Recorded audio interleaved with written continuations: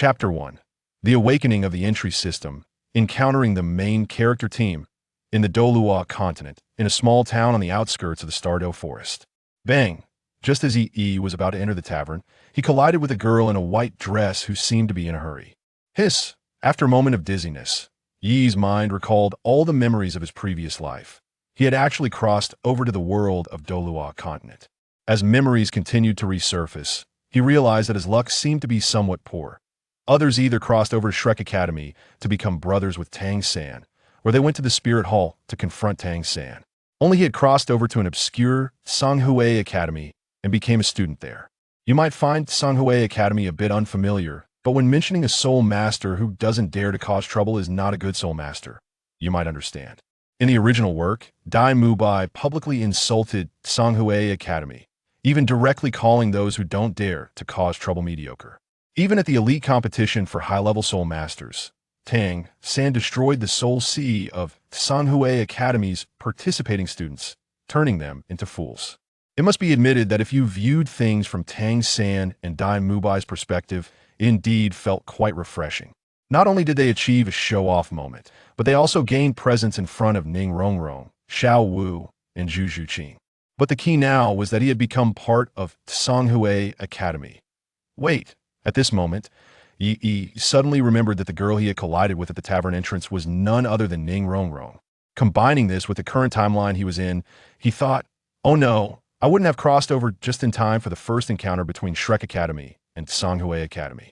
Would I? In the next second, a sense of crisis surged within him. After all, the outcome for Canghui Academy in that scenario was quite tragic. Anyone who opposed Tang San would understand the consequences. Having crossed over to the world of Douluo continent, it didn't say he wanted to dominate the continent like the Spirit Hall. At the very least, he wanted to experience the world. Thus, no matter what, he could not fall here. Beep! Congratulations to the host for awakening past life memories, receiving the gift from Mother Earth, and obtaining the entry system. Note, the entries range from low to high. White common, green excellent, blue rare, purple epic, red precious, gold legendary, orange supreme. The system can acquire emotional values through the emotional fluctuations of others. Emotional values can be used to draw, upgrade, and synthesize entries. At the same time, defeating opponents also has a chance to obtain entries from them. More functions will be unlocked after the system upgrade. For a transmigrator, nothing could provide more reassurance than this beep. System, what entries do I have now? Yi asked, and, after merging the memories of both lives, he quickly grasped his great soul master level. Don't look at him being only 12 years old. His soul power had already reached level 19, and his martial soul was a sword-type martial soul from the battle soul master category. Host, Yi. Martial soul, sword martial soul. Soul power, level 19. Talent entries, sword martial soul, green. Soul power control, blue. Handsome appearance, purple. Although Yi's strength could be considered a genius among ordinary people, facing the likes of Tang San and the rest of Shrek Academy was still somewhat lacking. Beep! Detecting that the protagonist is about to have a conflict with Tang San, new player gift pack distributed successfully. The tavern was a two-story building. The first floor was a simple restaurant, and the second floor was for accommodation. After receiving the new player gift pack, Yi looked around the first floor and indeed spotted the familiar Shrek 7 monsters in a corner of the restaurant. Meanwhile, Canghui Academy was sitting right next to them. The atmosphere between the two sides was already a bit tense, especially Ma Hongjun, whose gaze was almost glued to the chest of the Canghui Academy girls. System, open the new player gift pack. Yi did not hesitate and directly chose to open the new player gift pack. Beep! Congratulations to the host for obtaining the conceptual entry 50-50, purple. 50-50, purple below level 70 Soul Emperor. All beings are equal. No matter how many opponents there are, as long as they are Soul Emperors, you can guarantee an undefeated. Status, subsequent upgrades can increase the limit. Yi had good luck. The first new player gift pack yielded a purple entry. Now, he only had one purple entry for being handsome, which had nothing to do with combat. He couldn't rely on his charm to seduce Ning Rongrong, Xiao Wu, and Zhu Juqing, could he? That would be no different from being a gigolo. Moreover, the system noted that this purple entry was different from a normal purple entry as it was labeled as a conceptual level. Beep! Congratulations to the host for obtaining the second martial soul. the five-clawed golden dragon. The rewards from the new player gift pack were not over. It was unknown if it was due to Yi's Chinese bloodline coming into play, but the system directly helped Yi awaken his second martial soul, the five-clawed golden dragon. The essence of the five-clawed golden dragon symbolizes the true dragon son of heaven in Chinese civilization, representing supreme imperial authority, divine mandate, and maintainer of cosmic order.It is the ruler of all scales and beasts, the ultimate source and master of all dragon bloodlines. Not to mention, even in the Douluo world, the Golden Dragon King, Silver Dragon King, and even the Dragon God could hardly match it. Second, martial soul. Feeling the influence brought by the five-clawed golden dragon martial soul, Yi's pupils turned golden. Although his five-clawed golden dragon was still quite weak, its potential for growth was maximized. Wait, why am I so hungry right now? Just after awakening the five-clawed golden dragon, Yi felt an intense hunger emanating from his entire being, and it wasn't the desire for ordinary food. He craved to devour martial souls. Meanwhile, on Shrek Academy's side, Tang San keenly sensed something unusual about Yi. Why does this person give me such a dangerously ominous feeling? Tang San looked at Yi with a serious expression. This feeling did not come from the outside, but rather from deep within his soul. Third brother, are you ordering food? What are you looking at? At that moment, Xiao Wu interrupted Tang San's thoughts, and the waiter had just brought the menu. Okay. Tang San nodded, choosing not to pay attention to the other side. After all, they shouldn't have any interactions. On the other hand, after fully mastering the power of the five-clawed golden dragon, Yi's attribute panel changed as well. Host. Yi. Martial soul. Sword martial soul. Five-clawed golden dragon. Soul power, level 19. Talent entries. Sword martial soul, green. Soul power control, blue. Handsome appearance, purple. Conceptual level 50-50, purple. Growing five-clawed golden dragon. Martial soul, red. No wonder it turns out the feeling of hunger comes from the five-clawed golden dragon. At this point, Yi understood that the five-clawed golden dragon was in its growth phase and needed to devour a large number of martial souls to enhance itself. But the key was that he only had 2 martial souls right now. Aside from the five-clawed golden dragon, there was also the sword martial soul. He couldn't possibly let it devour his own sword martial soul. Bang! At that moment, a commotion suddenly erupted in the tavern. Of course, it wasn't someone giving a speech. It was a fight breaking out. Due to Shrek Academy's high-profile actions, especially Ma Hongjuan's lecherous gaze almost drilling under the skirts of the Canghui Academy girls, the students from Canghui Academy could no longer endure it. Keep that fat guy's eyes to himself. Seeing Canghui Academy approaching, Dai Mu Bai, as the leader of Shrek Academy, immediately showed a disdainful expression. It's just a small Canghui Academy. What's there to be arrogant about? This is the righteous faction of Douluo. Indeed, they are both righteous and arrogant. With one sentence, he directly provoked all the people from Canghui Academy present, and even Yi was no exception. Chapter 2. Conceptual entry 50-50, severing Tang San's arm. As the conflict broke out between the two sides, Yi didn't need to intervene, and the 7 members of Canghui Academy couldn't hold on for even a minute. Seeing this scene, Yi frowned slightly, feeling dissatisfied with Shrek Academy's handling of the situation.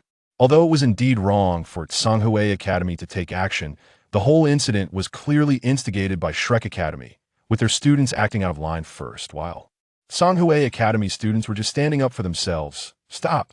Thinking of this, Yi decisively called out to halt the fight. Oh, there's still a Canghui Academy student caught here.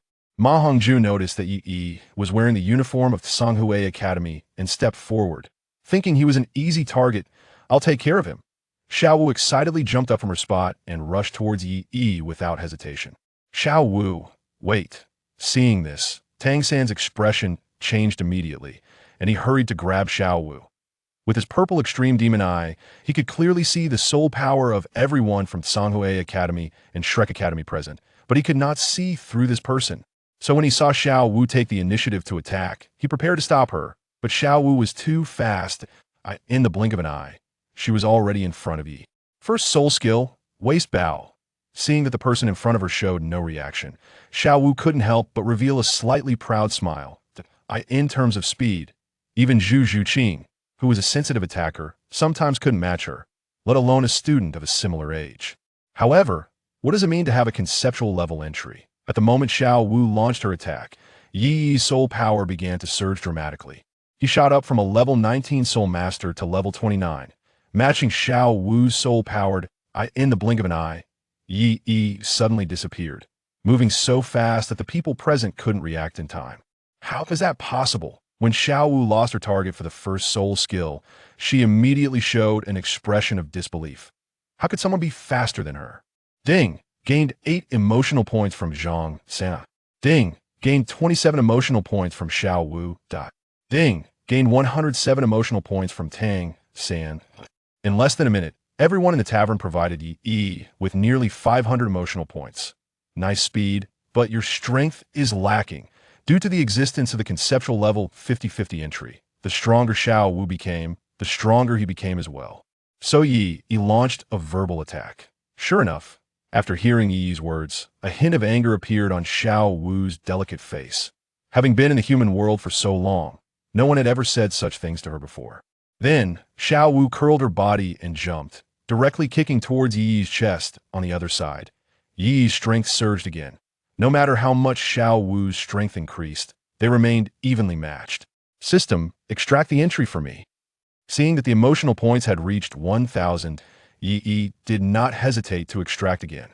The system's lottery is divided into 3 levels: beginner lottery, intermediate lottery, and advanced lottery, consuming 1,000, 10,000, and 100,000 emotional points, respectively. Ding! Congratulations to the host for obtaining the blue entry, 1 second true man. 1 second true man. Blue consumes all soul power to unleash the strongest strike. Compared to the conceptual level 50-50ths, the blue entry drawn this time was slightly inferior. Just as Yi was drawing the lottery, a figure slowly approached him from the side. First soul skill, blue silver bind. Not only that, but Tang San also pulled out a small hidden weapon from his sleeve, the Zhuge God crossbow. Tang San felt no guilt about the sneak attack. After all, combat is about using all means to defeat the opponent. If you get ambushed, it only means you need to practice more. With Tang San's involvement, Yi's soul power surged again to around level 40 due to the existence of the 50-50 entry. Yi and Tang San's formation could reach a balanced state again. So if taken out alone, Tang San would definitely not be a match. First soul skill, slash. Yi countered with his only mastered soul skill.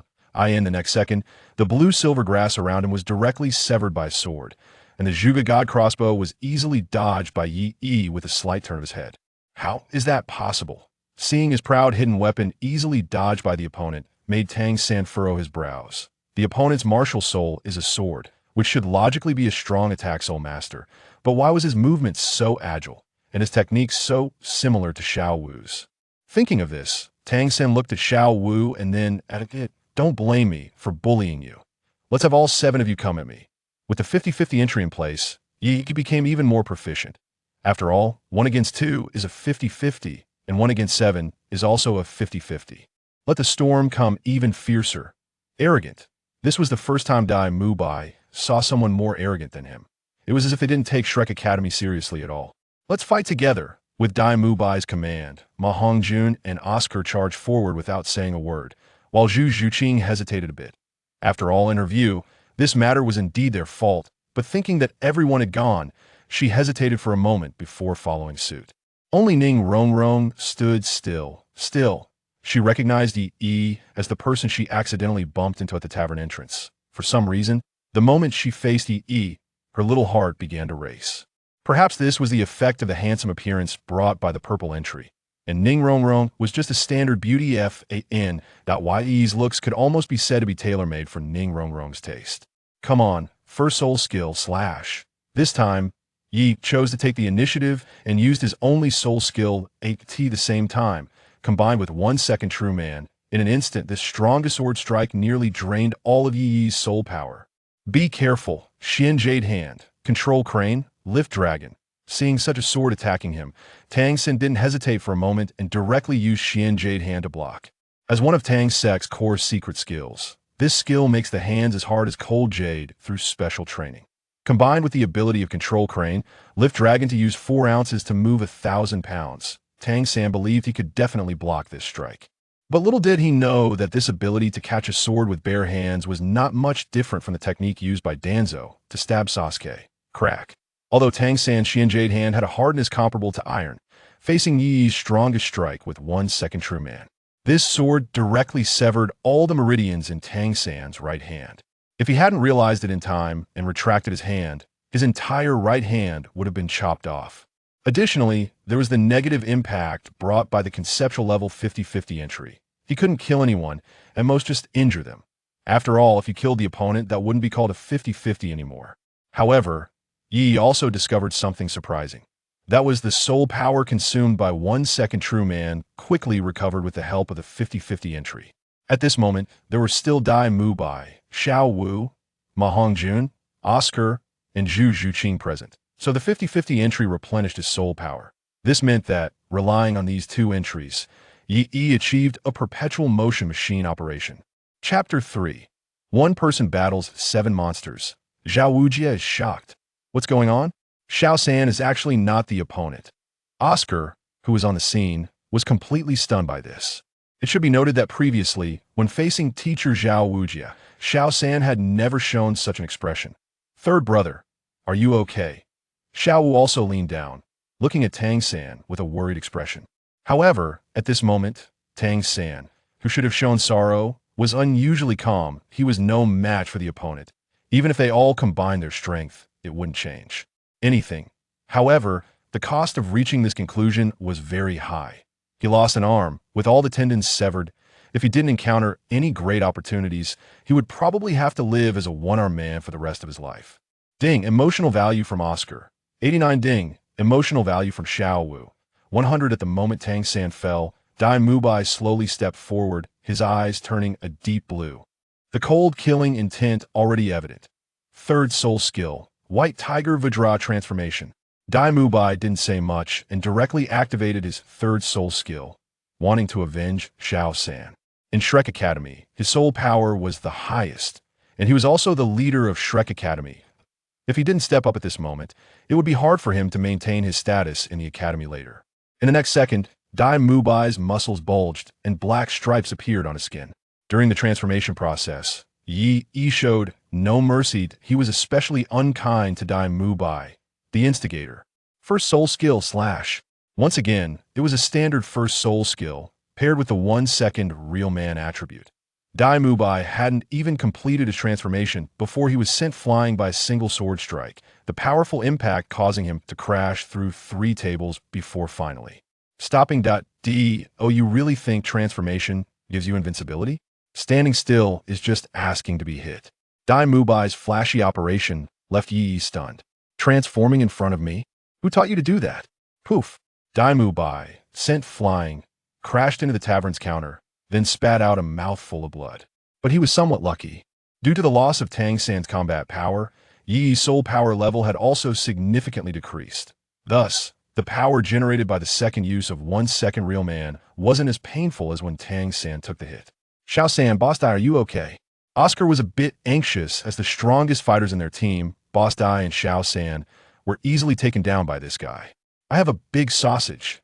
Saying this, Oscar began to chant the incantation for his first soul skill, wanting to help them. But little did he know, he had already been targeted by Yi from the start. That in team fights, you target the healer first. Even a primary school student knows this principle. As Yi's ghostly figure rushed towards Oscar, Ma Hongjun finally reacted. Oscar, don't just stand there. Before he could finish speaking, Oscar, who was busy preparing sausages, was directly kicked away by Yi as the number of enemies on the field decreased. The soul power boost Yi received also started to dwindle. At first, Yi thought the concept of a 50-50 fight meant he could match everyone equally. But after experiencing it firsthand, he realized its effects were far beyond that. Take the Shrek 7, for example. When Yi challenged all the members of the Shrek 7 by himself, Yi, Tang San, Xiao Wu, Dai Mubai, Zhu Zhuqing, Oscar, Ma Hongjun, Ning Rongrong. His strength instantly became the sum of the Shrek 7's power, but if singled out, he could crush any one of them. However, during the process of defeating them, his own strength would also generally decrease. At this moment, only Xiao Wu, Zhu Zhuqing, and Ma Hongjun remain on the field, so Yi's soul power had dropped to around level 3-5 at Jiu Tong. Who was the first to provoke you guys?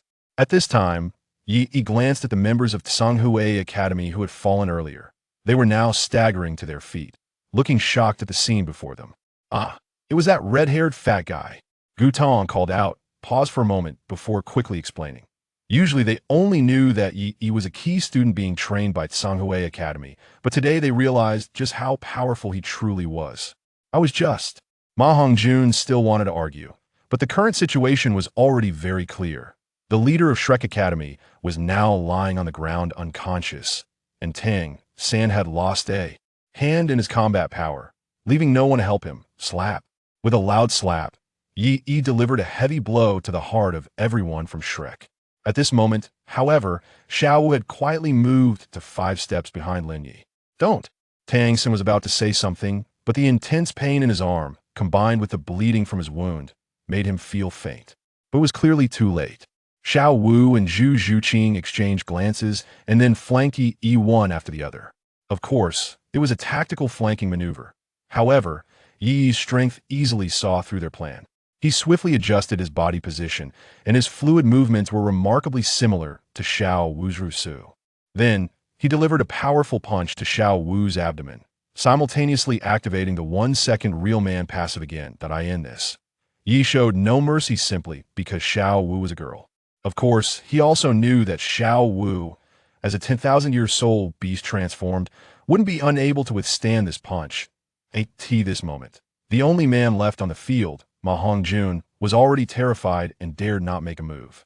This led to the effect of forcing Xiao Wu and Zhu Zhuqing, the 2 girls, to deal with Yi, but it wasn't without its benefits. At least Yi's soul power had dropped a bit again. Bang! With a heavy punch, Xiao Wu was sent flying like a kite with a broken string. However, Tang San noticed that this punch seemed far less powerful than the ones before when they fought him in Dai Mu Bai. This guy had put in the most effort when hitting him in Dai Mu Bai, but had held back against Xiao Wu. Moreover, the opponent's moves were remarkably similar to Xiao Wu's, which made Tang San start to have doubts. The Xiantian treasure record states, not to trust strangers. At this moment, Tang San and Xiao Wu's relationship had not yet reached the later stages, so it was understandable for Tang San to have doubts now. Moreover, he only suspected that this guy had some connection with Xiao Wu, not anything else. On the other side, after dealing with Xiao Wu, only Zhu Zhuqing remained for Yi. If he had gone easy on Xiao Wu before, now facing Zhu Zhuqing was like letting the floodgates open. A punch from 1-second real man only made Zhu Zhuqing take a few steps back.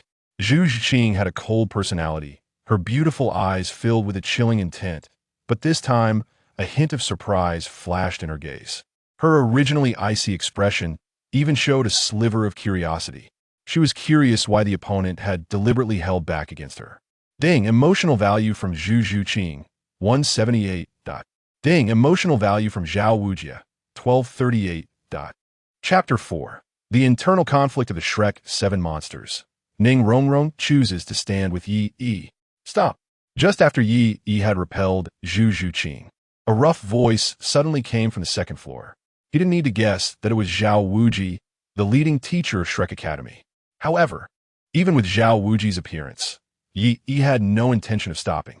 The instigator, Ma Hongjun, was still on the field. It wouldn't be so easy for him to let go. First soul skill slash. It was still the same move because Yi currently only knew this one attack. Don't be fooled by his strong combat power. He was essentially still a soul master at level 19. So, it was reasonable for him to use the same move, right? No. Faced with Yi's attack, Ma Hongjun was already panicking. He had always been the type to appear strong on the outside, but weak on the inside. After Dai Mu Bai was heavily injured, he had lost his arrogance. How dare you? Suddenly, a figure jumped out from the 2nd floor.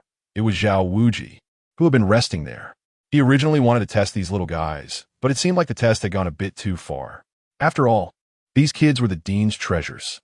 If anything happened, he feared that Dean Flender would really kill him. First soul skill, immovable king body. Not knowing the background of his opponent, Zhao Wujin dared not use excessive force. Come on. Just as Zhao Wujin intervened, Yi's soul power surged.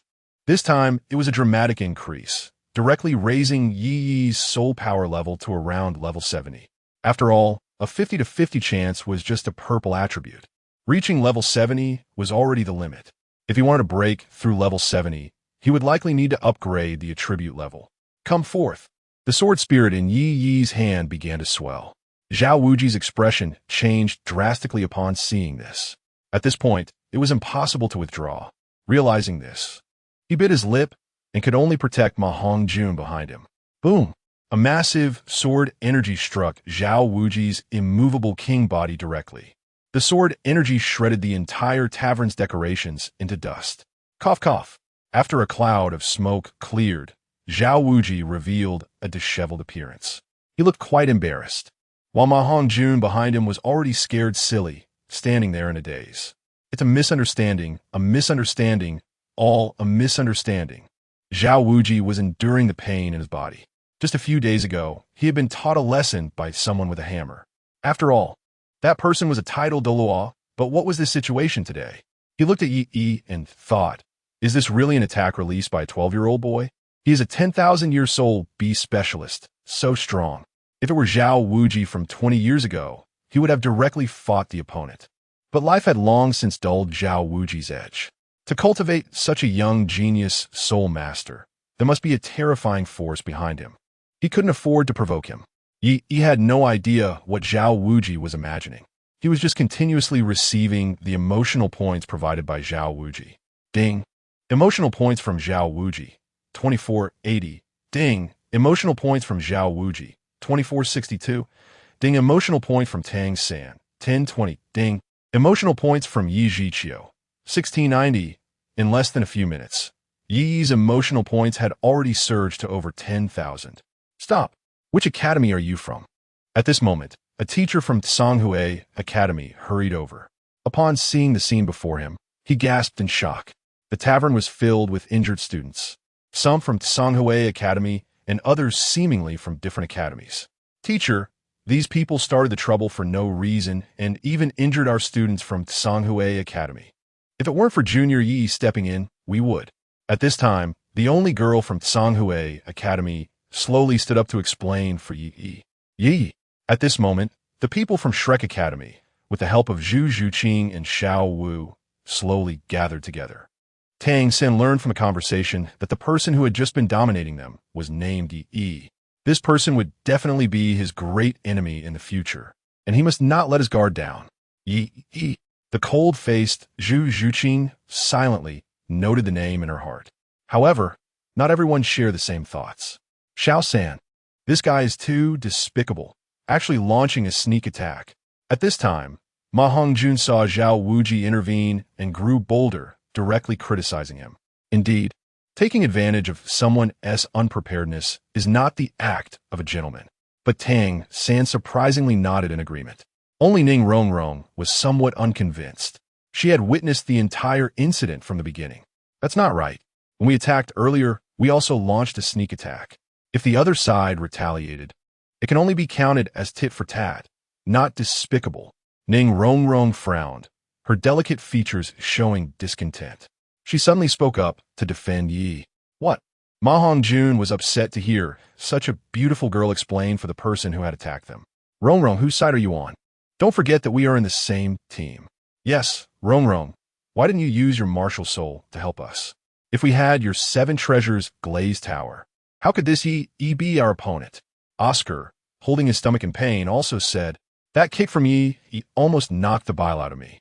Thus, in their words, they couldn't help but express dissatisfaction with Ning Rongrong for not helping.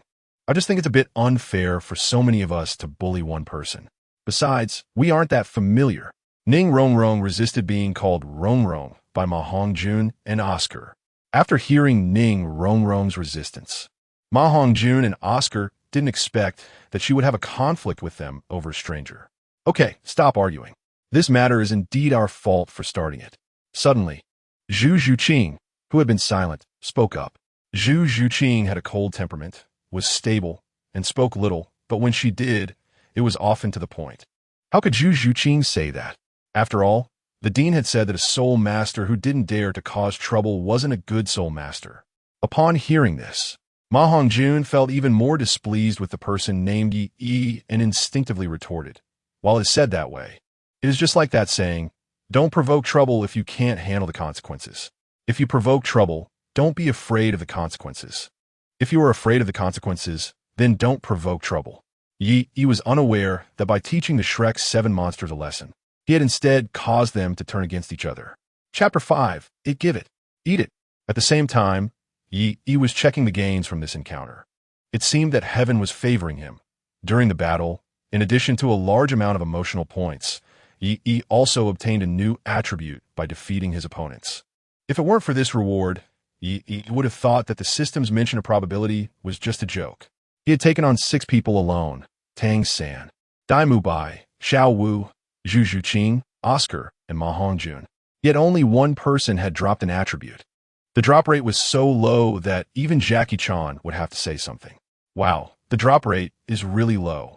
Then, Ye began to check the attribute that had dropped. Evil Fire Phoenix, Purple Phoenix, Martial Soul, reborn from the flames. After the mutation of the Martial Soul, the flames are impure. Frequent use will accumulate evil fire, which needs to be released through eating or contact with the opposite sex. Otherwise, it may go out of control. System. Show me the attributes on Ma Hongjun. Name. Ma Hongjun.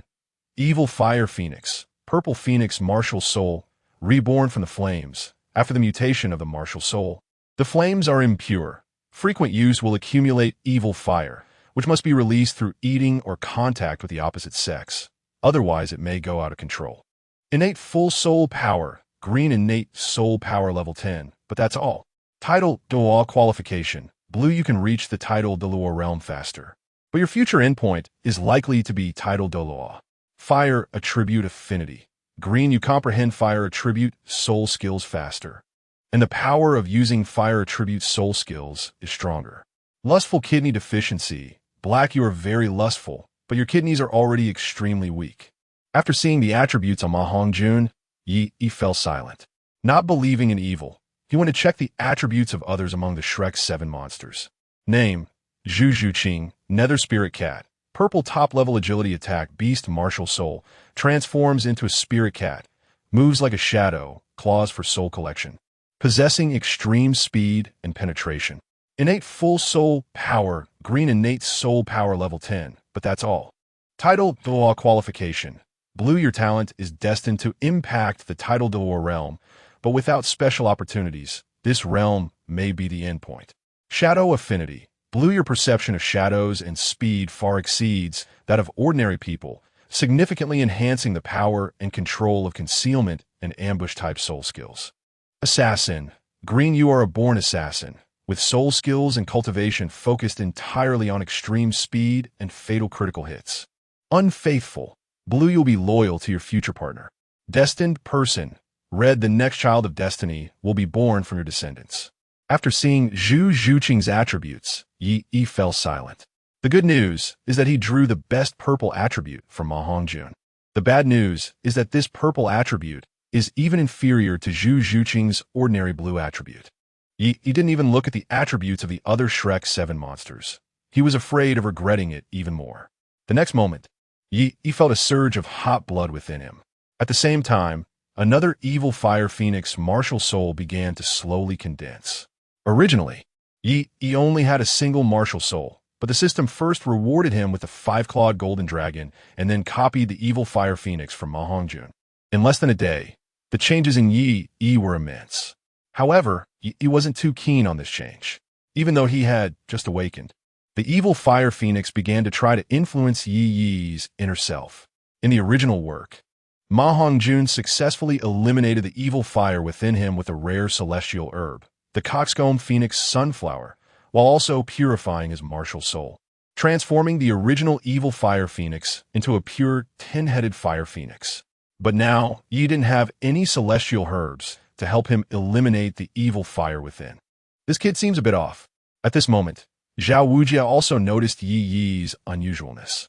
For some reason, an intense heat radiated from him, a feeling very similar to when Ma Hongjun unleashed his evil fire. However, why was he emitting such an aura? Zhao Wujin fell into self-doubt. He had seen Ye's martial soul, which was a sword, clearly not Ma Hongjun's evil Fire Phoenix. Boom! In an instant, Ye's golden yellow pupils began to emerge. and the aura of the five-clawed golden dragon exploded forth. Damn! Under such a majestic and domineering aura, Zhao Wujin couldn't help but curse. His brain momentarily couldn't keep up. Just a moment ago, it was the aura of the evil fire phoenix. How did it suddenly change into an even more noble aura? This person must have a significant background. He absolutely cannot be provoked. At this moment, Zhao Wujin was silently warning himself not to provoke the other party. In the crowd, Tang San was also secretly observing Yi with his purple extreme magic eye. Why do I feel so familiar with this aura?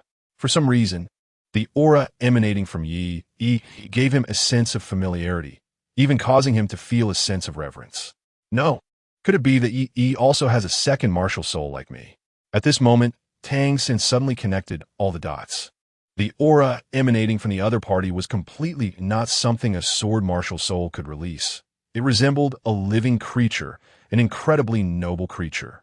In less than a teacup of time, the evil fire phoenix that was causing trouble within Yi, it was actually consumed by the five-clawed golden dragon. Consumed. Moreover, the five-clawed golden dragon even let out a satisfied burp, indicating that it was quite pleased with this meal. While Yi also felt that a large amount of soul power had accumulated within him, with no outlet to release it. The accumulation of this soul power might only be released after obtaining the next soul ring. A brief few minutes allowed Yi to experience the feeling of having 3 martial souls. However, there was nothing to regret. Yi, are you alright? At this moment, Yi Zhiqiu, the director of the Foreign Affairs Department of Canghui Academy, hurried over. Yi was a seed player of their academy. He absolutely could not have any accidents. I'm fine, but let's handle the matter at hand first. Yi turned his gaze toward the Shrek group. No problem. As a dignified soul king, can I not give me face? Yi Zhiqiu was unaware of Zhao Wujin's true strength. When he entered, he only saw Yi repel the rough man with one strike. In his view, his strength probably wasn't that impressive. As a soul king, dealing with him should be more than enough. Just forget it. Director Yi, you can't handle him. He is a soul sage. Yi said lightly. Yi Zhiqiu, who had been chatting confidently just now, suddenly fell silent. Soul sage? Yi Zhiqiu's voice carried a hint of confusion. He knew that Yi wasn't someone who liked to joke during critical moments. So, are you saying Yi just repelled a soul sage? This must be a joke. Yi is only at level 19. How could he fight a soul sage? You don't need to worry so much, Director Yi. If you don't step in, I still have confidence. Yi looked at Yi Zhiqiu with a resentful gaze. Due to the existence of the 50-50 attribute, he still had some confidence in facing Zhao Wujin alone. But with Yi Zhiqiu joining, it meant that part of his soul power would be divided away. But the key was that Yi Zhiqiu was only trying to help him. It could only be said that there was nothing he could do. Director Yi, I am willing to compensate for this matter. At this moment, Zhao Wujin suddenly spoke. But not because of Yi Zhiqiu's involvement. Rather, it was due to Yi's mysterious background that made him too wary. At the moment of their confrontation, he had roughly guessed the other party's strength. His own 76th level Soul Sage defense was nearly shattered by the other party. And although part of it was due to his own carelessness, the other party was only 12 years old. If the other party didn't have some background, Zhao Wujin would have eaten all the tables here on the spot. Chapter 6 Compensation of 10,000 gold soul coins. Dai Mubai breaks the defense. Teacher Zhao, Ma Hongjun and Oscar were both stunned. Is this really their proud and unruly teacher Zhao? Unbeknownst to them, Zhao Wujin was frantically signaling them not to offend the young man in front of them. Very simply, since you injured the people of Canghui Academy, compensation is due. Yi glanced at the few Canghui Academy students in the tavern. Apart from one girl, everyone else had injuries. Canghui Academy is divided into 3 grades. He is a first-year student who just entered Canghui Academy. Unlike Shrek Academy, Canghui Academy is a commoner's academy. And most of the students there are from ordinary families who have worked hard to support them. Yi himself also came from a common background. If no one speaks for them today, who will speak for him in the future? No problem, we agree. At this moment, Zhao Wujin was overjoyed to see that the other party was willing to reconcile. If possible, he really did not want to offend a genius with such a mysterious background. You can name your price. Zhao Wujin could only silently pray for Dean Flanders, hoping that the other party would not ask for an exorbitant amount. Seeing this situation, Ye slowly extended a finger. 1,000. No problem. This money will be considered as the medical expenses for your students. Zhao Wujin immediately prepared to take out the money. It seemed that this young student was quite considerate. No, I'm at 10,000. After hearing Zhao Wujin's words, Ye shook his head. How could the matter be settled with just 1,000 when so many people were injured? 10,000? Zhao Wujin's heart was bleeding. He reluctantly paid this 10,000 copper soul coins for these students, considering it a lesson learned. With this thought, Zhao Wujin immediately took out his storage soul guide and pulled out 100 gold soul coins, ready to hand them over. Seeing this scene, the director of Canghui Academy, Yi Zhiqiu, prepared to accept it. 100 gold soul coins. He actually managed to extract 100 gold soul coins from a soul sage. When he returned to the academy, he could boast about it to his colleagues. So what if he was a soul sage? He still had to bow his head obediently. At that moment, Yi stopped Yi Zhiqiu. Yi this? Yi Zhiqiu was momentarily taken aback. Zhao Wujin, teacher Zhao, right? I see you completely don't understand. I said it's 10,000 gold soul coins. How much? At this moment, not only Zhao Wujin, but even Tang San and the others were shocked by the conditions Yi put forth. I don't see their injuries being that serious. What right do you have to ask for 10,000 gold soul coins? Xiao Wu said angrily.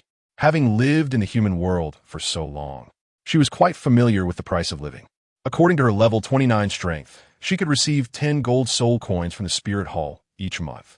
It would take her 1,000 months to pay off 10,000 gold soul coins. Xiao Wu's delicate face turned pale red, but it was definitely not from shyness. It was from anger. Bad attitude, 20,000. In response to Xiao Wu's stern reprimand, Yi merely said calmly, "No, don't." Upon hearing Yi raise the price again, Xiao Wu's face changed immediately. I didn't mean that. I just meant, could it be less? The more Xiao Wu spoke, the lower her momentum became, even turning from questioning to pleading. Unfortunately, Yi was not like Ma Hongjun, who would soften his heart for a cute girl. Faced with Xiao Wu's desperate pleas, Yi merely stared at her expressionlessly. His golden yellow pupils made Xiao Wu feel uneasy. Staring at her made Xiao Wu so scared that she took a few steps back. Xiao Wu. At this moment, Tang San hurried over to support her injured arm, his eyes filled with concern. It's nothing. Xiao Wu, like a frightened rabbit, became anxious after making eye contact with Yi. No one dared to look directly. She could only hide behind the crowd, trembling. The others didn't even understand what had happened. Xiao Wu just exchanged a glance with the other party. Was it necessary? Xiao Wu, are you okay? Zhu Zhuqing noticed Xiao Wu's fear. She had experienced this feeling herself and knew how helpless it could be. She slowly pulled Xiao Wu into her embrace. Through that proud figure, Xiao Wu's full appearance was obscured. At that moment, seeing this scene, Tang San's heart was bleeding. His expression fell into hesitation. His hand rested on his treasured soul guide, the 24-bridge moonlit night. It clearly had this value. However, there were too many important things inside the 24-bridge moonlit night, and he absolutely could not let anyone know. Seeing the Shrek Academy group fall into silence, he could only kindly remind them. Isn't there's still one lying over there? You could wake him up to make up the difference. He pointed to Dai Mubai, who was lying in the ruins. Oh no, this is bad. At that moment, the Shrek Academy group suddenly recalled that Dai Mubai was still lying on the ground. Boss Dai, as Dai Mubai's loyal underlings. Ma Hongjun and Oscar rushed over to help Dai Mubai up. Zhu Zhuqing, however, maintained her cold demeanor from start to finish, showing no intention of helping. At the same time, Tang San turned his gaze to Dai Mubai, thinking that since Dai Mubai was so generous, he could definitely take out 10,000 gold soul coins. Boss Dai, I have a big sausage. Oscar shouted the name of his first soul skill, and then, regardless of whether Dai Mubai was willing, directly stuffed it into his mouth. Xiao Ao, is your sausage okay? Seeing that there was no response for so long, Ma Hongjun became worried. He was genuinely concerned because every time his evil fire acted up, it was Boss Dai who helped him. Of course, don't get the wrong idea. What he meant was that Boss Dai always paid for him to relieve his fire. So if something happened to Boss Dai, he was truly saddened. No way, Xiao. You should give Boss Dai mouth to mouth. At that moment, Ma Hongjun, looking concerned, suggested. Cough, cough. Unfortunately, before he finished speaking, a series of coughing sounds came from Dai Mubai on the ground. He really hadn't recovered from Yi's earlier hit. While the Shrek group was busy explaining to Dai Mubai, Yi Zhiqiu was not idle either. Yi. It seems that Shrek Academy is a senior academy next to our Canghui Academy. I think. Yi Zhiqiu looked around and then leaned closer to Yi's ear, speaking softly. How about instead of compensation, you just let them help you hunt a good soul ring? Yi Zhiqiu didn't know how he came to think of asking the other party to help him obtain a soul ring. Even if he didn't require compensation, the other party might not sincerely help him. Yi Zhiqiu thought he was being overly naive. Perhaps he thought that Canghui Academy and Shrek Academy were close enough to be friendly neighbors helping each other. But let us not forget, out of the 7 students from Shrek Academy, 6 have been beaten by him. Even if the other party agreed, it would most likely be perfunctory. Moreover, he wouldn't let an outsider help him with something as important as obtaining a second soul ring. Director Yi, you're overthinking it. He was just about to refuse, but then he suddenly remembered.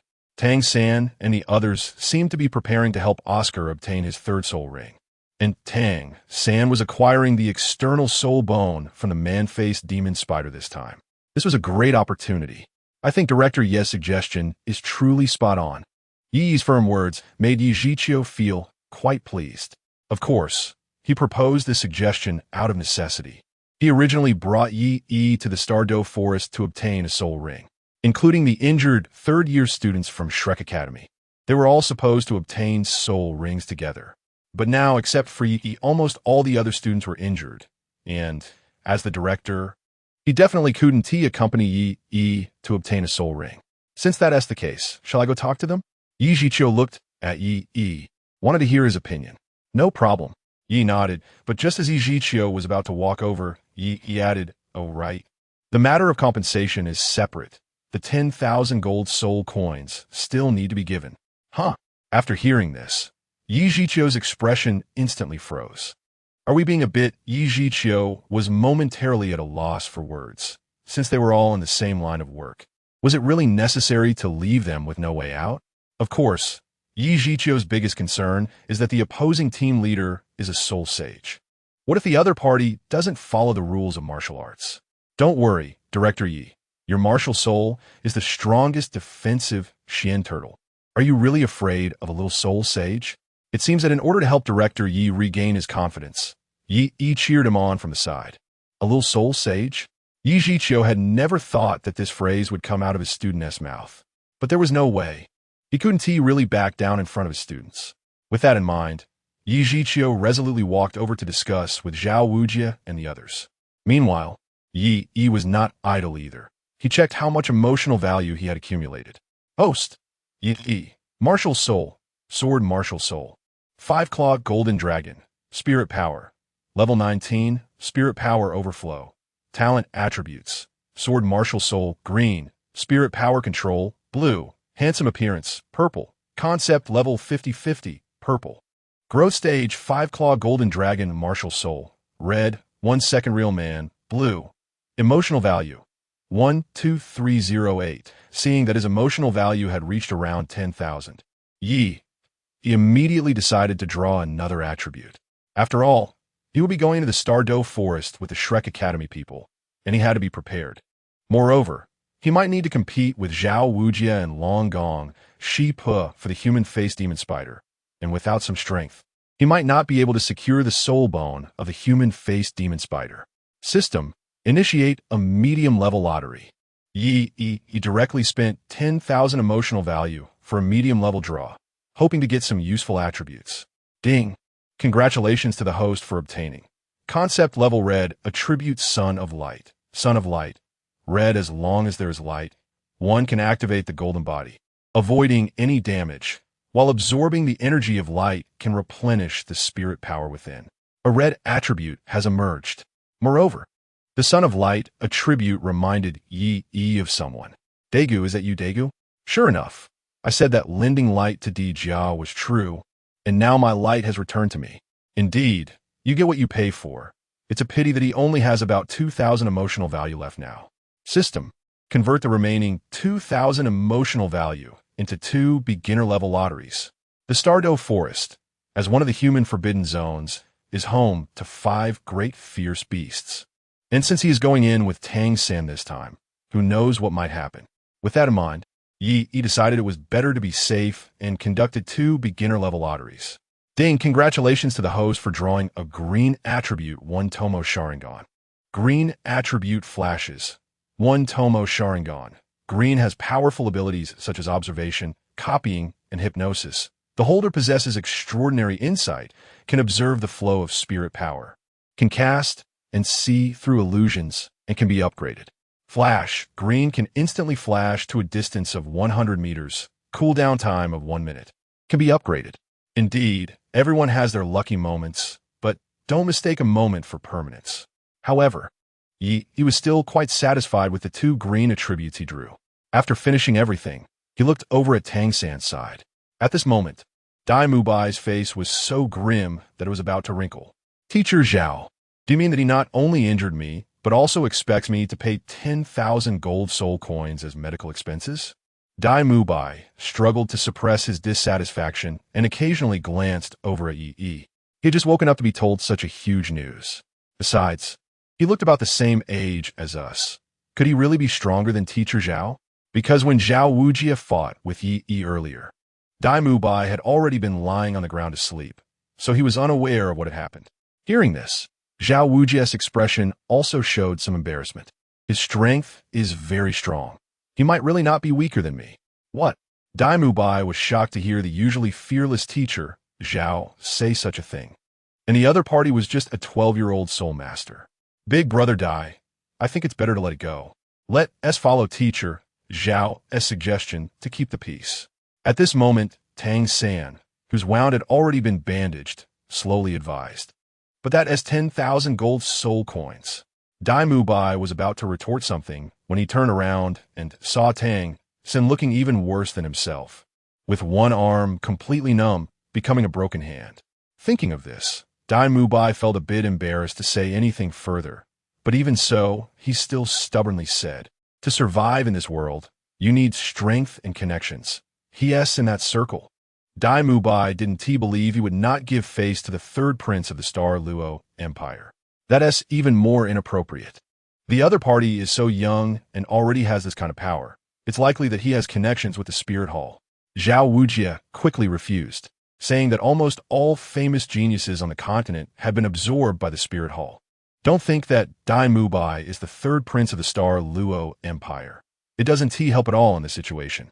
If it really doesn't work, then just spend money to settle it. After all, we were the ones who caused trouble first. Besides, is 10,000 gold soul coins really that important to you? At this moment, Zhu Zhuqing, who had been silent, suddenly spoke up. She looked at Dai Mubai with a questioning expression. Of course, Dai Mubai was momentarily at a loss for words. He didn't know how to explain. Ever since he ran away from home, his family rarely gave him money, and he spent money lavishly. How could he humiliate himself by taking out 10,000 gold soul coins? Facing Dai Mubai's silence, Zhu Zhuqing only showed a self-deprecating smile. It's easy to guess what Dai Mubai is saving money for. Who in the entire Shrek Academy doesn't know the famous name of Dai Xiao as charm? Almost all the flirtatious places near Shrek Academy have Dai Xiao as a VIP. Thinking of this, Zhu Zhuqing walked straight towards Yi. Chapter 8. Ning Rongrong sneaks into Yi's room and gets caught. A moment later, Zhu Zhuqing returned from Yi.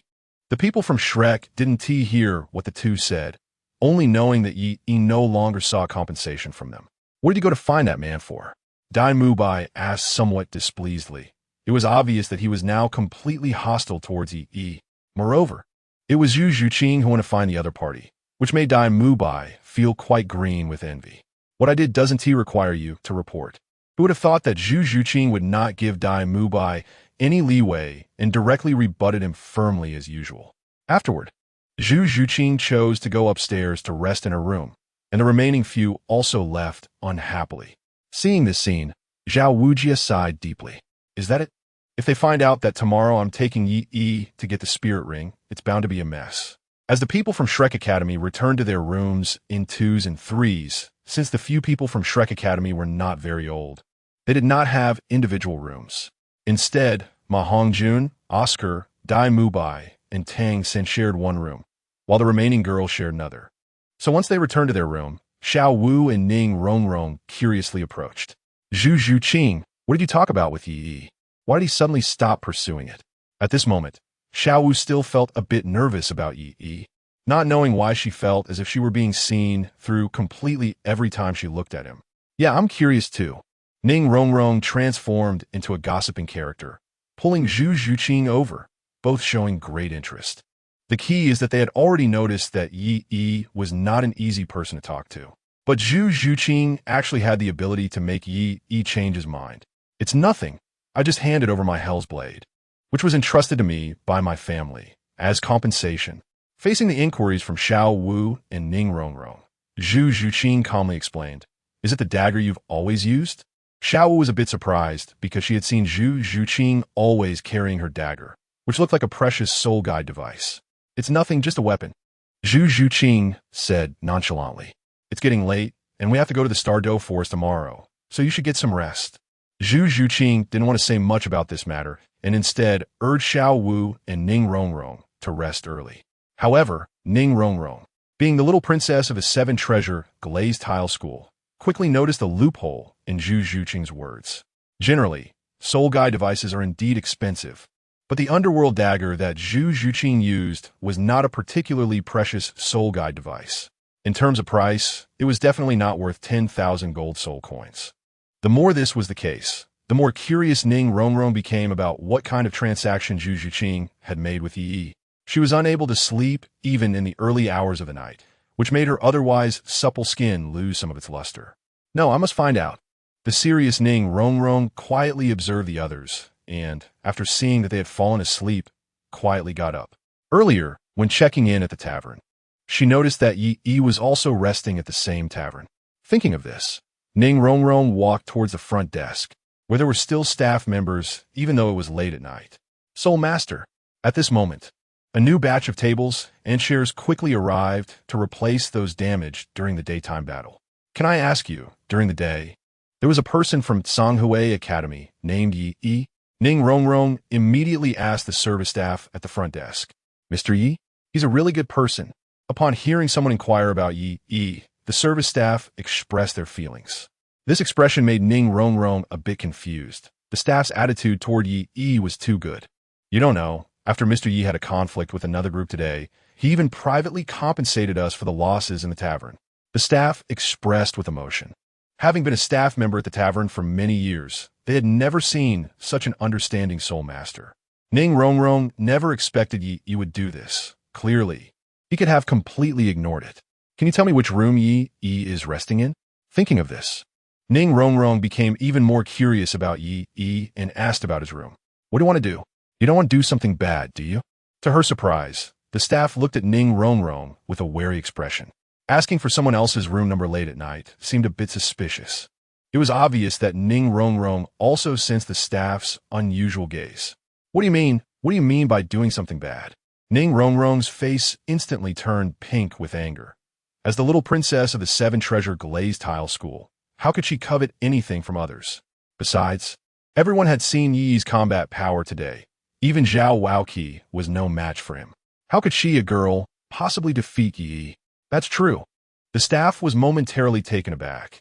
There was nothing wrong with that statement. Most of the Canghui Academy members had already canceled their rooms, and now only Mr. Yi remained. "He's in room 12. The staff directly told Ning Rongrong Yi's room number. Due to many injuries among the Canghui Academy members, Yi Zhiqiu had discussed with Zhao Wujin and taken the students back to the academy. Yi was left to go with the Shrek Academy tomorrow to hunt soul beasts and obtain soul rings. However, Zhao Wujin had not yet informed the Shrek Academy members about these matters. On the other side, after Ning Rongrong curiously walked upstairs, she headed towards room 12, where Yi was located.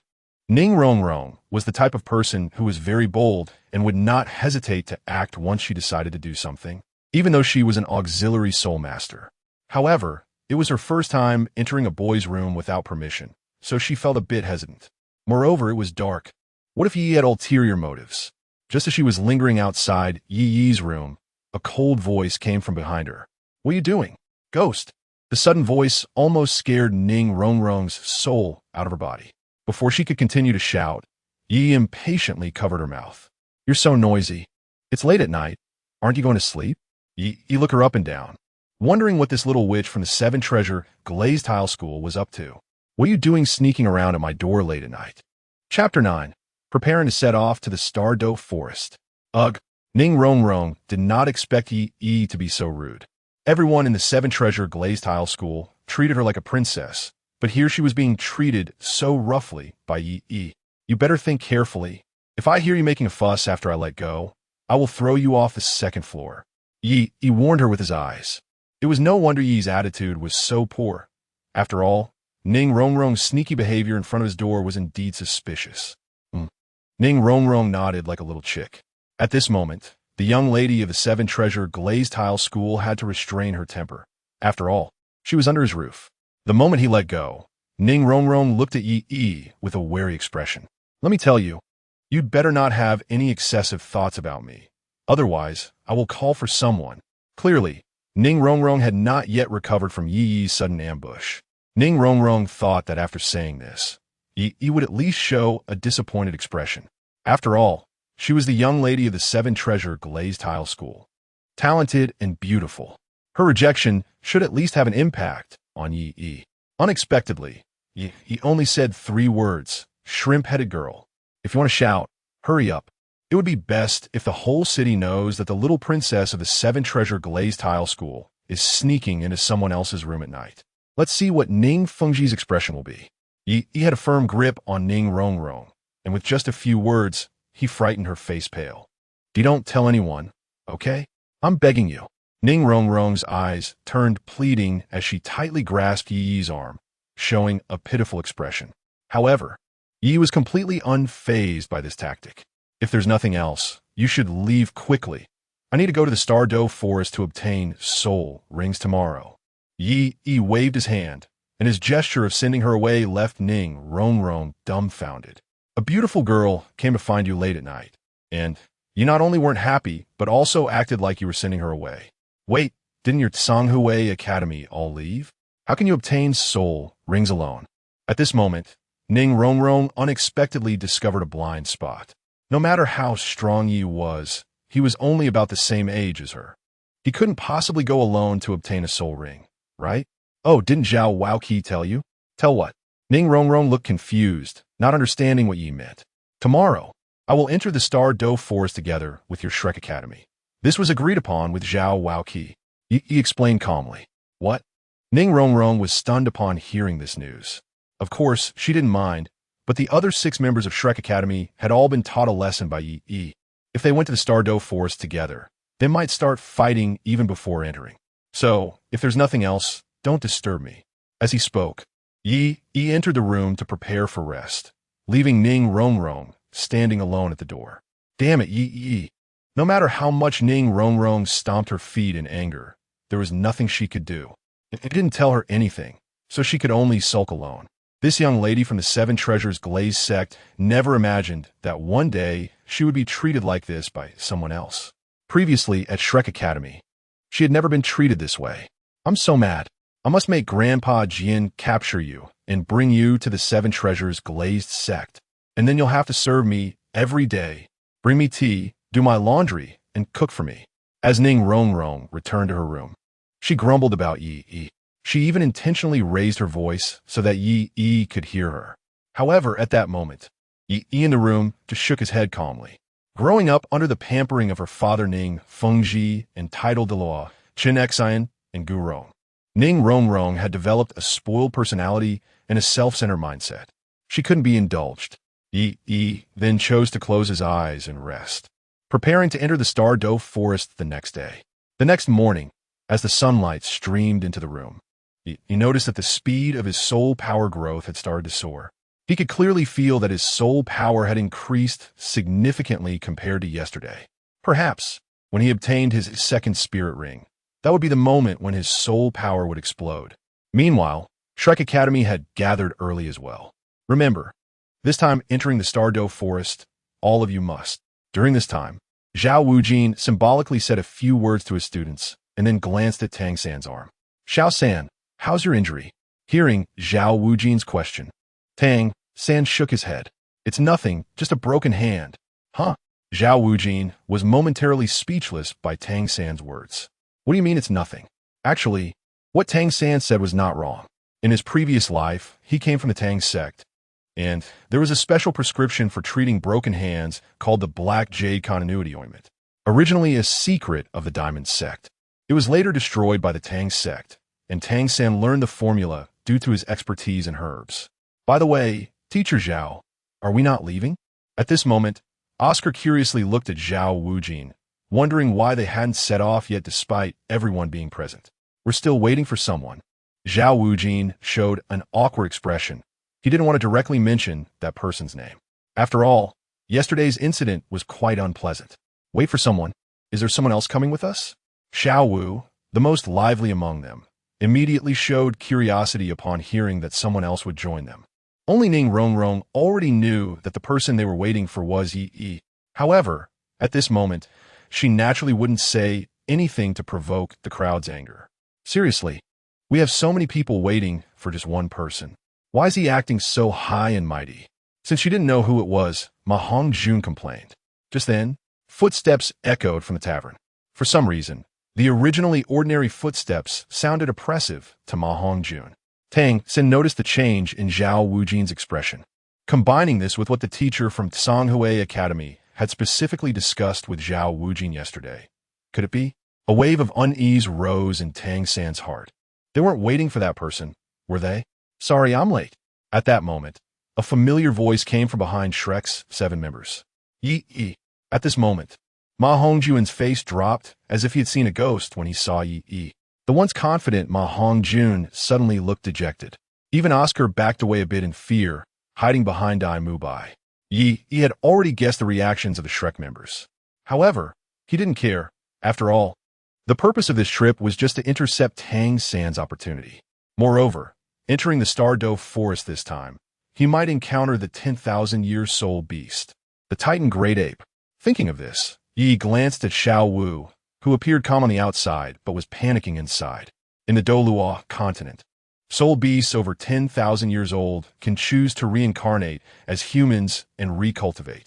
Although their lifespan shortens, the reincarnated humans possess excellent talent and have a better chance of breaking through to the divine level. Another important aspect is that the reincarnated former soul beasts exist as human martial souls, and when they break through in level, they don't need to hunt soul beasts for spirit rings, but generate them from within themselves, making the spirit rings highly compatible with them. Therefore, Xiao Wu would definitely seek the Titan Great Ape for assistance to cover up her process of obtaining her 3rd spirit ring. This was his advantage as a transmigrator. Since young master.Ye has arrived, let's set off. Zhao Wujin sighed at the atmosphere of the team. Although he didn't understand why Yi, with such strong strength, wanted to join their team, he had already heightened his vigilance tenfold in his heart. No problem. Soon, Yi and the Shrek Academy members stepped into the Stardo Forest. During this time, Ning Rongrong occasionally glanced at Yi. She thought that since Yi had just joined the team and had conflicts with the others, he might talk to her. However, Yi had no intention of doing so. Instead, he began to observe his surroundings after entering the Stardo Forest. Yi. Seeing that Yi completely ignored her, Ning Rongrong was even more furious, stomping her feet. As the young lady of the 7 treasures glazed sect, was she not more attractive than these soul beasts that were only decades old? Rongrong, what's wrong? Xiao Wu curiously looked at the sulking Ning Rongrong and then noticed her gaze. Oh, Xiao Wu suddenly realized. No, Xiao Wu, don't misunderstand. Coughing, Tang San, who had a broken hand, stepped in to interrupt their conversation and then looked at Zhao Wujin. Teacher Zhao, if Yi joins our team, how will we handle the matter of obtaining spirit rings? Is it division of labor or... Since entering the Stardo Forest, Tang San's focus had been on Yi. This should be a division of labor. Zhao Wujin felt troubled. The teacher from Canghui Academy wanted him to help hunt a suitable soul beast. However, Yi had no intention of doing that himself. Ever since entering the Stardo forest, Ye had been observing the surroundings, seemingly waiting for something. That's good. Tang San nodded. With the purple extreme magic eye and the sensitive attack type Zhu Zhuqing, they had a high probability of discovering soul beasts first. Even better, we each catch our own, without interfering with each other. After hearing Zhao Wujin's words, Ma Hongjun said proudly. In his view, if there wasn't a teacher leading the way, Ye would never be able to obtain a high-level spirit ring. Xiao Ao needed Zhao Wujin, a soul sage, to lead him to hunt for a 30-level soul beast. Let alone Ye. Yeah, Teacher Zhao must clarify this with him. Oscar quickly nodded in agreement, fearing that Ye would compete with him for soul beasts. After all, among those present, only he and Ye needed to obtain spirit rings. No problem. Zhao Wujin nodded. Since Ye didn't need his help to hunt soul beasts, the rules had to be established in advance. Just as Zhao Wujin and Tang San were discussing how to deal with Ye, Zhu Zhuqing had already approached Ye. Thank you for what happened yesterday. Zhu Zhuqing, with her long black hair cascading over her shoulders and fair skin, possessed an exceptionally voluptuous figure that was inconsistent with her age. However, only when talking to Ye did her expression soften, losing the usual coldness. You don't owe me anything. This is a fair trade. Ye waved his hand and casually said that he didn't think he had helped the other party. Please don't sell that dagger just yet. I will redeem it. Zhu Zhuqing said with determination. That dagger had accompanied her for a long time, and if possible, she still wanted to get it back. Don't worry. As long as the money is in place, I will definitely keep it for you. Yesterday, Zhu Zhuqing suddenly approached him, saying she wanted to use herself to pay off the debt. Of course, it wasn't what everyone thought it was. Zhu Zhuqing took out her personal phantom dagger to settle the debt. In addition, Zhu Zhuqing also took out more than 100 gold soul coins, which counted as medical expenses for the injured students from Canghui Academy. He didn't covet anything and directly handed the gold soul coins to the injured students. He only kept the dagger. By the way, are you going into the Stardo forest to hunt soul beasts? I wonder if you could tell me what kind of soul beast you want. I can help keep an eye out. Tang San was discussing how to isolate Ye, but Zhu Zhuqing had already given in without hesitation. You don't need to worry about that. Surprisingly, Ye declined Zhu Zhuqing's kind offer for help. Did you really think you would just be taking a leisurely stroll in the Stardo forest? Ye had started using his Sharingan to observe the surrounding soul beasts as soon as he entered the Stardo forest. No one noticed that Ye's pupils had transformed into the shape of a Tomo. Compared to the purple extreme demon eye, the Sharingan provided a more detailed observation of soul power. He had just used his Sharingan to observe every single soul beast and found that the higher the age of the soul beast, the clearer it appeared under his observation. By the way, I still don't know what level you are at now. Zhu Zhuqing asked curiously. When they fought yesterday, Ye's speed was simply unimaginable. As a speed attack type, she found herself outpaced by him. Level 19 Soul Master. Ye had nothing to hide. He was indeed at level 19. Level 19? Zhu Zhuqing exclaimed instinctively, her tone filled with disbelief. Because her voice was somewhat loud, even the people from Shrek Academy heard it. What's wrong with being a level 19 Soul Master? Did a level 19 Soul Master eat your family's rice? He was quite dissatisfied with Zhu Zhuqing's reaction. What's wrong? Who said a level 19 Soul Master must be unable to defeat a level 70 Soul Sage? It's not that. I'm just finding it hard to believe. Zhu Zhuqing was genuinely shocked by Ye's revelation. A level 19 Soul Master actually managed to take down a group of great Soul Masters and even a Soul Zune. This was indeed hard to believe. Zhu Zhuqing. At that moment, Zhao Wujin suddenly called out to Zhu Zhuqing. Sorry, I need to step away for a moment. If you want to hunt any soul beasts, just let me know, and I'll keep an eye out for you. Zhu Zhuqing said again, curious. Because she was a speed attack type Soul Master, Zhu Zhuqing was better at scouting than others. Chapter 11 Tang San. 30 years in the west of the river. 30 years in the east of the river. Do not underestimate the youth. He merely smiled faintly at Zhu Zhuqing's act of goodwill. The two then parted ways. Zhu Zhuqing, why are you hanging out with that guy? Dai Mubai's expression was full of dissatisfaction when he saw Zhu Zhuqing return from Yi. However, Zhu Zhuqing couldn't be bothered to explain anything to Dai Mubai. It was still Tang San who couldn't help but offer some advice. For some reason, ever since Ye appeared, the entire Shrek Academy team had become increasingly difficult to manage. Not only were there significant internal conflicts, but Zhu Zhuqing disliked Dai Mubai. Dai Mubai looked down on Ning Rongrong. Ning Rongrong was disgusted by Dai Mubai. Oscar had a crush on Ning Rongrong. And Ning Rongrong also showed a lot of affection towards Yi. For a moment, Tang San couldn't help but feel mentally exhausted. Zhu Zhuqing, go scout the trees and see if there's any unusual activity nearby. After speaking, Tang San activated his purple extreme demon eye, and in the next second, the flow rate in the entire forest began to slow down. He hadn't initially planned to use the power of the purple extreme demon eye, but to compete with Yi for soul beasts, he had no choice but to use this trick. Is that the magical ability of Little San again? Ma Hongjun was excited upon seeing this. After spending some time together, he had learned that Little San often used all sorts of strange abilities. Still wanting soul beasts? In the end, you'll only have to pick from what we have left. Ma Hongjun looked at Yi with a smug expression, but he didn't dare to be too blatant about it. Here he comes. At that moment, Yi suddenly opened his eyes, his gaze fixed ahead. At the same time, the Tomo Sharingan in his eyes began to spin wildly. The soul power was several levels higher than the surrounding soul beasts.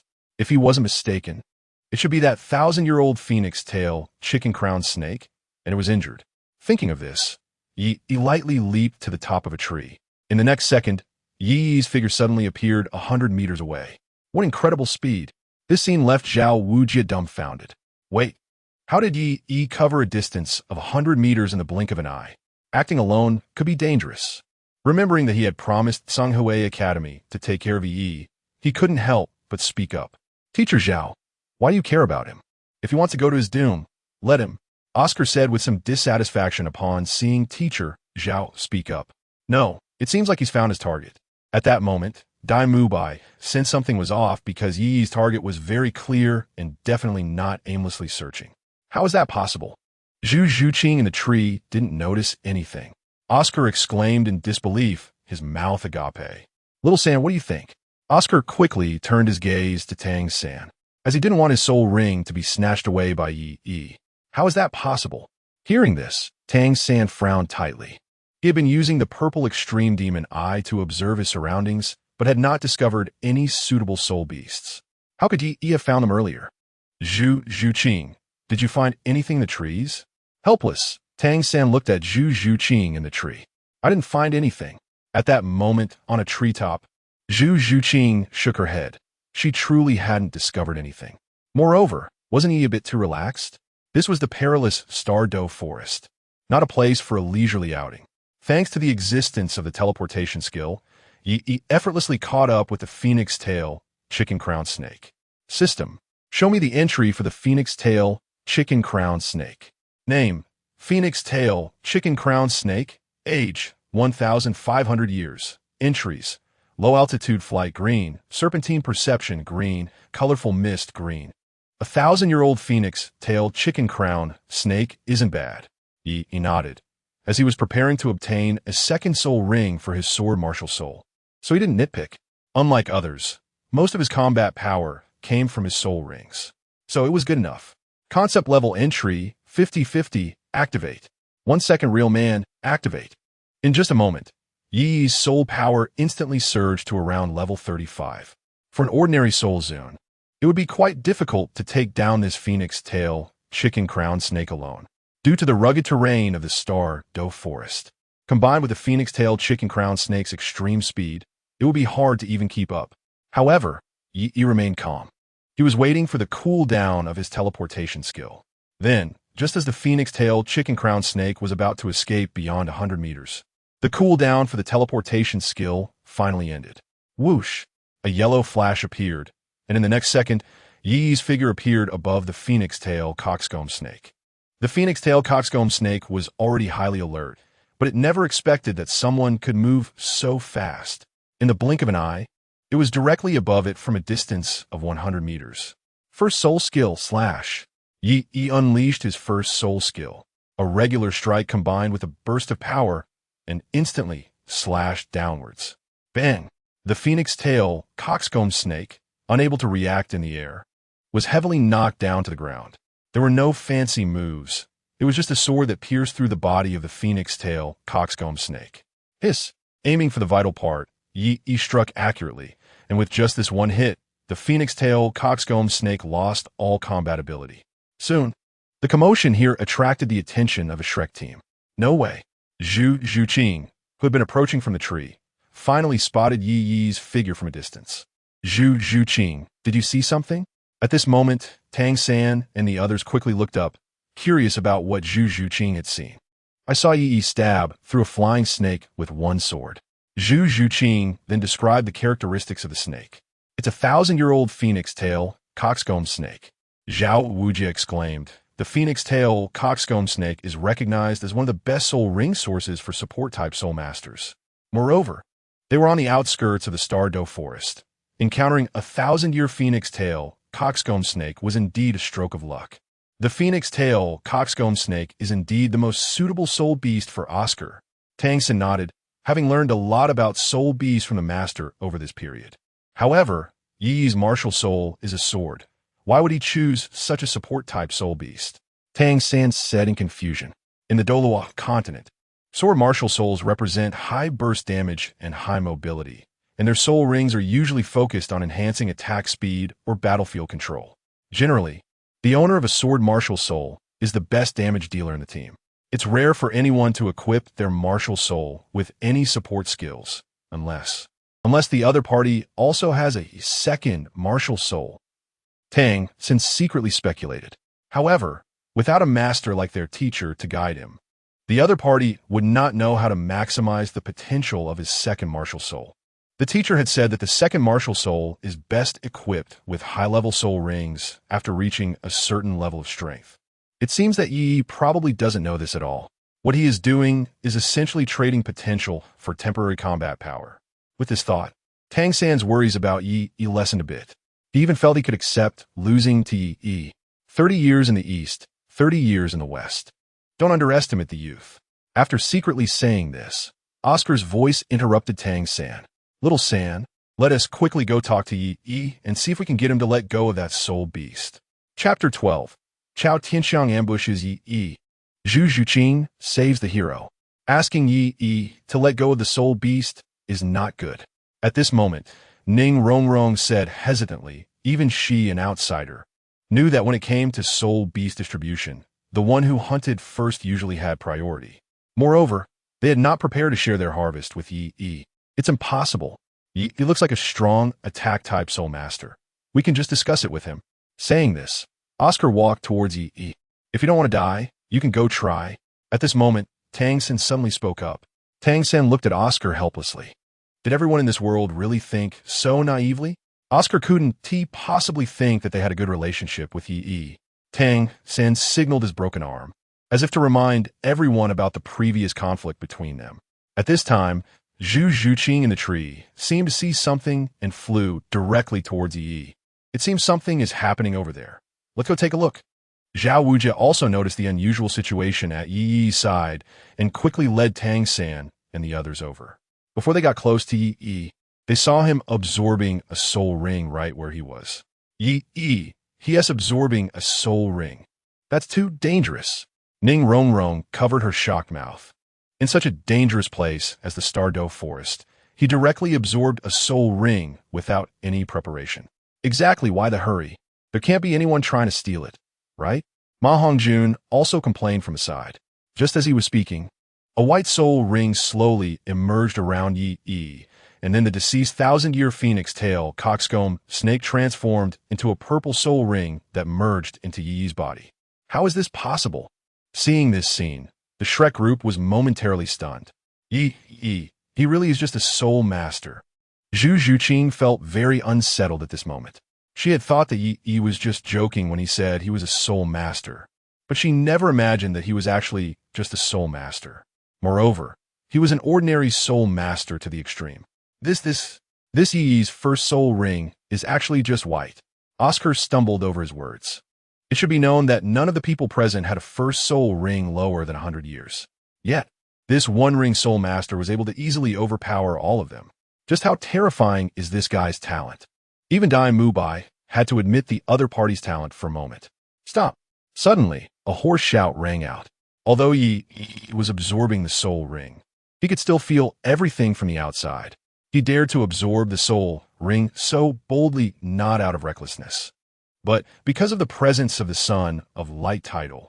Since he already knew that the Dragon King and Snake Lady would come, he naturally needed to absorb the soul ring as soon as possible to enhance his strength. Sure enough, just as he was about to finish absorbing the soul ring, the Snake Lady came over with her granddaughter Meng Iran. Meng Iran was a beautiful girl, around 16 or 17 years old, already having developed a good figure. She closely followed her grandmother, curiously watching the scene in front of her.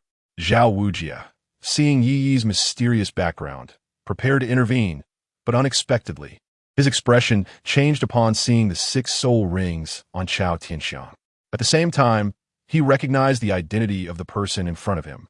The Snake Lady Chao Tianxiang, one of the legendary dragon and snake. Thinking of this, Zhao Wujin quietly took a few steps back. Of course, it wasn't because he was afraid, but because it wasn't worth it for him to take action.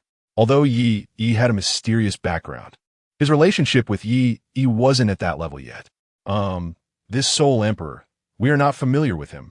Seeing Zhao Wujin step back, Oscar quickly stepped forward to assert justice. At the same time, Tang San wisely chose to retreat behind Zhao Wujin. Third brother, didn't teacher Zhao say? Xiao Wu. Before Xiao Wu could finish her words, she was interrupted by Tang San, who signaled her not to cause trouble. I am Zhao Wujin. We're just passing by. I do not care what the Snake Lady wants to do, but just don't interfere with my students. Although he stepped back a few paces, Zhao Wujin also revealed his 7 soul rings. His meaning was very clear. I don't care what you want to do, just don't provoke us. So it's a soul saint, this old man naturally understands. Upon seeing Zhao Wujin's 7 soul rings, Chao Tianxiang's expression changed drastically. She did not expect that such a small area on the outskirts of the Stardo Forest could have a soul saint. In fact, not only a soul saint, but soon there would even be 10,000-year soul beasts appearing. Iran, go stop him from absorbing the soul ring. Chao Tianxiang directly instructed her granddaughter. Okay, Grandma. Meng Iran obediently nodded after hearing this, then resolutely rushed towards Yi. This is bad. If she interrupts, Yi will be finished. At this moment, Ning Rongrong's heart was in her throat. Even though Yi had been angry with her, she surprisingly started to worry about his safety at this moment. Just as Ning Rongrong was about to step forward, someone moved faster than her. First soul skill, Nether Strike. Zhu Zhuqing's figure transformed into a shadow, blocking in front of Meng Iran, wanted to take the hit for Yi, unaware of the danger. Seeing someone step in a block, Ko Xiangxiang instinctively furrowed her brows. Then, disregarding Zhao Wujin, she directly swung her snake staff towards Zhu Zhuqing. Be careful.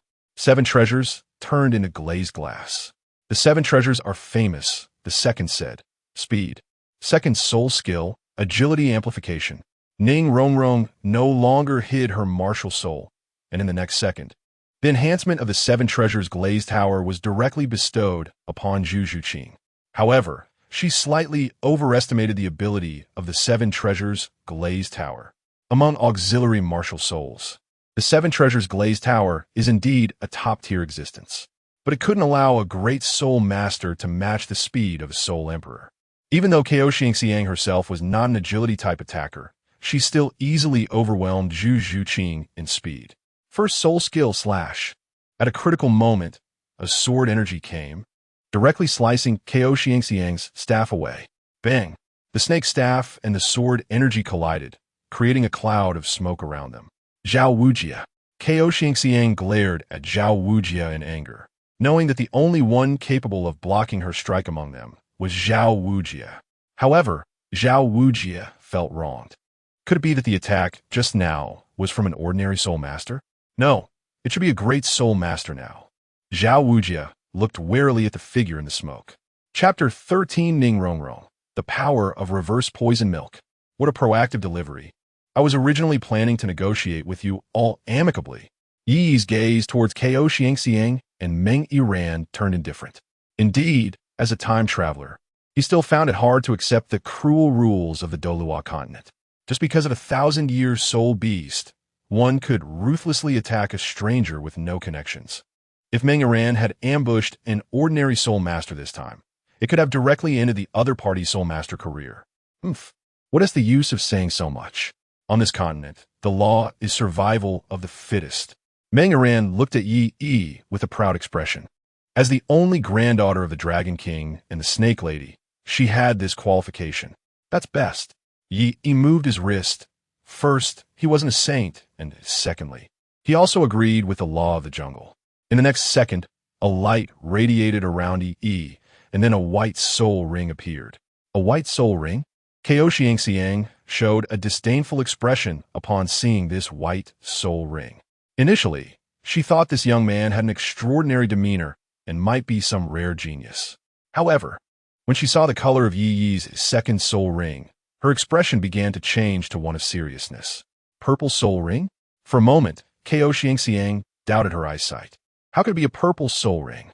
She had lived for half her life and had never seen anyone's second soul ring be purple. She thought Yi might be pretending to be weak, but who would have thought that after the second soul ring appeared, it ended? 2 soul rings. You brat are just a great soul master? Xiaogang was somewhat surprised, but she quickly understood where this purple soul ring came from. Kid, if you take what you shouldn't, you will have to pay the price. Then let us see. Yi just smiled faintly, and then the 50-50 attribute started to cause his soul power to surge. Xiaogang was a level 67 soul emperor, so at the moment of their clash, Yi's soul power also surged to level 67. Yi, I'm coming to help you. Ning Rongrong did not hesitate at all, and her 7 treasures glazed tower, martial soul, shone brightly. The 7 treasures glazed tower. This girl is from the 7 treasures glazed sect. Xiaogang was shocked. The 7 treasures glazed tower is one of the strongest auxiliary martial souls on the continent. What kind of background does this kid have to make someone from the 7 treasures glazed sect come to his aid? At this moment, Xiaogang was truly astonished. The 7 treasures glazed sect is a family inheritance, and they generally are not allowed to join other sections. But what is going on here? Thinking of this, Xiaogan's gaze towards Yi became somewhat serious, but before she could say anything, Yi spoke first. Ning Rongrong, you feeling the soul power that was originally surging within her beginning to adjust back as Ning Rongrong made her move. The 50-50 attribute had given Yi and Xiaogang equal combat power, but Ning Rongrong's intervention directly changed the balance. From initially Yi versus Xiaogang, it became Yi and Ning Rongrong versus Xiaogang. Then Ning Rongrong's poison milk brought Yi's soul power down to level 66. No need to thank me. Seeing Yi look at her, Ning Rongrong thought he was too moved. No, I mean you should just not step in. Yi's words hit Ning Rongrong's young heart like a cold wind. As the young lady of the 7 treasures glazed sect, was this the first time she felt disliked? Yi, tears welled up in Ning Rongrong's eyes.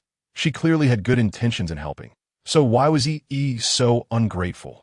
Yi, if I help you again in the future, I'll be a little dog. As a noble young lady, it was the first time Ning Rongrong felt dizzy with anger. Even Zhu Juqing couldn't stand it anymore.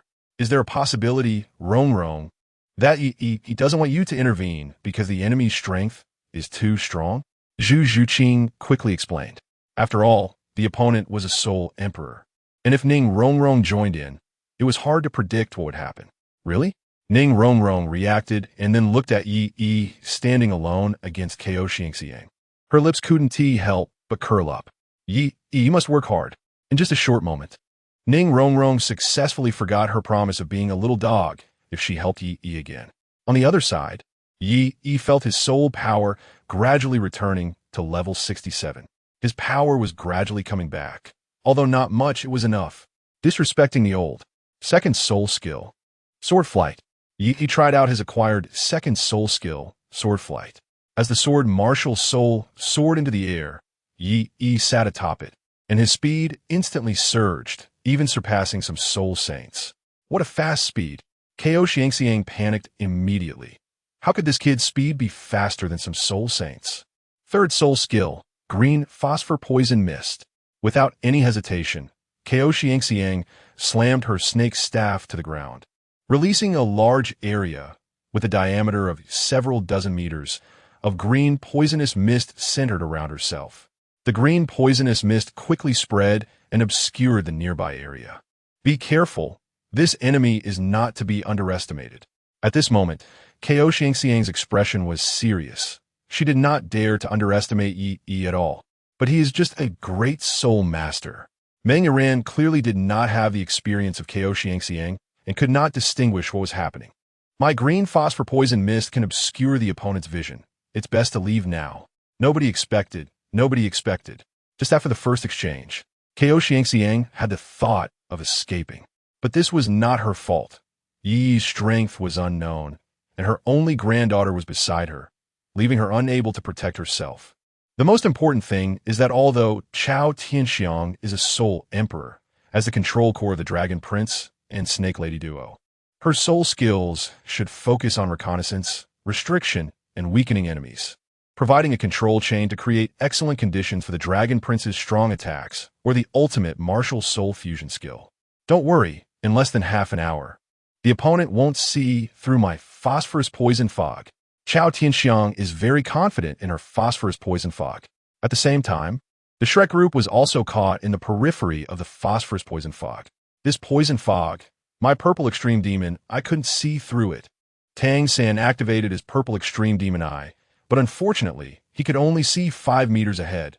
Beyond that, he couldn't see anything. Sharingan. In the sky, the three-tomo Sharingan in Yi's eyes began to exert its power. In front of these eyes, camouflage is useless. First soul skill, slash. Yi soared into the air with his sword and slashed down towards the ground. Boom! A violent impact sound created a deep pit in the ground. The phosphorus poison fog was also dispersed by Yi's strike, and the surrounding area slowly regained visibility. Damn! Meng Yiran was instantly frightened, her face pale, as if she had seen something incredibly shocking. Chapter 14. Standoff with the Dragon Prince and Snake Lady. The power of the golden body. After the smoke dissipated, Chao Tianxiang no longer had the calm demeanor she had at the beginning. Ding, emotion value from Meng Yiran, 309. Ding, emotion value from Tang San, 2930. Ding, emotion value from Chao Tianxiang, 5037. In just a moment, the system's emotion value notifications kept coming in. After using the 1-second real man entry, Yi's soul power was first completely depleted, and then the 50-50 entry replenished her soul power to around level 50. One could say that it truly deserves to be a conceptual level entry. With this entry, it is equivalent to obtaining endless soul power. As long as the enemy doesn't fall, Yi will never fall. Tell the robots on the celestial ship that they no longer need to search for endless energy. A 50-50 entry directly satisfies that need. With purple quality like this, if it levels up again, it might really achieve equality among all beings. At this moment, Chao Tianxiang slowly stood up from the deep pit, her expression filled with disbelief. Where did this kid get such strong power? Now, Chao Tianxiang regretted as much as she could. Initially, she thought she could intimidate this boy alone, but she never expected that the opponent's strength far surpassed hers. This young master, this matter is entirely my fault. I hope this young master spares my granddaughter's life. Afterward, we, the dragon and snake couple, will certainly reward you greatly. Chao Tianxiang hurriedly stood up and pleaded with Yi, genuinely afraid. Is that so? Why does it sound like a threat to me? Yi made no statement and looked calmly at Meng Yiran and Chao Tianxiang in front of him. Mentioning the Dragon Prince, a soul, Douluo's name. Isn't that a threat against me? I didn't expect the Snake Lady, Chao Tianxiang, to be just like that. If she can't win, she wants to threaten us. Yi, you don't have to be afraid. I'm here. Even if the Dragon Prince comes, our 7-treasure glazed tile school will not fear at all. Seeing Chao Tianxiang trying to use her background to intimidate Yi, Ning Rongrong couldn't bear it any longer. Chao Tianxiang, after all, is a well-known senior in the martial world. She never expected to use such means to threaten others. 7-treasure glazed tile school? Chao Tianxiang's expression changed drastically upon hearing this name. She hadn't noticed in the earlier battle that there was a disciple of the 7-treasure glazed tile school right in front of her. I don't know this young lady. Chao Tianxiang cautiously inquired. My father is Ning Fengji. As Ning Rongrong spoke, she couldn't help but raise her head proudly. and then her gaze towards Yi clearly showed her eagerness for praise. Yi found it speechless. He could only think of one term to describe Ning Rongrong. Silly healer. Even the members of Shrek Academy showed expressions of speechlessness. What's wrong? Did I say something wrong? Ning Rongrong, seeing Yi describe her like this, fell into confusion. At this moment, Zhu Zhuqing beside her couldn't bear it any longer. Rongrong, you're not wrong, but you also need to consider the current environment. Zhu Zhuqing indicated where they were, the desolate star-Do forest, with a snake lady watching them closely. At this time, revealing one's identity would not only fail to intimidate the other party, but might instead provoke them to think about killing to silence witnesses. But thankfully the dragon prince isn't here. Otherwise, we really wouldn't be able to stop. Zhao Wujin had just spoken a few words when suddenly an angry voice echoed through the forest. At this moment, even Yi had to look towards Zhao Wujin. What a jinx! He was still thinking about how to deal with Meng Iran and Chao Tianxiang, and Zhao Wujin's outburst directly made the decision for him. Grandpa! On the other side, Meng Iran instantly turned from sorrow to joy upon hearing her grandfather's voice. In just a moment, the situation was completely reversed. They saw the dragon prince Meng Shu rushing over with a face full of anger. In the sky, Yi stood in the air on his sword, looking down at the few people below. The moment the dragon prince arrived, the soul power within him also reached the limit level of the 50-50 entry, level 70. Grandpa, it's that person. He not only stole our prey, but also injured Grandma. Seeing Meng Shu arrive, Meng Iran thought she had finally found her support. Even Chao Tianxiang no longer had her previous apologetic attitude. Old man, these people's identities are not simple. Chao Tianxiang didn't finish her sentence, but it was clear that everyone present understood what was about to happen. Snake Lady, you are despicable and shameless. Zhao Wujin panicked on the spot, saying that there was no martial ethics. You weren't like this just now. No one noticed the faint killing intent that surfaced in Yi's eyes. He initially only intended to teach them a small lesson, but the other side was truly taking advantage of their power to bully others to the extreme. I want to see the martial soul fusion skill of you Dragon Prince and Snake Lady. Don't let me down. Yi's gaze was fixed sharply on the Dragon Prince and Snake Lady below. At this point, the facade had completely been torn apart. The Dragon Prince and Snake Lady would not allow them to leave the Star-Do forest alive, and similarly, Yi would not either. Arrogant. Our martial soul fusion skill is something even an ordinary title de law would find difficult to withstand, let alone you, a junior. Iran, step back a bit. Meng Iran obediently took a few steps back and then provocatively looked at Yi in front of her. She clearly remembered how Yi had injured her grandmother earlier. Everyone, quickly disperse and run away. Zhao Wujin was just about to remind them, but it was obviously unnecessary. Without Zhao Wujin's reminder, Tang San, Dai Bai, and others began to retreat. Only Ning Rongrong remained in place, feeling guilty. It was all her fault for revealing her identity at the beginning. Otherwise, the Dragon Prince and Snake Lady wouldn't have been so determined to kill them. Rongrong, hurry and leave. Zhu Zhuqing beside her wanted to remind her. She knew that staying here would only create trouble for Yi. I won't. I'm going to help Yi. Ning Rongrong's 7-treasure glazed tile tower appeared in her palm. 7 treasures turn out to be glazed. 7 treasures are famous. The first, strength. 7 treasures turn out to be glazed. 7 treasures are famous. The second, speed. Yi, I'm coming to help you. Ning Rongrong decisively decided to assist Yi. Upon seeing the 7-treasure glazed tile tower, the expression of the Dragon Prince also became serious. Old man, we can't let them leave.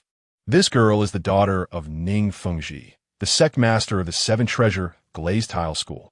The Snake Lady quickly reminded from the side. Upon hearing this, the Dragon Prince Meng Shu made a decisive decision. Not a single one can escape. Martial Soul Fusion Skill, Dragon Snake Combined Attack. Meng Shu and Chao Tianxiang crossed their dragon staff and snake staff together, and in the next second, a dragon snake shape slowly rose from the staffs. However, Yi's speed was clearly faster. Before taking this hit, he first needed to deal with that foolish healer Ning Rongrong. He suddenly appeared in front of Ning Rongrong, and without saying a word, he wrapped his arms around her waist. Flash! Whoosh! A yellow flash appeared. and Yi, along with Ning Rongrong's figures, instantly vanished without a trace. How was that possible? The Dragon Lord, who was concentrating on a martial soul fusion skill, panicked on spot. How did the opponent escape right under his nose? As a soul Douluo, he couldn't keep track of them. However, at such a critical moment in a martial soul fusion skill, he couldn't cancel it. At that moment, Yi flew over on his sword and slowly arrived in front of the Dragon Lord and Snake Lady. This scene completely stunned the Dragon Lord and Snake Lady. Others saw that when they released their martial soul fusion skill, they would run as far away as possible. But how did this guy come back? Ding. Emotion value from Meng ran 389. Ding. Emotion value from Chao Tianxiang 6783. Ding. Emotion value from Meng Shu 10,203. Looking at the nearly 20,000 emotion points credited, he nodded in satisfaction. It was worth it for him to come back and try. Chapter 15. You just mentioned light, right? He hadn't used the concept-level red attribute Child of Light that he obtained earlier. Perfect timing to test it with the Dragon Lord and Snake Lady's martial soul fusion skill. After all, Zhao Wujin wasn't worth practicing against, considering that the purple attribute 50-50 was already enough to suppress Zhao Wujin. Of course, he had another target in mind, which was the 100,000-year spirit beast, the Titan giant ape that he might encounter later. However, considering that directly finding a 100,000-year spirit beast could lead to unforeseen circumstances, he decided to first test it with the Dragon Lord and Snake Lady's martial soul fusion skill. After all, this martial soul fusion skill could nominally be compared to an ordinary title Douluo. Although I don't know why you came back after leaving. But this is your own doing, no one else to blame. Meng Shu snorted coldly. In his view, Yi was simply courting death. Dragon Snake combined attack. The martial soul fusion skill was ready, and in the next second, a dragon and a snake charged towards Yi like they were chasing souls. Yi had no intention of dodging at all, taking the Dragon Snake combined attack head-on, truly unaware of the heights of heaven and the depths of the earth. Chao Tianxiang thought Yi would evade this attack with a strange speed. After all, he turned into a yellow flash earlier. They hadn't even had time to react. That speed was something even a soul Douluo couldn't respond to. Listen to the voice of the golden body. Light, give me strength. Although it felt awkward, the passive ability of the Child of Light was to gain power from light. As long as there was light, he could activate the golden body and avoid any damage.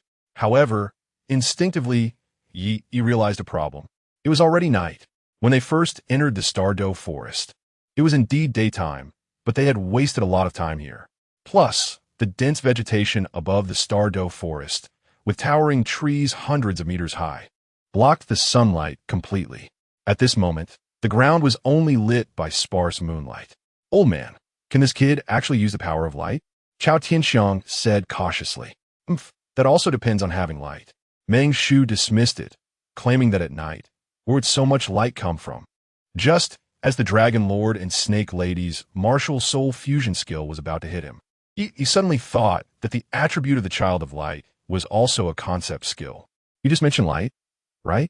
He fixed his gaze on the Dragon Lord and Snake Lady, and in an instant he felt his golden body charging rapidly.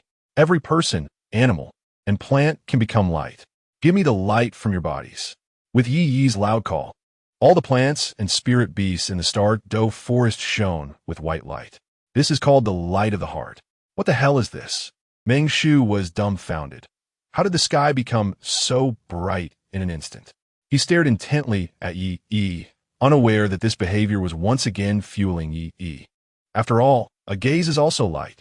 Listen to the voice of the golden body. Ding! As the voice of the golden body echoed, Yi's entire body radiated golden light. Bang! The Dragon Snake combined attack directly missed, causing no damage to Yi. How is this possible?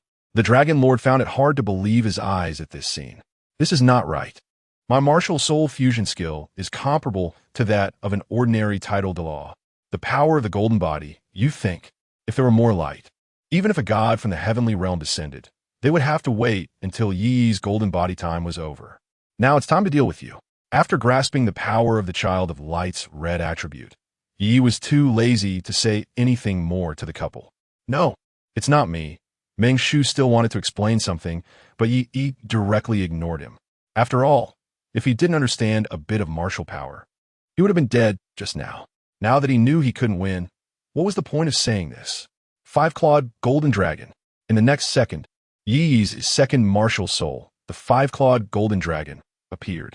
During the confrontation, the five-clawed golden dragon had been conveying a desire to devour the opponent's martial soul. Although Yi wasn't too sure what this dragon wanted to do by eating his staff, it didn't matter. Let it eat. Then, the powerful domain suppression and mental deterrence that came with the five-clawed golden dragon directly pinned Zhao, Tianxiang, and Meng Shu to the ground. Of course, this had nothing to do with Yi. It was just that the five-clawed golden dragon had absolute bloodline suppression over snake-type, subdragon type, and ordinary dragon-type martial souls, like the blue lightning tyrant dragon. The Dragon Lord and Snake Lady were just unfortunate to run into it. No, please don't hurt my grandparents. I will do anything you ask. At that moment, Meng Yiran suddenly ran out, kneeling on the ground.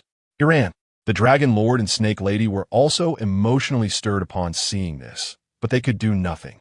Don't be foolish to eradicate the roots. This is what you taught me. Even if a beautiful woman cried and begged him, it was of no use. At this moment, Meng Yiran was already filled with regret, but there was no path of regret in this world. Yi's eyes turned into authoritative vertical pupils, and in the next second, the five-clawed golden dragon began to devour their martial souls. How is this possible? Meng Shu had lived his whole life and had never seen anyone able to strip their martial souls away. In the next second, the Dragon Lord and Snake Lady felt a sharp pain in their souls as their martial souls detached from their bodies. No. At this moment, Meng Yiran was already crying like a tearful person, but it was of no use. In just a moment, the Dragon Lord's Dragon Staff martial soul and the Snake Lady's Snake Staff martial soul were completely devoured by the five-clawed golden dragon. At the same time, Yi felt that his five-clawed golden dragon martial soul automatically generated a soul ring, just like a god-given soul ring. The five-clawed golden dragon could be considered a god in a certain sense, so it naturally could generate a soul ring. Time is almost up. Now it's your turn. Yi looked at Meng Yiran. The Dragon Lord and Snake Lady, having lost their martial souls, had completely become useless. No, young master, please spare Yiran's life. Our entire family is willing to submit to you. At this moment, Meng Shu desperately begged for mercy with his last breath. Losing his martial soul was nothing to him at his age, but Yiran was still young. Yes, young master, we know we were wrong. Our Meng family is willing to become your subordinate family. Chao Tianxiang knelt on the ground, constantly bowing his head and pleading. Chapter 16, Large-Scale Lottery. Searching for the Titan Great Ape. Meng Shu's compromise this time could not be said to be ungenerous. The Meng family is also a relatively prestigious force in the area, and gaining their loyalty would be a good choice for Yi. Unfortunately, he refused. They had created such a huge conflict between them. One moment they were fighting fiercely, and the next they were expected to pledge loyalty. There was certainly some selfishness involved. In the next moment, the sword light flashed like a shadow, and Yi decisively delivered a sword strike to their throats, granting them a swift end. In the end, only Meng Yiran was left. You do it yourself. Consider it a dignified exit. Yi threw his companion's spirit sword at her feet. At this moment, Meng Yiran looked at the fallen Long Gong and Shipa, revealing a hint of despair. I will kill you. She angrily picked up the sword on the ground and rushed towards Yi. Yi's figure was even faster. In the next second, only a flash of yellow light could be seen, and soon another corpse lay on the ground. This was Yi's first murder, and it included both young and old, a whole family lying together. Roar! Before Yi could regain his composure, a cold and fierce aura suddenly emanated from deep within the Douluo forest. The Titan Great Ape? At this time and place, there would be no other option besides the 100,000-year soul beast Titan Great Ape. Just right. After absorbing the second soul ring, his soul power surged directly to level 29. Let's see if he can obtain a 100,000-year soul ring. Yi thought, with a 50-50 chance attribute, even if he absorbed 1,000 or even 10,000-year soul beasts, there would be no problem.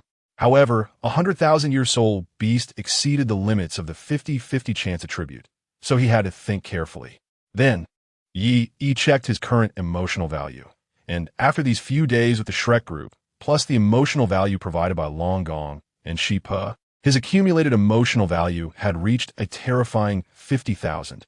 After reserving 10,000 for backup, Yi planned to use the remaining 40,000 entirely. System. Let's start with 2 intermediate lotteries. Without any hesitation, Yi immediately spent 20,000 emotional values. Ding. Congratulations to the host for obtaining the purple epic attribute. Shushan, Sword Immortal. Shushan, Sword Immortal. Purple, the demeanor of the Shushan, Sword Immortal. Mastering all techniques of Shushan sect and achieving a profound understanding of swordsmanship, dealing double damage to evil soul beasts. Ding. Congratulations to the host for obtaining the purple rare attribute. Strongman's 3 punches. Strongman's 3 punches. Purple, if a woman is unvirtuous, strike with intent. If a woman is defiant, a strong man will crack her skull. If feminism does not die, it will be breathtaking, dealing triple critical damage to women. System. Is this all I get for 20,000 emotional values? He thought the explosion rate for intermediate lotteries was very high. After all, he had drawn a red attribute on his first lottery. Now it seemed he was just too lucky back then. However, the 2 attributes drawn this time were also quite practical. Speaking of the strongman's 3 punches attribute, it directly increased damage dealt to women by 3 times. What does 3 times mean? Back in the world competition, the Iron Man who was sent out by the old Dry Father with 3 strikes was calculated as 3 times. And there are still quite a few female soul masters in Douluo continent. Not to mention, just think about the Pope of the Spirit Hall, BB Dong. He couldn't even imagine how much damage he could inflict on her if their soul power were equal. And the Shushan Sword Immortal attribute also doubled the damage to soul beasts, meaning he was almost naturally in an invincible position. System. Let's do 5 more beginner lotteries. He thought for a moment and planned to do a few more beginner lotteries. He had already spent 20,000 emotional values, and his luck might not be better than it was now if he continued to draw. It was better to go for several beginner lotteries and win by quantity. Ding. Congratulations to the host for obtaining the blue attribute. Byakugan. Byakugan. Blue possesses a 360-degree perspective, able to see through the opponent's meridians, acupoints, and the flow of soul power in the human body, and has the ability to see through things with excellent long-range vision and observation. Using soul power enhances the eye's capabilities, allowing the eyes to see things within a radius of 1 kilometer, with insight exceeding the Sharingan. Ding. Congratulations to the host for obtaining the green attribute. Profound and mysterious. Profound and mysterious. Green, others will be unable to see through your soul power, and you will appear very mysterious. Ding. Congratulations to the host for obtaining the white attribute. Agile movements. Agile movements. White slightly improves the coordination of limbs. Ding. Congratulations to the host for obtaining the green attribute. Adaptive Soul Ring. Adaptive Soul Ring. Green generates a soul ring of the desired type, regardless of age. With no actual effect, only for decorative purposes. Is a 10,000-year soul ring impressive? I have a 100,000,000-year soul ring. Ding. Congratulations to the host for obtaining the purple attribute. Advanced Soul Spirit Manufacturing Technique. Advanced Soul Spirit Manufacturing Technique. Purple improved based on the necromancer, Saint Law God Ilex's technique. Can convert soul beasts into soul spirit states while preserving the soul beast body, causing no damage to the soul beast. A purple one? Ye initially intended to casually do a few beginner lotteries, and the rewards given earlier were very much in line with the cost of 1,000 emotional values. But he never expected that the last draw would give him a purple quality attribute. Moreover, it was the soul spirit manufacturing technique, which was very useful for him at the moment. He was pondering how to subdue the 100,000-year Titan Great Ape, and unexpectedly, the system delivered a pillow right to him. Since that was the case, he would use the remaining emotional values to upgrade. He didn't lack attributes for the time being, so the best method now was to upgrade some attributes. After all, many attributes had great potential in Yi's view. One Hook Jade Sharingan, green, upgraded to Kaleidoscope Sharingan, purple. Flash, green, upgraded to Flash Blue. Due to the example of Huayu Hao, Yi now put a lot of effort into cultivating the Sharingan, directly upgrading it from green to purple. He also upgraded the frequently used Flash to Blue, significantly reducing its cooldown while increasing its range. Next, it was time to find them. In the next second, Yi opened his eyes, and the fusion of the Kaleidoscope Sharingan and Byakugan allowed him to see everything within a radius of 5 kilometers. Nothing could escape his sight. Not long after, he found the figures of the Shrek group in the eastern forest. However, at this moment, they seemed to be in trouble. Thinking of this, Yi wasted no time and directly flashed over. He didn't care about Tang San, but the foolish healer Ning Rongrong had helped him, although not very successfully. However, Yi still planned to return the favor. As for Zhu Zhuqing, she still owed him a debt. She couldn't fall here so easily. Chapter 17. The Titan Great Ape unleashes its power. Yi saves the beauty. Bad luck, bad luck, bad luck. How could it be that just a second ago he was fleeing from Long Gong and she posed pursuit, and now he encountered the legendary 100,000-year soul beast? Faced with the sudden appearance of the 100,000-year Titan Great Ape, Oscar's face showed utter despair. Not just him, even Zhao Wujia's eyes flashed with a hint of despair. How could a soul beast of this level appear on the outskirts of the Stardo forest? Without any hesitation, Zhao Wujia immediately prepared to lead his students to flee again.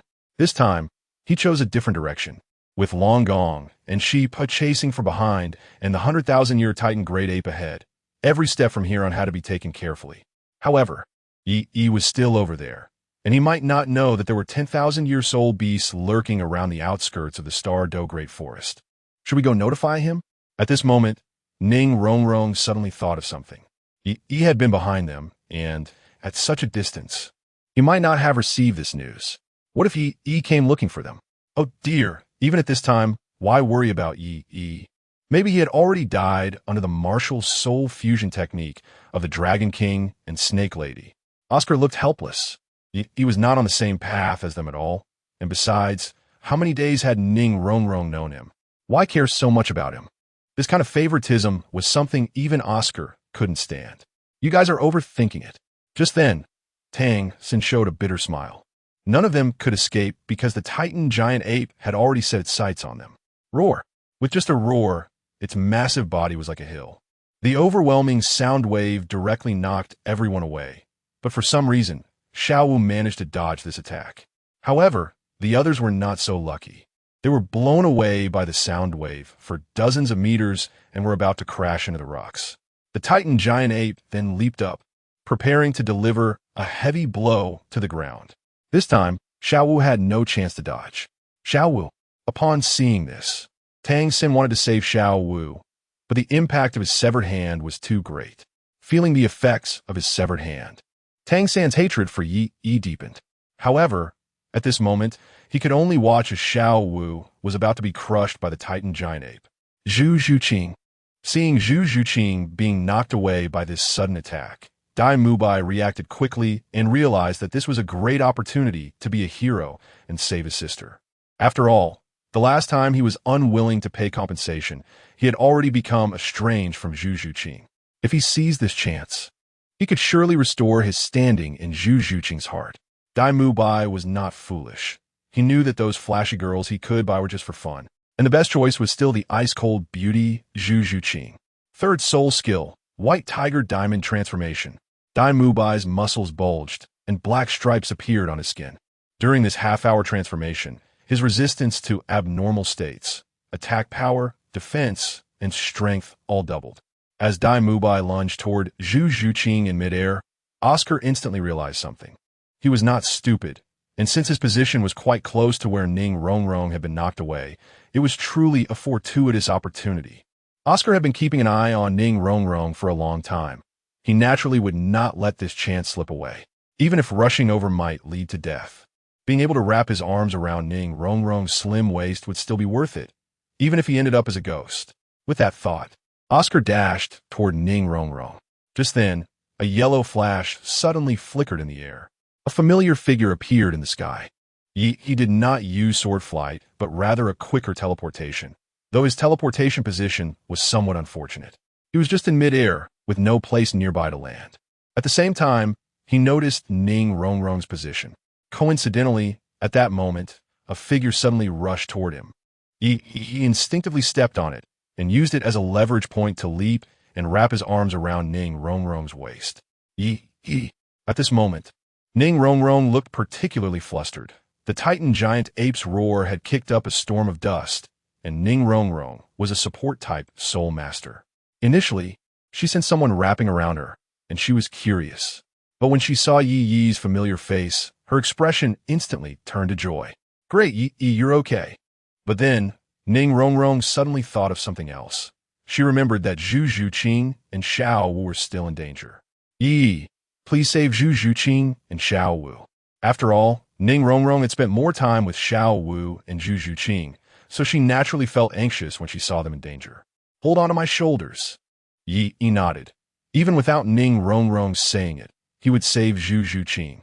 After all, he was still Zhu Zhuqing's creditor. Okay, seeing this, Ning Rongrong instinctively wrapped her arms around Yi's neck, not following Yi's suggestion to grab his arms, but instead pressing closely against him in a very ambiguous posture. However, at that moment, Yi didn't care about that. Teleportation. After upgrading, teleportation could now be used continuously, and the distance had greatly increased. In just a split second, he went from being dozens of meters away from Zhu Zhuqing to directly in front of her. At the same time, Xiao Wu, who had also been blown away, noticed Yi's figure. "Is he here to save me?" Xiao Wu was momentarily stunned, as she hadn't expected Yi to disregard their grievances and come to save her. But in the next second, Xiao Wu felt conflicted. If Yi saved her, how would she reasonably disappear later? Who would have thought that Yi would just brush past Xiao Wu without any intention of taking action? He then stepped on a foothold stone and once again held Zhu Zhuqing in his arms. Shrek Academy's two beauties, one in his left hand and one in his right. With one last teleportation, Yi quickly took Zhu Zhuqing and Ning Rongrong away from the position where the Titan giant ape was about to fall, leaving behind Oscar and Dai Mubai, who were left dumbfounded. Dai Mubai, looking disheveled, stood up from the ground. Just as he was preparing to be a hero and save the beauty, he was directly used as a stepping stone by Yi. However, there was no time for him to think further. The Titan giant ape's attack was about to descend. Dai Mubai could only quickly dig a pit in the ground and pull Ma Hongjun into it. Boom! The entire ground seemed to experience a meteor strike. The Titan giant ape's weight when it jumped was no joke. It felt like an earthquake. Chapter 18. There are no useless entries, only useless users. Yi.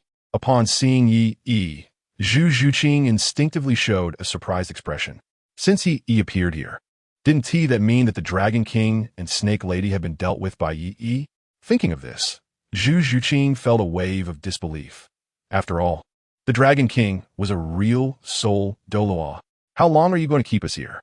Seeing that they were now safe, Yi glanced around at Ning Rongrong and Zhu Zhuqing, and the crisis that had hung over him was resolved. The feeling of having two beauties on either side was quite pleasant, but shouldn't he consider the situation at hand? Although he had mastered quite a few advanced entries, who could say they were 100% confident in taking down a 10,000-year soul beast like the Titan giant ape? Even the Wuhuan Hall, when Bibi Dong took action, still brought 6 titled Douluos to hunt this king of the forest. Yi. How about we join forces to hold off the Titan giant ape while the others leave first? At this moment, Zhao Wujin looked at Yi as if he had seen a savior. He clearly understood that among all the people present, only Yi could barely hold back this king of the forest when combined with him. "Why should I cooperate with you?" But the next second, Yi spoke lightly. His words directly left Zhao Wujin silent for 3 seconds. "Yi, I know you are very displeased with our leaving you earlier, but Zhao Wujin thought that Yi was upset because he had led his students to flee in the face of the Dragon King and Snake Lady. No one would care about such things. What I mean is, why should I cooperate with you, a soul sage of level 76? Yi questioned. He never felt disgusted by the other party's behavior of abandoning him to flee when facing the Titan giant ape. After all, they weren't familiar with each other. Why should he help? His point was that Zhao Wujia, a level 76 soul sage, had no reason to believe he could cooperate with him to stop the Titan giant ape that had lived for 100,000 years. It was a classic case of I scored 81 points with Kobe. Do you really want to face the Titan giant ape alone? Zhao Wujin's eyes widened in realization. He understood that Ye simply thought he wouldn't be of any help. Teacher Zhao, what Ye said is true. 100,000-year Titan giant ape, let alone a soul sage, even a title Daw, might not be its opponent. At this moment, Tang San slowly regained his composure from his sorrow. Having just witnessed Xiao Wu fall under the Titan giant ape's attack, a flicker of anger flashed in Tang San's eyes.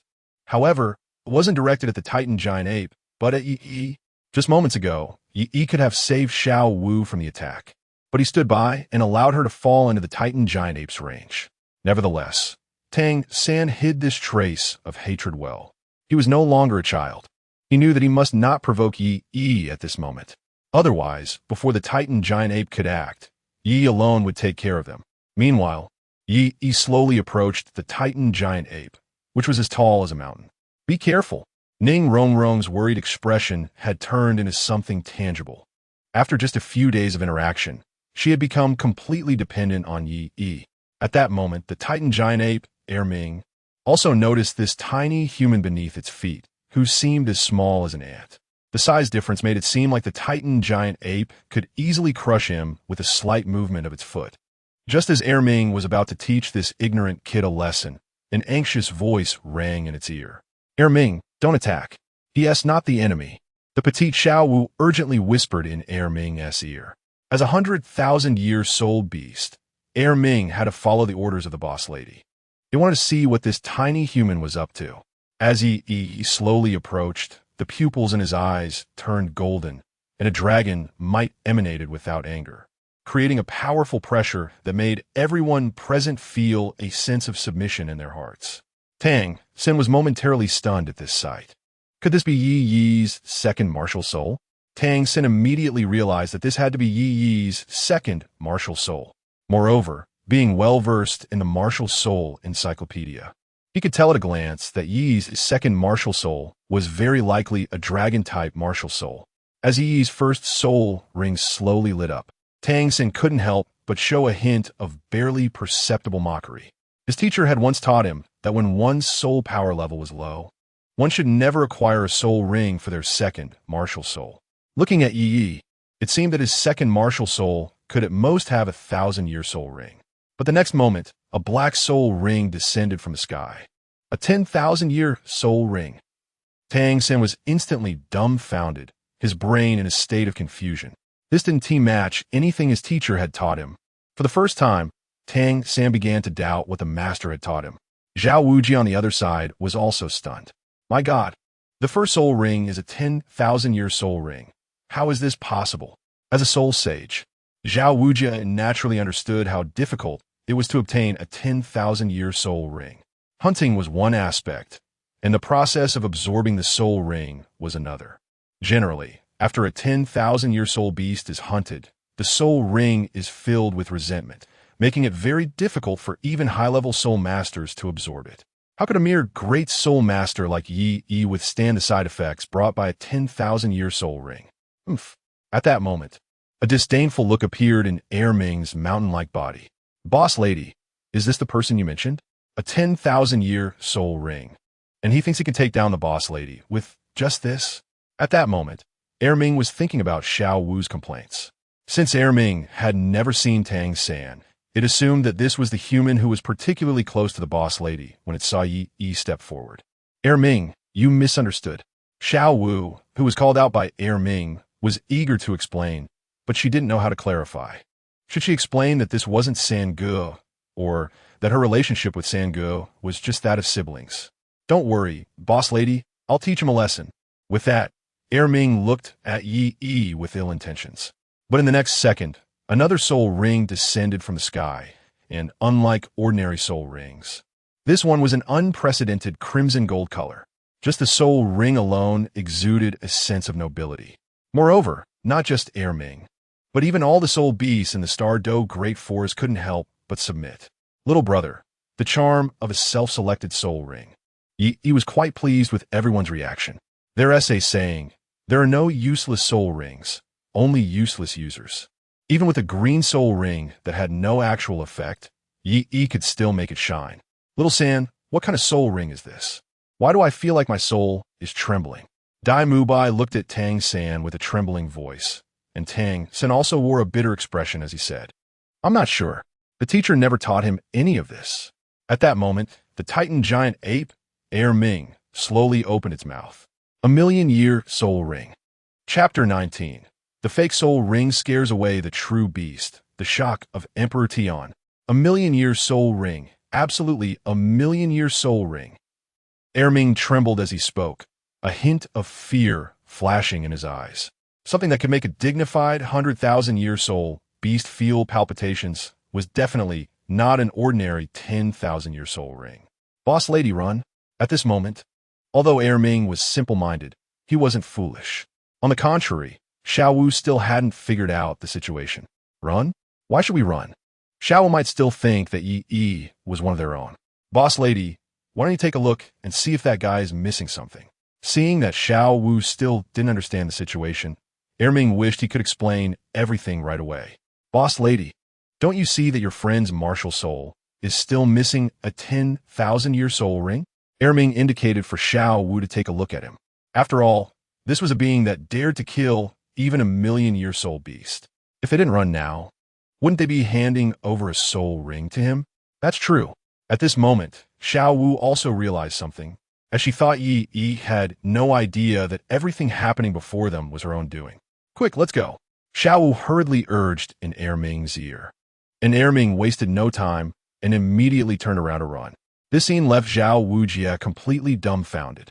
What is going on with this Titan giant ape? Zhao Wujin, who had lived for more than half his life, was seeing a 100,000-year soul beast being scared away by a soul ring for the first time. Wait, that's Xiao Wu. Whether it was a timeline correction or not, Tang San still noticed Xiao Wu on the Titan giant ape. However, this time without the flying sausage. Tang San could only chase after them on foot. On the other side, he realized the moment the Titan giant ape turned to run that he might have overdone a bit. After all, there were virtually no million-year soul beasts on the Douluo continent, and secretly there was only one nearly million-year deep-sea demon whale king. Even the top of the 10 fierce beasts, Emperor Tian, was still under 90,000 years. No wonder the Titan giant ape ran away as soon as he revealed a million-year soul ring. It seems that next time, he just needs to pretend to have a 10,000-year soul ring, considering that a million-year soul ring was still too ostentatious. Yi decided to keep a lower profile in the future. However, for now, he still needed to catch up with the Titan giant ape. Fortunately, after the upgrade, the flash ability can now be used for long-distance pursuits. In the next moment, Yi's figure transformed into a yellow flash and then disappeared from the spot. Yi, where did he go? He wouldn't be chasing the 100,000-year Titan giant ape, would he? Zhao Wujin now even suspected that Yi might be a reincarnation of a deity. Otherwise, how could he be so brave? If Yi were present, he would definitely notice that Zhao Wujin was continuously providing him with emotional energy. At the same time, in the core area of the Star-Do forest, at the Lake of Life. How can there be such a powerful aura? Deep within the Lake of Life, a massive figure with a bull's head emerged, its diameter exceeding 4 meters, with eyes as large as lanterns shining brightly, connected to a gigantic snake body that was several times thicker than a water barrel. Could it be that something happened on Ming's side? That shouldn't be the case. Logically, there shouldn't be any soul beast stronger than me in the Star-Do forest. The sky blue bull python fell into deep thought. Meanwhile, deep underground at the bottom of the Lake of Life, a golden eye suddenly opened. This aura belongs to a million-year soul beast. The previously sleeping Emperor Tian was disturbed by this sudden commotion, and he was also quite confused. He knew the Star-Do forest too well. Besides the 200,000-year soul beasts in the Lake of Life and that rabbit, there was no way they could have caused such a disturbance. The fierce beasts under his command were currently gathered in the deepest part of the Star-Do forest, feasting on soul energy. Originally, it was already difficult for them to break through in cultivation, but they suddenly discovered a million-year soul beast with no combat power. And now a bunch of fierce beasts were absorbing the soul energy from the other side. As the king of soul beasts in Douluo continent, Emperor Tian naturally looked down on doing such things. However, he couldn't stop his fierce beasts. Just sleep on it, let them be. After thinking for a long time, Emperor Tian still couldn't figure it out, so he decided not to think about it anymore. The old ones in the divine realm have been watching him closely, and he couldn't afford to expose himself. Moreover, during this period, the Emperor Beast was about to be born, and the Silver Dragon King was in seclusion in the depths of the Star-Do forest, recuperating from injuries. These matters all pertain to the future of soul beasts, so he absolutely could not reveal himself. As for the sky blue bull python, the Titan giant ape, and that rabbit, they would have to rely on themselves. After making up his mind, Emperor Tian fell asleep again. On the other side, no matter how fast Erming ran, its mountain-like figure was still too conspicuous. He didn't even need to activate his Byakugan to sense their location. This won't do. Erming, we can't escape like this. At this moment, Xiao Wu also sensed something was off. If he was really strong, continuing to run would only endanger Ming as well. What should we do? Erming suddenly lost its composure and stopped without hesitation. Big sister, either we fight him, or even if I die without a complete corpse, I will never let him turn me into a soul ring. Erming said defiantly. Why are you running so fast? I haven't said anything yet. In the next moment, Ye appeared in front of the Titan giant ape. He knew that soul beasts at the level of the 100,000-year Titan giant ape could communicate normally. You are truly overstepping. How dare you ask us why we are running so fast?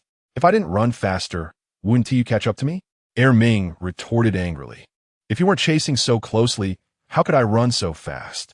Ye slowly opened his mouth and said, I just want to tell you that I am not your enemy.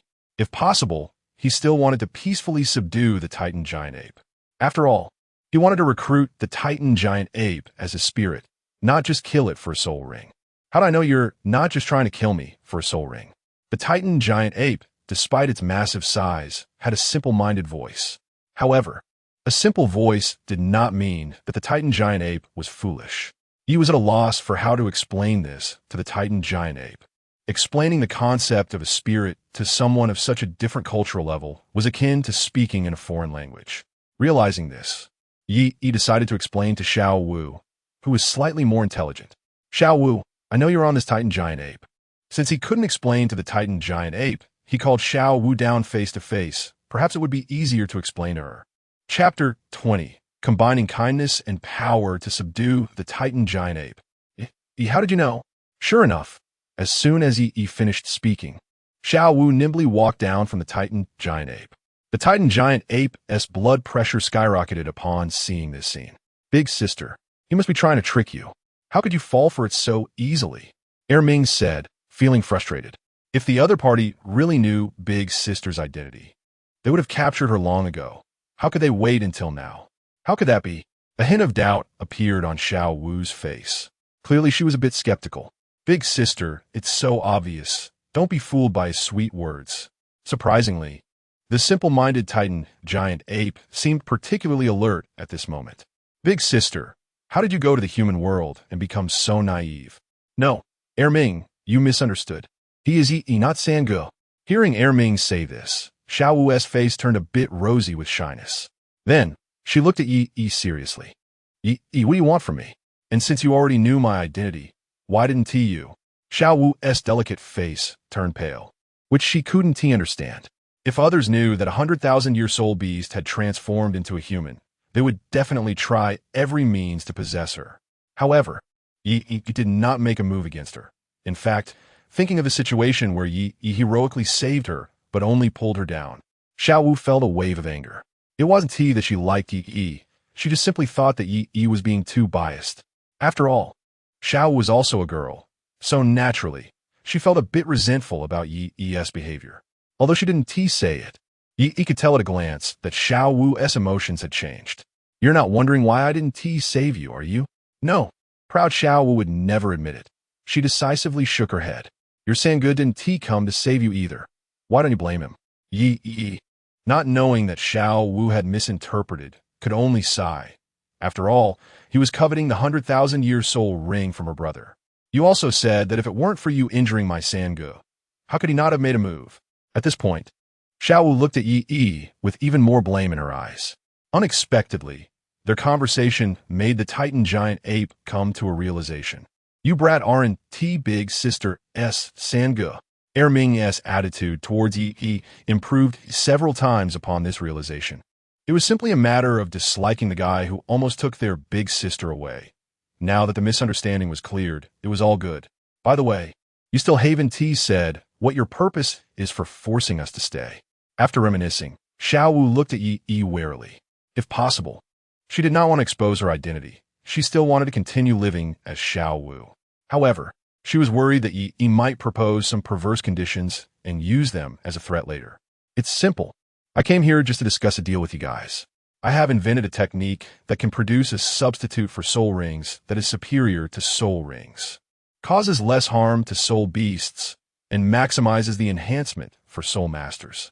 Yi first explained the concept of spirits to Xiao Wu and the others.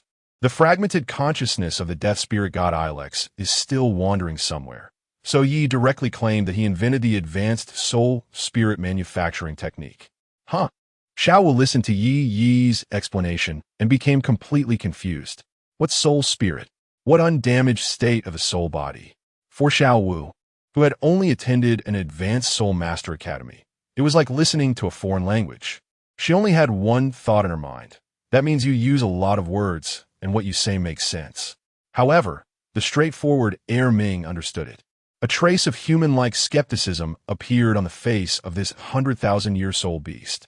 Big sister, this guy doesn't want to trick me into sacrificing myself to become his soul ring, does he? He was taken aback for a moment, looking seriously at the Titan Great Ape. All right, I didn't expect this thick-browed, big-eyed Titan Great Ape to be so clever. But one can't say it that way. Soul spirits and soul rings cannot be generalized. After becoming my advanced soul spirit, you still have your own body and soul. It's just that it means you have signed a contract with me. That's right. The advanced soul spirit manufacturing technique is essentially no different from the master pet contract. It's just that here, the master can gain the pet's power to generate a soul ring for himself. At this point, Xiao Wu's face really became conflicted. She only regretted not studying hard in school. Big sister, don't believe him. Even if I, Ming, get hunted down, turned into a specimen, and become someone else's soul ring, I would never agree to become this so-called soul spirit. Ming firmly rebutted, stating that if Yi wanted to force him today, he would rather self-destruct than let the other party succeed. From beginning to end, Ming had never considered a third option because the million-year soul rings on Yi's body proved his strength. How could I deceive you? The million-year soul ring on my body is how I got it. He didn't expect the Titan Great Ape's attitude to be so resolute, but he couldn't be forceful either. After all, his million-year soul ring only served a decorative purpose. If he really made it fight against this king of the forest, he might not be the opponent. Really? The Titan Great Ape Ming showed a skeptical expression. Would a million-year soul beast really be that foolish to voluntarily become a soul spirit for a human? After 1,000,000 years of soul power cultivation, what benefit would there be? You don't understand this. Once a soul beast cultivation reaches 100,000 years, the paths they can take are either to transform and rebuild or to become a fierce beast. However, to become a fierce beast, one must undergo a heavenly tribulation that requires at least 100,000 years of experience. And the more powerful the soul beast, the more terrifying the heavenly tribulation it must face. Yi's words made the Titan Great Ape's pupils constrict. How could he be so familiar with the cultivation of soul beasts? Even it didn't know these two paths before becoming a 100,000-year soul beast. Yet Yi was so familiar with them. Moreover, once you become a soul spirit, you will have no restrictions. If Yi were to tell Xiao Wu this, she would most likely not agree. But the Titan Great Ape was different. It was unwilling to transform, so the only path left was to endure the tribulation. However, no one could be sure they could pass the upcoming heavenly tribulation. But how can I be sure that I won't be restricted by you after becoming your soul spirit? The Titan Great Ape asked another question that was on its mind, even though what the other party said was very tempting. Because you have no other choice. Seeing the Titan Great Ape still hesitating, Yi sneered. In the next second, the million-year soul ring descended from the sky, and the crimson soul ring made Xiao Wu and Ming present feel a shiver in their souls. With both kindness and authority, Ye still understood a bit. Sure enough, when a million-year soul ring appeared, the Titan Great Ape's mountain-like body involuntarily knelt on the ground to show submission. It was definitely a million-year soul ring. At the very least, it was 90,000 years. The Titan Great Ape felt a warning in its heart, and then its expression became gloomy. In front of Yi, they had no capital to negotiate from the beginning. I agree. Chapter 21. The 100,000-year soul ring. One sword breaks 10,000 laws. Sure enough, seeing the Titan Great Ape voluntarily attracted by his charisma, Yi couldn't help but show a kind gaze. See? He just needed to make a move, and the 100,000-year soul beast willingly came to submit. Since that's the case, please sign your name on this soul spirit scroll. Then, Yi took out the scroll for the advanced soul spirit manufacturing technique. As long as the other party signed their name on it, the soul spirit would be completed. It was very convenient.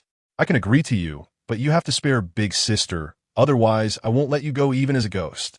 At this moment, Ming had already determined that its end was not going to be good.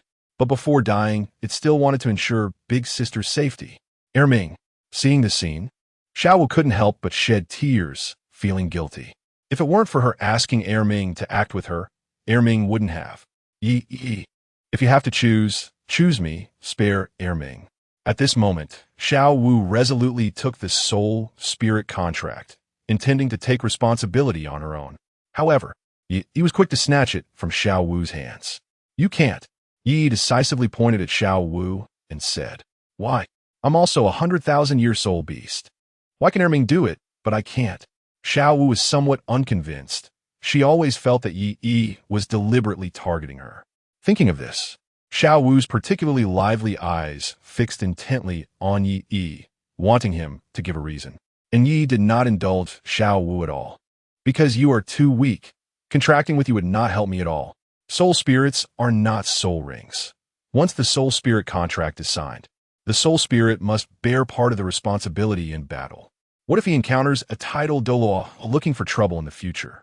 He could summon the 100,000-year Titan Great Ape to handle the situation.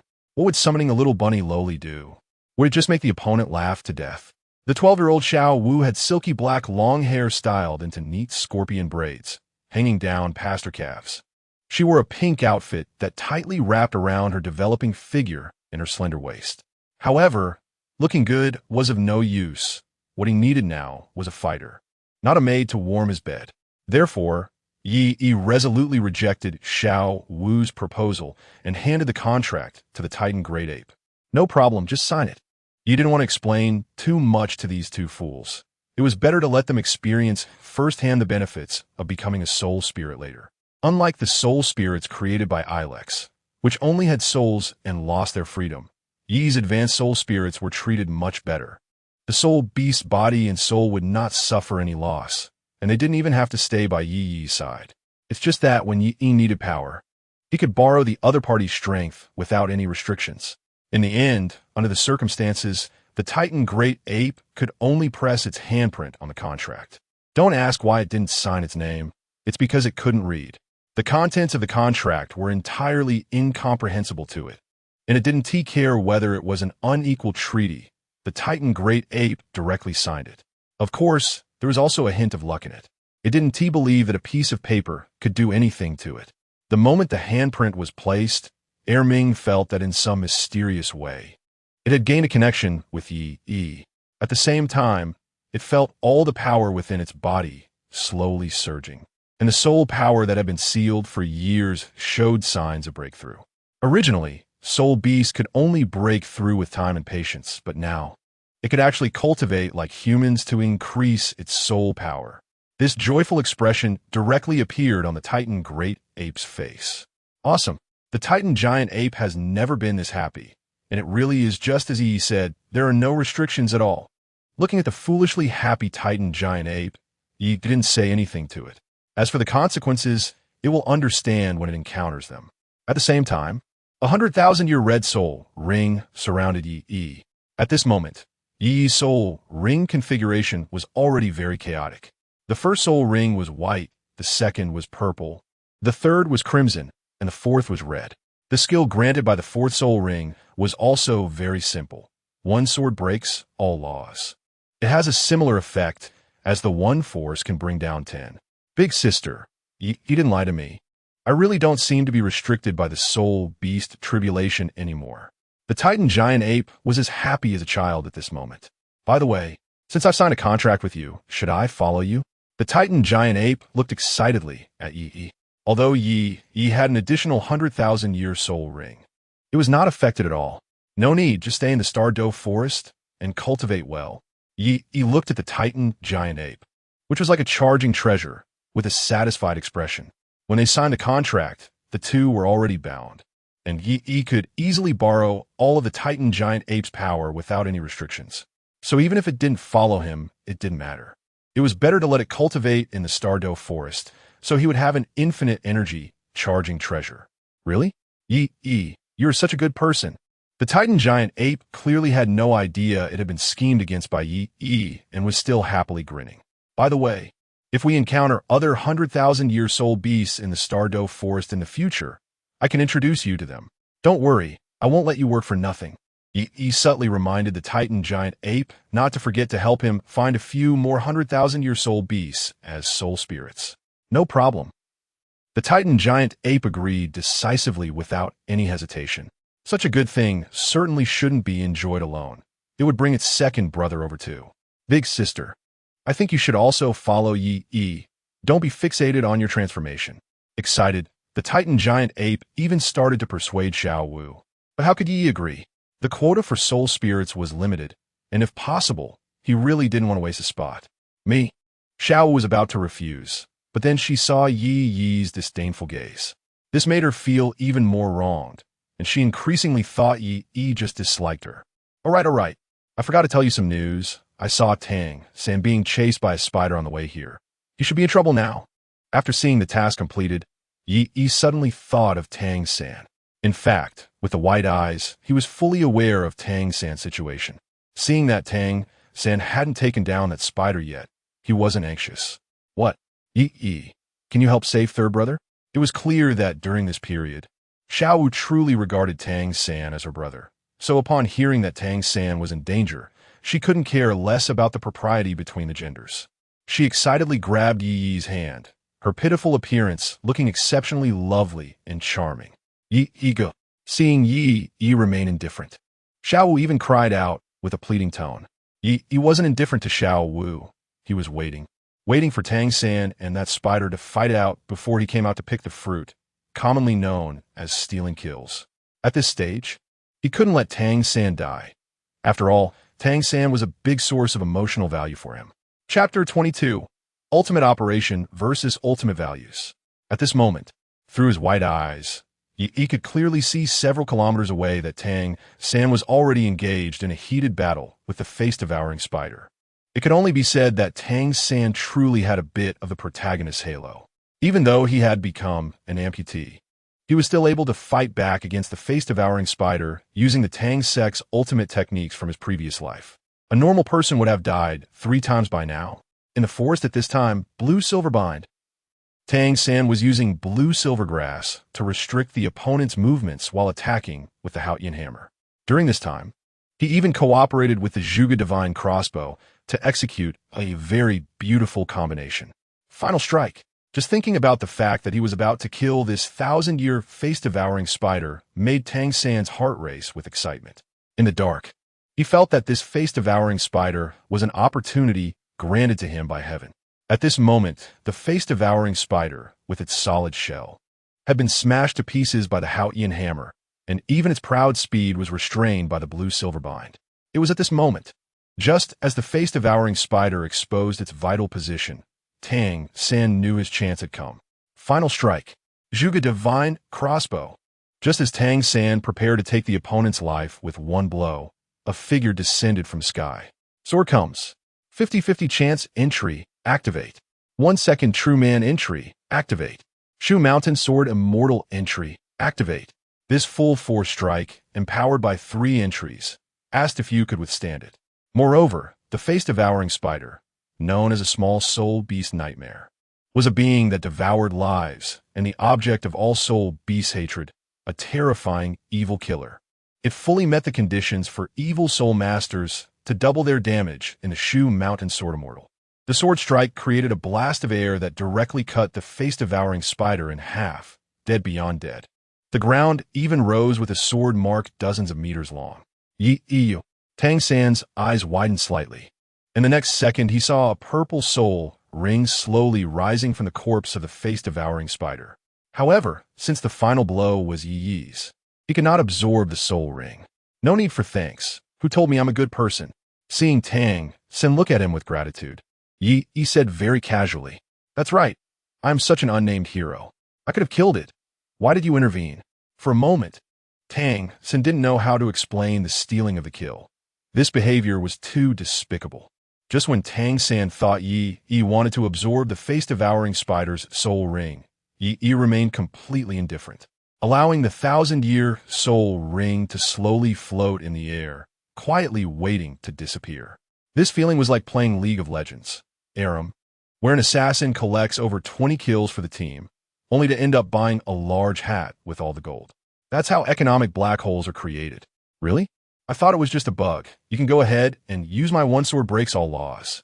He certainly knew Tang San could take it down. Otherwise, he wouldn't have come. After killing the face-devouring spider, he used his sword to pry open the opponent's corpse, seemingly searching for something. You wouldn't be hoping to find a soul bone on this face-devouring spider, would you? I advise you to forget it. Soul bones are incredibly precious and cannot possibly be produced from a 1,000-year soul beast. Tang San didn't hide his ridicule of Yi's naive thoughts. He was increasingly angry at Yi's sudden appearance and the act of stealing his soul ring. At this time, Tang San's double standard was already evident. In the original work, when Tang San and his group hunted the phoenix-tail coxcomb snake injured by the Dragon King and Snake Mother, they said, "Soul beasts in the Star-Do forest are unowned, and whoever kills it last is of course the one who owns it." But now, when Tang San had his life stolen from him by Yi's last blow, he felt that Yi's actions amounted to shamelessly snatching someone else's loot. On the other hand, seeing that Yi completely ignored his words and continued searching for something, the next second, Yi's sword hit a hard spot. Ka! He directly flipped his sword and lifted it up, and then one could see 8 limbs resembling spider legs, with a metallic texture, each one resembling a long spear. Wait, what is this? Tang San was momentarily stunned upon seeing this scene. No way. Didn't the teacher teach him otherwise? Didn't the teacher say that only those particularly powerful soul beasts had a chance to produce soul bones? But the person-faced demon spider in front of him was only about 2,000 years old, which shouldn't be enough time to produce a soul bone, right? He directly slapped his face with a harsh action, causing him pain. It's a bit ugly. Yi frowned. If possible, he didn't want to become something that was neither human nor ghost. The key point was that this thing was too ugly as an external soul bone. He was going to become a sword immortal of Shushan. Have you ever seen a sword immortal with a bunch of spider legs behind them? Could it be? Tang San instinctively felt hope when he heard Yi think the soul bone was too ugly. But the next second, Yi's words shattered Tang San's hope. If it's ugly, then forget it. I'll find an opportunity to change for a handsome soul bone later. Saying this, Yi began to directly absorb the 8 spider spears. Generally speaking, to absorb an external soul bone, one must absorb the soul ring of the soul beast that dropped this soul bone. And only after absorbing the soul ring can one absorb the soul bone. However, both Wu Yuhao and Tang Wulin successfully absorbed the external soul bone from the dark golden terraclaw bear without absorbing its soul ring. So it is possible to absorb the external soul bone without absorbing the soul ring of the soul beast that dropped it. During Yi's absorption of the soul bone, Zhao Wujin also brought people to chase after him. As soon as they arrived, they saw Yi absorbing something. Yi, what's wrong? Seeing the corpse of the person-faced demon spider in the distance, Ning Rongrong walked over with a worried expression and asked, "It's nothing. He's just absorbing a soul bone." Tang San said casually, but his heart was already bleeding. If it weren't for Yi suddenly barging in, this soul bone should have been his trophy. But now, he could only helplessly watch Yi absorb the soul bone. What a soul bone! Zhao Wujin's face changed drastically upon hearing this, looking at Yi in shock. What luck, to encounter something as precious as a soul bone even on the outskirts of the Stardo forest. One must know that he had spent most of his life without obtaining a single soul bone. Even some titled Douluo might not possess a soul bone. But today, Yi actually got one. Zhao Wujin's words only fueled Tang San's jealousy. At the same time, the emotional changes in Zhao Wujin and Tang San continuously provided Yi with emotional value. Everyone is here. Just then, a familiar figure hurriedly ran back from a distance. Xiao Wu. The Shrek group was delighted to see Xiao Wu. Chapter 23. The Stardo Forest incident concluded, returning to Canghui Academy. Xiao Wu, weren't you dead? How did you come back?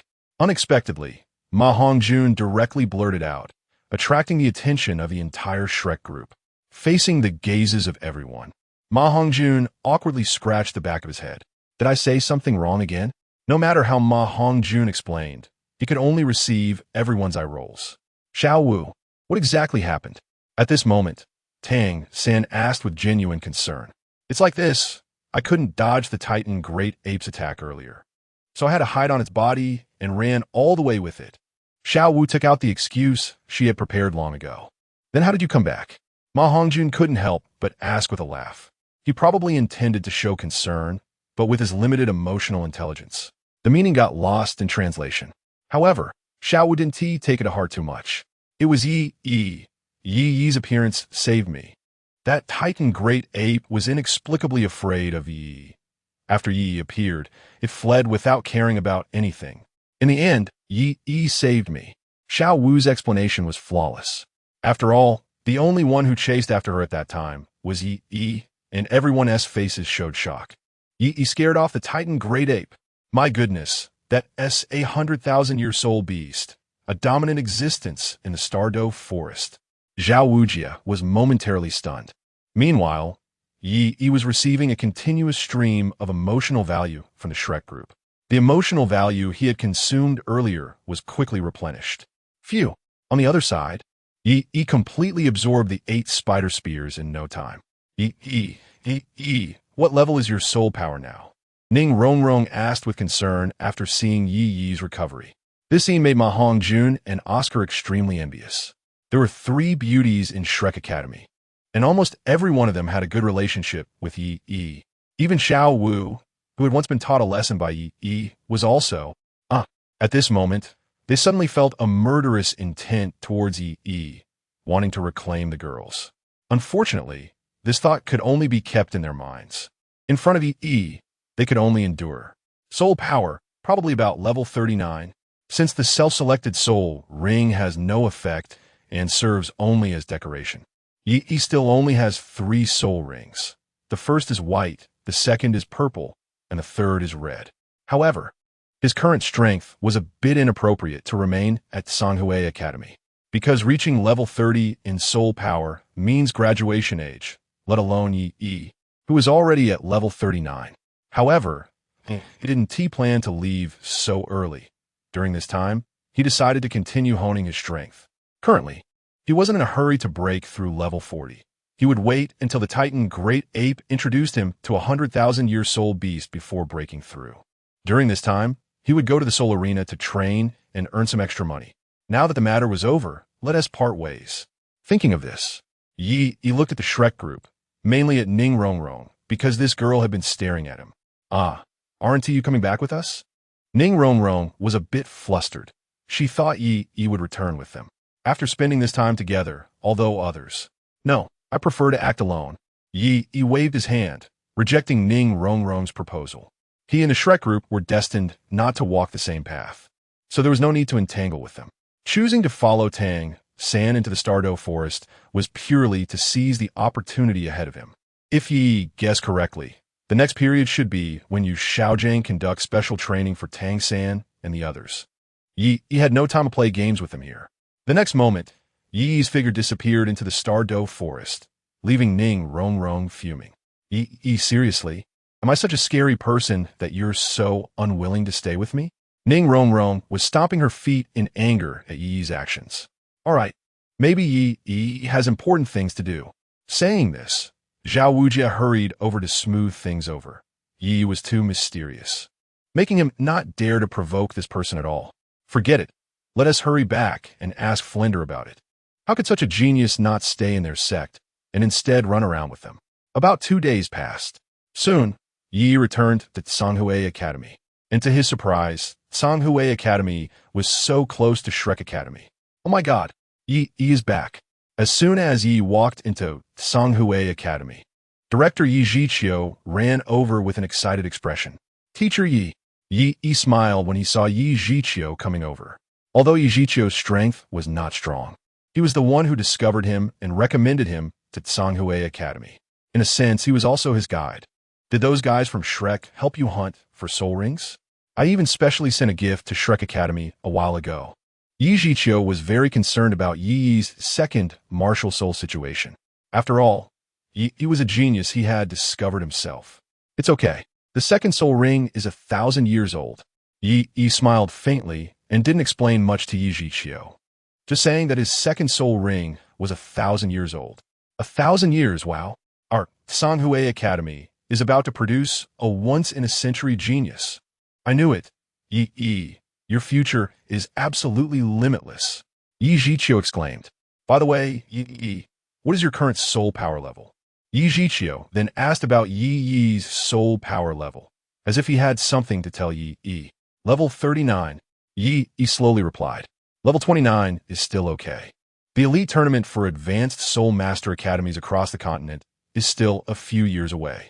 By then, you might really have a chance to participate. Yi Zhiqiu pondered for a moment. Wait, what level did you say?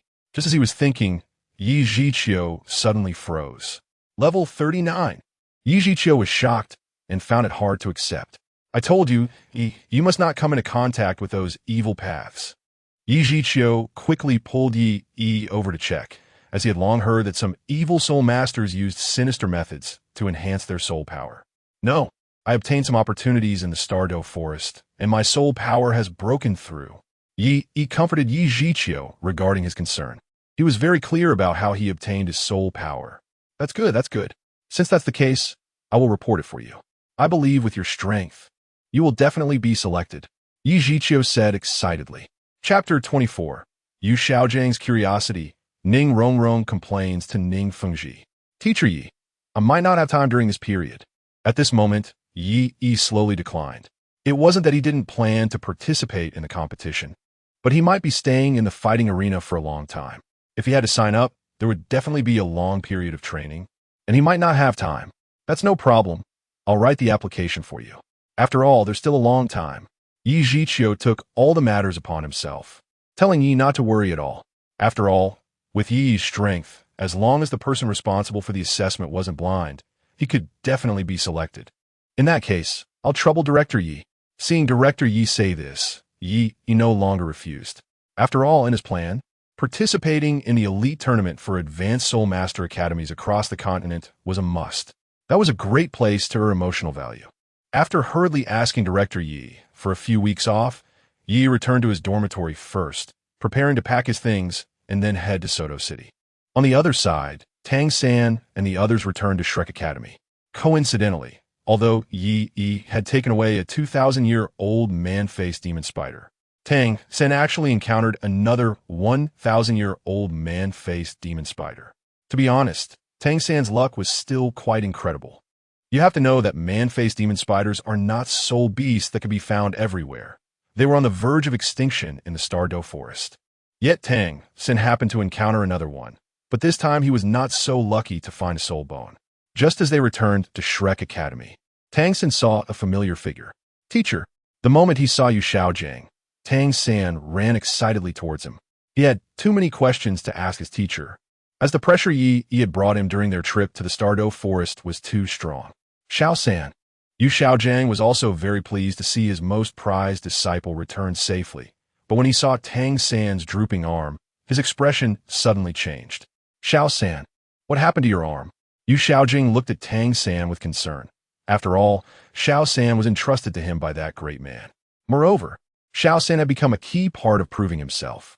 He had been abandoned by the Blue Lightning Tyrant Dragon family due to the failure of his martial soul. The three-headed blue dragon, and had dedicated his life to studying the essence of martial souls. Taking Tang San as a disciple was because he saw the extraordinary combination of Tang San's innate full-soul power blue silvergrass, which directly challenged the common belief that a useless martial soul couldn't have high soul power, making him a key case to validate his theory. He wanted to prove to those in the Blue Lightning Tyrant Dragon family that even a useless martial soul could become strong. So seeing Xiao San injured, Yu Xiaozhang's heart immediately became serious. It's a long story. Let's talk over there. Tang San knew this wasn't a place to talk. Not because he didn't trust the people of Shrek Academy, but because he wanted to discuss matters concerning Yi with his teacher. Now the people of Shrek had clearly divided into 3 factions. Among them, Ning Rongrong and Zhu Zhuqing leaned more towards Yi, while he, Dai Mubai, Ma Hongjun, and Oscar held opposing views. As for Xiao Wu, it seemed she should be neutral. Therefore, he couldn't say many things in front of everyone. No problem. Let's go over there to talk.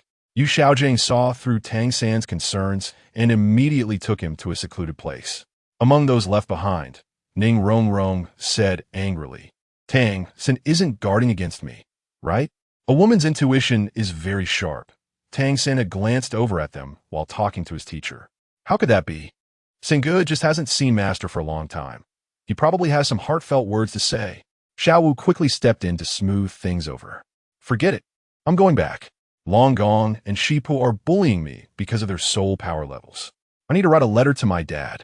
At this time, Ning Rongrong and the others were unaware that Long Gong and Shipu had already died at Yi's hands. Ning Rongrong still thought they had escaped, so she immediately prepared to write a letter to her father to complain. By the way, are you sure you're not trying to help Yi? Xiao Wu joked, as she had heard that Yi had stayed behind to face Long Gong and Shipu alone, who knew that as soon as Xiao Wu mentioned it. It seemed to reveal Ning Rongrong's little secret. Who wants to help him? Yi is a big bad guy. He didn't say a word to me when he left.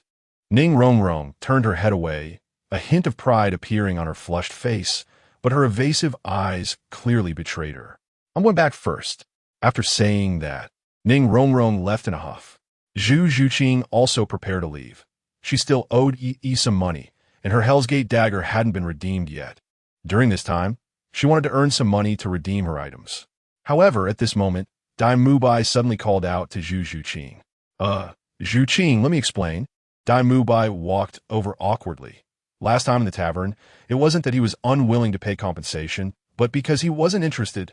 Unexpectedly, Zhu Zhuqing's expression was cold, and she had no intention of giving him any face at all. What Dai Mubai wanted to do with his money had nothing to do with her. After speaking, Zhu Zhuqing left Shrek Academy. The whole group at Shrek also dispersed unhappily. On the other side, Tang San slowly recounted the events that happened in the Star-Do Forest to Yu Xiaozhang. After listening to Tang San, Yu Xiaozhang fell into deep thought. If he wasn't mistaken, the person who injured your arm was very likely a twin martial soul. Although the other party did not reveal the true form of their martial soul at the time, there was a high probability that it was a dragon-type martial soul, because when facing the Titan giant ape, he had briefly used his second martial soul, so Tang San roughly deduced the type of the opponent's martial soul. Dragon-type martial soul. Yu Xiaozhang felt a bit tempted. If he could take Yi as a disciple, with Tang San and Yi's talents, plus his training, they might really create a miracle. Xiao San, does Yi have a master? I'm not sure, but since he is a student of Canghui Academy, he probably doesn't have a master. Tang San was initially puzzled about why his teacher was asking this, but he quickly realized. Teacher, are you thinking of taking him as a disciple? Tang San asked somewhat unwillingly, as the injury on his arm was caused by the other party. Yet his teacher wanted to take him as a disciple. Thinking of this, a trace of dissatisfaction arose in Tang San's heart. Don't worry, Xiao San. I will do my utmost to help you heal your arm. Yu Xiaozhang almost forgot about his disciple's injury and hurriedly explained. However, Yi indeed had some talent. Without a famous teacher to guide him, he could only explore on his own. Such a path is destined to be unsustainable. Yu Xiaozhang quickly emphasized the importance of having a good teacher. Many people still do not know how to properly use twin martial souls, and many have even gone astray because of the cultivation of twin martial souls. Yu Xiaogang did not believe that a teenager like Yi could master twin martial souls.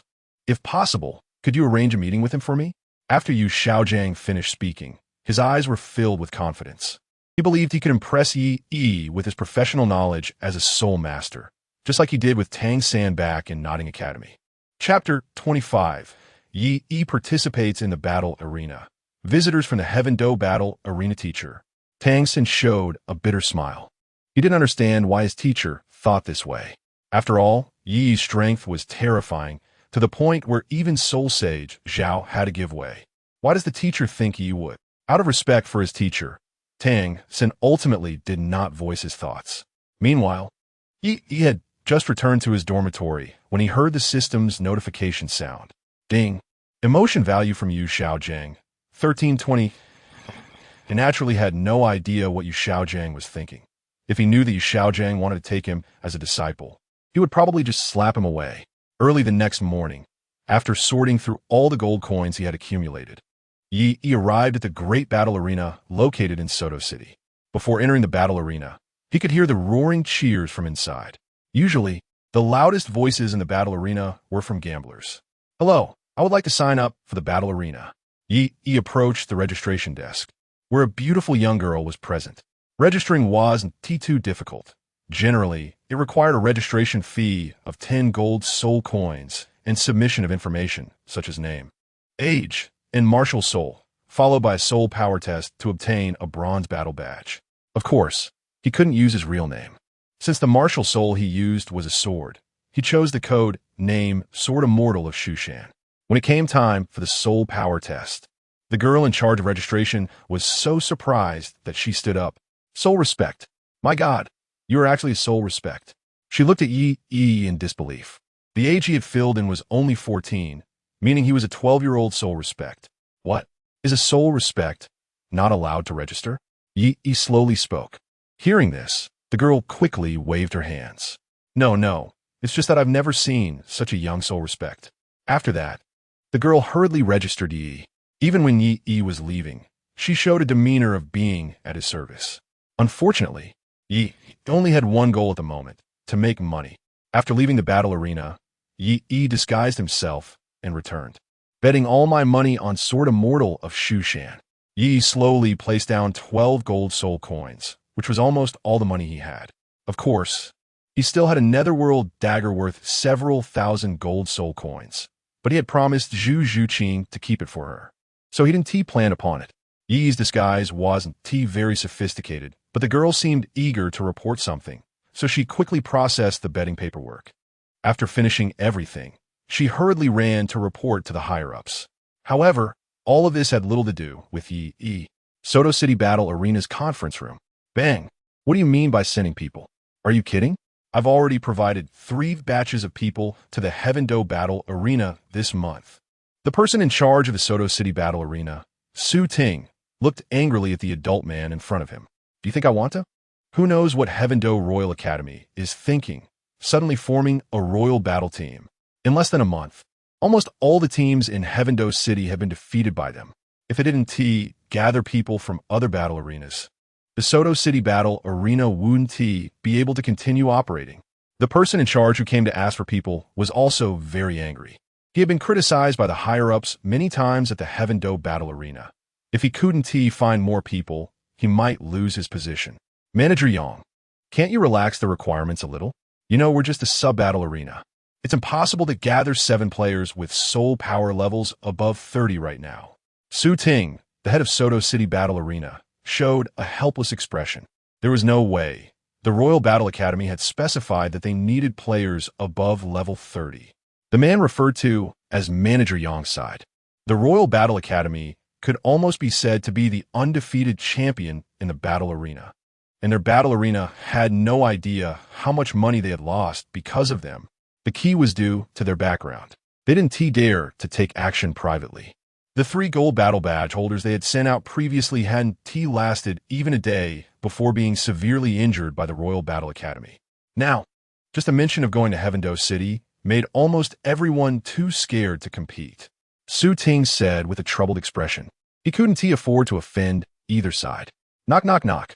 At that moment, There was an urgent knocking sound on the door. "Come in," Su Ting impatiently said. He had already made up his mind. No matter how good the conditions this Zhang offered, he wouldn't agree. The conference room door opened, and the girl who had just registered Ye walked in. "Director, I just found a contestant with exceptional potential. Here is the information he submitted during registration." Saying this, the girl hurriedly handed over Ye's registration information. "Just put it over there. Didn't I say to hand this directly to the evaluation department and let them handle it themselves?"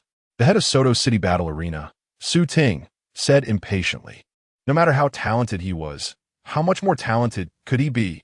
Could he be more abnormal than those people in Heavendo City? To say nothing more, just based on the information Su Ting had received, the lowest level among the Royal Battle Team members was a level 35 soul respect. Moreover, these people were all around 20 years old. "No, Master of the Hall. The person registered this time is a soul sovereign," the little girl quickly explained. "What is so curious about a soul sovereign? Don't we have plenty of soul sovereigns in Soto City?" Su Ting looked at his subordinate with a face full of reproach, feeling like he had lost all face in front of Manager Yang. "The little girl is inexperienced and hasn't seen many geniuses. Please don't take it to heart, Manager Yang." Su Ting looked apologetically at Manager Yang. Aside from the matter of wanting people, their relationship was still quite good. "It's nothing. I've seen this kind of thing a lot." Manager Yang, coming from Tiando City, had naturally seen too many so-called geniuses from small places. Not to mention, he had collected geniuses from various major cities in the Tiando Empire to send to Tiando City. Each of these people was arrogant, looking down on everyone. However, once they faced the Imperial Battle Team, none could last more than 10 minutes. Genius is merely the threshold to see them. What fuss? Let me see what kind of soul sovereign can make you exclaim like this. Su Ting casually picked up the registration form, originally intending to see what was going on, but as soon as he glanced at it, he instinctively blurted out a curse. What happened? Manager Yang keenly sensed something was off. As a soul emperor in his 40s, plus being able to manage a battle arena, Su Ting was certainly not a naive young man who could be shocked by a soul sovereign. "Oh, it's nothing, just an ordinary soul sovereign, clearly inexperienced." Su Ting's face was filled with embarrassment, but his hands were quite unclean as he prepared to put the registration form into a drawer. However, Manager Yang, coming from Tiando City and whose strength far surpassed Su Ting's, swiftly snatched the registration form away. He quickly scanned it, but when he saw the contents, his expression was also shocked. 14 years old, level 39 soul power. My goodness, you're not joking with me, right? Manager Yang rubbed his eyes, doubting whether he had read it wrong. Chapter 26. All in is a form of wisdom. How shameless. I say, old Yang, do you still have some face left? This is a person from our Soto City. Su Ting was furious. A 14-year-old soul sovereign. Such strength was not to mention in Tiando City, even among the Spirit Hall. It was top tier. How could such a talent appear in their small Soto City? What is yours and mine? They merely agreed to fight a match here. How could they be considered as people from Soto City? Manager Yang's face revealed a rare expression of excitement. He had been asked to find some talented soul masters to compete against the Imperial Battle Team established by the Tiando Royal Academy. He had been worried, after all. Talented soul masters were not like blue silvergrass. They couldn't just be found everywhere. Unexpectedly, he really found one. What match is this contestant named Yi in? Manager Yang looked at the receptionist girl responsible for receiving Yi. At the match at 8 o'clock later, his opponent is the captain of the Crazy Rhino team, a level 36 soul sovereign. The little girl, not daring to hide anything, quickly explained. Although this captain of the Crazy Rhino team is only a level 36 soul sovereign, he has already achieved 26 consecutive wins in the individual battle arena. As the person in charge of Soto City, Su Ting was naturally very familiar with the competitors here, so he quickly explained to Manager Yang. The most common in the battle arena are team battles and individual battles. Matches like deathmatch occur only once every few months. But when they do, they're very popular. Just right, I'm going to personally observe this. Manager Yang glanced at the current time. He still had time. I see this as the opponent's first time participating in the battle arena, so we shouldn't hold too high expectations. Su Ting, the person in charge of the Soto City battle arena, didn't hold out much hope. He felt that this should be one of the young masters from the three sects who had secretly come out. The harshness of the battle arena far exceeded what these young masters imagined. I say, Old Su, you're not being very fair.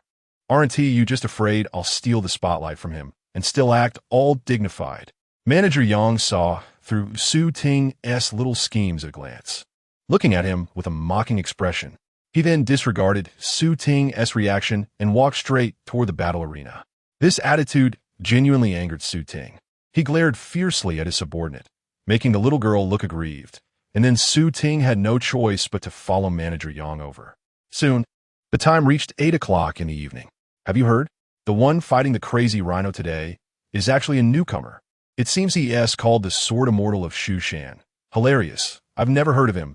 Is Shushan a famous mountain? I don't know. I've already bet 17 gold soul coins. Crazy Rhino is sure to win. 17 gold soul coins. Are you crazy? How will you live after this? You don't understand anything. The odds for both sides have already reached 3-1. Betting on Crazy Rhino is guaranteed profit. Still, that's the saying. 17 gold soul coins 1T make you poor, and 17 gold soul coins 1T make you rich. All in is a form of wisdom. At this moment, the excitement of the gamblers filled the stage. Although on paper, Ye's soul power level was 3 levels higher than his opponent, not many people still had faith in Ye. After all, his opponent Crazy Rhino was the king of 26 consecutive wins in the battle arena. Next, please welcome both competitors to the stage. As the match was about to begin, a host with pink twin tails slowly walked onto the stage with a sound amplification soul guide. His appearance made the entire venue even more lively. Next up is the captain of the Crazy Rhino team, Crazy Rhino, standing nearly 2 meters tall, coupled with a strong physique, and, just like his name, his martial soul is a top beast martial soul, the rhinoceros. Generally speaking, anyone associated with a rhinoceros is definitely not weak in terms of combat power, right? Brother Orange, Crazy Rhino, Crazy Rhino, Crazy Rhino, king of consecutive wins. King of consecutive wins. As soon as Crazy Rhino appeared, he was greeted with a tsunami of cheers, and he thoroughly enjoyed the atmosphere. In contrast, Ye was much more low-key. Firstly, he didn't particularly like this kind of atmosphere, feeling a sense of déjà vu of the ancient Roman Colosseum. However, thinking that this was a place to improve combat power and earn extra money, he endured it. Is this a mistake? Who would have thought that as soon as Ye appeared, the audience was stunned, because they realized that this Sword Immortal of Shushan was actually just a kid under 14 years old. No way. Did the Soto City Battle Arena take anyone in for money? How could just anyone come up here? The audience below expressed their dissatisfaction, and many even doubted the authenticity of the information provided by the battle arena. After all, how could there possibly be a level 39 soul sovereign under the age of 14? Even Crazy Rhino looked disdainfully at the young boy in front of him. Kid, I bet you haven't even graduated from the Advanced Soul Master Academy yet. Crazy Rhino completely disregarded Ye. As the king of consecutive wins in the Soto City Battle Arena, he naturally had his own confidence, boasting his sturdy and powerful rhinoceros martial soul, let alone a level 39 soul sovereign.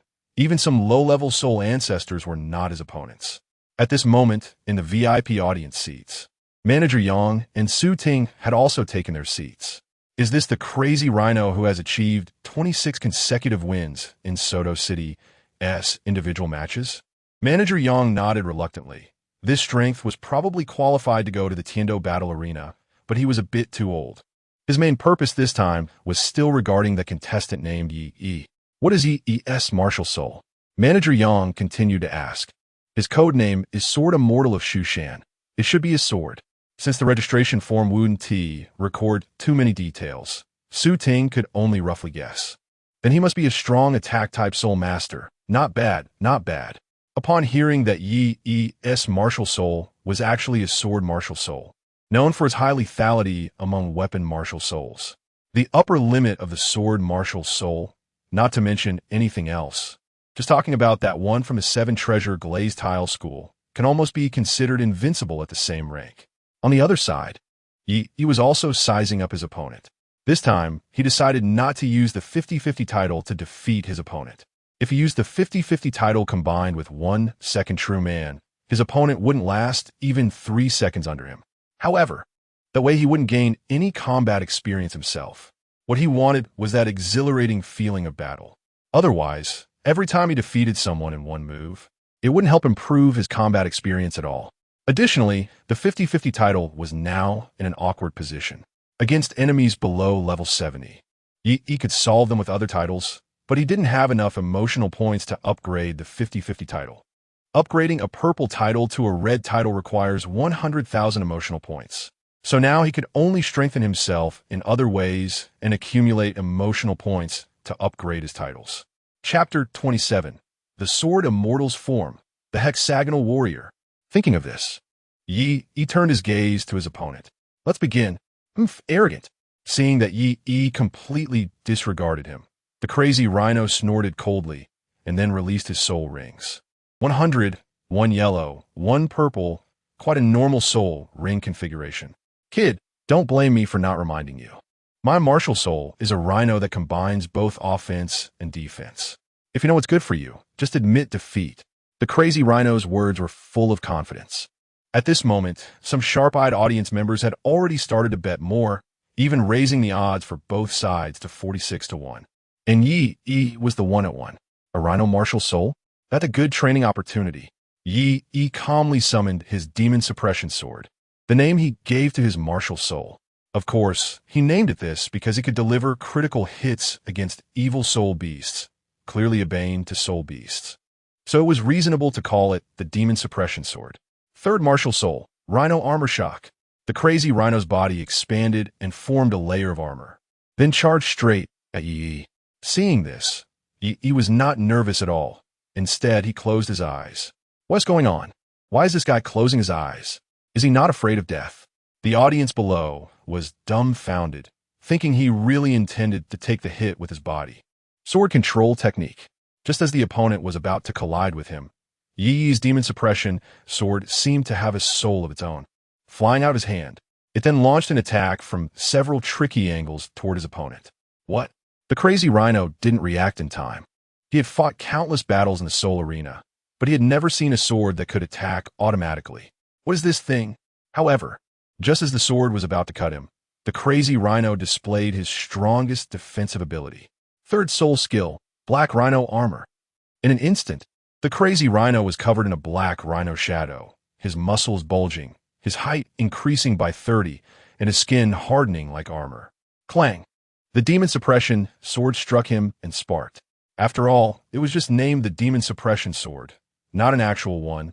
Otherwise, with that strike, whether he would survive or not would be another matter. In terms of martial soul quality, the demon suppression sword was not on par with the top-tier 7 killing sword. However, what made it strong was Ye's understanding of the sword. Break! Crack! The crazy rhino thought he had blocked the opponent's attack, but the next second, a massive sword intent instantly locked onto him. My armor! The crazy rhino's eyes widened in shock as he saw multiple cracks appear on his prized black rhino armor. At this moment, in the VIP audience area, what a sharp sword! Su Ting exclaimed as he watched Ye effortlessly break through his opponent's defense, feeling a mix of admiration. Compared to Ye's martial soul quality, it was comparable to that of a sword Douluo. No. At this moment, the higher-level soul master Yang, in charge of the arena, instantly recognized the real key. It wasn't the quality of the martial soul that was high, but the sword intent. Yang's expression was serious. He didn't dare to miss any details on the field. The moment the sword touched the armor, that layer of armor had already shattered. So this wasn't caused by the martial soul, but by the sword intent. Yang, coming from a big place like Heaven-Do City, naturally had a sharper eye than someone like Su Ting. It seems that there are successors to the sword Dao. Thinking of this, Yang felt a wave of emotion. Go find out which titled Douluo's disciple Ye is. Yang directly assumed that Ye was a disciple of a certain titled Douluo. After all, sword intent is not something that can be mastered just by having good talent. Without a guide, it might take decades to comprehend. All right, at this moment, the battle on the field was not over. Although a large piece of the crazy rhino's armor had shattered, it was not fatal due to Ye's mercy. No way, I must take this hit. The crazy rhino quickly assessed the situation. He couldn't let the opponent create distance. If they were going to fight, it had to be close combat to render the opponent's flying sword ineffective. This was where the superiority of his martial soul came into play. As a leading offensive martial soul, the sword martial soul's attack power was unquestionable. However, correspondingly, if there was no control-type soul master to create space for the opponent, a typical offensive soul master would have few opportunities to attack. After all, the opponent wouldn't just stand there and let you hit them. This is also why, in personal arenas, beast martial souls that combine offense and defense have a significant advantage over other martial souls. Offensive martial souls, if not fast enough, cannot create distance or limit the opponent's output. Agile offensive martial souls, if lacking in damage, will suffer endlessly against defensive martial souls. Control-type martial souls have a particularly awkward positioning. Normally, they lack damage, and in this version of Douluo, they're only meant to assist. Defensive martial souls, well, there is no need to say more. Their strength lies in defense, but they only excel in defense. The remaining auxiliary and food-type martial souls actually play a significant role. Of course, ultimately, it comes down to the tactics of the people in the Douluo world. A one-sided pursuit of mechanisms has significantly reduced combat effectiveness. According to Ye's understanding, defensive martial souls should act like the top laners in MOBA games, focusing on being able to tank and deal damage, rather than just being a punching bag for others to charge their abilities. Including agile offensive martial souls, besides agility attributes, attack attributes are also essential. They should be able to deal high damage while having significant mobility like an assassin. This is also why the advantage of twin martial souls is so pronounced. Assassin. The crazy rhino saw that Yi's sword was no longer in his hand and immediately thought of closing in for close combat. Oh no, Yi has been closed in on. At this moment, Su Ting and the audience looked on in disappointment and said, in the end, it's still a lack of experience. Strong offensive soul masters have high damage, but they don't have a defensive power of defensive soul masters. Moreover, with Yi's sword martial soul no longer in hand, it's going to be difficult to cope with the opponent's upcoming attacks. Su Ting shook his head and sighed. Byakugan. Activate. The agile footwork title Yi obtained earlier came into play. Although it was just a white title, it greatly improved his control over his body and allowed him to react better. The observation ability of Byakugan is extremely strong. Under its observation, Yi could clearly see the next move that the crazy rhino would make. The next second, Yi swung his fist toward a certain spot. This scene left the crazy rhino dumbfounded. What's going on? Is he just giving up? Isn't he a weapon martial soul? How did he just start going for hand-to-hand combat? Although he didn't understand, Quangxi didn't let this great opportunity slip away and charged directly at him. Chapter 28. Money Douluo. Yi. It's about to end. At this moment in the audience, Su Ting shook his head after seeing this. After all, he was a young man, and in terms of experience, he definitely couldn't compare to those seasoned fighters who had been battling in the soul arena for years. A weapon spirit master relies heavily on their weapon, and the soul ring enhancements are mostly on their weapon spirits. Yi's sword wouldn't be returning anytime soon, and he was now close to Quangxi. This match should be coming to an end. Just in time, Yi showed no hesitation and threw a punch directly at him. A real man should strike with all his might. Should I avoid his sharpness? Bang! The power of Yi's punch created a sonic boom, and the speed was so fast that the audience didn't react in time. Boom! Immediately after, Quangxi's body flew out of the arena like a falling meteor. His proud black rhinoceros armor was nearly shattered. Silence. The entire arena fell into a dead silence. The next second, the whole audience erupted. My God, what just happened? Quangxi was actually knocked away. This must be a joke. Wait, are you telling me this is a weapon spirit master? Aren't weapon spirit masters supposed to use their weapons to harass opponents? How did he just punch through the opponent's defenses? Yi's performance today completely changed everyone's preconceived notions about weapon spirit masters. Puffed. Quangxi, who was on the ground, hadn't stood up yet and spat out a mouthful of blood. His expression was still in disbelief. I don't understand. My rhinoceros spirit is known for its defense. How could it be so easily defeated? Quangxi couldn't comprehend how Yi, a sword user, managed to knock him back dozens of meters with a single punch. I also know a thing or two about fists and kicks. Facing Quangxi's incredulous gaze, Yi calmly replied, "Don't forget, the third soul ring of his demon sword is known for its power from the 100,000-year Titan Great Ape.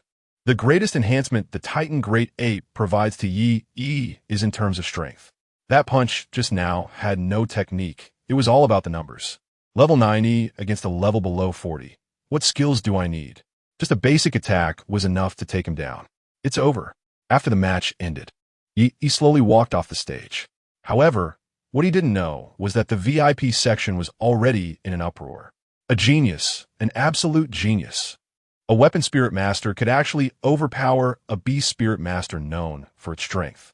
This Yi is the genius I want. Manager Yang looked at Yi with admiration. Such a person is truly a waste of talent staying in Soto City. This kind of person needs to go to Heaven-Do City to see the real world. Su Ting, help me arrange a meeting with that genius boy. Or maybe I should go find him myself. To prevent any delays, Manager Yang even decided to personally seek him out. Meanwhile, after the match, Yi quickly changed his clothes and went to the Soul Arena to collect his winnings. "Sir, your principal is 12 gold soul coins, and the final odds are 159. Here are your 190 gold soul coins and 8 silver soul coins." The young girl in charge of the betting handed nearly 200 gold soul coins to him with envy. For ordinary people, these 200 gold soul coins would be enough to last them 3 lifetimes. However, for Yi, 200 gold soul coins were still quite a bit less than he expected. Back in the day, Chen Daozi could use 20 coins to win 37 million. Tonight, Yi could similarly use 12 gold soul coins to win 10,000 gold soul coins. Just as Yi was about to pocket the gold soul coins and leave, a voice suddenly called out to him. "Friend Yi, please wait." Oh no. This call made Yi instinctively feel something was off. He turned around with a wary expression. "Manager Su, Manager Yang." The young girl behind Yi quickly greeted them respectfully upon seeing Manager Yang and Su Ting arrive. However, Manager Yang's attention was entirely on Yi. Truly, heroes emerge from Yang. I didn't expect such a genius soul master to appear in a small place like Soto City. Let me introduce myself. I am Yang Shuo, the manager of the Soul Arena in Heaven-Do City. Yang Shuo's cultivation had already reached the Soul Sage level, and since he didn't deliberately hide his identity, it was normal for him to be recognized. May I ask why Manager Yang called me? Generally speaking, the Soul Arena prohibits contestants from placing their own bets to prevent match fixing. However, Yi's expression was incredibly calm, showing no signs of panic at being caught. As the saying goes, those who mingle in society must have thick skin. However, Manager Yang was also quite shrewd. He didn't mind Yi's betting behavior at all. He even called over the young girl in charge. Our contestant Yi worked hard tonight. Why only give him 200 gold soul coins? Go! Bring 1,000 gold soul coins. What? Hearing this, Su Ting, the head of the Soto City Soul Arena, was completely stunned. He looked at Yang Shuo in disbelief. Wait, you're not using your own money, and you don't care at all? If there's anything to say, just say it. Yi waved his hand, his expression unchanged as he looked at the head of the Heaven-Do City Soul Arena. There's a saying, no merit, no reward. Besides, it's just 1,000 gold soul coins. With the speed I made money today, I can earn enough by the next match. That's right, Yang Shuo thought. Seeing Yi's expression remain unchanged, he greatly admired him. Many people would change their expressions upon hearing he was from the Heaven-Do City Soul Arena. But as soon as they heard 1,000 gold soul coins, their greed was no longer hidden. Among so many people, Yi was the calmest person he had ever seen. Seeing this, he informed Yi that the Heaven-Do City Soul Arena was collecting talented soul masters to participate in competitions. You're inviting me to participate in the Soul Arena competition in Heaven-Do City? Yi was stunned, not in a daze, but in thought. Was there such a plot in the original work? Soon, Yi realized that he remembered the plot in the original work where the group from the Royal Academy of Heaven-Do came to Soto City for the Soul Arena. It seemed like the Royal Fight team couldn't find opponents at the Heaven-Do City Soul Arena, and since the Shrek team was starting to shine, they chose Soto City to take a chance. If you are willing to participate, I can offer you a reward of 5,000 gold soul coins on behalf of our Heaven-Do City Soul Arena. Manager Yang offered what he thought was an exaggerated condition. 5,000 gold soul coins, and regardless of win or lose, as long as Yi participated, he would receive it. By the way, during the match, those gazes from the VIP section were from you, Manager Yang, right? Yi did not agree immediately, but instead asked in return. Chapter 29. Setting up Yi and the Soul Arena's collaboration. What keen observation! Manager Yang was somewhat surprised. As a soul sage, even if he couldn't hide himself, it wasn't something a mere soul master like Yi could detect. With such sharp observation skills, Manager Yang didn't even know how to describe Yi. Powerful attack power, excellent defense, monstrous strength, plus this unparalleled insight. This is simply an all-round talent, a hexagonal warrior. That's right, it's me. Seeing this, Manager Yang openly admitted, your strength is quite impressive. As long as you help our Soul Arena participate in a match against the Royal Fight team, I'll grant you a Golden Soul badge as an exception. Generally, newcomers need to achieve 5 consecutive victories or reach a specific badge level to enter the main Soul Arena for competition. But Yi was different. He was someone who had to beg to come here. Did Manager Yang not know that the Heavenly Do Royal Academy was officially the best academy in the entire Heavenly Do Empire? The strength of the Imperial Fighting Team, formed by those who graduated from there, was probably not to be underestimated. After Manager Yang finished speaking, Yi merely replied indifferently. Upon hearing this, Manager Yang panicked, realizing that Yi had no intention of participating. He immediately prepared to persuade him again. Unexpectedly, Yi slowly extended a finger. What I mean is, you need to pay more.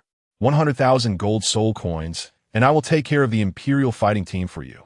This time, even Su Ting looked at Yi with a serious expression. Was this guy not just boasting? The members of the Imperial Fighting Team were extremely tricky, and the subordinates they trained in their own fighting arena were no match for them. Otherwise, they wouldn't have thought of hiring someone as a last resort. No problem. After careful consideration, Manager Yang decided to agree to Yi's terms. Not for any other reason, but simply because Yi's strength was worth that price. Others might be worth 5,000 gold soul coins, but Yi was completely worth it. However, he took Yi's claim of taking down the Imperial Fighting Team as a joke. He never really thought about actually eliminating the opponent. The travel expenses will all be covered by our fighting arena. I wonder when you have time, young friendy? Manager Yang looked at Yi, knowing that since it was decided, he would definitely go to Heavenly Do City then. I'm free these days. Yi had decided to agree to the other party's proposal from the beginning. After all, going to Heavenly Do City could earn him more emotional value, and fighting against the Imperial Fighting Team might unlock even more entries. Asking for more money was just a way to gain some benefits. In the end, he would still agree. In that case, it will be in 3 days. Someone will take you to Heavenly Do City in 3 days. Manager Yang breathed a sigh of relief when he saw Yi agree. Others were dispensable, but Yi was different. If possible, he naturally trusted Yi even more. By the way, old Su, don't forget the 1,000 gold soul coins. Hurry up and take them out for young friend Yi. Don't be stingy. Finally, Manager Yang urged Su Ting. Young friend Yi, don't be polite. This 1,000 gold soul coins is my personal sponsorship. It has nothing to do with the fighting arena's 100,000 gold soul coins. Once this was said, Su Ting realized what true shamelessness was. Wait, you're using our Sato City's money to leverage your own connections. You're really shameless. However, given the hierarchy, Su Ting could only obediently comply. Nevertheless, he had his own little calculations in mind. After all, the weekly income of the Sato City fighting arena was not even 1,000 gold soul coins. In the end, he only needed to report upward. At that time, he could just record it on the Sato City fighting arena's account. After Manager Yang left, he also prepared to leave. Today's earnings were quite considerable. After one match, he had almost 1,200 gold soul coins in hand. Please wait. Please wait. Just then, Su Ting chased after him from the fighting arena. Young Master Ye, I have something to trouble you with. The head of the Sato City fighting arena, Su Ting, approached with an apologetic expression. Young Master Ye, you're not going to Heavenly Do City for another 3 days, right? I was wondering if we could have a chance to cooperate. Su Ting hinted in various ways. What kind of cooperation could there be between the participating fighters and the manager of the fighting arena? The manager intervenes in gambling profits through manipulating match arrangements, forming a huge underground industry chain. As for fixing matches, I'm not interested in that. He thought the other party wanted him to fix a match, so he decisively refused. Unexpectedly, Su Ting became anxious. Of course not. There is no need to fix matches. I have some pretty good fighters here. All Silver Soul badge holders, with soul power levels around level 39. I wonder if you can handle it.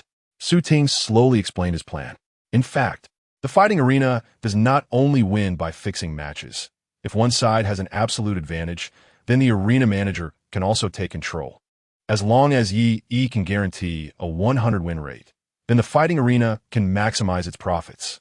When faced with Su Ting's inquiry, Ye merely smiled calmly. He naturally had absolute confidence, and Su Ting quickly understood.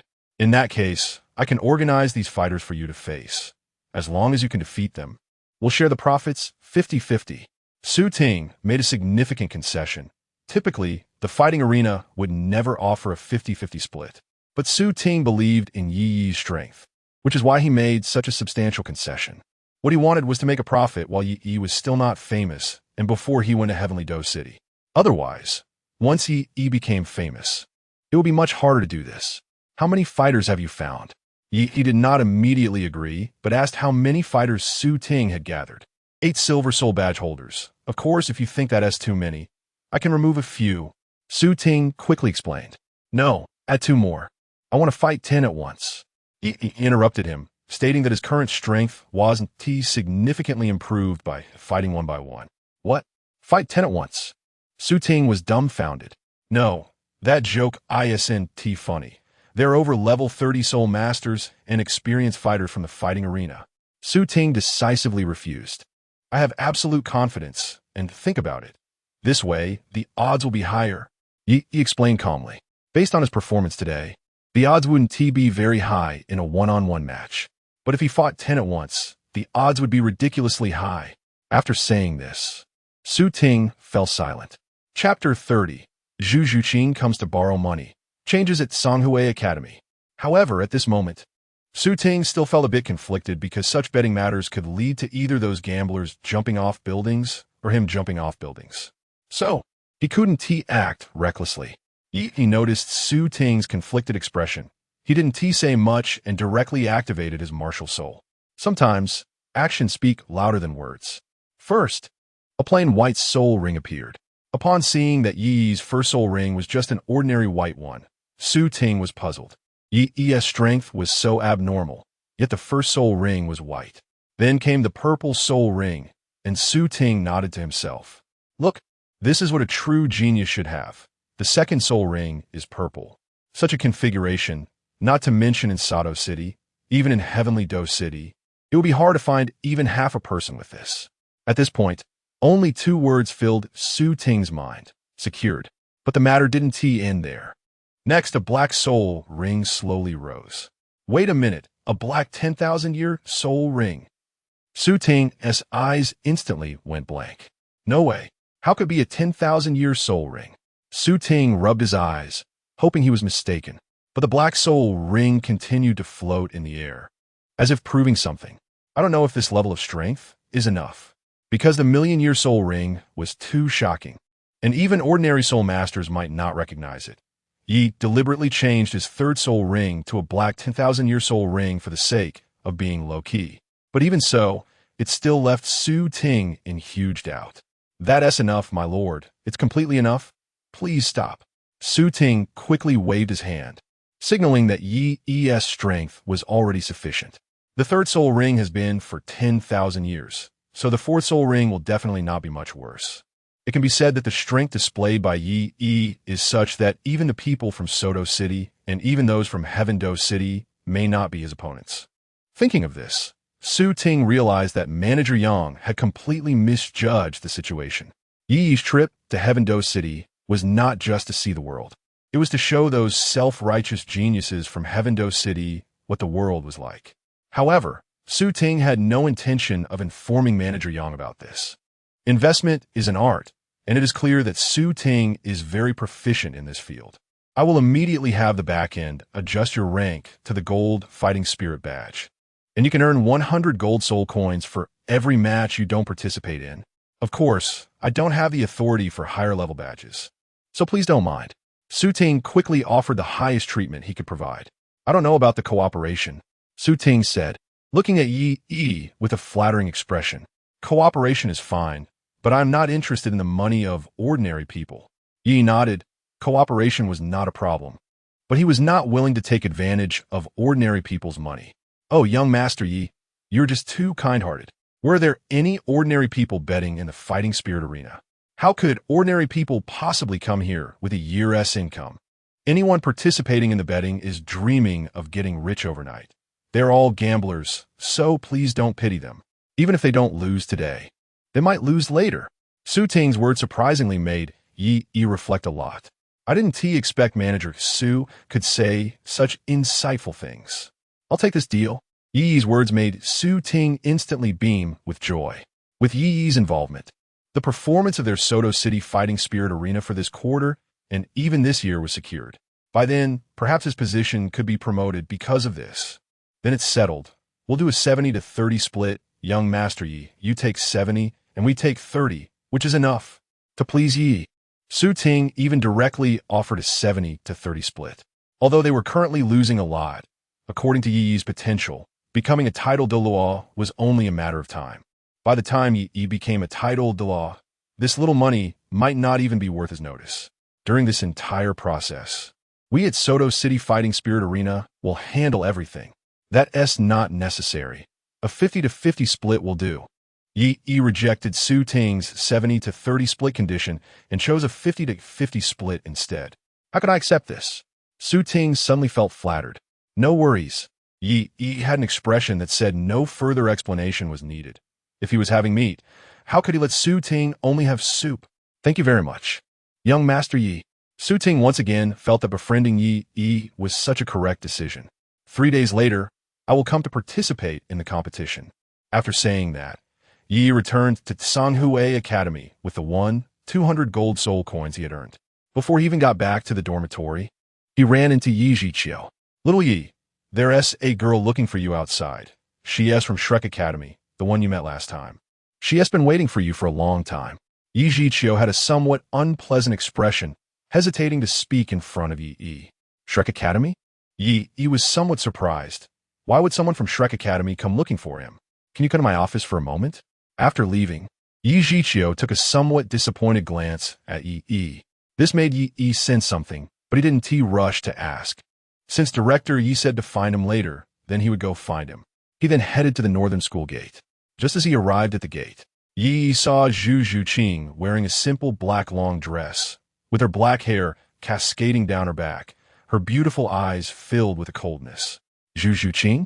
Yi was curious about why she came to find him. When Zhu Zhuqing saw Yi, her originally cold, beautiful eyes softened a little. She quickly walked over, looking conflicted as she faced Yi. Yi, could you lend me some money? Zhu Zhuqing's head involuntarily lowered as she spoke, and her voice became smaller and smaller. She really lacked confidence. After all, she still owed Yi some money, and coming to borrow money from him now seemed a bit unreasonable. She had thought about earning money herself, but a crucial problem stood in her way. That was, after she paid back all the money she owed Yi, she wouldn't even have enough for basic meals. Today, she wandered around Soto City, but couldn't find any decent job. Any place with a higher salary only valued her beauty, like wanting to keep her as a mistress. Thinking of this, a hint of disgust appeared in Zhu Zhuqing's eyes. Then she looked at Yi with determination. I will definitely pay you back. I can use myself as collateral. Zhu Zhuqing's eyes were resolute. Apart from herself, she had nothing else of value. It's just borrowing some money. It's not a big deal. We're friends after all. Yi quickly interrupted Zhu Zhuqing. He was taken aback by her bold words. Saying this, he directly took 200 gold soul coins from the 200 gold soul coins he had won today and handed the rest to Zhu Zhuqing. Chapter 31. Yi withdraws from school, recruitment by Lamba Academy. This is too much. When Zhu Zhuqing saw Yi take out so much money, she instinctively waved her hand. She already owed Yi several thousand gold soul coins. Now she owed even more. Don't worry, the previous amount was just said casually. The rest don't need to take it seriously. Yi smiled lightly. He only mentioned a compensation of 10,000 gold soul coins to intimidate Tang San and the others. He didn't expect that the people from Shrek Academy would make Zhao Wujin shoulder it alone. But thinking about it carefully, it was normal. After all, Zhao Wujin usually had a genuinely cold demeanor towards everyone. If you really want to make money, I still recommend you go to the fighting spirit arena. With your strength, it should not be a problem within the same rank. Although he lent Zhao Wujin money, Yi still gave her advice. Even if you don't participate in the betting, playing a few matches in the fighting spirit arena can earn you a considerable amount of money. Plus, it can also improve your strength. It's a win-win situation. I understand. Zhao Wujin nodded seriously. After finishing everything, Yi simply bid farewell to Zhao Wujin and headed to Director Ye's office. Knock, knock, knock. Director Ye, you called for me. Yi had gotten used to entering right after knocking on the door and immediately asked as he entered, "Has that girl left?" Yi Zhiqiu looked at Yi with a gratified expression. He had personally brought Yi to Canghui Academy back in the day. However, thinking about what he had to say next, Yi Zhiqiu's expression turned sorrowful. Regarding your participation in the Continental Advanced Soul Master Academy Elite Competition, I spoke with the school leaders above, but they rejected it. Thinking of this, Yi Zhiqiu was filled with anger. That Xinyan directly rejected my application. In Yi Zhiqiu's view, Xinyan had the strength of a soul sage, but lacked the vision. Yi's current potential could completely represent their Canghui Academy in the Continental Advanced Soul Master Academy Elite Competition. I see. Yi nodded. He thought to himself, no wonder Director Yi seemed resentful today. It turned out to be because of this. All 7 spots for our Canghui Academy were occupied by Xinyan alone, not even leaving a substitute position for anyone else. Yi Zhiqiu was most furious that the Continental Advanced Soul Master Academy Elite Competition allowed substitutes.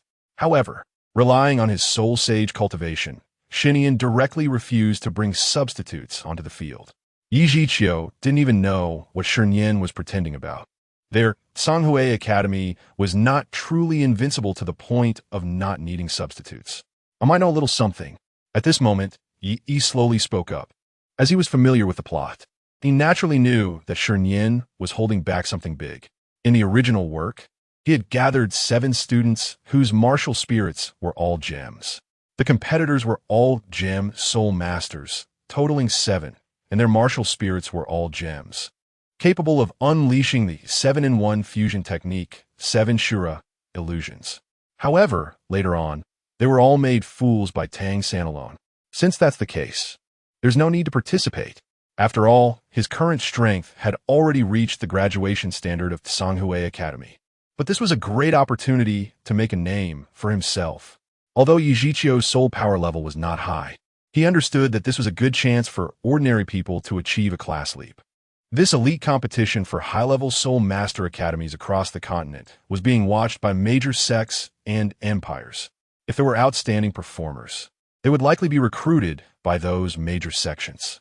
Although Hao Qian's sect was currently hidden and the Blue Lightning Tyrant Dragon family was a family legacy, many sects were still willing to accept some geniuses for their own use.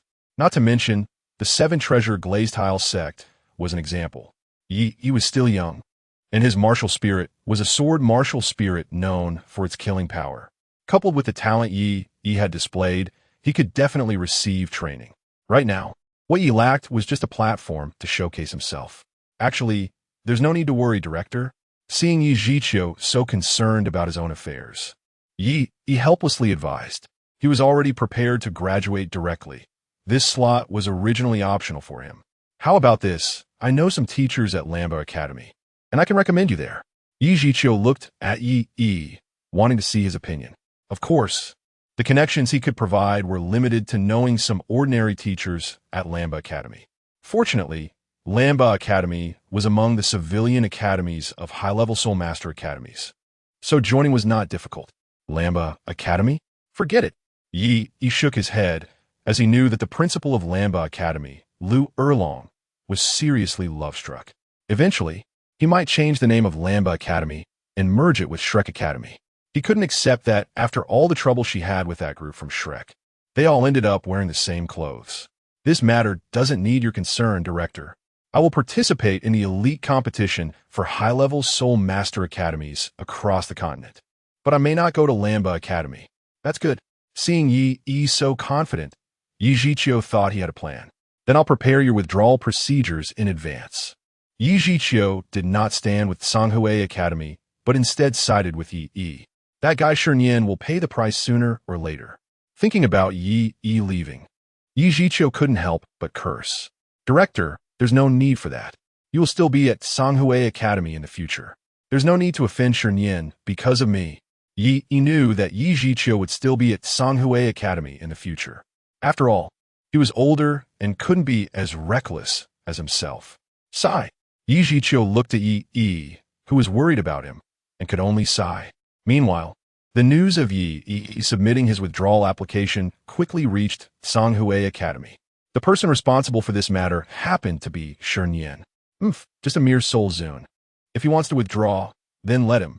Saying this, Shernyan did not hesitate to write his name on the withdrawal application. However, I heard that this student named Yi has good talent. Should we reconsider? Other teachers were somewhat conflicted. Moreover, the principal didn't know about this matter. Isn't it a bit inappropriate? What else could it be? Yi Zhiqiu wanted to push this Yi into our team for the elite competition of high-level Soul Master Academies across the continent. After I refused, he must have harbored resentment. Since he wants to withdraw, then let him withdraw. Shernyan didn't care at all. He had absolute confidence that this time, Canghui Academy was destined to achieve a good ranking in the elite competition of high-level Soul Master Academies across the continent. The 7-in-1 fusion technique. What other academy can achieve that? Perhaps even the people from the Tiando Royal Academy have never seen it before. Chapter 32. Mysteriously Confident Yu Xiaogang, Master of Investment. A day later, at Shrek Academy, Yu Xiaogang rarely gathered everyone from Shrek together. Originally, I planned to take you to the fighting arena after a while, after you train for some time, and then let you experience the fighting arena. Yu Xiaogang immediately stated the purpose of calling them over. In the past few days, Yu Xiaogang had been watching matches at the fighting arena, especially the recent rising star, Xu Shan Sword Immortal. He watched that match, and the potential and talent of this Xu Shan Sword Immortal were simply outrageous, even making him feel a desire to nurture talent. He wanted to take the other party as a disciple, as a chance for them to grow stronger.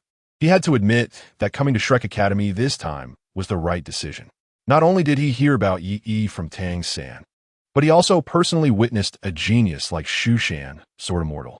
Sometimes what a person lacks the most is often what they want to obtain. Yu Xiaogang had suffered ridicule from his clan due to the negative mutation of his martial spirit, which led him to urgently want to prove himself. As long as he could train Tang San into a true powerhouse, he could prove that he was definitely not useless. Therefore, after seeing the talent of Yi and Xu Shan Sword Immortal, he felt a strong desire to nurture them.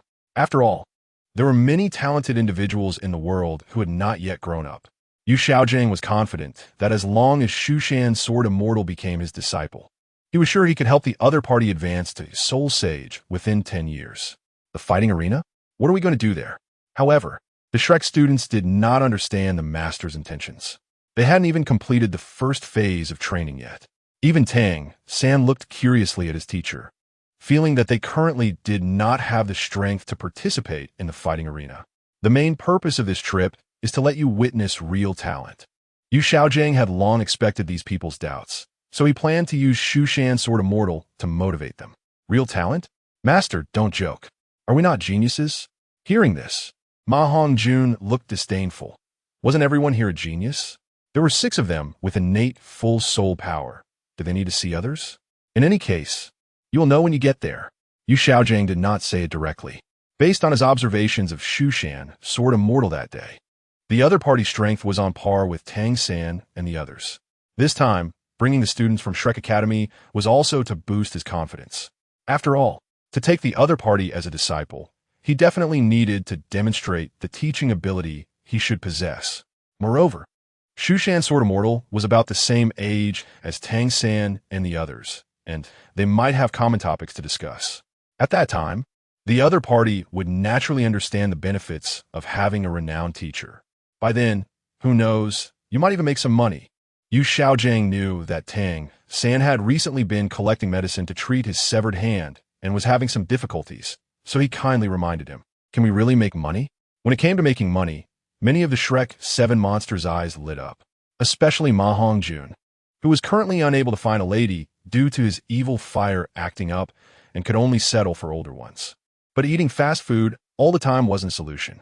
When he heard the master mention a way to make money, he immediately got excited and quickly asked, "Master, what is the fast way to make money?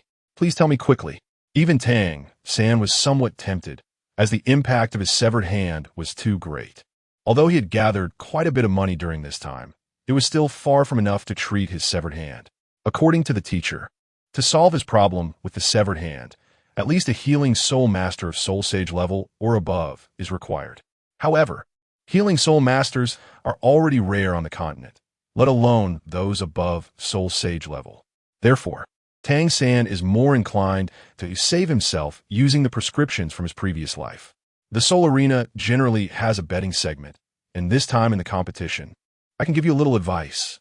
Although I can't guarantee that you'll make money 100, it should be pretty close. Xiaogang said confidently, although he is still unclear about who the opponent of the Shushan Sword Immortal is this time. He believes that judging who will win or lose is not a problem for him. Awesome, Master is awesome. Ma Hongjun and Oscar immediately got excited. Unlike others, they are poor, living paycheck to paycheck. This time, it can be said that their cheers were completely heartfelt. By the way, Zhu Zhuqing, aren't you in urgent need of money? This is a good opportunity. At this moment, Dai Mubai quickly looked at Zhu Zhuqing. Recently, he has been trying to mend his relationship with Zhu Zhuqing. Unfortunately, money is not what she wants. He can only call her by her name normally. Thinking of this, Dai Mubai couldn't help but feel angry, all because of that guy named Yi. If you need a bet, I can lend you some. You can pay me back later. Besides, didn't the master say he is very confident? Dai Mubai subtly gave the master some face.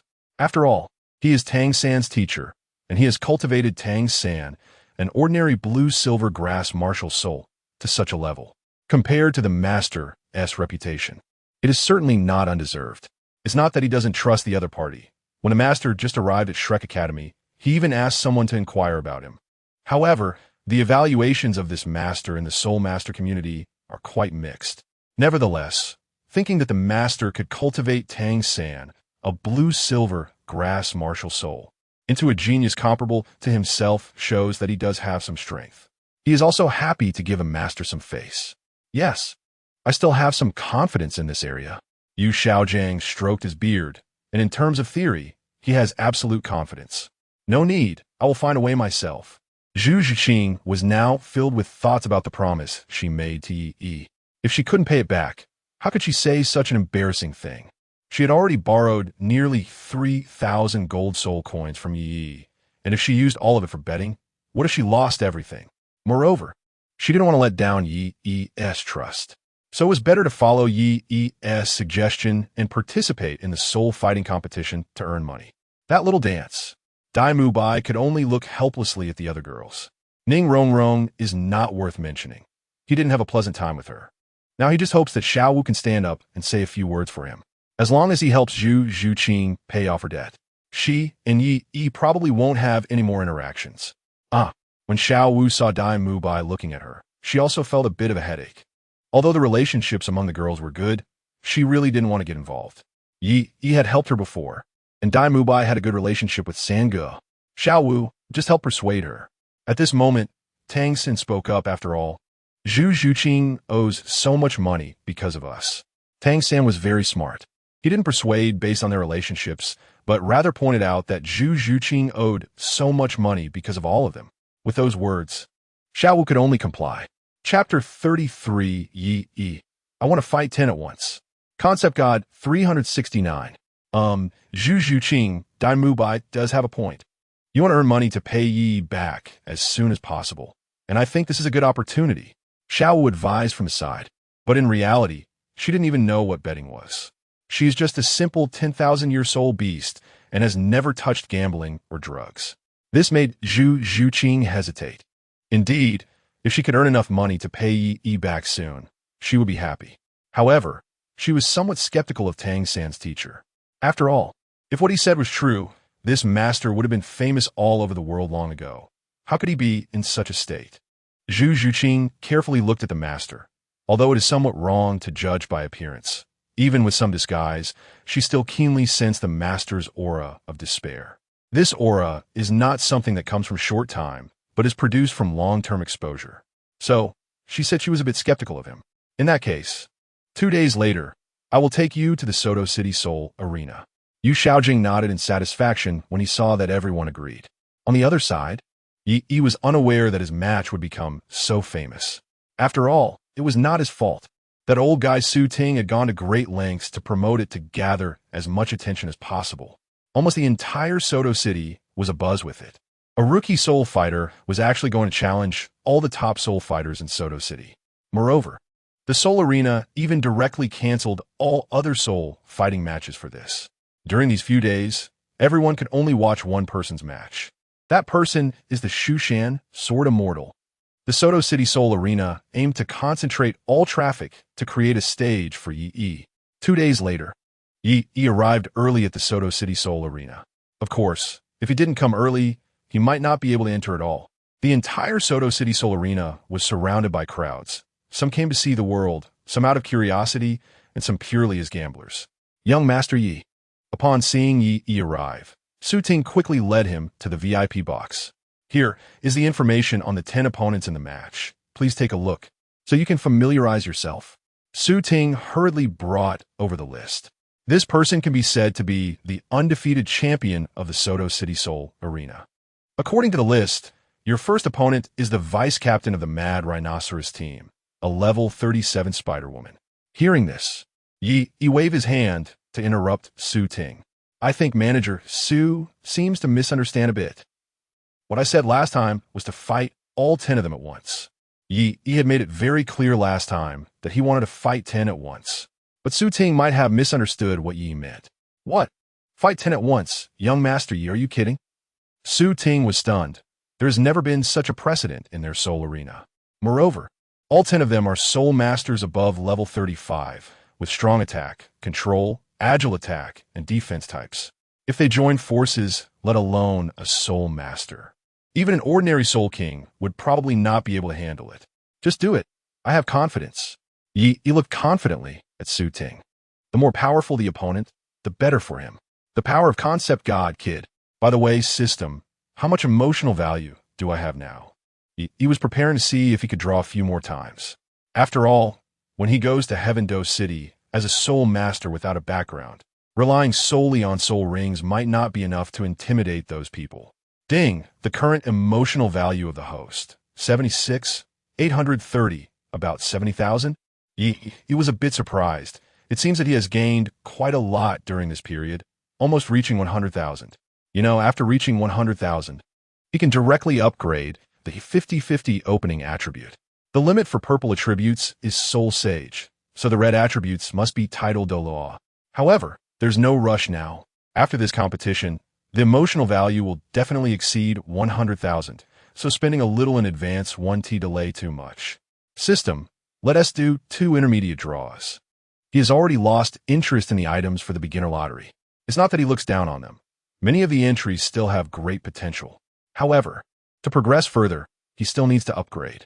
Ding, congratulations to the host for obtaining the purple entry 369. 369, purple entry quantified strength.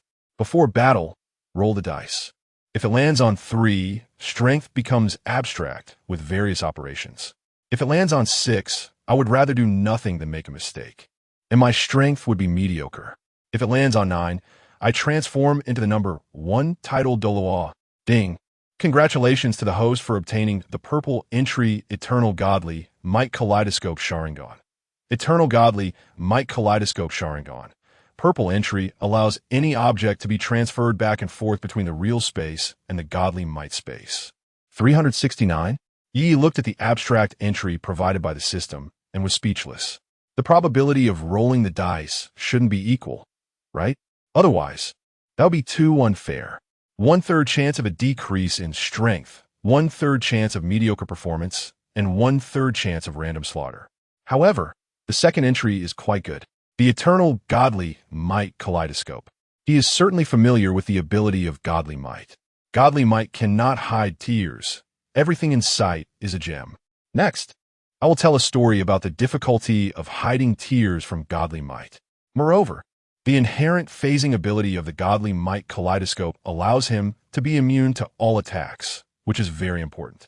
And with the godly might space available, even if he can't win, he can directly run into the godly might space. Su, go notify them. I believe that way the odds could be even higher. Yi's words got Su Ting very excited.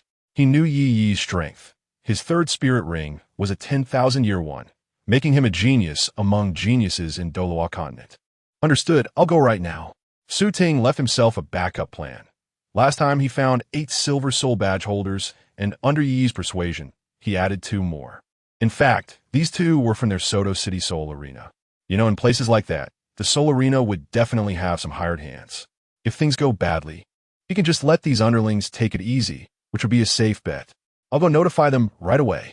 Su Ting even imagined how intense the match would be.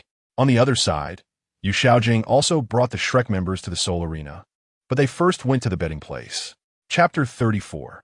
Either get rich overnight or take a walk on the rooftop.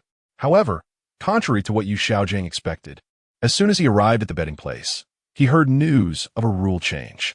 What? You say the Sword Immortal of Shushan wants to challenge 10 Silver Soul badge holders at once? Xiaogang looked as if he couldn't believe what he was hearing. Isn't that too arrogant? How does this guy called the Sword Immortal of Shushan dare to do that? The other Shrek members were also shocked upon hearing this. Especially Ma Hongjun. Isn't the Soto City Soul Arena taking money to throw the match? How could there be a 1-against-10 match under normal circumstances? Isn't that a direct crush? It's not that serious. The Soul Arena wouldn't gamble their reputation for a lifetime. At this moment, Xiaogang slowly spoke. However, I still don't recommend everyone bet on the Sword Immortal of Shushan. Xiaogang said slowly. When he first arrived, he intended to bet on the Sword Immortal of Shushan. But after hearing that the opponent wanted to challenge 10 silver soul holders at once, he changed his mind. Wood grows tall in the forest. The wind must destroy it. It seems that this future disciple of mine does not understand this principle. Xiaogang murmured to himself. However, this is normal. He had inquired beforehand that this Sword Immortal of Shushan had a mysterious background and might be around the same age as Xiao San and the others. It didn't seem like he had a master to guide him. Thinking of this, Xiaogang revealed a faint smile. Since that's the case, let him suffer a bit first, so he understands that being too young and impetuous is not a good thing. By the way, Xiao San, what do you think? Xiaogang suddenly looked at Tang San, as did the others. Generally speaking, Tang San could always give a lot of opinions at such times. But what happened to Tang San today? Xiao San, what's wrong? Dai Mubai walked over to look at Tang San, and he suddenly noticed that Tang San's arm was trembling. I must be seeing things, Dai Mubai reassured himself. Xiao San has always been fearless. He didn't even show fear when facing Yi. How could he be scared here? Have you heard of the name Shushan? At this moment, Tang San slowly raised his head, hiding his doubts, and casually asked, Shushan? I don't know. It should be a mountain in that small place, nothing special. Why are you asking this? Xiaogang found Tang San's question strange and was a bit puzzled. He was well versed in the geography of almost the entire continent, and a mountain he had never heard of must be just a small hill. No, Tang San shook his head. He wanted to explain something but thought better of it and gave up. That's Shushan. In my past life, it was a holy place in the hearts of all swordsmen, a colossal entity that slayed demons and saved the world. The Tang sect is just a bunch of ants compared to Shushan. This was also the reason he was suddenly shocked, but he did not plan to tell them about it. By the way, teacher, who did you say we should bet on? At this moment, Tang San looked at Xiaogang. Very simple. I recommend you bet on those 10 silver soul badge holders. Xiaogang unusually suggested that everyone bet on the opponents of the Sword Immortal of Shushan. I also think that as long as the Soul Arena doesn't play tricks, how could this Sword Immortal of Shushan possibly defeat 10 silver soul badge holders? Ma Hongjun was the first to stand up in agreement. He felt deep down that this was impossible, especially against 10 seasoned soul ancestors. Dai, can you defeat 10 soul ancestors at once? Then Ma Hongjun looked at the one with the highest spirit power level among them, Dai Mubai. Dai Mubai felt a bit awkward. This fat guy, why does he always ask me? Dai Mubai couldn't help but complain in his heart. However, out of good grace, he replied slowly, 3 or 4 wouldn't be a problem, but for 10, if they cooperate, even a soul zone wouldn't dare to say they could win. Dai Mubai's clever answer neither violated the facts nor lost face. However, if that's the case, why is the Soul Arena holding this match? Xiao was a bit puzzled. If this were really the case, what was the purpose of the Soto City Soul Arena holding this match? Of course, to let you watch the match. What else could it be? It's to fool you naive little white rabbits. Ma Hongjun looked at Xiao Wu with a mocking expression. It was clearly a scam, targeting those with little experience. Ma Hongjun's self-proclaimed humorous remark unexpectedly earned him a collective eye roll from everyone.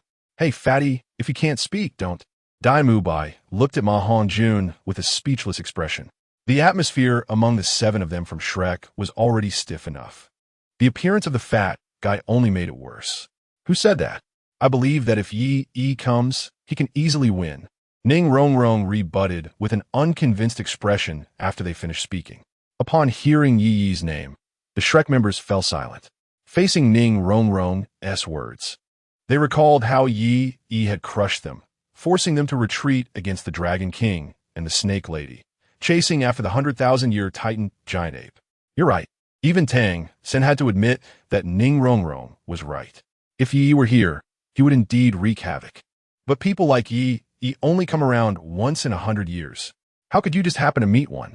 Tang San retorted.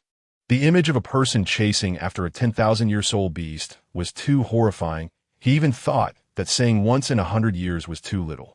Third brother is right. Xiao Wu thought of the legendary million-year soul ring on Yi and nodded in agreement. It's not just 100 years. Not even one has been seen in 10,000 years.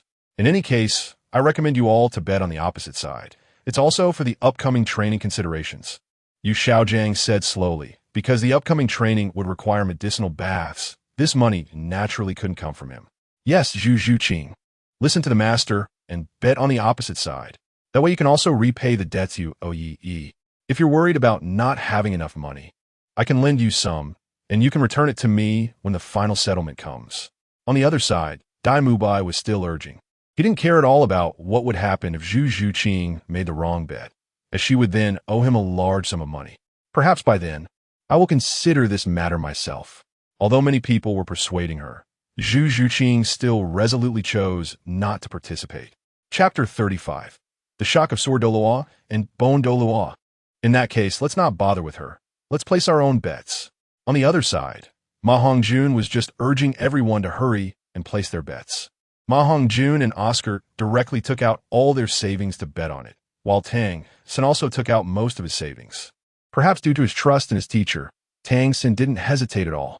Dai Mubai, on the other hand, boldly chose to bet 5,000 gold soul coins.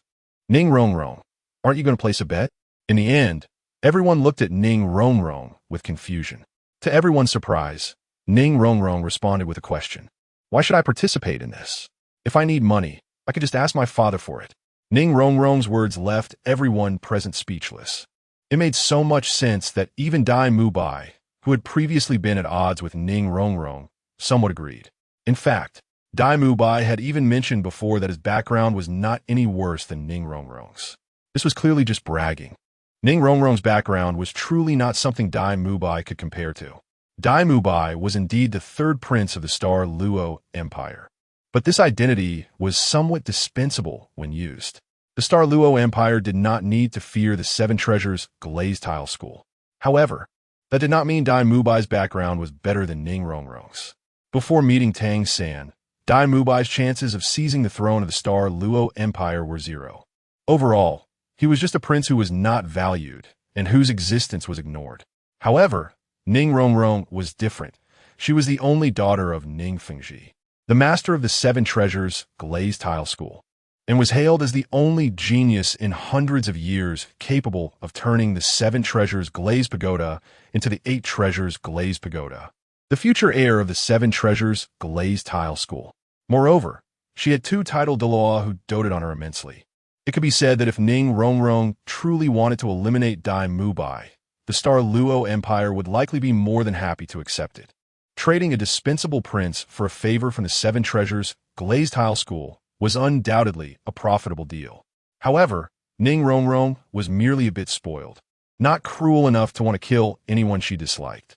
I wonder if Dad has received my letter.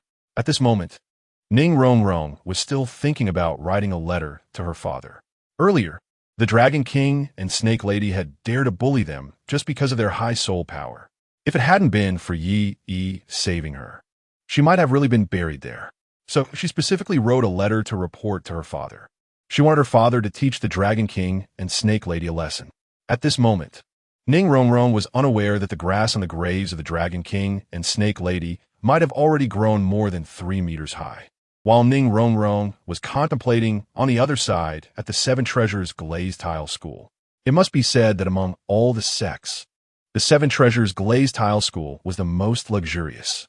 Just the main hall of the sect surpassed the others by an unknown number of times. At this moment, within the Seven Treasures Glazed Tile School, a very handsome and elegant man dressed in a spotless white robe, looking to be in his 40s, was carefully reading an envelope.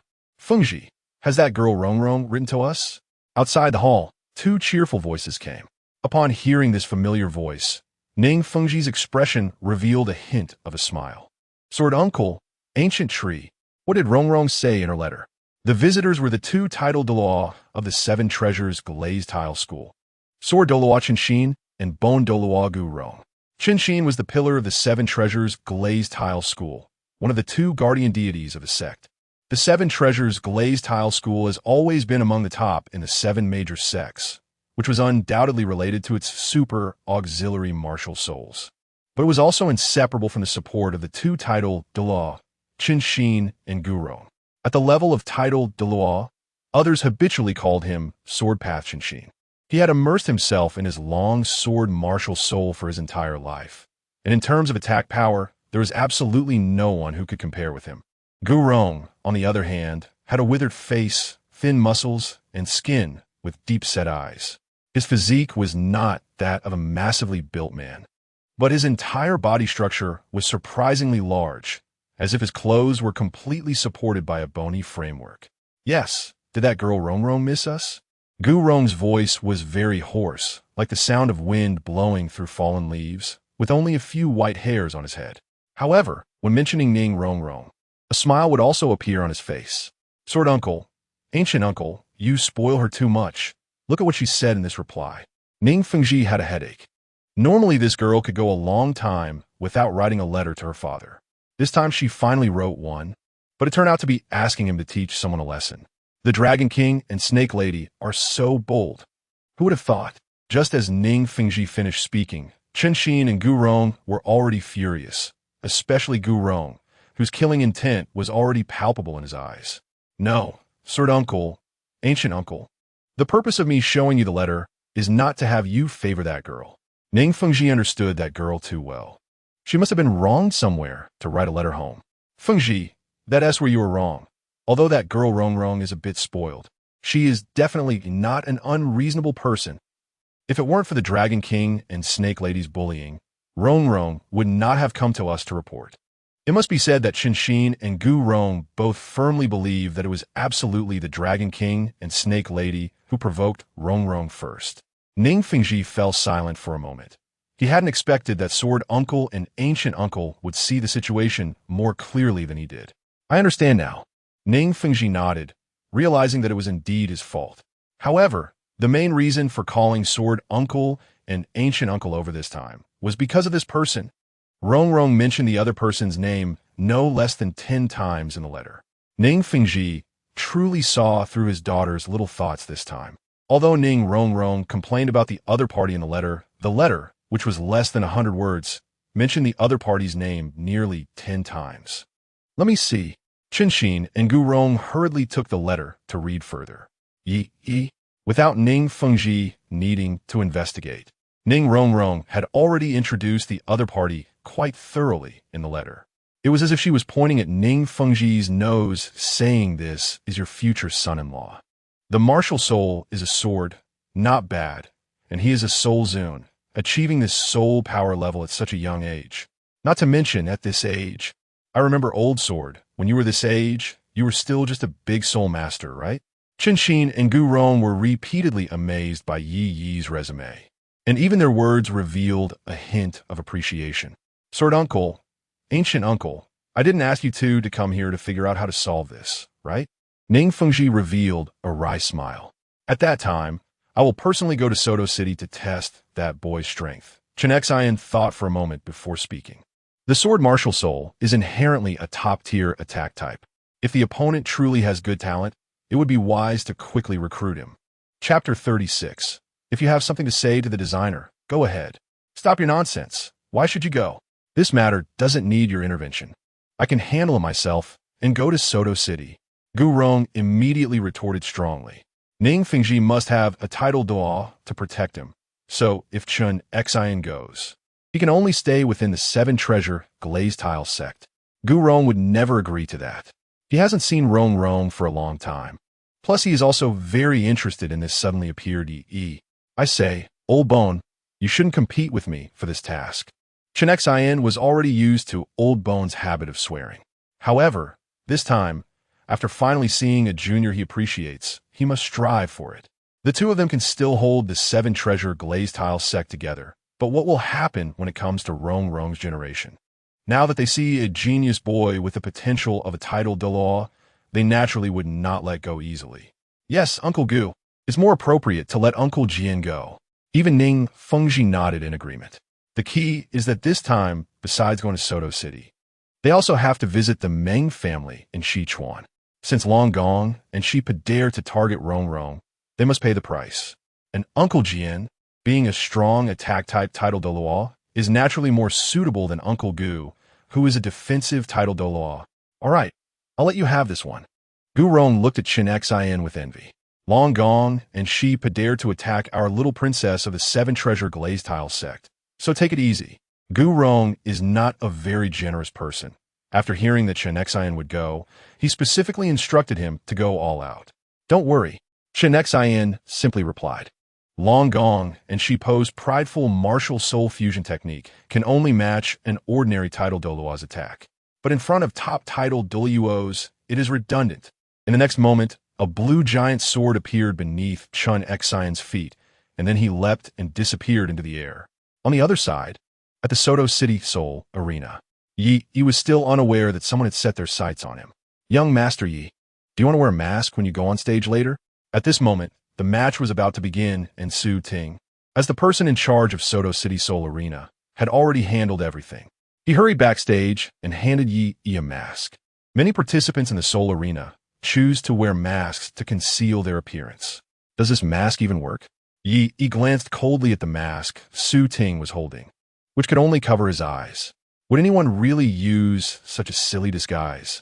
You couldn't even fool the village ant, let alone anyone else. Just go directly. Saying that, Yi walked out from backstage. At this moment, the Soto City Soul Arena was indeed crowded with people. The two competing parties slowly walked onto the stage.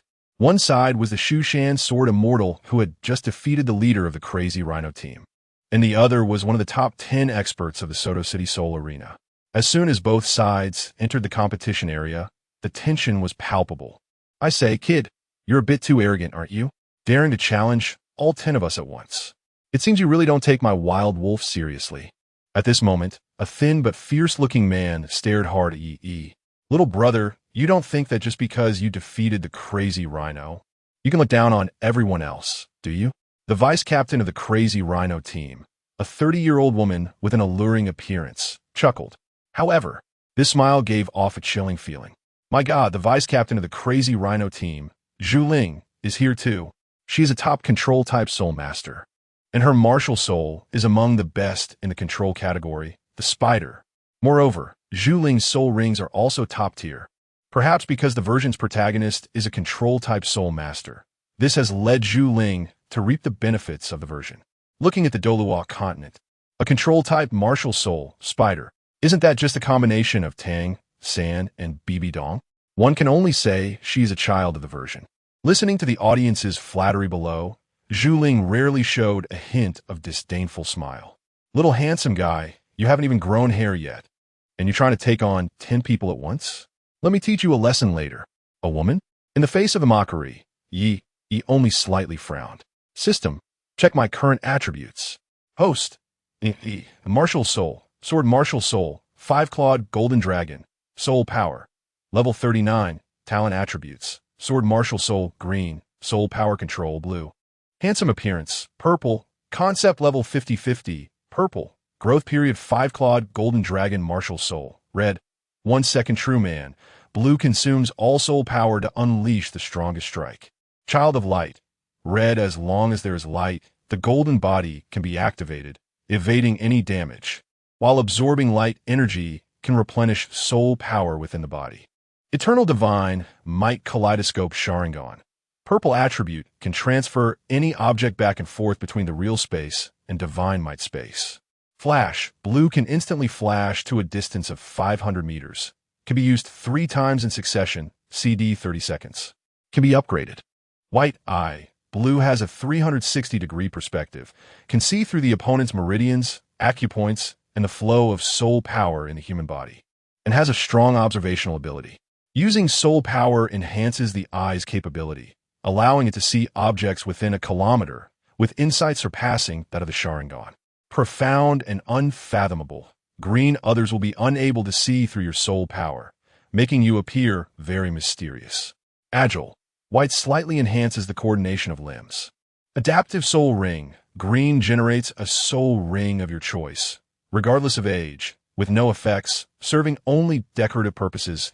A 10,000-year soul ring is impressive, but I have a 100-million-year soul ring. Advanced soul spirit manufacturing technique. Purple improved based on the necromancer sacred law of Ilix.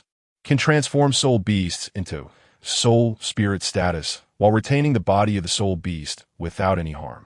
Shushan sword immortal. Purple. The essence of the Shushan sword immortal.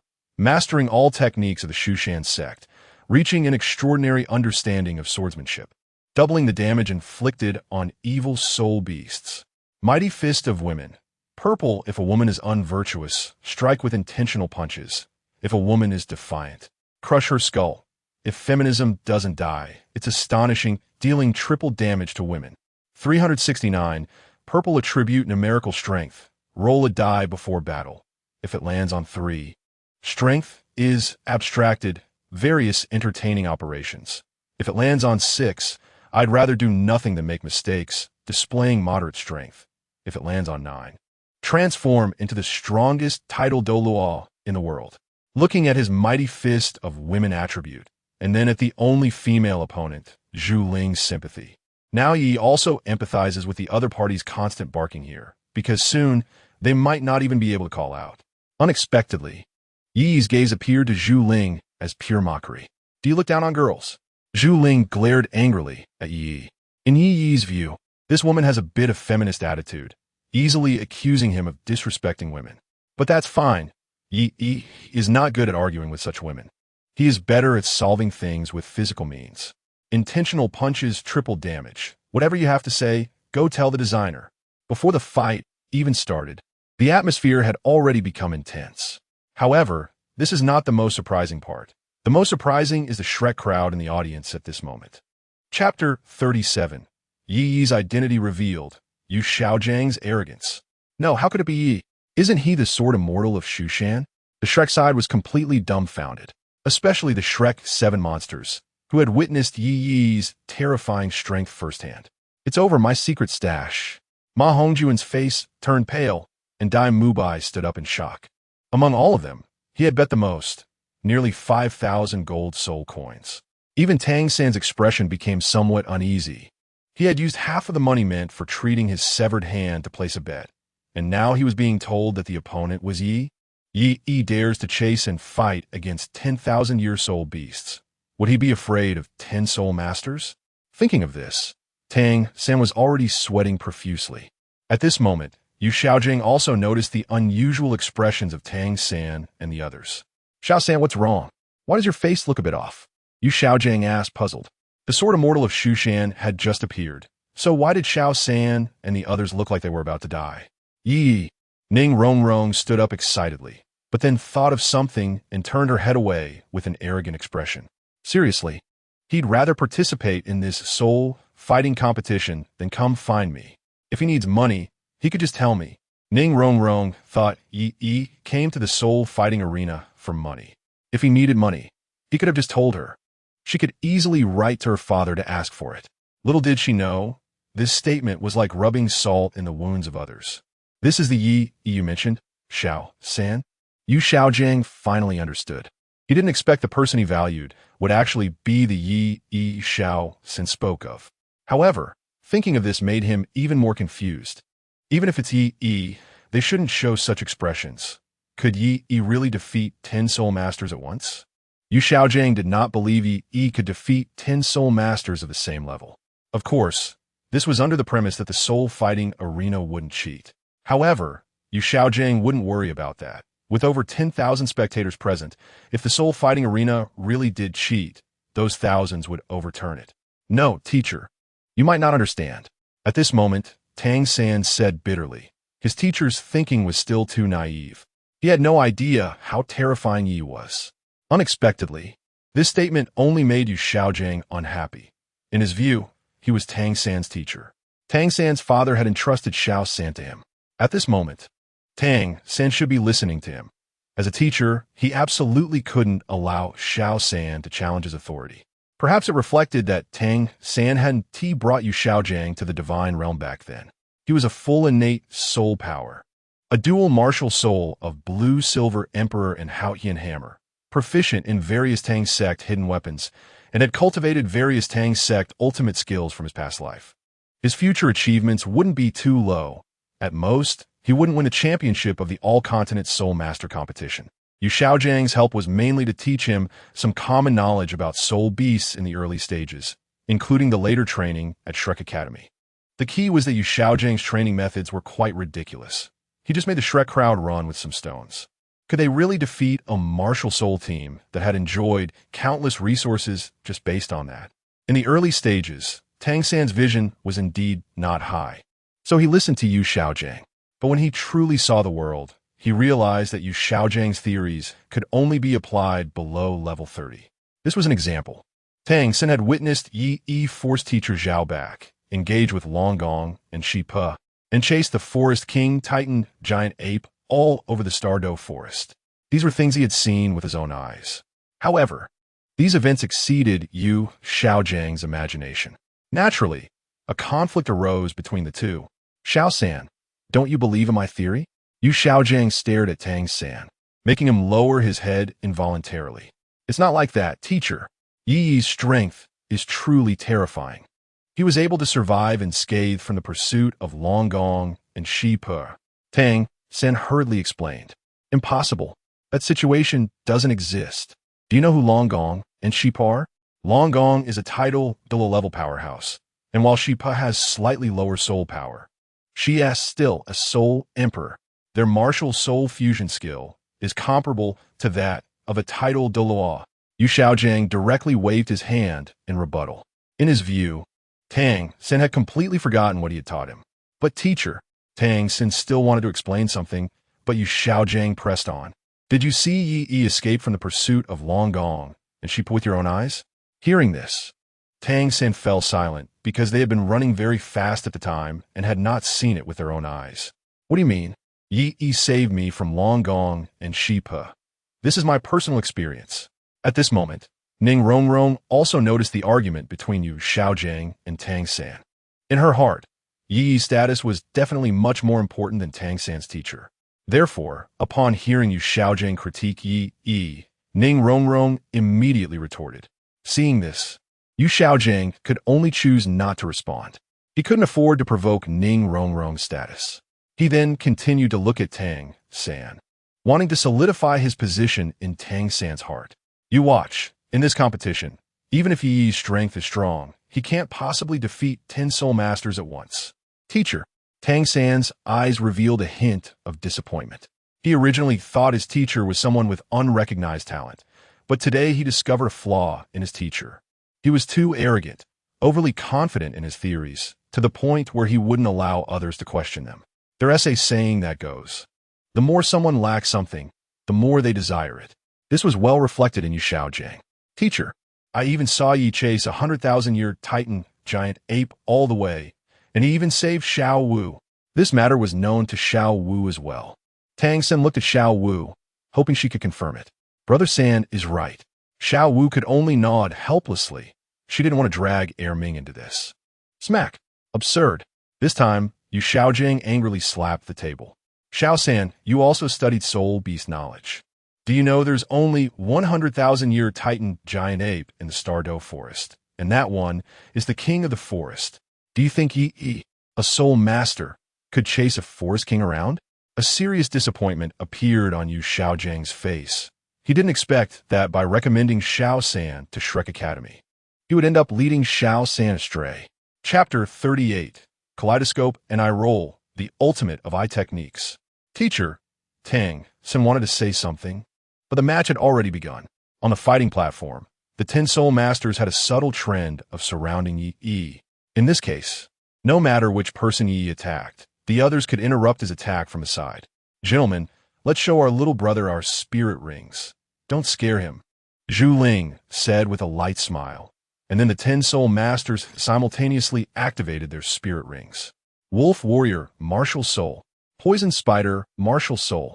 Those who could rise to such a position in the soul fighting arena were all ruthless characters from Soto City.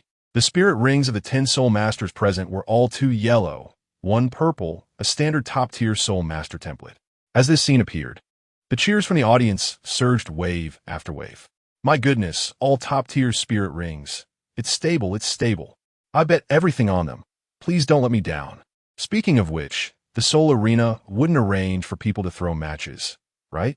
Nonsense. If they dared to arrange for people to throw matches, we would storm them with thousands.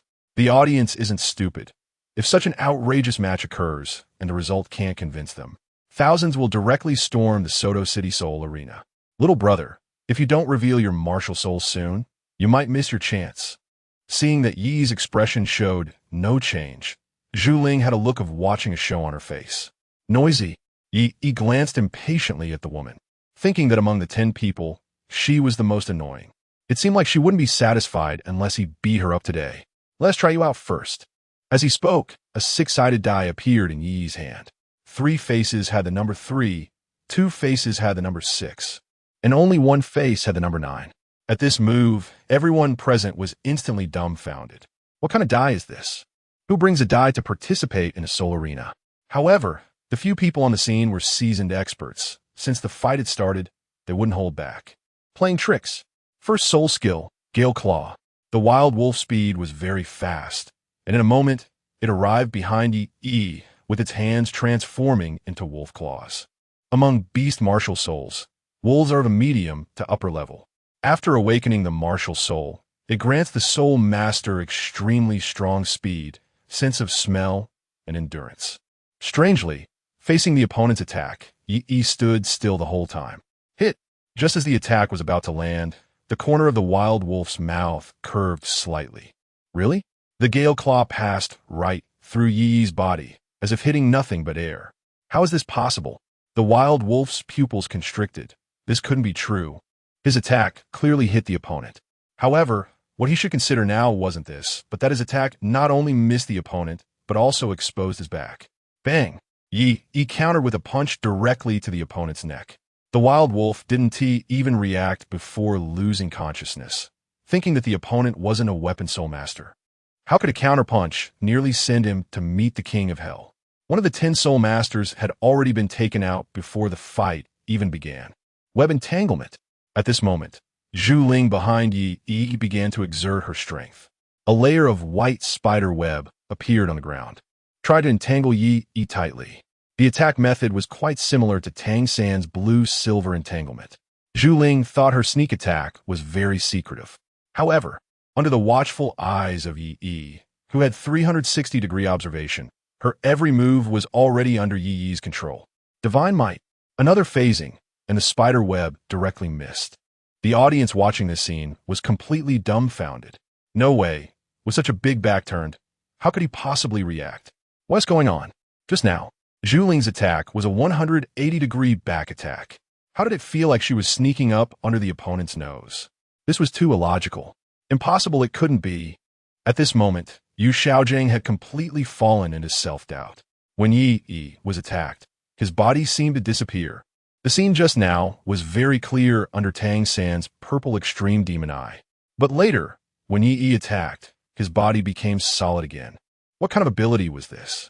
In the aspect of rules in Douluo continent, the power is very weak, and there are almost no people who can master the laws of space and time.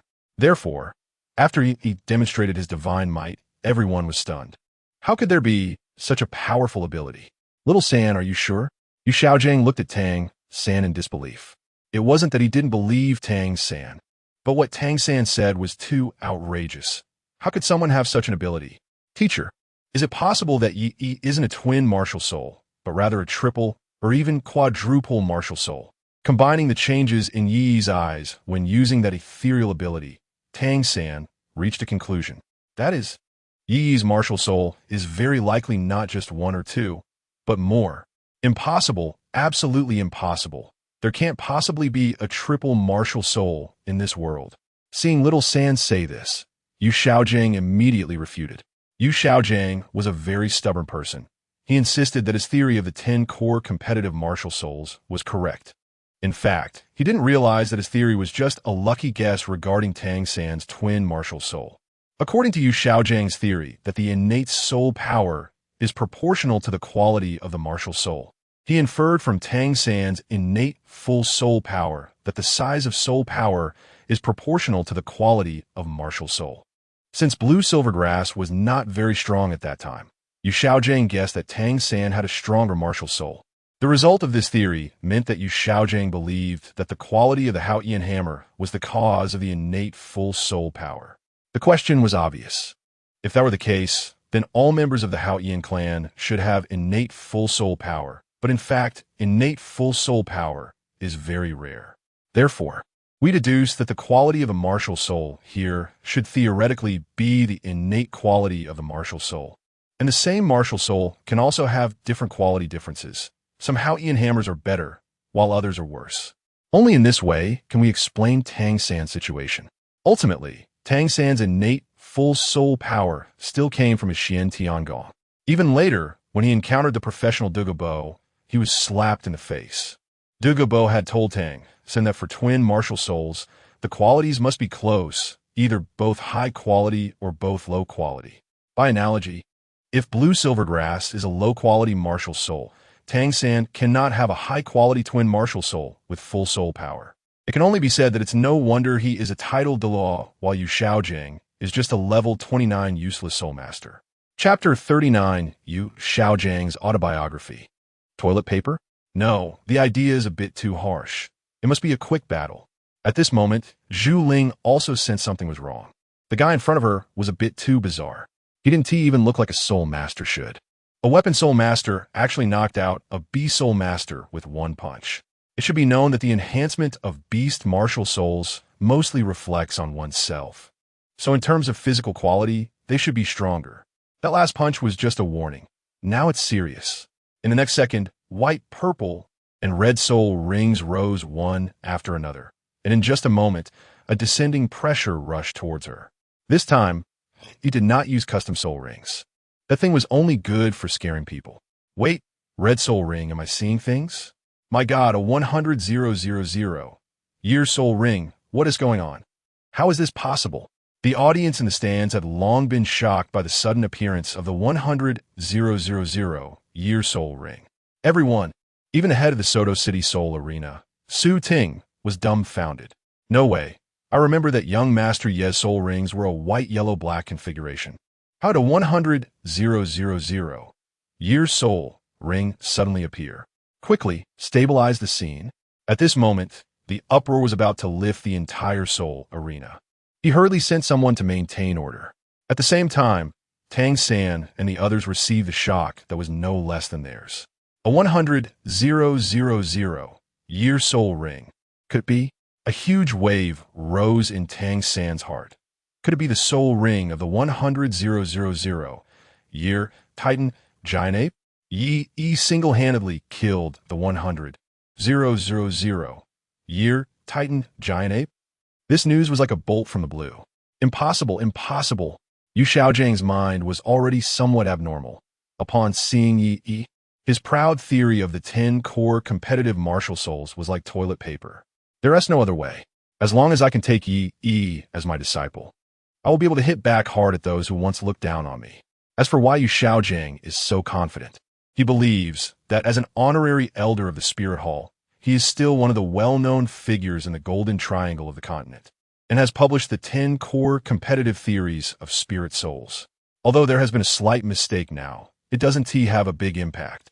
Thinking of this, Yu Xiaozhang was filled with confidence again, and he even decided to go to the backstage to get to know the other party after the match. At this moment, the 9 soul masters on the stage seemed to be facing an ancient ferocious beast. Gravity Swamp. Yi had completely broken free from the limitations of using weapons, mainly because his sword spirit was quite ordinary. It couldn't devour other spirits to upgrade like the 5-clawed golden dragon spirit. Therefore, it was better to use his hands directly. In the next second, all 9 people on the fighting stage knelt down with a thud. Gravity Swamp is a skill inherent to the left arm bone of the Titan giant ape. Although Yi didn't have the spirit bone of the Titan giant ape, after binding a high-level spirit, he could freely use its abilities, including the domain. However, it was clear that he didn't need the domain to deal with these people. Thud! In just a moment, the gravity around the 9 soul masters increased to nearly 100 times. The 100-fold gravity made it impossible for them to stand, and they all knelt down. Of course, this was not the worst. The worst was the only female among them, Zhu Ling. With the 3-fold enhancement of the strong man's 3 fists, Zhu Ling was pressed flat against the ground. She couldn't even kneel. Her whole body was shrunk to the ground like a worm, her small face flushed red, not knowing whether it was from anger or the burden of high gravity. Seeing this scene, the gamblers in the audience fell silent. They wanted to shout at the fighting arena, "Damn it, refund," but couldn't bring themselves to say it. Today, in Soto City, many gamblers are destined to go up to the rooftop. We concede, in the end, under the high-intensity gravity. The remaining 9 soul masters didn't even last a minute before hastily choosing to concede. If they delayed for another second, they would probably die here today. Oh no, my money. Why? In the audience, Oscar and Ma Hongjun had already embraced and cried like tears. They had bet all their savings just to get rich overnight. But who could have imagined such a result? I think they deserve it. Gambling is never a legitimate path. Ning Rongrong didn't feel that they were particularly pitiful. After all, they had made the bets themselves. No one had a knife to their necks forcing them to bet. Who can they blame for their losses? Zhu Zhuqing nodded in agreement with Ning Rongrong's words, thankful that she hadn't listened to those people. Otherwise, the money Yi lent her would probably have been squandered. She didn't want to disappoint Yi. My money has gone down the drain. Even someone as composed as Tang San had turned pale at this moment. He had paid too much to heal this arm, but now it's Yi again. The first loss of his hand was because of him, and the second bet was also because of him. For some reason, every time he encountered Yi, he became particularly unlucky. Don't worry, I will find a way for the loss of the hand. First, take me to the backstage to meet Yi. At this moment, Yu Xiaozhang was no longer concerned about this. Tang San's continuous opposition to him, during this time, had already made him somewhat dissatisfied. After seeing Yi today, he even had the idea of accepting him as a disciple. Teacher, upon seeing this scene, Tang San's heart gradually turned cold. Is this still the same master who once diligently taught him? How has he become like this now? Previously, the teacher would comfort him, saying that Yi's potential wasn't as strong as his. But now the teacher was almost writing on his face that he was inferior to Yi. As a disciple, this was a significant blow to him. Teacher, my relationship with Yi isn't particularly close. I'm afraid facing Yu Xiaozhang's request. Tang San could only speak the truth. Xiao Wu. Tang San could only look helplessly at Xiao Wu, hoping she could step up to help him. At this moment, Tang San even felt like an incapable husband. He needed Yi's help. He knew that Yi probably wouldn't think much of him. But if it were Xiao Wu, there should be some change. I'd better let Rongrong go. I'm too scared, Xiao Wu cautiously said. Ever since she was seen through by Yi last time, she always felt like she was completely exposed in front of him. Of course, this feeling wasn't unfounded. The white eyes indeed had a 360-degree field of vision, and seeing through was effortless. Just right, I also want to meet Yi. At this moment, Ning Rongrong was still fuming. She was angry that Yi hadn't come to find her. I'll just bring a gift over. Saying this, Xiaogang pulled out a book titled The 10 Core Competitive Theories of Spirit Souls from somewhere. Tang San and the others were instantly dumbfounded. Not to mention where this book came from. But using this as a gift seems a bit, however, seeing the extremely confident look in the teacher's eyes. Tang San fell silent. Chapter 40 Ning Rongrong. I and Yi will slaughter together. On the other side, after Yi just finished the match, he saw Su Ting walking over with an excited face. Young Master Yi, we're going to make it big. At this moment, the excitement on Su Ting's face was hard to hide. In just one night, they had earned more from the Soto City fighting arena than they had in the past year. Young Master Yi, the bill will probably be calculated tonight. I've reserved a table at the Soto City Grand Hotel. Do you want to? Su Ting had already regarded Yi as his wealth god, and was just short of worshipping him. That's not necessary. I have other matters to handle. Unlike Su Ting's exaggerated expression, there was no fluctuation on Yi's face. It was just a side income. There's no need to take it so seriously. I heard that the offerings to the Spirit Hall are worth more than this in just 1 month. Boss, at this moment, a service staff dressed in a bunny girl outfit hurried upstairs and then whispered in Su Ting's ear. After hearing this, Su Ting's expression changed slightly. Go away. Let them roll back where they came from. Young Master Yi doesn't have time for this. It turned out that someone downstairs wanted to see young Master Yi, and Su Ting's subordinate hurried to report. But those people had extraordinary temperament. One of the older ones even said he was from Shrek Academy and was a friend of young Master Yi. The bunny girl dress service staff hurriedly explained. What the hell is Shrek Academy? I've never heard of it. Besides, there are many people who want to meet young Master Yi. Su Ting waved his hand impatiently. After tonight, who knows how many people from big families want to get to know young Master Yi through him. Moreover, young Master Yi had just said that he had other matters to attend to today. Naturally, he couldn't bring people up to disturb young Master Yi at this time. Let them come up. Just then Yi slowly spoke. He had also noticed that Ning Rongrong and the others were present during the match. Young Master Yi knows them. I'll personally invite them over. Su Ting was stunned for a moment, but his attitude quickly changed. Young Master Yi's friends are also friends of the Soto City fighting arena. Su Ting's actions left the people below in shock. Is this really their boss? How did he turn into such a sycophant? After a while, Ning Rongrong and her group, led by Su Ting, arrived at the private room. Hello, I am Xiao San's teacher, Xiaogang. Xiaogang was the first to walk in front of Ning Rongrong, wanting to greet Yi first and leave a good impression. Xiaogang? I haven't heard of him. Seeing that the first person to arrive was Xiaogang instead of Ning Rongrong or Zhu Zhuqing, Yi's expression became casual. Ning Rongrong and Zhu Zhuqing were considered friends with a decent relationship with him. However, who exactly is Xiaogang? Yi's rude comment made Xiaogang feel embarrassed, even causing the hand he extended to freeze in midair. Yi. In contrast, Ning Rongrong immediately jumped into Yi's arms upon meeting him. You weren't hurt in the match just now, right? You really should have told me you were participating in the Seoul Arena competition. We could have formed a team and dominated the entire arena. Ning Rongrong's gaze was almost entirely focused on Yi. Wasn't it true? Ning Rongrong and he could wreak havoc together in the arena. Ning Rongrong would handle the support, and he would handle the destruction.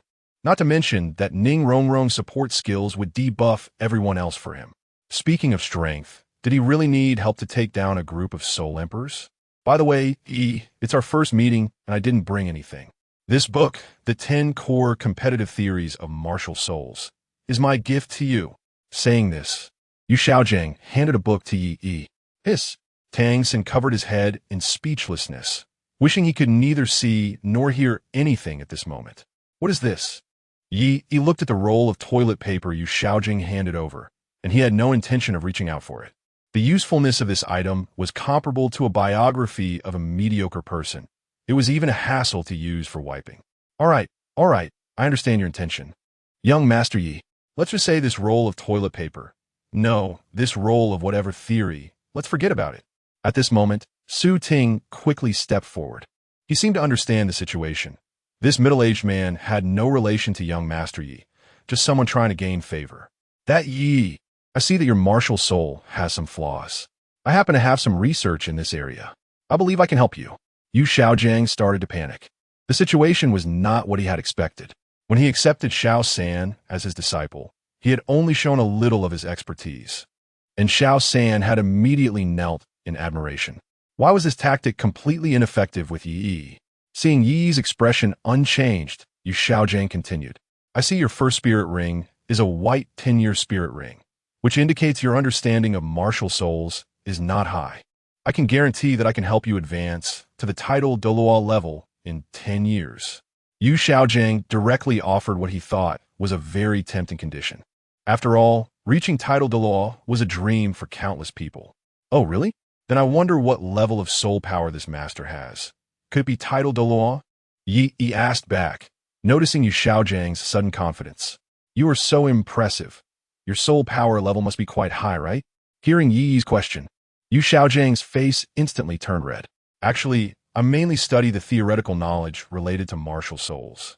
Of course, that doesn't mean my martial soul is weak. My martial soul is a mutated golden sacred dragon, but Xiaogang stammered. But in the end, he did not disclose his soul power level. Then what level is your soul power, master? Ye continued to press. Even Su Ting became curious, since he called him master. Could it be that the other party was truly a genius? Level 229. The air suddenly fell silent. Su Ting struggled to suppress his laughter. Try not to embarrass himself in front of young master.Ye. Level 229? Are you kidding me? A waste is a waste. He almost convinced me just now. What a ridiculous master. This scene made even the people from Shrek Academy unable to hold back their laughter. That third brother, I'm sorry. But normally I really wouldn't laugh unless I couldn't help it. Ma Hongjun quickly raised both hands with an innocent expression. He genuinely didn't want to laugh. Chapter 41. Completely slapping Xiaogang's face. 3 lives, martial soul? Seeing this scene, even Tang San couldn't hold back anymore. My teacher said that there are no useless martial souls. Only useless soul masters. Tang San said with resolute eyes, something his teacher had taught him. When he found out that his martial soul was just an ordinary blue silvergrass, he had been disappointed. It was the master who told him that there are no useless martial souls, only useless soul masters. As long as one is willing to work hard, even if the martial soul is blue silvergrass, one can still become strong. Wasn't he a clear example of that? Ha ha ha. There are no useless martial souls, only useless soul masters. So, isn't this master just a useless soul master? I've never seen anyone insult themselves like this. Ha ha ha. Su Ting's sense of humor was low. He couldn't hold back when he heard that there are no useless martial souls, only useless soul masters. If young master.Ye weren't standing here, he would have laughed even harder. Young master.Ye, I've lost my composure. Generally, I absolutely do not laugh, but this master's words are just too funny. Su Ting's words turned Xiaogang's face from red to ashen. What a great humiliation. As a member of the Golden Iron Triangle, an honorary elder of the Spirit Hall, and a teacher specially invited by Shrek Academy, when had he ever suffered such humiliation? How about this? If I can guess the other power within you, will that prove the correctness of my theory? At this moment, Xiaogang forced himself to calm down. He looked confidently at Ye. As long as he could say that Ye was actually a dual martial soul possessor, it would surely shock him. Just like when he accepted Tang San, he would make the other party completely admire him. The other power within me? Ye became interested. How could he find out? Could it be that someone had guessed that he had a system? Seeing this, Ye stopped pretending. Divine Might Kaleidoscope Sharingan. Concept Civ. Demon Suppressing Sword. Ye slowly revealed his 3 trump cards. He displayed the abilities he was willing to show without reservation. His eyes transformed into the scarlet kaleidoscope pattern. A die with mysterious numbers emerged in his left palm, while his right hand held an ancient long sword. The 3 completely different powers burst forth simultaneously, creating a soul power fluctuation that slightly trembled the ground. Previously, these terms were meant to be kept hidden, but now that he had stronger trump cards, he could naturally reveal some of them. This is impossible. Xiaogang staggered back 2 steps, forgetting to adjust his glasses as they slid down to the tip of his nose. As an expert in martial soul theory, He understood better than anyone what the scene meant. It wasn't a dual martial soul. It was three completely independent power systems. Those eyes clearly possessed attributes of mental intimidation. The die radiated the fluctuation of the laws of fate, and the long sword contained pure killing intent. What was even more terrifying was that these powers perfectly fused with each other, showing no signs of rejection whatsoever. In Yu Xiaojiang's eyes, Yi's eyes, the sieve in his left hand, and the sword in his right hand all seemed to emanate an aura that was even stronger than those top martial souls. Especially that sieve. Unlike a regular die, this die has 6 faces marked with 333, 66, and 9, leaving people utterly confused and unable to understand what the numbers mean. Compared to these, the sword seems somewhat ordinary.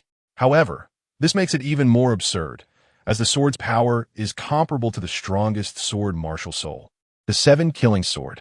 Yet, such a martial soul can only exist as a low-grade item. Although he did not exert much power, even so, it was not something an ordinary person could withstand. Fortunately, most people present were level 30 soul masters, so they could barely hold on. Yu Xiaojiang was different. Although his cultivation level was only at level 29, like Ning Rongrong, as an auxiliary system, Ning Rongrong could knock Yu Xiaojiang out with a single punch due to her physical prowess. Therefore, under the immense pressure, Yu Xiaojiang immediately knelt down. Kneeling. Teacher? Tang San was stunned. Yi did not intentionally target them, so this level of pressure should not be the cause, right? Yu Xiaojiang's face turned red, and for a moment, he was at a loss for words. Ding detected that the host defeated Yu Xiaojiang, obtained the purple attribute Golden Sacred Dragon from Yu Xiaojiang. This can also yield an attribute? He had always thought that this thing had a low probability to the point of being negligible. After all, he had fought so many people before, yet none had dropped an attribute for him. He never expected that today, an attribute would actually drop from Yu Xiaojiang. He quickly cast a reconnaissance spell on Yu Xiaojiang to see what attributes this guy had. Name, Yu Xiaojiang, Golden Sacred Dragon, Purple Top-Level Dragon-Type Martial Soul. Has a deterrent effect on lower-tier Dragon-Type Martial Souls, but due to the host's poor physical quality, impure bloodline, and insufficient soul power, it has mutated into a useless martial soul, Luo Sanpao. Destined Tool Person. Blue, you will become a tool person on the protagonist path. Erudite. Green, you find it easier to master various knowledge. Theoretical Master. Green, your theoretical knowledge is very rich. Despondent. Black, you are in a state of despondency, suffering from a severe inner blow. Inner Demon. Black, you have developed an inner demon, causing you to never dare to face those people. Looking at the series of black attributes from Yu Xiaojiang, even Yi admired his own luck. He managed to draw the only purple attribute among so many black attributes. The Golden Sacred Dragon was originally a fusion skill of the Trinity Martial Soul, executed by Yu Xiaojiang, Flandra, and Lu Erlong at its peak. The martial soul compatibility reached 99, with Yu Xiaojiang as the main body.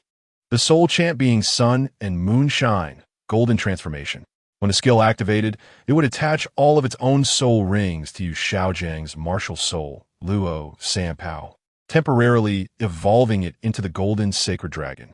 Flandra provided the ability to fly, while Lu Erlong provided the dragon body. It can be said that the Golden Sacred Dragon is among the top existence in beast martial souls. After Yi obtained the Golden Sacred Dragon attribute, a martial soul surged within him. However, the originally noble bloodline of the Golden Sacred Dragon shrank to a small corner within Yi's body. It did not have a majesty that the Golden Sacred Dragon should possess. Instead, it appeared somewhat wronged. Yi quickly realized that the 5-clawed Golden Dragon was playing tricks. Although both were dragon-type martial souls, the 5-clawed Golden Dragon represented the most noble luck, far beyond what the Golden Sacred Dragon could contend with. On the Douluo continent, the Golden Sacred Dragon is a top-tier martial soul, but in front of the 5-clawed Golden Dragon, what is the Golden Sacred Dragon but a bunch of mixed-haired lizards? This is a typical characteristic of Western dragons, combined with the typical Western national systems in the Douluo world, such as empires, duchies, and kingdoms. There are even more academies, blacksmith associations, and auction houses. Just these terms exude a strong medieval Western style. Therefore, the five-clawed golden dragon naturally looks down on these so-called dragons.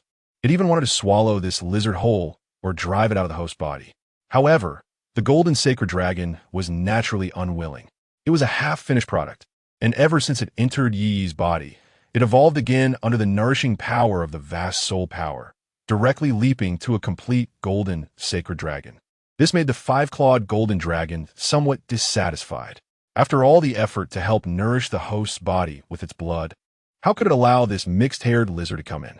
Seeing this, the five-clawed golden dragon decided to swallow the opponent whole, turning it into nourishment to enhance the host's bloodline, leaving it alive because it was still useful. Just then, Yi's voice came through. Hearing this, the golden sacred dragon was overjoyed. If one could see the intimacy level at this moment, one would see the golden sacred dragon's favorability toward Yi soaring. The five-clawed golden dragon could only smack its lips. The master's orders were paramount. On the other side, Yi gained another martial soul, causing his soul power to surge once more. It can be said that if it weren't for the restrictions of the soul ring rules binding Yi, based on the concentration of soul power within him, he would have probably already reached the Soul King level. Master, is there anything else? After taking such a large advantage from Xiaogang, Yi looked at him with much more favorable eyes. Xiaogang was the only one among all his defeated opponents who had dropped a purple attribute for him. At this moment, Xiaogang's expression was filled with unwillingness. Why? Why is the world targeting him like this? The blue Tyrannosaurus and the others mocked him. The Spirit Hall targeted him, and the whole world seemed to isolate him. However, your strength, besides me, is there anyone else who can teach you? Xiaogang simply decided to throw caution to the wind, looking firmly at Yi. He did not believe that anyone else on the continent was more suitable than himself to teach Yi. Was it the 5 Great Element Academies, or the Tiando Royal Academy, or could it even be the Spirit Hall Academy? Among these academies, who was more suitable than him? Xiaogang questioned with a bit of agitation. He believed he was not inferior to these top academies at all. As soon as he said this, the expressions of everyone present changed drastically. Teachers shouldn't say such things, Tang San quickly advised, although he acknowledged his teacher's abilities. However, the teacher's previous statement directly belittled all the top academies on the continent. Why wasn't our Shrek Academy mentioned?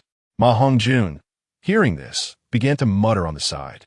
After being shot a fierce glare by Tang San, he quickly shrank his head back. Hearing this, Yi became interested and quickly interrupted Su Ting, who wanted to drive Xiaogang away. I want to hear why these academies are not good enough. In ancient times, Cao Cao discussed heroes over plum wine. Today, Xiaogang humorously talks about the top academies of Douluo. The Blaze Academy is one of the 5 Great Element Academies of the Tiando Empire, with students who all possess top-tier fire attribute martial souls. Can it be considered a top academy? Yi said lightly.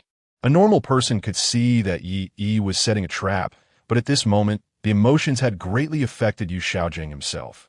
Coupled with Yi's change of attitude, it even made Xiaogang develop a fantasy that Yi was actually willing to accept him as a teacher. The Blaze Academy has a single attack method. It can perform well in solo battles, but once it comes to team battles, 7 people might only achieve 112 effectiveness.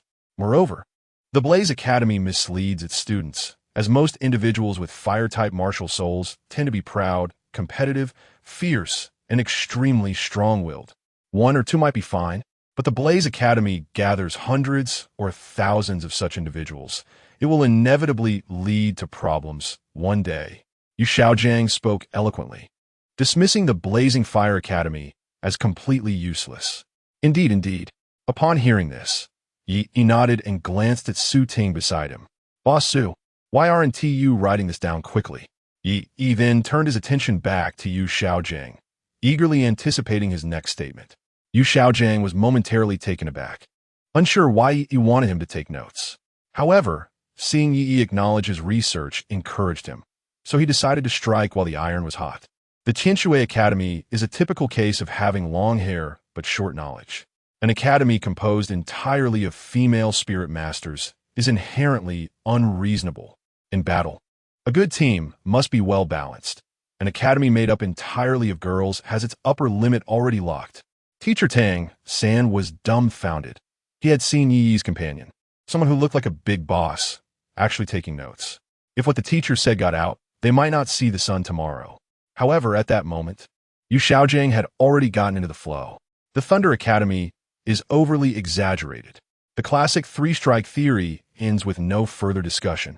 Because the Thunder Academy is backed by the Blue Lightning Tyrant Dragon family, Xiaogang had a deep understanding of them.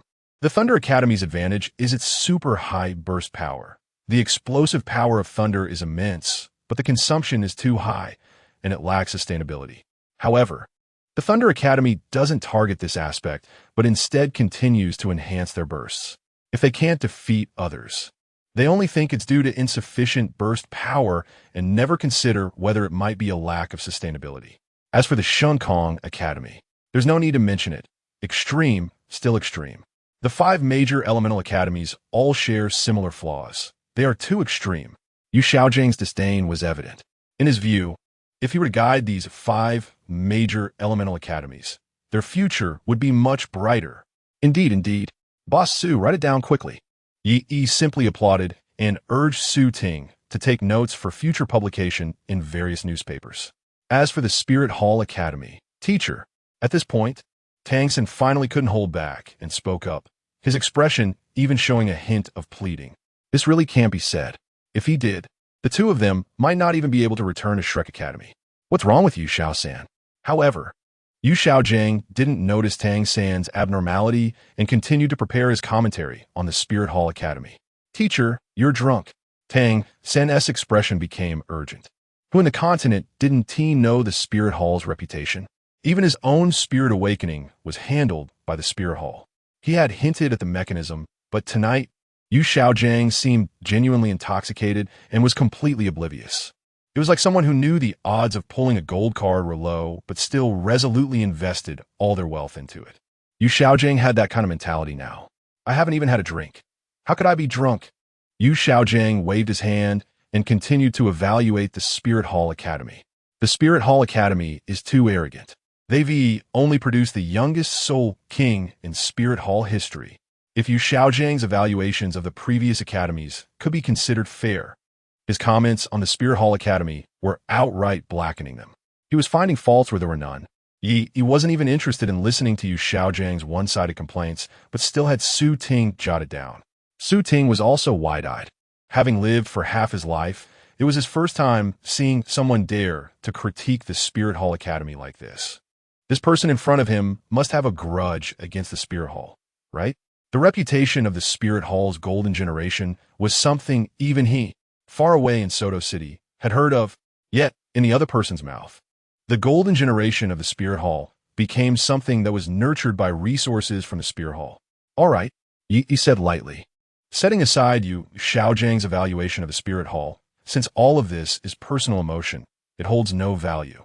Just looking at his evaluation of the 5 major elemental academies is pure hot air. Saying that the 5 major elemental academies pursue extremes is fine. After all, the names of the 5 major elemental academies show how extreme they are.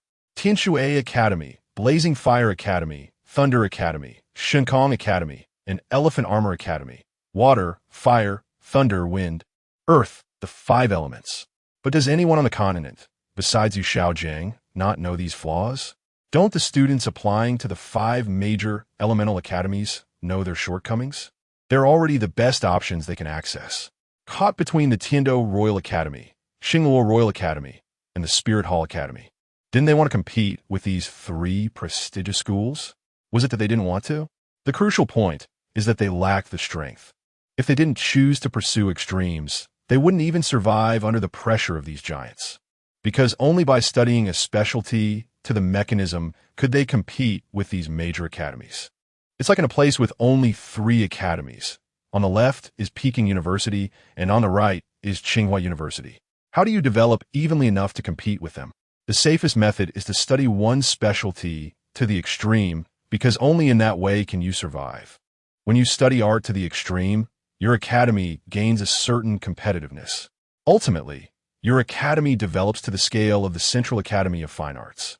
You manage to attract top art students to your academy despite the pressure from the 2 top academies. But then, another academy opens next door, specializing in sports. Beijing Sport University is born, and it almost scoops up all the sports students. Can you say why the Central Academy of Fine Arts doesn't develop sports? Why does the Central Academy of Fine Arts tilt all its resources toward art rather than other specialties? That's the reason. The situations of the Central Academy of Fine Arts and Beijing Sport University are the same as those of the 5 major elemental academies. It's not that they don't want to become better, it's that there's a mountain pressing down on them. As for why the 5 major elemental academies don't unite, that's even simpler. Now, who doesn't want to unify the 5 major elemental academies? The Blazing Fire Academy wants it, the Tianshui Academy wants it, everyone wants it. But they don't have that strength. All right, Master. Su Ting has written down everything you said. If there's nothing else, then we'll take our leave. After Yu Xiaogang finished speaking, Yi said slowly. Huh? Yu Xiaogang was taken aback. This was not what he expected.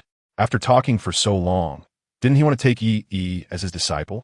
However, Yi seemed to have no intention of that at all, and even mentioned writing everything down. What was he planning to do with it? Yi. Just in time, I have something to discuss with you. Ning Rongrong, seeing that Yu Xiaogang had finally finished his long-winded speech, immediately wanted to pull Yi to the other side. Please, Master. Su Ting was very perceptive. Just from Yi's attitude towards different people, he could tell something. Among these people, the few men probably weren't familiar with young master.Ye at all, as young master.Ye hadn't looked at them once. Especially the old man. Despite his lengthy talk, young master.Ye had shown no reaction throughout. Su Ting was more than willing to help young master.Ye with things he found inconvenient. So, after Yi spoke, he immediately began to usher people away. Of course, he wouldn't dare say this to Ning Rongrong, Zhu Zhuqing, and Xiao Wu. Each of these girls was more beautiful than the last. And standing with young master.Ye was a perfect match. If that person is indeed young master.Ye, isn't he just asking for trouble? Looking down on others. We are innate geniuses with full soul power. After seeing Su Ting's 2 faces, Ma Hongjun couldn't help but whisper. He treats Yi with such respect, but treats us as if we are unimportant. After all, we are also rare geniuses in 100 years. What did you say? Su Ting's eyes turned cold. No matter what, he is still a soul emperor. Does he really not see himself as a person? In just an instant, the aura of the soul emperor erupted from Su Ting. The next second, Ma Hongjun rolled down from the 2nd floor in a very embarrassing position. Is innate full soul power really that impressive? A genius that hasn't grown up isn't a genius at all. In front of Yi and this fat man. Su Ting keenly chose to stand on Yi's side. He has seen quite a few people with innate full soul power, but someone like young master.Ye, with a 3rd soul ring of 10,000 years and a 4th soul ring of 100,000 years, he has hardly seen anyone in his life. Gentlemen, do I need to ask you to leave? Su Ting looked indifferently at the other few people. This time, Tang San and Dai Mubai's faces turned dark instantly. They didn't expect that this guy who followed Yi like a dog was actually a soul emperor. We can leave, even being kicked out. Dai Mubai still acted very arrogantly. This leaving is not because of your identity as a soul emperor. If you were really just a soul emperor, Dai Mubai wouldn't be afraid at all. What he feared was Yi standing behind this soul emperor. Chapter 44. The Fall of the Meng Family. Chun Xian's Curiosity. At this moment, Yu Xiaogang still held some hope, wondering if Yi was actually testing him. But in the end, when Yi left, he didn't care about Yu Xiaogang at all. As for the others in Shrek, especially Oscar, seeing Yi and Ning Rongrong leave together, his heart was bleeding. Why does Ning Rongrong treat Yi so well, but is so perfunctory towards him? Is it just because he can't beat Yi?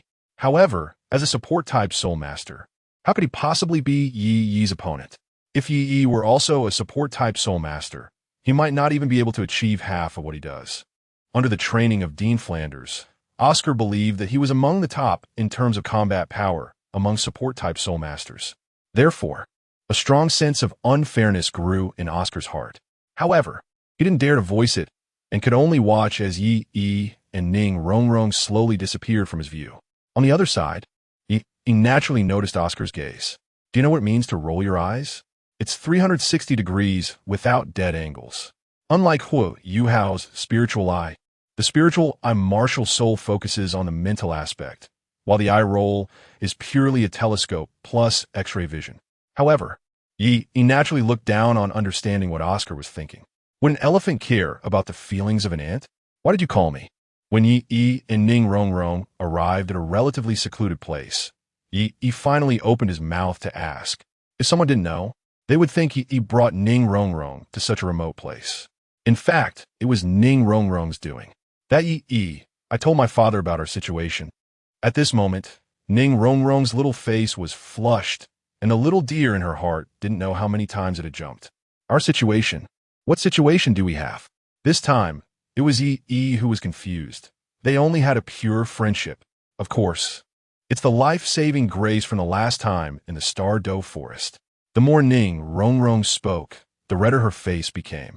And it was obvious that things were definitely not that simple. Are you talking about that Dragon Lord and Snake Lady incident?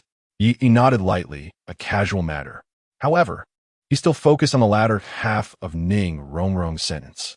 Did you really just mention that I saved you in the Star-Do forest? Yi was somewhat skeptical. He knew her too well. Unlike other girls, Ning Rongrong was a standard love-struck brain and a beauty worshipper.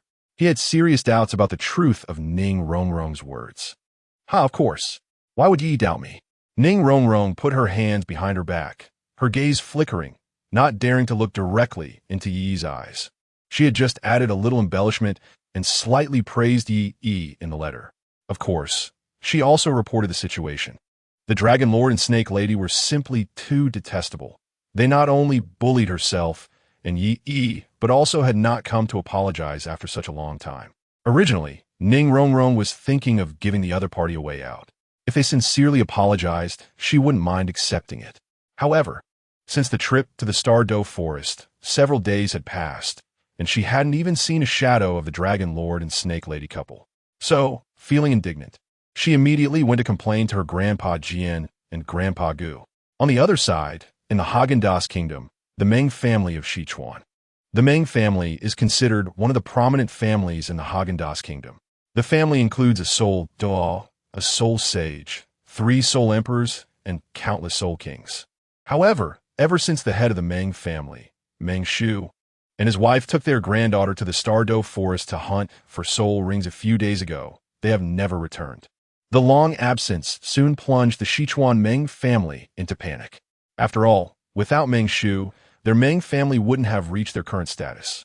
At this moment, a silver-haired elder suddenly appeared above the Meng family. The elder floated in the air, his expression indifferent, as if his eyes couldn't see anything around him, just quietly standing there without speaking. Yet, just standing there gave people a feeling of being above all things. The visitor was none other than Douluo, Chun Xian. After leaving the 7-treasure glazed tile school, he rushed to the Sichuan Meng family. Bring out the Dragon Lord and Snake Lady to see me. Chun Xian's voice was like a blade, cutting through everyone's hearts. The Meng family on the ground was in complete turmoil because they recognized this guest in the sky. Douluo, how could he come to us? Not good. The visitor is not kind. Anyone who isn't a fool can tell from Douluo's tone that he didn't come here for a friendly visit. Instead, he came to pick a fight. Douluo, my father has gone out to hunt a soul ring for his granddaughter and hasn't returned yet. After a moment, the only person in the Sichuan Meng family who could steer the ship, Meng Shu's son and Meng Iran's father, stepped forward. Even as a soul sage, facing Douluo, Chun Xian, he had to bow his head and respectfully salute the sky. Not here. Chun Xian frowned slightly. The Dragon Lord and Snake Lady, as the top combat power of the Meng family, couldn't possibly be gone for long. Moreover, the person in front of him didn't seem to be lying. However, Chun Xian was still a titled Douluo. With just a glance, he could tell that the Dragon Lord and Snake Lady were not here. Strange. Where could the Dragon Lord and Snake Lady have gone? However, Chun Xian did not say much to them. The Dragon Lord and Snake Lady harmed my young lady. Within 3 breaths, if I cannot find the Dragon Lord and Snake Lady, then the Sichuan Meng family has no reason to exist. 3. After saying this, Chun Xian closed his eyes. As a 96th level powerful attack type titled Douluo, he had that confidence. Even if the Dragon Lord and Snake Lady's martial soul fusion skill came, it wouldn't work. However, on the other side, the Meng family was in complete panic, because they had no idea where the head of the family had gone. Meng Shu's son wanted to explain something. 2. Chen Xian said lightly. Now the Meng family was truly panicking. Many people had even started to cry. However, in Chen Xian's view, crying was just a waste of time. Time is almost up. At that moment, Chen Xian suddenly opened his eyes, and the next second, the 7-killing sword beneath his feet began to transform into a phantom, which then continuously grew larger. Finally, the phantom reached a range of over 100 meters. Bang! As the phantom slowly descended, the entire Meng family of Sichuan collapsed with a thunderous sound. Although not many died from this sword strike, the entire Meng family of Shishu had been completely reduced to ruins. After that, Chen Xin transformed into a stream of light and left. How strange. Could Long Gong and Shipa also disappear? According to the young lady, the last person to see Long Gong and Shipa should be the boy named Yi. It seems that all the doubts can only be resolved after meeting that boy. Chapter 45. Ning Rongrong sends her first kiss. Yi battles the twin Soul Kings. I understand the situation. Yi nodded, estimating that Ning Rongrong must have mentioned some information about him to her family. However, there weren't any major issues. Just right. He was also very interested in the 7-treasure glazed tile school. The 7-treasure glazed tile school boasts a top-tier attack system.As and a top-tier defense system.As. Coincidentally, he was very interested in both of them. If he could gain attributes from these two, the benefits would be immense. Although obtaining attributes from the opponent requires defeating them, the system didn't specify that he must use all his strength. With Ning Rongrong's connections, would they really go all out against him? He was confident in his current strength. He had a 10 out of 10 chance of remaining undefeated against an ordinary title Douluo. Do they understand what the power of light is? Therefore, at the very least, he was completely confident that the sword Douluo and bone Douluo would hold back. Rest assured, Grandpa Jian and Grandpa Gu are both very kind people. Ning Rongrong was immediately excited to explain when she heard Yi mention Grandpa Jian and Grandpa Gu. I got it. I will personally visit the 7-treasure glazed tile school another day. Thinking about his upcoming trip to Heavendo City, Yi naturally wouldn't miss this opportunity. However, this sentence held a different meaning for Ning Rongrong. He was going to visit the 7-treasure glazed tile school to propose. Thinking of this, the blush on Ning Rongrong's face was hard to conceal, and she didn't know what little calculations were going on in her heart. Since only Ning Fengji and Bone Douluo knew about Sword Douluo's visit to Soto City, both Yi and Ning Rongrong were unaware that Sword Douluo was about to arrive in Soto City. All right, let us head back early. Since the other Shrek members had already returned, they chose not to wait for Ning Rongrong, and the competition had ended in the evening. Yi glanced out the window. Forget it, I'll escort you back. Considering that Soto City had been unstable recently, and that Ning Rongrong was somewhat vulnerable as a support-type soul master. Along with her delicate skin and exquisite beauty, it wouldn't be safe for her to return alone. Yi is going to escort me back. Hearing this, Ning Rongrong was momentarily at a loss, her excited little hands having nowhere to go. Awesome. Excited, Ning Rongrong jumped up and threw herself into Yi's arms, then took advantage of Yi's momentary inattention to leave a pink mark on his face. At that moment, Ning Rongrong no longer exhibited her previous reserve. When they first met, Ning Rongrong had an air of noble elegance, resembling a well-educated noble girl. But now, where was that grace? No wonder people say that girls in love become less intelligent. All right, it's just to send you back. He almost couldn't keep a straight face. He was actually taken advantage of by a girl. Indeed, boys need to learn to protect themselves when outside. I'll go give some instructions. Yi first asked Su Ting to spread more copies of what Xiaogang had said. Don't worry about spending money, since this master wants to be famous. He'll help her out. Su Ting was also very willing to work for Yi, the god of wealth. Moreover, the news that this so-called master had spread was indeed explosive. There were only a few top academies on the entire continent, and he managed to blacken them all. As for the Royal Academy of Tiandu, Yi didn't ask, and Xiaogang didn't say. If he did, those newspapers might not even dare to publish it. However, with 4 elemental academies and the Wuhuan Temple Academy, it was already enough to crush Xiaogang. After everything was done, Yi took Ning Rongrong and left the soul fighting arena. Along the way, Ning Rongrong seemed happier than she had ever been. At Shrek Academy, due to various reasons. She was not happy. Shrek Academy had its share of lewdness and creepiness, and Tang San's attitude towards Ning Rongrong was also poor due to his broken hand. During this time, only being with Yi allowed her to be carefree. By the way, Yi, why don't you come to Shrek Academy to keep me company? Ning Rongrong said with great hope in her eyes. She truly wanted Yi to come to Shrek Academy. As the two walked back to Shrek Academy, they unknowingly found themselves in increasingly remote surroundings. This was normal, as Shrek Academy was located in a secluded area. But suddenly, Yi stopped in his tracks. Come out. Yi slowly spoke to a shadow. Then, he looked at the innocent-looking Ning Rongrong, dressed in pink, with long pants and long hair cascading down to her waist.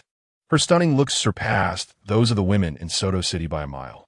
It was not surprising that someone had their eyes on her. Oh. We've been discovered. From the shadow, 3 figures slowly emerged. Although Yi didn't recognize them, they were undeniably very ugly. Even Yi found them hard on the eyes. What a pretty little sister. Come let your brother touch you. Douluo, Lao Yi, and Tianya, the notorious trio of perverts in Soto City. They had committed numerous crimes in Soto City. However, before Douluo could react, he felt a sharp pain in his arm. A man who had been beside the little girl appeared in front of him out of nowhere, and then blood gushed out. My arm! Douluo was completely stunned.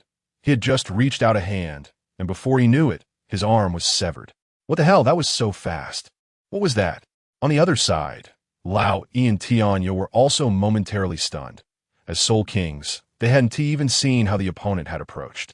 Immediately after, a flash of yellow light appeared. However, this time, it was not just a simple severed arm for Douluo.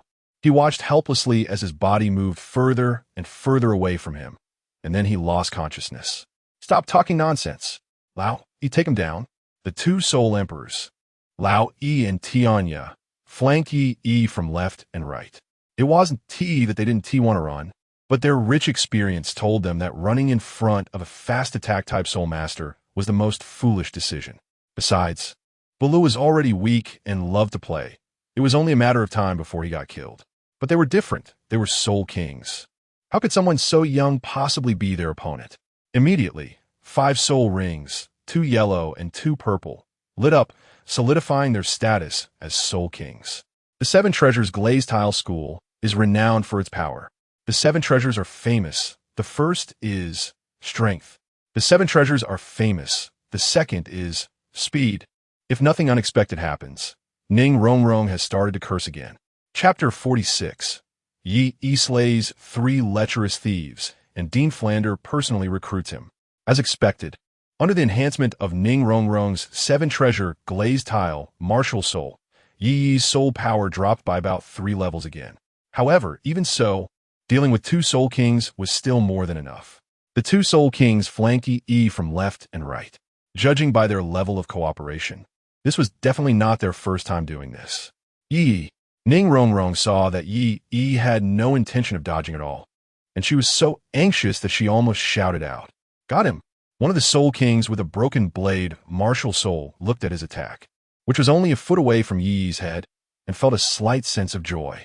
However, he did not notice that as he charged towards Yi, his eyes were replaced by a crimson glow. Boy! Yi activated his kaleidoscope Sharingan and entered a state of void. In this state, any attack against him was ineffective. The Soul King with the broken blade was completely dumbfounded. His attack actually passed right through Yi's body. He had never seen such a method of attack on the Douluo continent. Tianya, am I beautiful? Before he could react, the Soul King called Tianya plunged his broken blade into the neck of another Soul King called Lao Yi. Blood gushed out uncontrollably. Are you blind? The 2 clearly did not react in time, and then both sides' attacks hit their own people. What happened? Why did my attack hit Lao Yi? The Soul King named Tianya was stunned on the spot. This is too strange. This man is too strange. He didn't want to fight anymore. Thinking of this, he prepared to flee. As for his 2 partners, who cares? They're in this line of work. After all, it's always dead friends, not dead poor Taoists. Wait, where's that person? At this moment, Tianya suddenly realized a horrifying fact. That strange man had suddenly disappeared. No, I clearly saw him right there just now. A battle-hardened Soul King was now so frightened by Yi that he couldn't even speak properly. Look behind you. Just then, a calm voice came from behind Tianya. You die. Without any hesitation, with just a moment's reaction, Tianya unleashed his strongest attack and stabbed backward fiercely. Poof! It was the sound of sharp blade piercing into flesh, followed by blood slowly flowing out. Haha, dead, I killed you. After seeing this, Tinya's originally unstable face flashed with a strange smile. This is... Ning Rongrong covered her mouth in disbelief. Who is this person? To Ning Rongrong, this Soul King seemed to have gone mad, wildly slashing at his own body with the broken blade, until the last sword pierced through his heart. Thud! Then, the last Soul King fell down without a sound. Opposite him were Yi's crimson eyes, the power of the kaleidoscope Sharingan, the ultimate illusion. Although the main function of the kaleidoscope Sharingan lies in time and space, it still possesses illusionary abilities. Moreover, people in this world have never undergone training to resist illusions.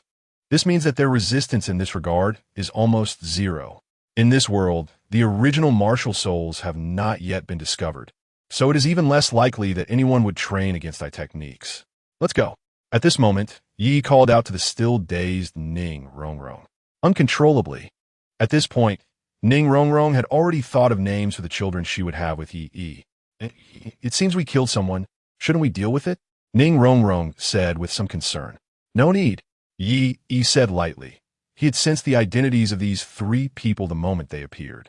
The three infamous lecherous thieves of Soto City. People like them dying is of no concern to anyone. Besides, they were just killing each other. So it has nothing to do with us. By the way, your eyes were flashing red just now. They were so cool. Ning Rongrong nodded. But then she recalled Yi's cool moment. Those crimson eyes were simply too powerful. Yi, is that your martial soul? Ning Rongrong asked curiously. Sort of. Yi nodded, not hiding it much. In terms of function, the kaleidoscope Sharingan is not much different from a martial soul. It's just that the kaleidoscope Sharingan does not require soul rings and has only two skills. Left eye divine might, right eye void. Just these two skills are 100 times stronger than all those flashy skills. Then Yi, can I write to tell my father about this? Ning Rongrong looked at Yi with hopeful eyes, her little thoughts almost written on her face. Do as you wish. Hearing this, Yi said very casually, whether to say it or not is actually of no use, because in a few days he would go to Tiando City, and he would challenge Sword Douluo and Bone Douluo along the way. These simplest trump cards will eventually be exposed. All right, we've arrived. After sending Ning Rongrong to the gate of Shrek Academy, Yi stopped. Stop right there. At this moment, at the gate of Shrek Academy, a small and agile old man slowly walked out from within. He looked at Yi with a vigilant expression. As a battle-hardened soul emperor, he could not see through this young man before him. Moreover, he vaguely sensed a hint of bloodlust emanating from this young man. Teacher Li, this is my friend, Yi from the neighboring Canghui Academy. Ning Rongrong recognized that the visitor was Li Yusong, a level 63 assault system soul emperor who was in charge of managing the gate of Shrek Academy. Your friend? Li Yusong, who is usually solitary, naturally did not know Yi's name, but he looked at Yi with great vigilance. I say, Teacher Li, there's no need to be so cautious, right? Ning Rongrong felt that Teacher Li was making a big deal out of nothing. How could a soul emperor be so wary, as if he saw a tidal Douluo? Just then, a figure descended from the sky. Originally, Yi was not very interested in Li Yusong. After all, he was a character that appeared only a few times in the original work. However, the person who appeared next did pique Yi's interest. Dean Flander. Li Yusong quickly explained to Flander. No need to compare, this one is not an enemy. Flander knew Yi very well. Recently, the most discussed name in the entire Shrek Academy was Yi. It was said that today his old partner had even thrown out an olive branch to Yi, but it was directly ignored. You go down first. Ning Rongrong, you should go back to the dormitory too. Flander first asked Li Yusong and Ning Rongrong to leave, as he had some matters to discuss with Yi. All right, Dean. Li Yusong left quite naturally, but Ning Rongrong clearly still felt a bit reluctant. For the first time, she felt that Shrek Academy was too close to Soto City, just this short distance. She usually complained about how far the academy was from Soto City. Yi, I will head back first. However, in the end, Ning Rongrong still obediently bid farewell to Yi and walked back towards the dormitory. Chapter 47. Encountering a tidal Douluo attack. Mysterious black-clad man, young master.Ye. It's truly rare to see you at our Shrek Academy. After Li Yusong and Ning Rongrong left, Flander instantly changed his expression. From the previously silent old man, he immediately turned into a somewhat cunning sycophant. Severely suspecting that Flinder previously let Li Yusong and Ning Rongrong leave out of fear that seeing this would affect his image, Yi said lightly, "If Dean Flinder has something to say, please say it quickly." Although his perception of Flinder was not as poor as Xiaogang's, Yi did not have much goodwill towards him. Haha, what a thing to say. Even though Yi's attitude was already very cold, Flinder still moved closer. "I heard that young Master Yi has withdrawn from Canghui Academy." Flinder's words revealed his thoughts, and he showed a cunning expression. "I would like to invite you to join us at Shrek Academy." "No need." Yi directly interrupted Flinder before he could finish his sentence. Ning Rongrong had mentioned this matter before, and he had refused without hesitation at that time. There was no other reason. He had never been on the same path as the people from Shrek Academy. If it weren't for the emotional value that Tang San could still provide him now, given their grievances, he would have dealt with him long ago. Moreover, he did not believe that the teachers at Shrek Academy could teach him anything. No. Young Master Yi, you misunderstood. I meant to invite you to join us at Shrek Academy as a teacher." At this moment, Flinder realized that the other party had misunderstood his intention and quickly explained. Since he had mentioned the word invite, he certainly did not intend to recruit Yi as a student. "I heard from Zhao Wujin that young Master Ye's strength is extraordinary, on par with some top soul emperors. Canghui Academy is blind. Otherwise, how could they let young Master Yi go?" Flinder sincerely wanted to win over Yi. "Rest assured, regarding salary, I am willing to give you 30% of Shrek Academy's shares," Flinder said earnestly. He believed that the conditions he offered were already generous enough for a boy under 20 to be a teacher. Who else on the entire continent would have such courage? However, unexpectedly, he only chuckled upon hearing this. "Dean Flinder has good calculations. You want me to work for you for free? Unfortunately, I'm not interested." Considering Flinder's attitude, Yi's response was already quite tactful. If it were someone else, he wouldn't even bother. Teaching an enemy how to become stronger? "Don't, young Master Yi." Flinder's expression became urgent. From Yi's displayed strength, he could tell that Yi's future achievements were absolutely limitless. He originally wanted to use this method to get close to Yi, but Yi was not like someone of his age. He easily saw through his intentions. However, Flinder did not want to let this opportunity slip away. "In that case, I have another proposal. I know the Dean of Lamba Academy. I can write a recommendation letter for you to teach directly at Lamba Academy." Flinder quickly took out the recommendation letter he had prepared in advance. After all, he felt that Yi's strength was definitely not suitable to be a student. After all, if he were a student, who else would have a chance? Zhao Wujin said he couldn't even be sure he was a match for Yi. "Look at what Dean Flinder said. I'm still a student. How could I have the ability to teach others?" Moreover, he was preparing to participate in this year's Continental Advanced Soul Master Academy Elite Tournament. Facing the recommendation letter handed over by Flinder, Yi did not take it, but slowly explained. From his age, what he said was completely reasonable.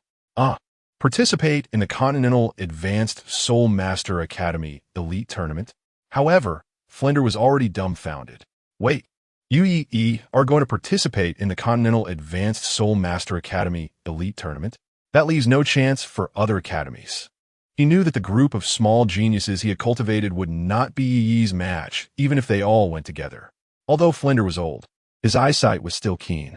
The fact that he could not see through Yi meant that Yi's current strength was already terrifying. "All right, I was overthinking it." Flinder retracted the recommendation letter in his other hand. He originally planned to recommend Yi to teach at the Royal Fight Academy if Yi was not interested in Lamba Academy.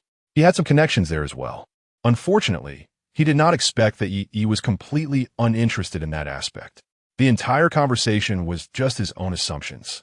"If there's nothing else, I'll take my leave." After saying that, Yi left Shrek Academy without looking back. He did not like staying at Shrek Academy because no one knew whether Tang Hao was secretly watching.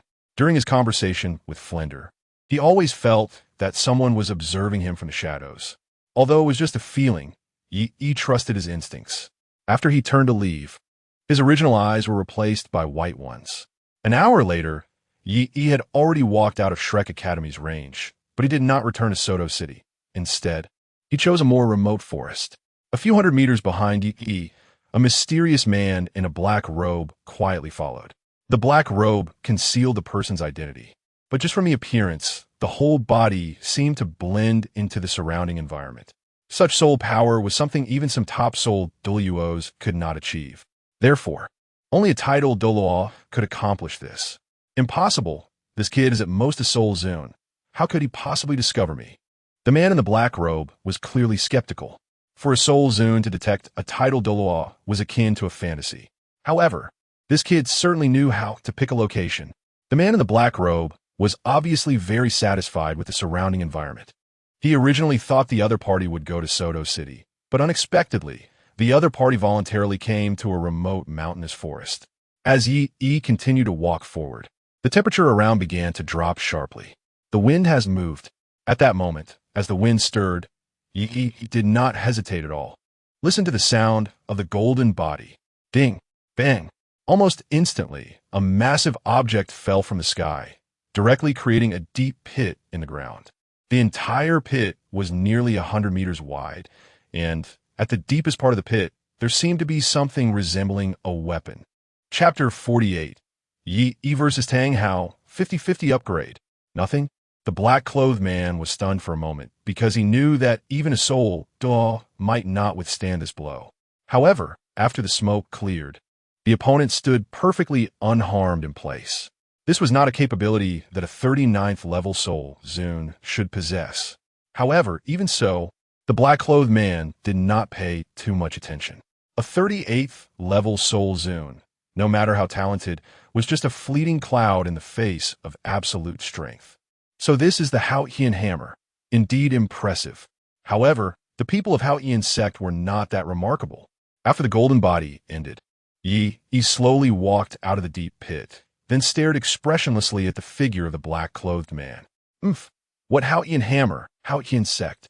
I am a worshipper of the spirit hall. The black-clothed man did not say much. He merely raised 2 yellow, 2 purple for black, and 1 red soul rings from under his feet.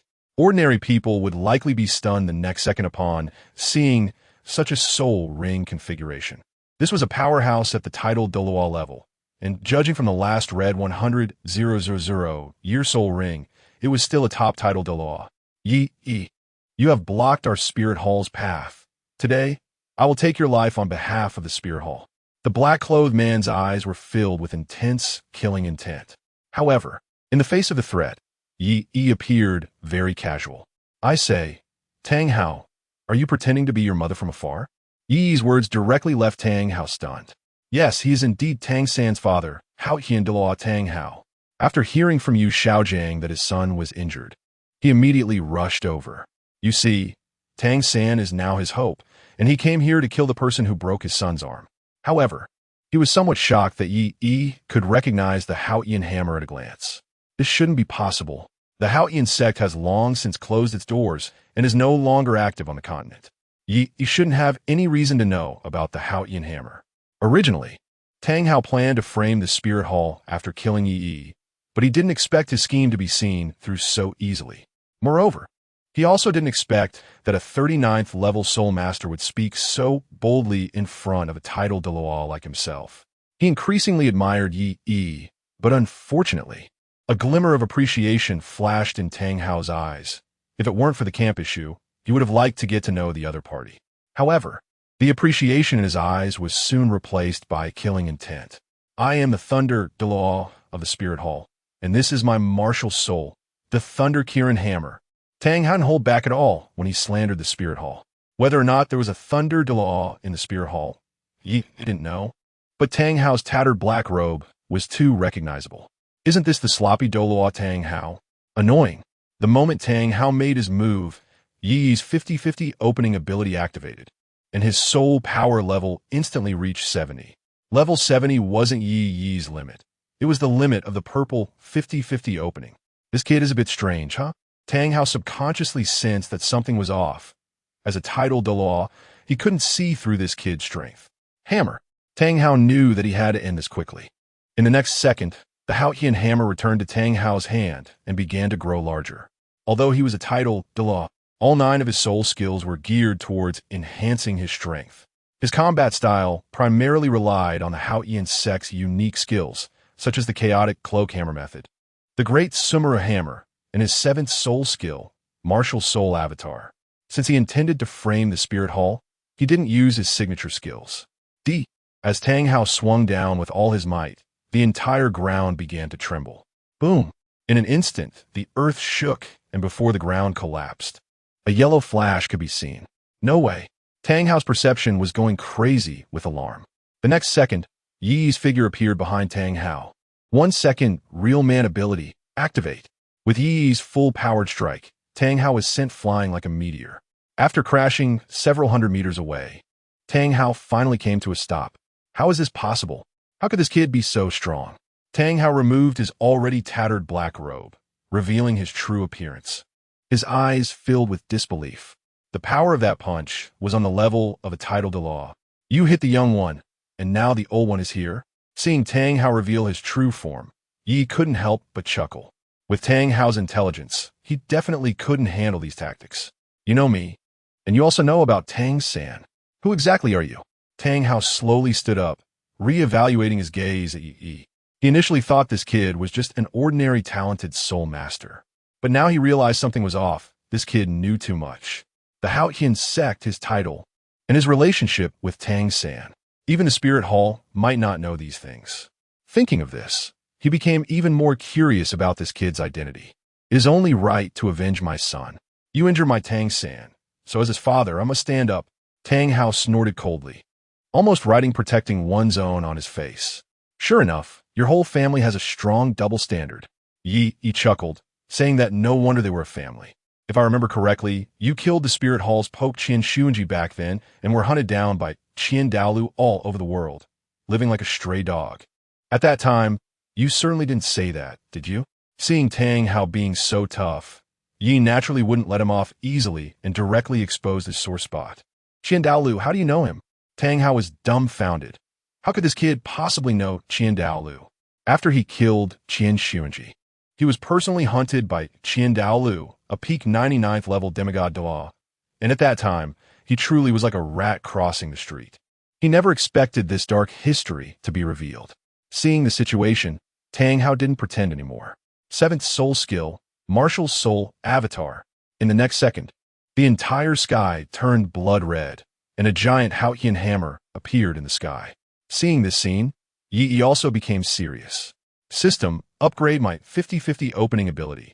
Today, if I don't beat him until he is looking for his teeth, Yi will write my name backward. System, give me points. The accumulated emotion value, plus the emotion value gained from Flinder and Tang Hao, had now brought Yi's emotion value to a terrifying 110,000. Just enough to upgrade the 50-50 opening ability. Ding! 50-50 opening ability, purple quality, upgraded to 50-50 opening ability, red quality. 50-50 opening ability, red quality below, 90th level title Douluo. All beings are equal, raising the host's strength to the same level as the opponent. The moment the ability upgraded successfully, Yi's soul power surged once again. From level 70, he jumped directly to level 90.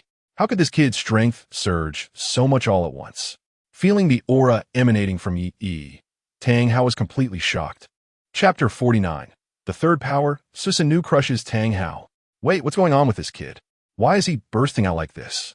Looking at the aura erupting from Yi, even Tang Hao felt a bit alarmed, because the soul power level being emitted was already close to that of a title Douluo.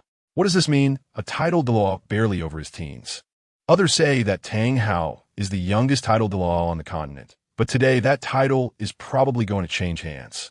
I can't let this happen. Even as a title Douluo, I won't be able to withstand this blow. A look of determination flashed in Tang Hao's eyes. So what if he was a title Douluo? When he was level 70, he dared to break the legs of a title Douluo. Now that he had become a title Douluo, would he still be afraid? In the next second, the Haotian hammer avatar in the sky expanded again. Third power, Susanoo. The kaleidoscope in Yi's eyes began to spin wildly. The eternal god power kaleidoscope was rapidly providing him with ocular power. His aura gradually solidified, and a blue giant, also over 100 meters tall, appeared in front of Tang Hao. This kid has too many tricks. Feeling the aura from the blue giant, even Tang Hao couldn't help but take it seriously. As he transformed into a giant, the fourth form of Susanoo was also ready. Divine Might Shuriken. Yi used the power of Divine Might to turn into two shurikens, one on the left and one on the right, flying towards Tang Hao. For a moment, Tang Hao felt seriously insulted. Now both sides had martial soul avatars over 100 meters tall, yet the opponent pulled out a 1-meter-sized hidden weapon to target him. 1 meter might be large for ordinary people, but now that both sides had activated their martial soul avatars, this 1-meter hidden weapon looked like a small toy. Hidden weapons are ultimately a lowly means. True strong people never disdain to use hidden weapons.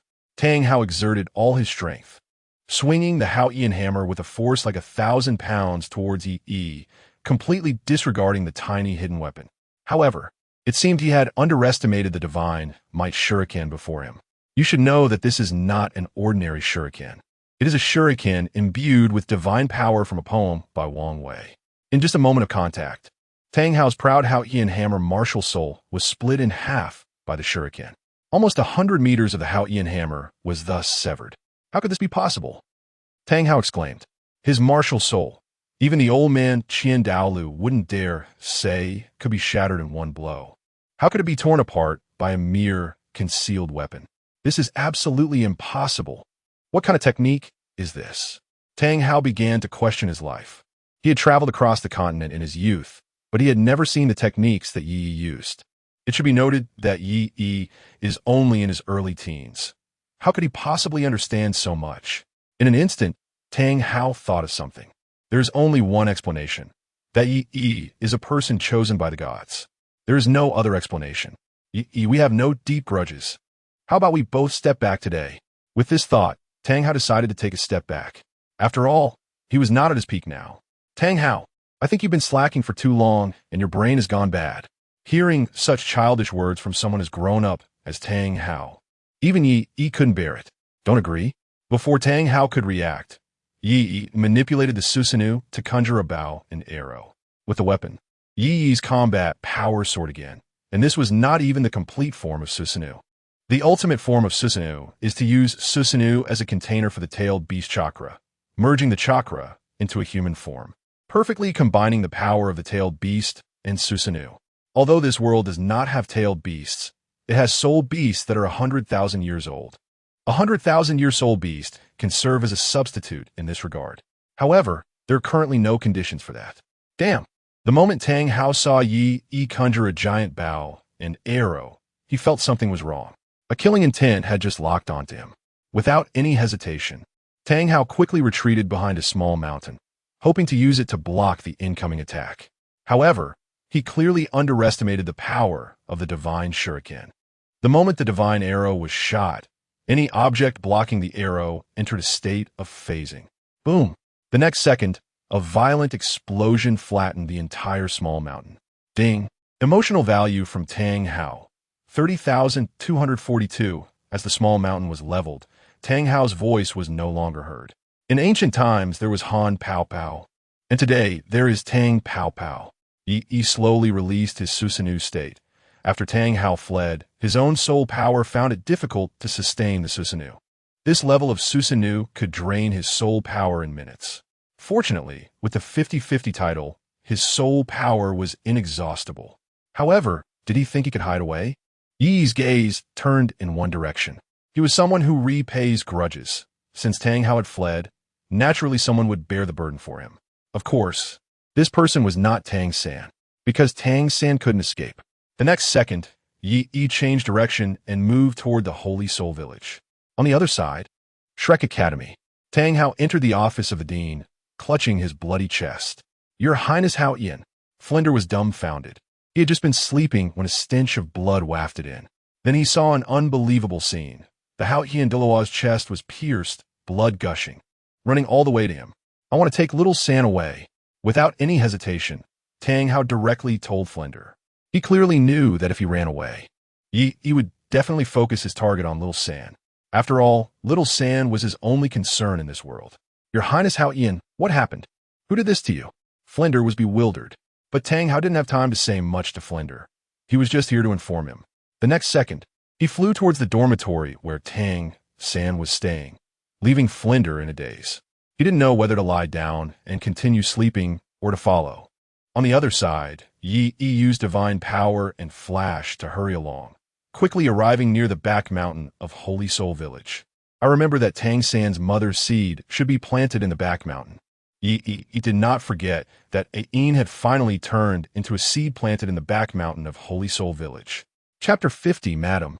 You wouldn't want anything to happen to Tang San, would you? He looked down on that Haotian hammer, but he was extremely interested in the Blue Silver Emperor. Not for any other reason, but because the potential of the Blue Silver Emperor far exceeds that of the Haotian hammer. In the original work, Ain merged with the Golden Ancient Tree, becoming the core of life on Douluo Star. Moreover, with the Blue Silver Emperor's inherent blue-silver domain, wildfires cannot be extinguished. Spring winds can cause it to grow again. It can resurrect within 49 days after death, and any level of injury can be completely healed. It should be noted that, although both are 100,000-year soul beasts and both died at the hands of the Spirit Hall, Xiao Wu's mother truly died, but the Blue Silver Emperor can still resurrect. Unlike the contracts of Air Ming, since it is a contract, there must be different levels of contracts. Through advanced soul spirit crafting, Yi could make the Blue Silver Emperor his martial soul. Not all martial souls are qualified to become his martial soul. For example, De Ming and Air Ming do not have that option. In his view, De Ming and Air Ming are only suitable to be thugs. Why'd I? Thinking of this, Yi quickly activated his Byakugan, directly scouting the entire back mountain. Thanks to the hints from the original work, he quickly detected a waterfall. Standing on a rock opposite the waterfall, he clearly saw a cave entrance about 3 meters wide in the center of the waterfall.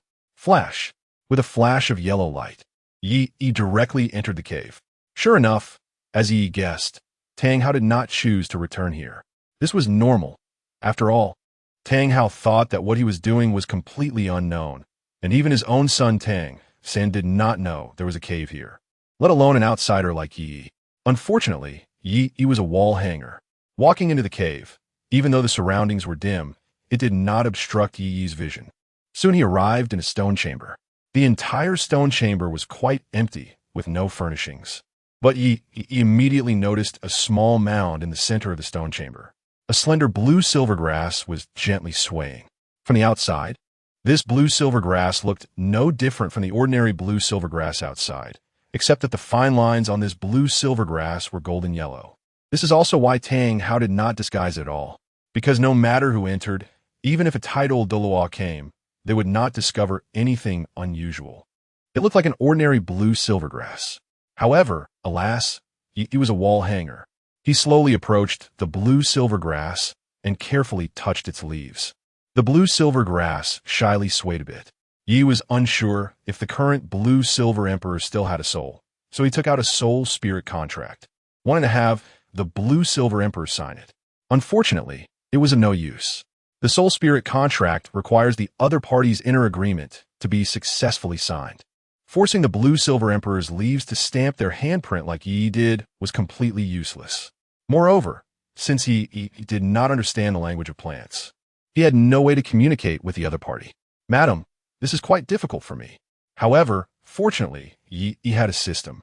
System, do you have any language entries for communicating with plant-type soul beasts? Beep, proficiency in the language of plant-type soul beasts, green quality, can be obtained from the beginner lottery. The system only provided a recommendation. The beginner lottery costs 1,000 emotional points. For Yi right now, this is completely not a problem. He previously had 110,000 emotional points, and after upgrading the 5-5 ratio attribute, he still had 10,000 left. System, use them all for the lottery. Let us go for 10 consecutive draws. Yi waved his hand and directly initiated 10 consecutive draws. Beep. Congratulations to the host for obtaining the Battle Wolf Martial Soul, Blue. Beep. Congratulations to the host for obtaining the medical genius. Blue. Beep. Congratulations to the host for obtaining the big eater. Green. With a series of prompts from the system, Yi couldn't help but feel disappointed. Aside from the first two blue attributes, most of the rest were white or green. At this moment, another beast martial soul appeared within Yi. With the five-clawed golden dragon, golden sacred dragon, and now the battle wolf, he felt like he could play mahjong.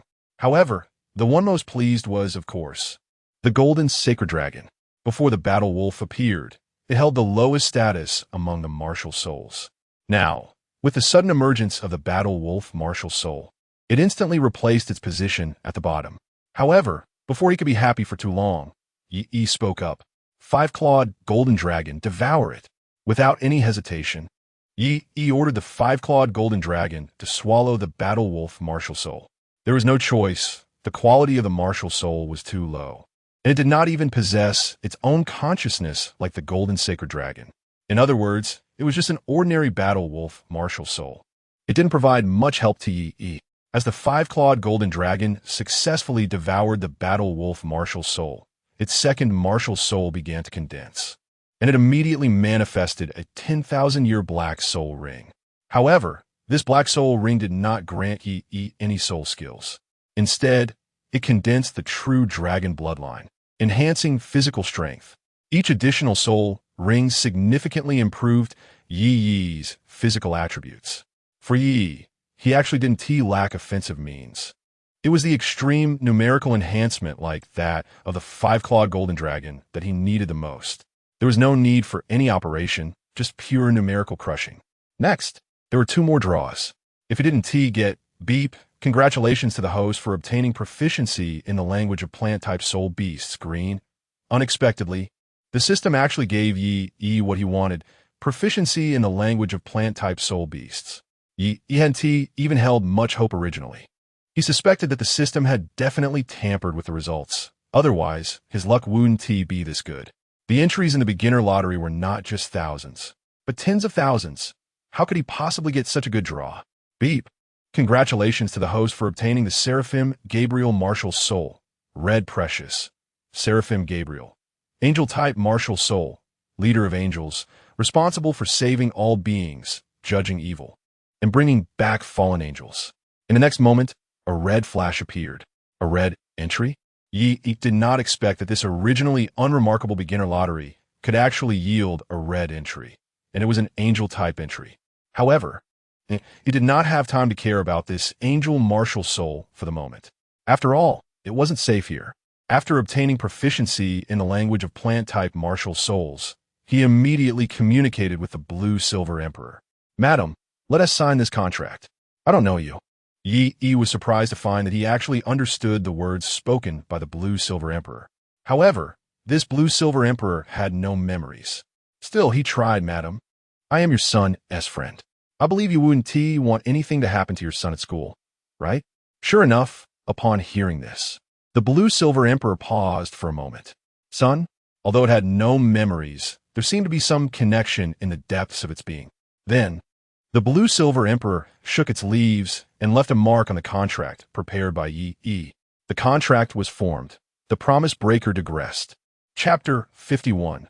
The emergence of the Seraphim Martial Soul, Qian Daoliu's shock. In the next second, a light blue glow flickered on the surface of the Blue-Silver Emperor, which was its life source. Then, this life source surged into Yi's forehead.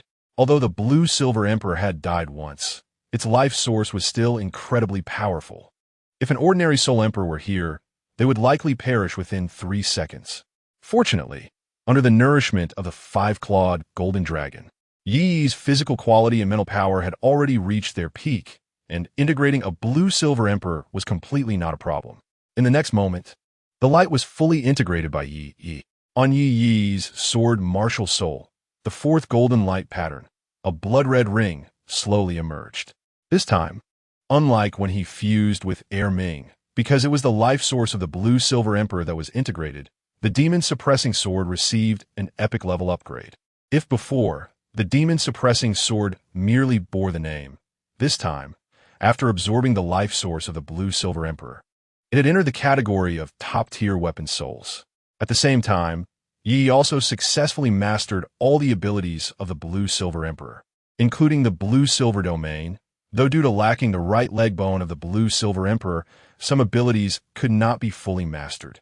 Additionally, since the Blue-Silver Emperor had suffered severe injuries in the past, it remained in a state of slumber even after becoming his martial soul. A bountiful harvest. Yi nodded in satisfaction, then prepared to leave.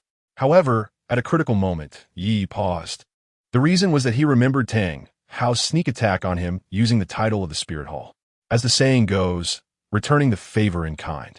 Just as he was about to leave, Yi revealed his seraphim martial soul, Gabriel. The moment Gabriel appeared, the entire stone chamber was suddenly filled with the brilliance of holy light. One of the angelic monarchs, the guardian of the heavenly realm, Seraphim Gabriel. At this moment, a beam of light shot into the sky, as if it were going to pierce through the entire sky. In the Spirit Hall's worship hall, Douluo, who was in seclusion, suddenly opened his eyes. In the next second, Douluo shot out like a bolt from the blue, directly soaring into the sky. Then he fixed his gaze on the distance. What a strong holy light aura. Even Shui back then probably didn't possess such pure holy light power. Douluo's eyes instinctively became vigilant. Could it be that the divine being has once again chosen a successor? This was something Douluo absolutely could not accept. He had already prepared for Shui to undergo the 9 tests of angels and become the successor of the angel god. However, this sudden disturbance instantly disrupted his plans. The reason was simple. This power was too pure, and in front of this aura, Shui was like a novice girl just starting out. No, I must go take a look. A serious expression flashed in Douluo's eyes. Just as Douluo was about to take action, a divine consciousness entered his mind. Investigate this unknown angel god. The fragmented voice came through, and as the spokesperson for the angel god, Douluo immediately understood that this was a message being conveyed to him by the divine being. The divine being doesn't even know this aura? In just a moment, Douluo reached an incredibly shocking conclusion. The owner of this aura had no connection with the divine being at all. From the divine being's address, it was clear that it referred to an unknown angel god. Could it be that this is yet another angelic deity? Douluo's heart suddenly surged with a wave of turmoil, because Douluo was not clear about the rules of the divine realm and the current situation there. It was inevitable for him to think too much. However, this news was too shocking. The appearance of another unfamiliar angelic deity meant that the entire continent, or even the entire divine realm, would undergo a transformation. Unfortunately, the aura in the sky lasted only for a brief moment. Moreover, the distance from Holy Soul Village to the Spirit Hall was simply too far. Even Douluo couldn't pinpoint the exact location. Let's notify all the Hall of Offerings and call Bibi Dong over. After hesitating for a moment, Douluo chose to summon Bibi Dong. When it comes to finding people, the Hall of Offerings might not be as efficient as Bibi Dong. However, he still didn't fully understand the meaning of the angel god, because this angelic power wasn't strong enough to pique the angel god's curiosity. What truly attracted the angel god was the rank. This angelic aura emanated a higher-level angelic rank. Angels are divided into 3 ranks and 9 types. The higher ranks are seraphim, cherubim, and thrones. The middle ranks are dominions, virtues, and powers. The lower ranks are principalities, archangels, and angels. She obtained a fragmentary angelic inheritance by chance in a shattered space, and subsequently became an angel. This knowledge was also etched in her mind. In other words, she wasn't even considered a regular angel. However, the angelic aura that came from Douluo continent made her involuntarily feel a desire to submit. Therefore, the angel god concluded that the other party must be from a higher-ranked angel god. Perhaps it was the archangel from Legends. As for higher ranks, she didn't even dare to think about it. Her lifelong dream was to gain the recognition of a high-ranking angel and attain an angelic rank. For this, she was willing to pay any price. Unfortunately, the deities couldn't descend to the mortal realm. Otherwise, how she wished to bask in the glorious light of the angels right now. On the other hand, Yi was unaware that he had even caused a stir in the divine realm. He had merely revealed a bit of his angelic martial spirit and then put it away. However, even so, he left a significant amount of holy light aura at the spot. Framing and scapegoating, is this what you taught? With that, Yi flashed away from the cave. Tang Hao had no idea what was happening here at all. After all, he didn't have Chen Liu's strength to sense this so-called holy light. Even if he broke his head, he wouldn't have thought that his lair would be raided. After doing all this, Yi took a few days to rest before returning to the soul fighting arena. Young Master Yi, you finally arrived. Your reward has been calculated. It's a total of 130,000 gold soul coins. Please take a look. Upon seeing Yi's arrival, Su Ting eagerly handed him the papers. This is the account. Do you want to take a look? After speaking, Su Ting tactfully handed over the account. However, Yi just waved his hand. No need. Manager Yang has already contacted me. I'm going to Heaven City today. Yi accepted the 130,000 gold soul coins handed over by Su Ting.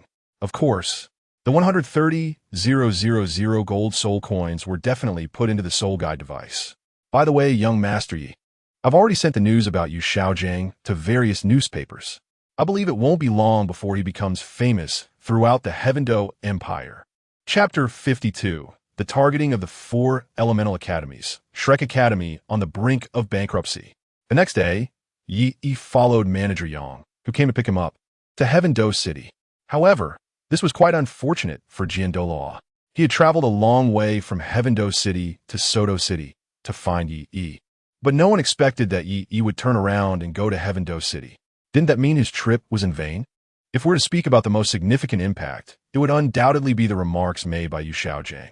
The 4 elemental academies were furious upon hearing them. As for why the Martial Soul Hall was not included, the reason is simple. They didn't bother to pay attention to such remarks. When Yu Xiaogang said the 4 elemental academies were garbage, they might still argue a bit. But if Yu Xiaogang said the Martial Soul Academy was garbage, the Martial Soul Academy would treat that as nonsense and wouldn't take it seriously at all. Early the next morning, the Blaze Academy, Wind God Academy, Water God Academy, and Thunder Academy filed lawsuits against Shrek Academy. Who could understand how Flander felt when he received 4 lawyer letters early in the morning? Xiaogang, you've caused trouble. You've caused big trouble. Now the 4 elemental academies are all demanding an explanation from me. You look at this.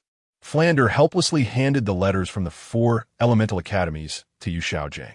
At this moment, Yu Xiaogang had already sobered up from his conversation with Yi that day. However, he still remained quite stubborn. What I said is the truth. To be fair, among the students of these 4 elemental academies, which one can compare to Xiao San, Yu Xiaogang showed a proud expression. He was always very confident in turning Xiao San into such a genius. So even when facing the targeting of the 4 elemental academies, he was unafraid. Xiaogang. Flander saw this scene and truly regretted it. If he had known, he wouldn't have brought his old partner over. Before his old partner arrived, although Shrek Academy was poor, a bit shabby, and faced hardships, at least it didn't reach the point of being besieged on all sides. Well, Xiaogang, how about you apologize to them in the newspapers? Flander tentatively asked. Impossible. What I said was all true. Why should I apologize? Yu Xiaogang said with a firm attitude. By the way, where's Xiao San? Why isn't Xiao San here? I prepared a special training plan for him today. He needs to run around Shrek Academy at least 10 laps today. Yu Xiaogang murmured. Usually, at this time, Xiao San would have already gotten up. Not good, not good. At that moment, an anxious voice came in. Xiao Wu rushed into the office in a hurry. Seeing this scene, Flander had already understood what had happened. Dean Master, third brother suddenly disappeared. Shortly after, the other members of Shrek Academy arrived, including Ma Hongjun, Oscar, and Dai Mu Bai, who were also very confused. Yesterday, Xiao San was clearly sleeping with them in the dormitory. How could he disappear today? What? Xiao San is missing. Among those present, the one most concerned was undoubtedly Yu Xiaogang. Xiao San was his only way to prove himself. Now that Xiao San was gone, that was terrible. No, Xiao San must have been taken away by someone with bad intentions. Yu Xiaogang immediately began to speculate. It must be someone targeting him. Moreover, the first person Yu Xiaogang thought of was the 4 elemental academies. After all, they had just sent a letter that day, and such a thing happened. Damn, the 4 elemental academies. How could they do such a despicable thing? Xiaogang said angrily. But this scene left Flander dumbfounded. No.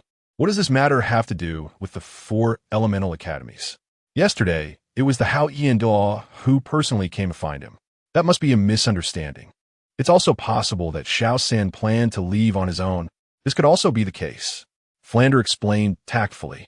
Impossible. Xiao San has always been very respectful to me. He wouldn't just leave without saying a word. However, at this moment, Yu Xiaogang was being stubborn. He firmly believed it was the work of the 4 elemental academies. I'm going to find them. With that, Yu Xiaogang planned to confront the people from the 4 elemental academies. But at that moment, Zhao Wujin rushed in a panic. Bean, it's bad.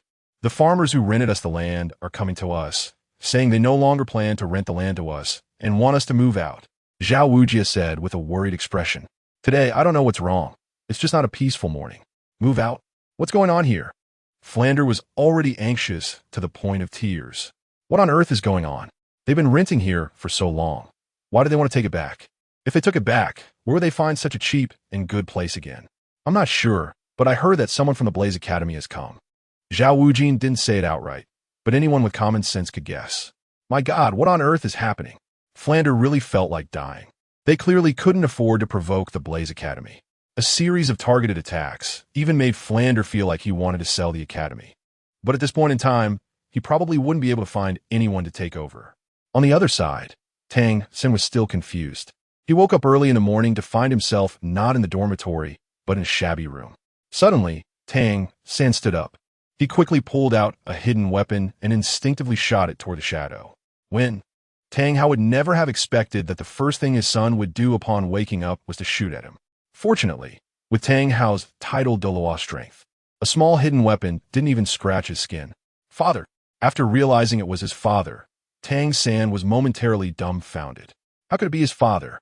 He looked around and found that this was the house he lived in as a child. This thing.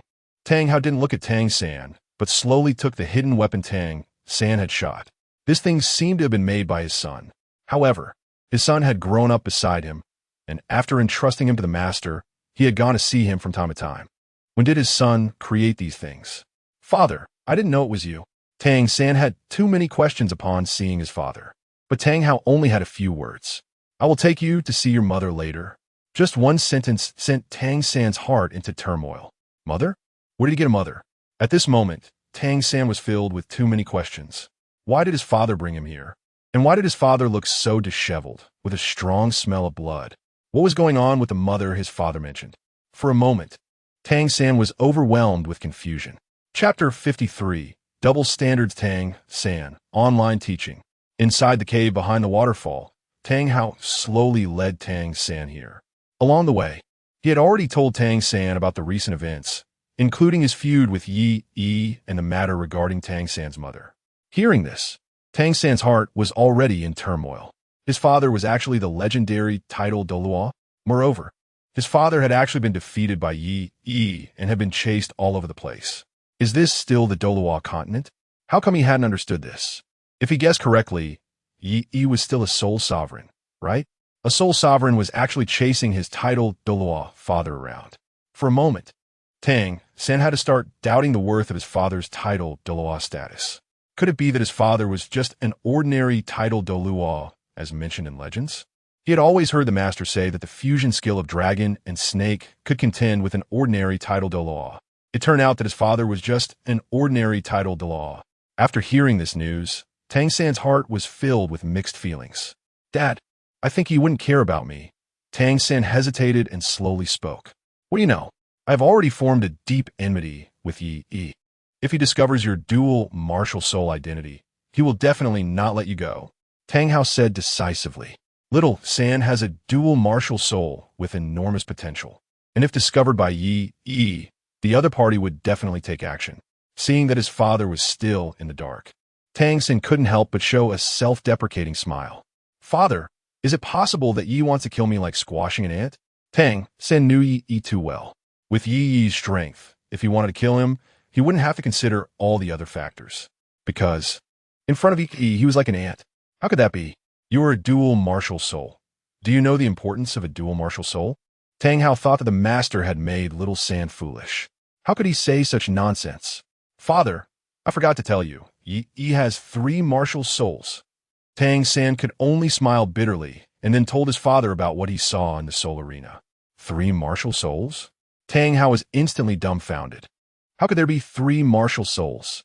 He had lived for half his life and had never seen or even heard of such a thing.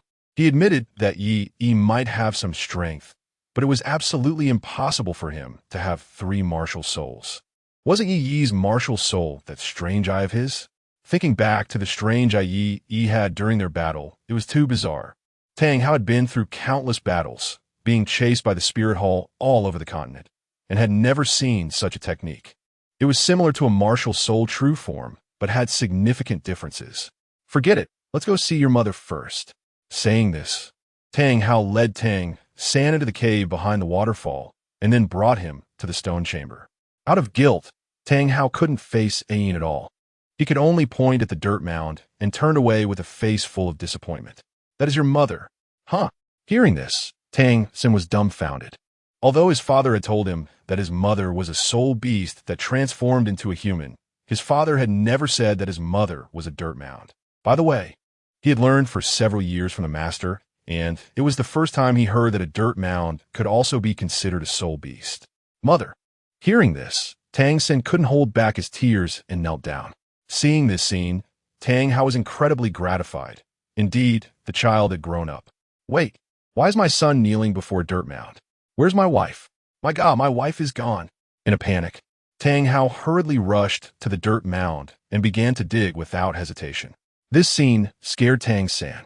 Father, how can you dig a mother-s? Tang San couldn't find words to describe his feelings. The blue-silver grass should be here. No, your mother is lost. No, no. Tang Hao instantly fell into madness. How could she be lost? No one knows this place, and even if someone knew, they wouldn't be able to see through a yin's disguise. A yin's true body is the seed beneath the blue-silver grass. As long as the seed is still there, even if the blue-silver grass is picked, it has no effect. Lost? Tang San fell silent. If it weren't for that person's mistake, and if that soul beast was indeed his mother, he would have really laughed. Who did this? Who did this? Tang Hao's first thought was that it was a soul beast. It must be that some soul beast treated the blue-silver grass as food and ate it. This was very likely. Outsiders would have no idea about this place. Even if a tidal Douluo came, they would only think this was an ordinary blue-silver grass. Thinking of this, there was a killing intent in Tang Hao's eyes. Haotian hammer. Then, Tang Hao summoned the Haotian hammer and directly flew out of the stone chamber. Although the back mountain of the Holy Soul Village where they were was not like the Stardo Forest, filled with soul beasts, there were still quite a few ordinary soul beasts in the wild. In just a moment, Tang Hao returned covered in blood. In less than a stick of incense's time, he had slaughtered all the soul beasts in the back mountain of the Holy Soul Village, leaving not a single one behind. Even soul beasts less than 10 years old were killed by him. Better to wrongly kill 1,000 than let one go. Even some plant-type soul beasts died under his Haotian hammer. Father. After seeing his father return, Tang San was completely stunned. How many soul beasts did his father kill during his trip? No, it wasn't those soul beasts that did it. After killing more than 10,000 soul beasts, Tang Hao gradually calmed down. Among the soul beasts he killed, the oldest ones were less than 1,000 years old. If it were really these mentally impaired soul beasts, there would surely be some footprints left behind. However, here, there were no footprints, not even a trace of soul beast's aura. Wait, at that moment, Tang Hao suddenly sensed a wave of disgust in the air. This aura was somewhat similar to that of the angel he had nearly beaten to death back in the day. Not just similar, it was far too familiar. Back then, he was chased by that old guy Qian Douluo for several years. This aura was simply too familiar. The spirit hall. Tang Hao roared angrily. Father, was it the spirit hall that took mother away? Tang San understood what was happening when he saw his father's condition. However, he felt no sympathy for the soul beasts that died at his father's hands. Who told them to be so unlucky? Besides, since his father killed them, was he supposed to compensate them with a life? Chapter 54. The Heaven Do Soul Arena. Xue Qinghe's personal appearance. 3 days later, Yi arrived at Heaven Do Imperial City under the escort of special personnel. Under the guidance of Manager Yang, he came to the Heaven Do Royal Soul Arena. One could only say that, unlike the small place like Soto City, the entire main city-level venue was 120 meters high, with one main Soul Arena and 24 sub-arena, accommodating 60,000 spectators. Young friend Yi, you finally made it. Upon seeing Yi, Manager Yang looked as if he had seen a savior. If young brother Yi hadn't come soon, their Soul Arena would have been plundered by that group of people. Wasn't it just those people from the Heaven Do Royal Academy? Was it really necessary to be this anxious? Watching Manager Yang on the verge of tears, Yi remained very calm. Ever since the 5-5 opening upgrade, he could truly say he was lacking nothing. Not to mention, you don't know. Manager Yang mysteriously brought Yi to a corner. Then he whispered, "Today's match will have a very important group of people watching. Very important, so the higher-ups instructed us to be cautious. By the way, there's one more thing." At this point, Manager Yang spoke somewhat sheepishly. "Since you arrived a bit late, the higher-ups have already chosen the 7-member team in advance. However, with my strong recommendation, I still managed to secure a substitute position for you." Manager Yang felt somewhat embarrassed. They had clearly agreed, but it doesn't matter. I recognize money, not people. You give me money, and I help you do things, that's all. Yi said indifferently. He had no actual connections with Manager Yang. The relationship was merely a transaction. Don't worry, even if you don't get on the field, the money will be delivered to you without a single cent missing. Seeing Yi not taking it to heart, Manager Yang felt quite relieved. However, what he didn't know was how much opportunity they had lost in the Soul Arena. "By the way, do you want to meet your teammates?" Manager Yang cautiously asked. They had put a lot of effort into gathering talented Soul Masters from all over the continent for the Soul Arena. "No need." Yi waved his hand. He had no interest in meeting them. According to the introduction in the original work, the Royal Fighting Team had never lost before encountering the Shrek team. This meant that, barring any accidents today, the Soul Arena was bound to lose. Therefore, he naturally saw no need to meet these so-called teammates.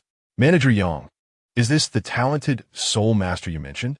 At this moment, a rough voice came.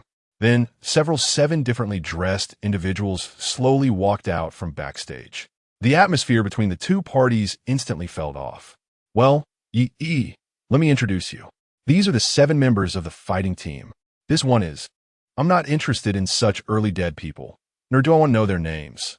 Yi glanced at the few people, 6 men and 1 woman. The few men vaguely regarded the golden-haired man at the front as the leader. "Lion King, don't cause trouble. Don't forget, we invited you here not to stir up trouble." Manager Yang's gaze towards the leader among the few became sharp. Yi was personally invited by him, so he wouldn't let anyone provoke Yi. "I say, old Yang, you're being a bit unreliable. Which of us isn't elite? Yet you actually found a student?" The one called Lion King looked at Yi with disdain. Among the people present, except for the support-type girl, who wasn't seasoned in battle, everyone else had fought for at least 10 years in the Soul Arena. "If you ask me, old Yang, you should just get rid of this guy, and we'll split that share among ourselves." With that, Lion King revealed his true intention. He wasn't just here to provoke Yi. His initial goal was to take Yi's share for himself and the others. Ugh. The girl at the back of the crowd looked anxious. Yi glanced at the girl, who resembled a Qin player. Young Master Yi. This is support-type Soul Master Luo Qin. Her martial soul is the Qin and SE, and she was specifically invited to deal with the Royal Academy. Manager Yang quickly introduced her to Yi. Among the Royal Academy, there are top-tier support-type Soul Masters, the owner of the 9 Hearts Sea Pearl. One must know, the 9 Hearts Sea Pearl was the most elite existence among support martial souls, not inferior at all to the 7 Treasure Glazed Tile Pagoda. To target the Royal Fighting Team, they had specially invited a talented support Soul Master. Who would have thought that before the battle even started? The team was already in chaos? Yi saw that the one called Lion King was getting carried away and didn't rush. Instead, he slowly took out several gold soul coins from his soul guide. "Oh, this kid is quite clever. Knows how to please me." Lion King subconsciously thought Yi was trying to curry favor. Unexpectedly, despite his young age and lack of strength, he was quite adept in social matters. "This money is for medical expenses," Yi slowly said. "What?" The one called Lion King hadn't reacted yet when Yi suddenly appeared behind him. Bang! Lion King flew out like a kite with a broken string, crashing through several walls. Then, he lay unconscious in the hall of the Soul Arena like a dog on the roadside. Boss! The others didn't expect their leader to be treated like a dog and kicked out. Oh no, young master.Ye, you were too heavy-handed. Manager Yang panicked completely. Lion King still needed to participate in today's match. Now that Lion King was lying in the hall, who knew if he was asleep or dead? That healer. Go check on him. He casually tossed the gold soul coins to the female soul master and then swaggered out. At this moment, Luo Qin was completely bewildered. Oh, there's money to collect? After receiving Yi's gold soul coins, she happily went outside to treat him. Meanwhile, in another part of the hall, Lion King's situation was quickly surrounded. My God, isn't this the #1 soul master from the Jile Kingdom's soul arena? Lion King? How'd he end up like this? Because of the match tonight, quite a few people gathered in the hall to watch. Among them, one person's aura was particularly distinctive. Dressed in a clean blue robe, he gave a very refreshing feeling. His long black hair was tied with a blue cloth, neatly hanging down his back.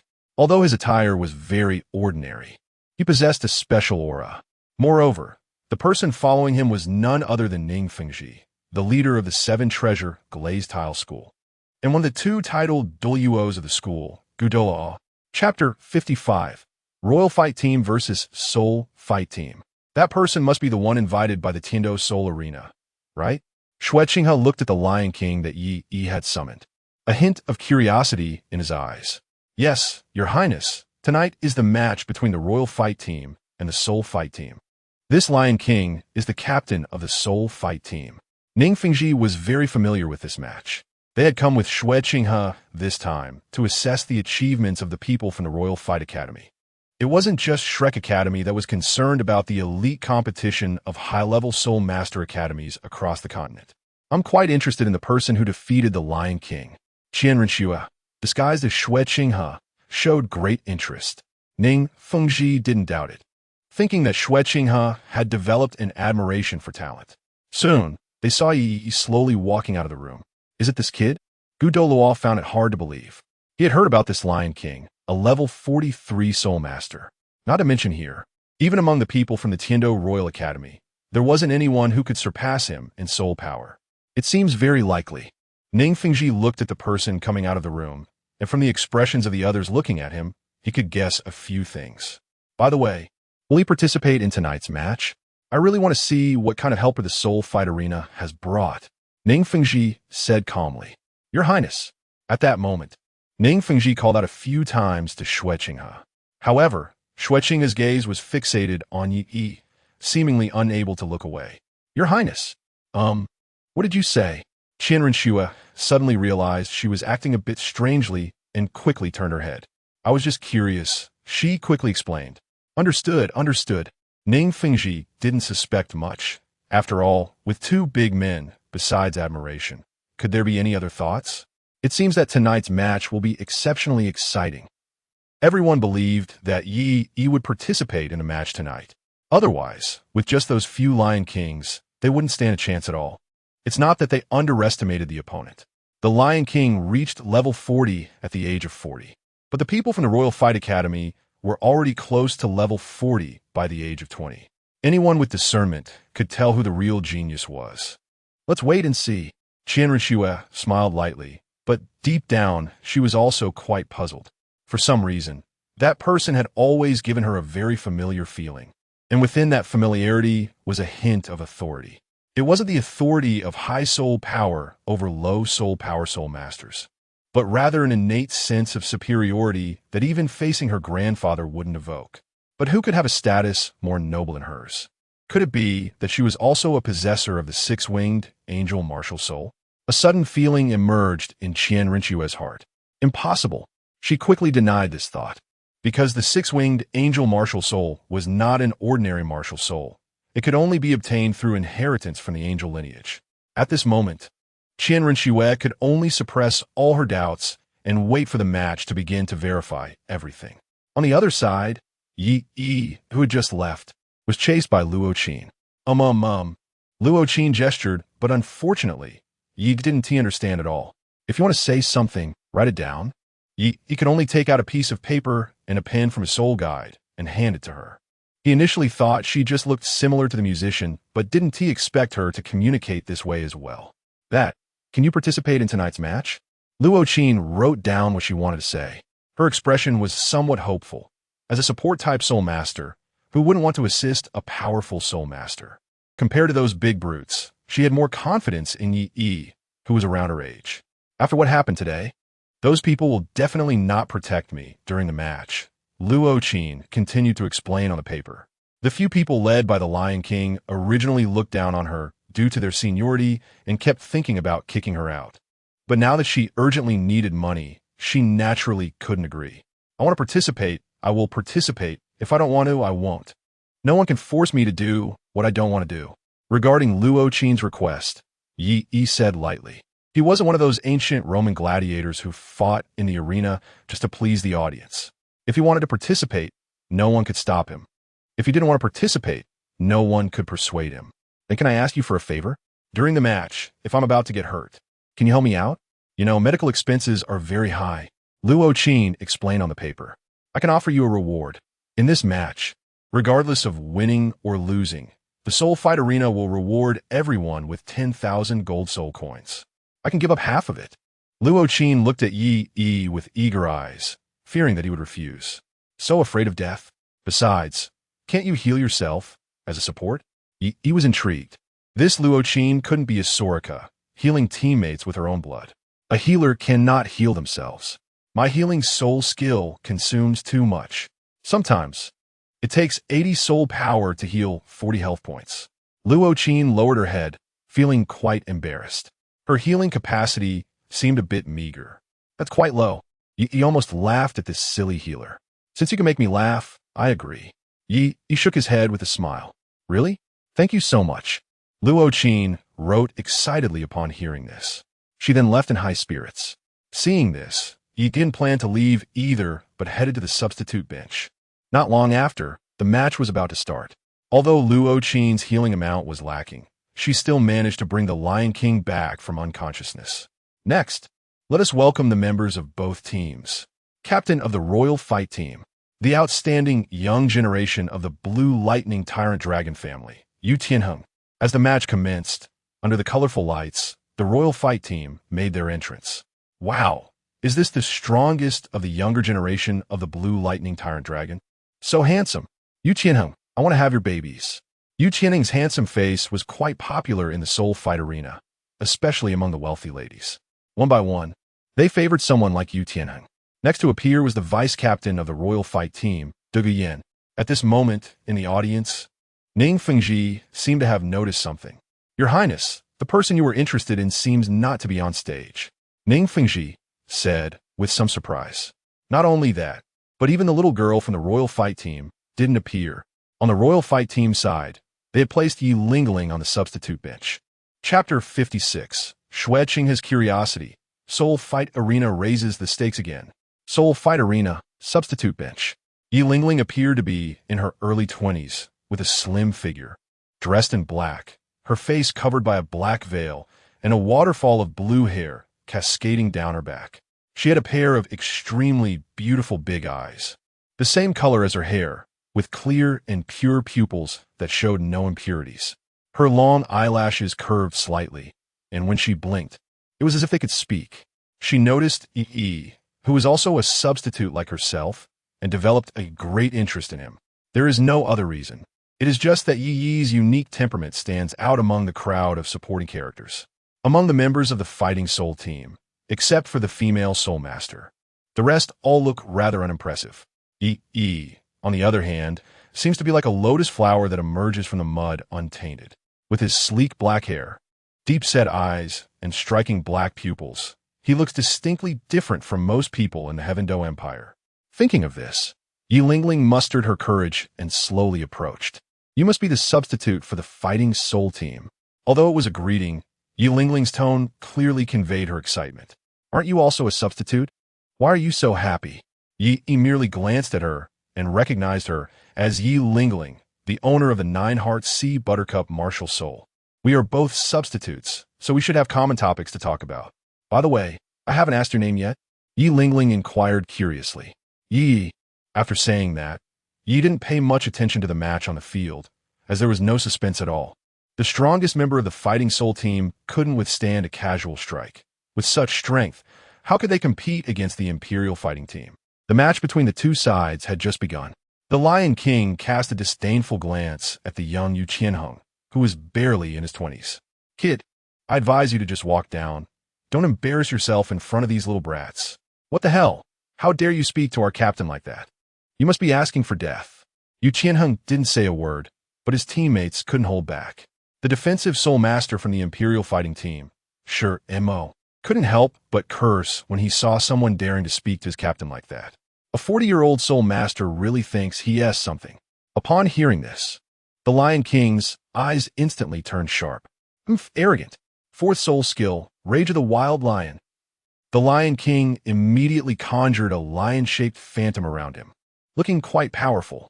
Moreover, his target was the only female in the crowd, Douluo, as he believed that a woman like her must be the weakest among them.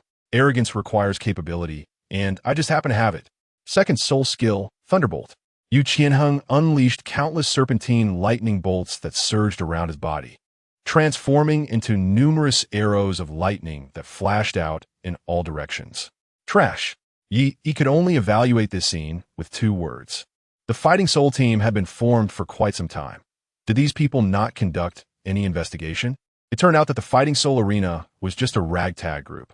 Honestly, if it weren't for agreeing to their terms when he needed money earlier, he would have turned and left long ago. Go call Manager Yang over. I want to ask if this old man is pocketing kickbacks. Yi casually summoned a staff member to bring Manager Yang over. The staff naturally recognized Yi, and combined with the incident from the night before where the Lion King was beaten, they didn't dare to be negligent. Young Master Yi, we will go right away. Yi Lingling also heard their conversation. She was instantly stunned. What was this person's identity? He seemed completely unlike a substitute. A substitute actually dared to call the manager of the Fighting Soul Arena over. Just as Yi Lingling thought that Yi was merely bluffing, a manager did indeed rush over anxiously. Having frequently participated in Fighting Soul competitions, Yi Lingling instantly recognized this was Manager Yang for the Heaven Do Fighting Soul Arena. A soul sage. Oh, young Master Yi. Manager Yang hurriedly apologized as soon as he arrived. Young Master Yi, I'm truly sorry. As you know, the selection of the Fighting Soul team is not solely decided by me. Looking at the wild lion on stage, who soon fell into the encirclement of the Imperial fighting team due to his arrogance.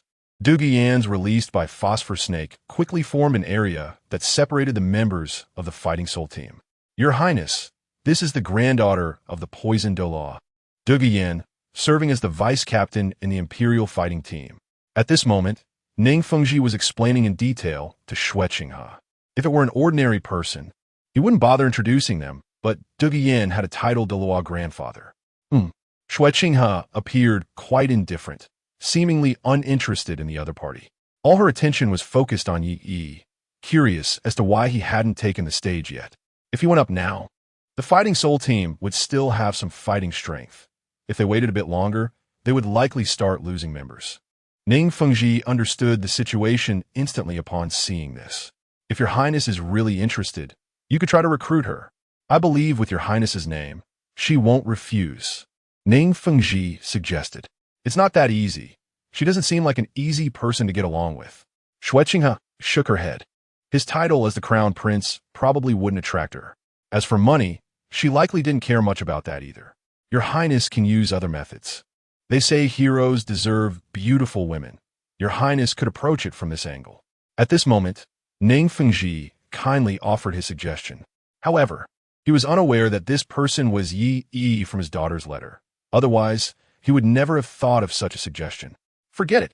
For some reason, upon hearing this suggestion, Shrek Academy felt a bit resistant and continued to focus her gaze on the stage. The match had barely started for less than 5 minutes and was already nearing its end. Young Master Yi, how about this? If you can help us secure victory in this match, the Fighting Soul Arena is willing to offer 100,000 gold soul coins as a reward. Yang Shuo said, gritting his teeth with a determined expression. After witnessing Yi's strength, he believed Yi had the capability. All right, go down. He waved his hand. A look of joy instantly appeared on Manager Yang's face. Young Master Yi didn't outright refuse, which was a clear sign of hope. It's no wonder a soul sage showed such respect to Yi. He could become a soul sage because he could only reach that level at most in the future. He was already a soul master, just that he was still a soul master at this age. Meanwhile, Yi Lingling, who was watching this scene, was full of disbelief. After seeing Manager Yang leave, she hurriedly approached with curiosity and asked, "Is that Manager Yang crazy? Your fighting soul team is about to lose. How could he let you take the stage? Offering 100,000 gold soul coins. Are you kidding me?" Yi Lingling momentarily found it hard to process. They were all substitutes, sitting well on the bench. Why did you have to create such a scene? Chapter 57. The best teammate of Heaven Do, Yi Lingling. Yi leaned against the railing of the exclusive resting area for the Imperial fighting team, his gaze piercing through the crowd, landing on the 7 figures on the distant arena who were making their final preparations. They wore the iconic luxurious uniforms of the Heaven Do Royal Academy, exuding an extraordinary demeanor. Just standing there naturally formed an invisible sense of pressure, attracting the attention of the entire audience. They were the Imperial fighting team, the pinnacle symbol among the young soul masters of the Heaven Do Empire. Hey, newcomer, you can't possibly have been fooled by the extravagant promotional words of the Fighting Soul Arena or the high rewards, right?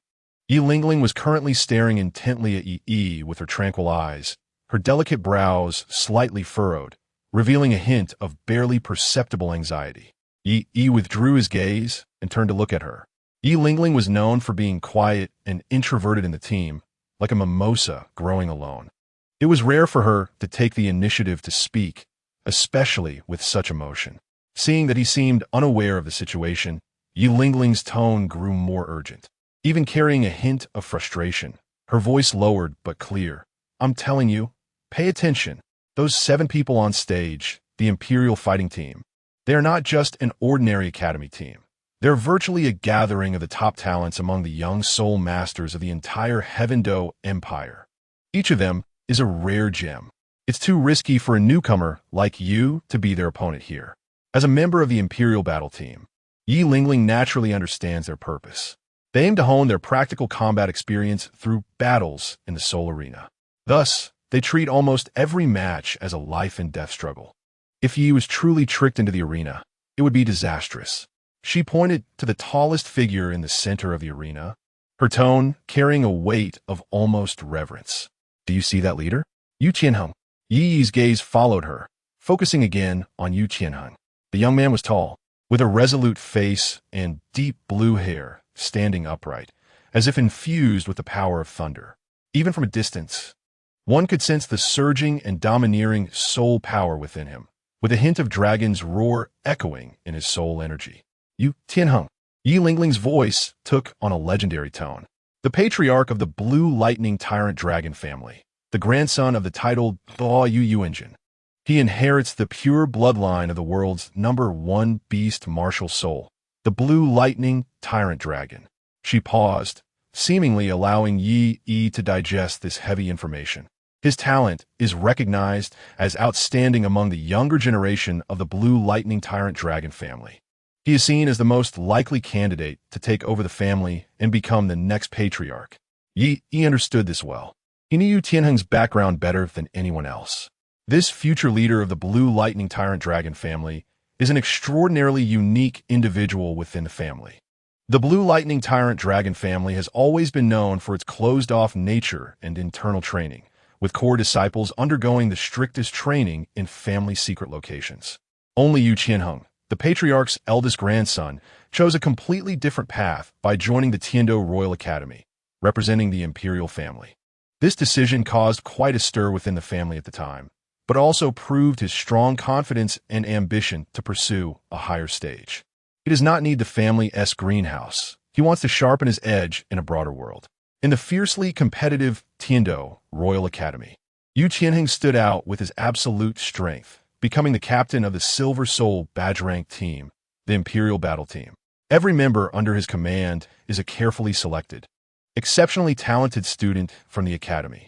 It is foreseeable that when the grand event of the Continental Senior Soul Master Academy Elite Tournament unfolds, The Imperial Battle Team will undoubtedly represent the Tiando Royal Academy as the indisputable main team, becoming a prominent seed team of the Tiando Empire. And Yu Qianheng will undoubtedly continue to wield the captain's scepter of this glorious team. Yi's gaze was calm and undisturbed. Familiar with the plot? He understood it all too well.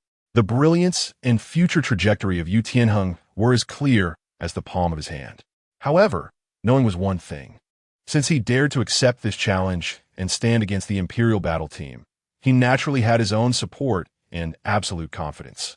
This confidence did not stem from the fearlessness of the ignorant, but from a profound understanding of his own power and a clear grasp of the plot's direction. Seeing Yi quietly listening, without the expected panic or retreat on his face, but rather an indescribable calm, Yi Lingling felt even more puzzled. She bit her lip and decided to throw out another heavyweight character, trying to awaken Yi. Also, do you see that green-haired, purple-eyed girl next to Yu Tianheng? She is Douluo, the vice-captain of our Imperial Battle Team. Douluo, this name itself carries a heart-pounding aura. She is tall and graceful, with long dark green hair cascading like a poisonous snake, and her purple eyes exude a natural enchantment and coldness. Just standing there, she seems to carry an invisible, unsettling aura. Douluo, Yi Lingling's voice unconsciously softened, carrying a deep sense of wariness. She is the granddaughter of the poisoned Douluo Douluo. The poisoned Douluo, titled as Poison, wields a bizarre and domineering poison technique that shakes the continent, and is a presence that even titled level powers are unwilling to provoke lightly. As his granddaughter, Douluo inherits the terrifying martial soul, the Emerald Phosphor Snake Emperor. She is also a core member of the Imperial Battle Team, a holder of the Silver Soul Badge, with a prestigious status in the Academy. In the Elite Tournament, she will undoubtedly be the vice-captain of the Imperial Battle Team, and her poison will be a nightmare for all opponents. The moment Yi Lingling mentioned Douluo's name, Yi's gaze, almost instinctively, with a hint of subtle meaning, fell again on Yi Lingling beside him. This action was extremely subtle, but was caught by Yi Lingling, who had been observing his reactions. Yi Lingling was slightly taken aback, then quickly reacted, a blush suddenly rising on her fair face. Unsure if it was from embarrassment or anger, her voice rising a few notches. Hey, what do you mean by that look? Which side are you really on? I'm revealing important enemy information to you. Why are you doubting me now? She stomped her foot in frustration, breaking her usual cold and aloof demeanor, revealing a bit of the youthful playfulness. Revealing information about my team's core members can only mean that today I'm probably off with my soul power. A good-hearted teammate like me, who eats inside and digs outside, you won't find a second one even if you search the whole Tiando city with a lantern. Yi watched Yi Lingling's rare, lively expression, and finally revealed a hint of genuine smile in his eyes. He gently shook his head, his tone teasing. Missy has overestimated me. I just think that this good teammate from Tiando is indeed quite unique. Also, you're selling out your teammates. If your teammates find out. He paused, retracting his smile, and said seriously, what I've revealed, as you said, isn't really a core secret, right? Yi Lingling sweetly smiled. This is not a secret at all. The blush on Yi Lingling's face had not faded, and upon hearing this, she raised her chin, carrying a sense of elitism and entitlement unique to Academy elites. What is this? This information is the most basic and superficial. Anyone with a little connection can find out. As for their specific soul skill combinations, the martial soul's fatal weaknesses, habitual actions during attacks, weak points in soul power operation, and flaws in team cooperation, these truly critical things, she emphasized, I haven't said a word. That would be considered leaking information. What I'm telling you now doesn't even count as information. At most, it's just a pre-match introduction. She seemed to have found a reasonable explanation for herself, her expression relaxing a bit. Generally, Yi Lingling is introverted and taciturn, rarely communicating with teammates outside of training and battles, always quietly staying in the corner like a silent shadow. But today, perhaps sharing the same substitute identity made her feel a sense of kinship with Yi? Or perhaps Yi's unusually calm demeanor in the face of strong enemies piqued her curiosity. In any case, her words unintentionally opened up, and she spoke more than she had in the past month in the team combined. Look, Yi Lingling pointed to the four people behind you, Tianheng and Dugu Yan, on the stage. The remaining four main members. The two on the left, who are stocky and almost identical in appearance, are the Shimo and Shimo brothers. They are defensive soul masters with the martial soul of the Black Tortoise, known as the shield of the imperial battle, with extremely impressive defense and seamless cooperation. The one on the right, dressed in light armor with sharp eyes like an eagle, is Yu Feng, whose martial soul is the Wind Bell Bird, a speed-type attacker, very fast, and good at aerial assaults.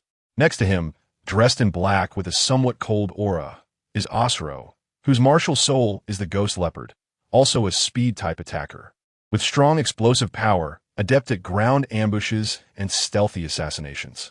These four, along with Captain Yu and Vice Captain Dugu, make up our Imperial Battle Team's strongest seven-man group at the moment. After introducing her teammates, Yi Lingling seemed to remember that she hadn't formally met this bold substitute teammate. She turned to Yi, and a rare hint of youthful, somewhat awkward friendliness appeared on her usually cold face as she slightly tilted her head and said, "By the way, after all this talk, you still don't know who I am, right? My name is Yi Lingling." Before her words fell, they were calmly and clearly picked up by Yi. His voice was not loud, but it was like a stone thrown into a calm lake, stirring up huge ripples in Yi Lingling's heart. Yi's gaze returned from the arena and fell on Yi Lingling again, his deep eyes seeming to see through everything. A faint smile of understanding lingered at the corner of his mouth. His tone is flat, as if stating an ordinary fact. The contemporary sole owner of the nine-heart Begonia martial soul. The chief supports soul master of the Imperial fighting team. Yi Lingling, am I right? The air seemed to freeze at that moment. The deafening noise of the fighting arena seemed to be cut off. Yi Lingling's usually calm eyes suddenly widened, filled with incredible astonishment, as if a giant rock had been thrown into a tranquil lake, creating towering waves. Her small mouth opened slightly, but no sound came out. All her thoughts frozen by this sudden, precise naming. How'd he know? How could he know so clearly? The rarity and uniqueness of the nine-heart Begonia martial soul were known only to the core high-level members and team members within the academy. Who exactly was this newly joined, obscure substitute Yi? The light in the resting area seemed to focus on Yi's calm face, and his indifferent words echoed in Yi Lingling's heart, leaving a vast, unknown blank and silent thunder. Chapter 58. Yi takes the stage, teaching Yu Tianheng a lesson. In the center of the fighting arena, the originally clamorous shouts and cheers seemed to be choked by an invisible hand, leaving only heavy breathing, the echoes of soul power collisions, and a cold atmosphere of despair spreading. Dust slowly floated in the pale light of the soul guide lamp, outlining the figure of the Imperial fighting team captain, Yu Tianheng. The situation had become almost brutally clear. The last barrier of the fighting soul team, the ferocious Lion King, was unable to lift his head before Yu Tianheng. Under Yu Tianheng's continuous and overwhelming onslaught, he ultimately collapsed due to exhaustion of soul power. The last glimmer of resistance faded from the eyes of the few remaining members of the fighting soul team. It's over. It's all that Yi's fault. Otherwise, how could the Lion King even compete while injured? Many were still complaining. In their view, if he hadn't nearly knocked the Lion King out, how could they have lost so quickly? Yu Tianheng, Yu Tianheng.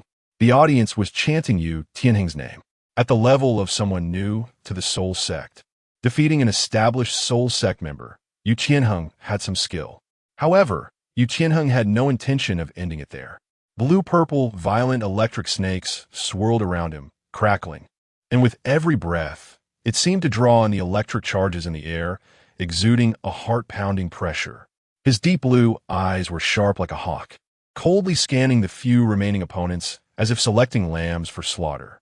A low dragon roar rolled from his throat, not a skill of the martial soul, but a roar purely expressing power and fighting intent. In the next moment, he moved.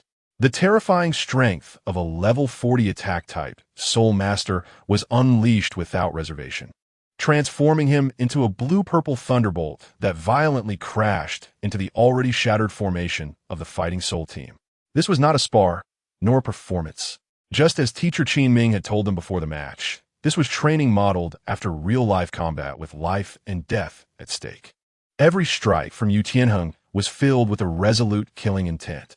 The dragon claw entwined with destructive lightning was no longer a symbolic attack, but a deadly strike aimed directly at vulnerable areas like the throat, heart, and joints. A power-type Soul Master attempted to clash head-on, but was brutally struck in the waist by Yu Tianheng's sidekick, infused with 1,000-pound thunder, sending him flying like a broken sack, crashing against the light curtain at the edge of the arena, lifeless. Another agile attack type, Soul Master, tried to evade and harass using speed, but Yu Tianheng didn't even look at him. He swung his claw back, and 5 sharp lightning claw lights tore through the air, accurately sealing off all his escape routes, leaving deep, charred claw marks on his chest, causing him to scream and fall. Like chopping vegetables. Truly like chopping vegetables. In the face of absolute power and speed. The remaining resistance from the Fighting Soul team appeared so pale and laughable.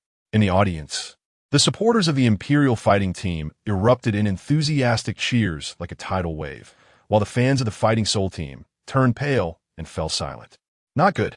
The only remaining support-type Soul Master of the Fighting Soul team, the cold-tempered woman Luo Qin, who held an ancient zither, suddenly turned pale, devoid of blood. Her perception far exceeded that of ordinary people, and she clearly sensed Yu Tianheng's cold eyes sweeping over the chaotic battlefield, ultimately locking onto her, as if he had found his prey. The killing intent in his gaze was palpable, causing her to feel as if she had plunged into an ice cave. Support-type Soul Masters are always the first targets to be eliminated on the battlefield, especially at this moment when their defensive structure had collapsed. She was the most enticing and vulnerable lamb. The instinct to survive overwhelmed everything. Luo Qin's slender fingers instinctively trembled with desperation as she fiercely plucked the strings of the zither in front of her. The clear and urgent sound of the zither suddenly rang out, spreading a strange wave of power.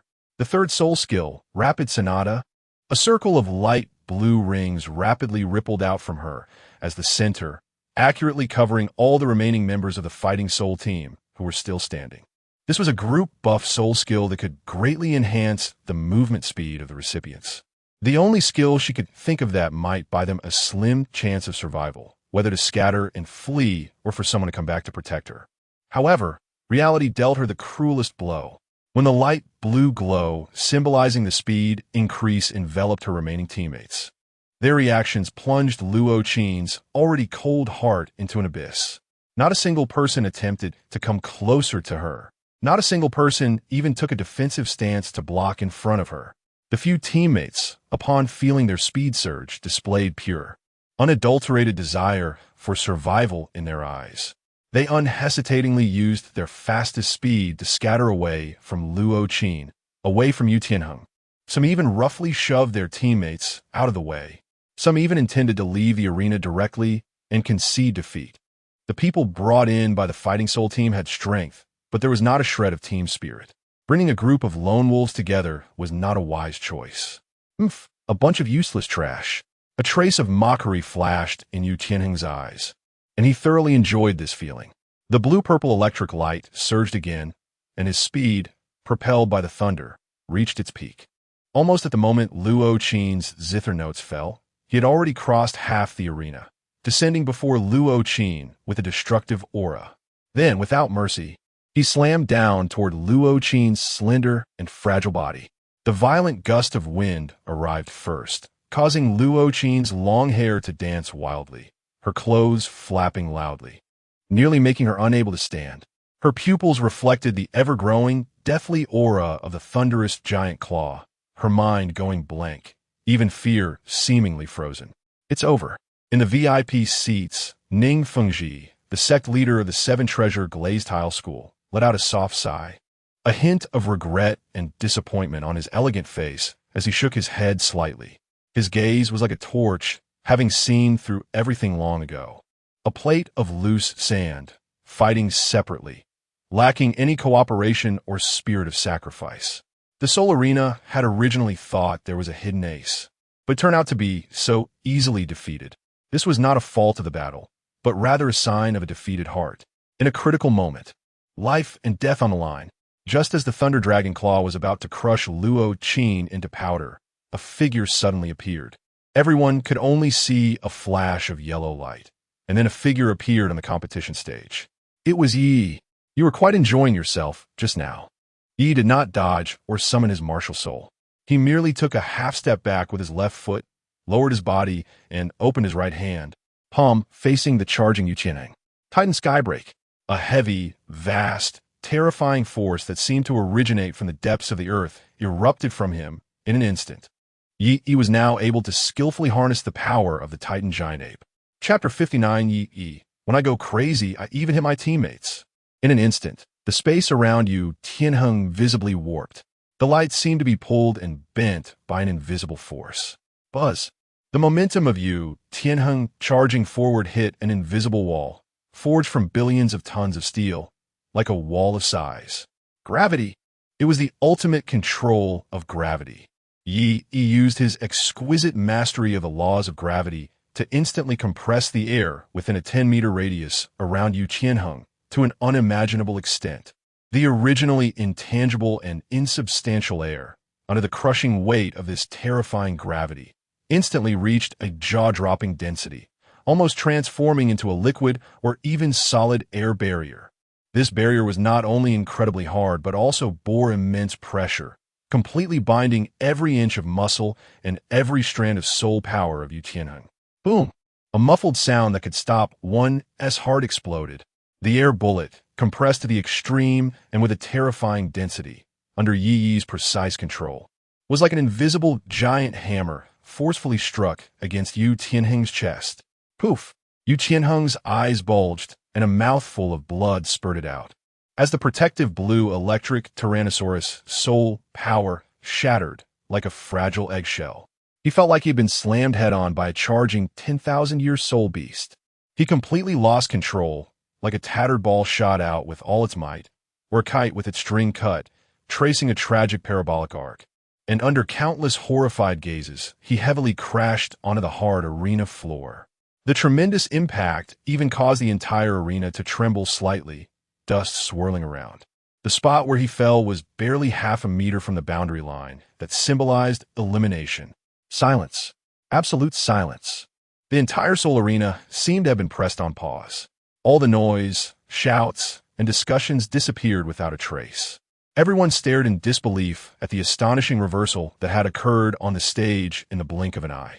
Just a second ago, Tianheng had been like an invincible demon god, and the next second he was lying like a dead dog beside the boundary line, unaware of life or death.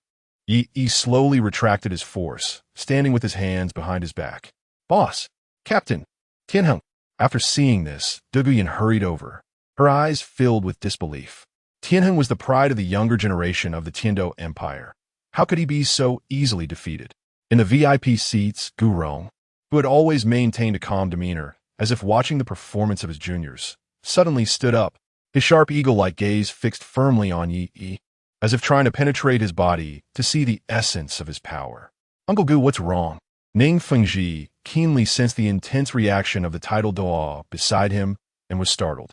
It was no small matter to make a title Douluo, who had seen all sorts of storms, lose composure like this. Gu Rong did not answer immediately. His brow was tightly furrowed into a shape, his eyes filled with disbelief and a hint of vigilance. He slowly took a breath.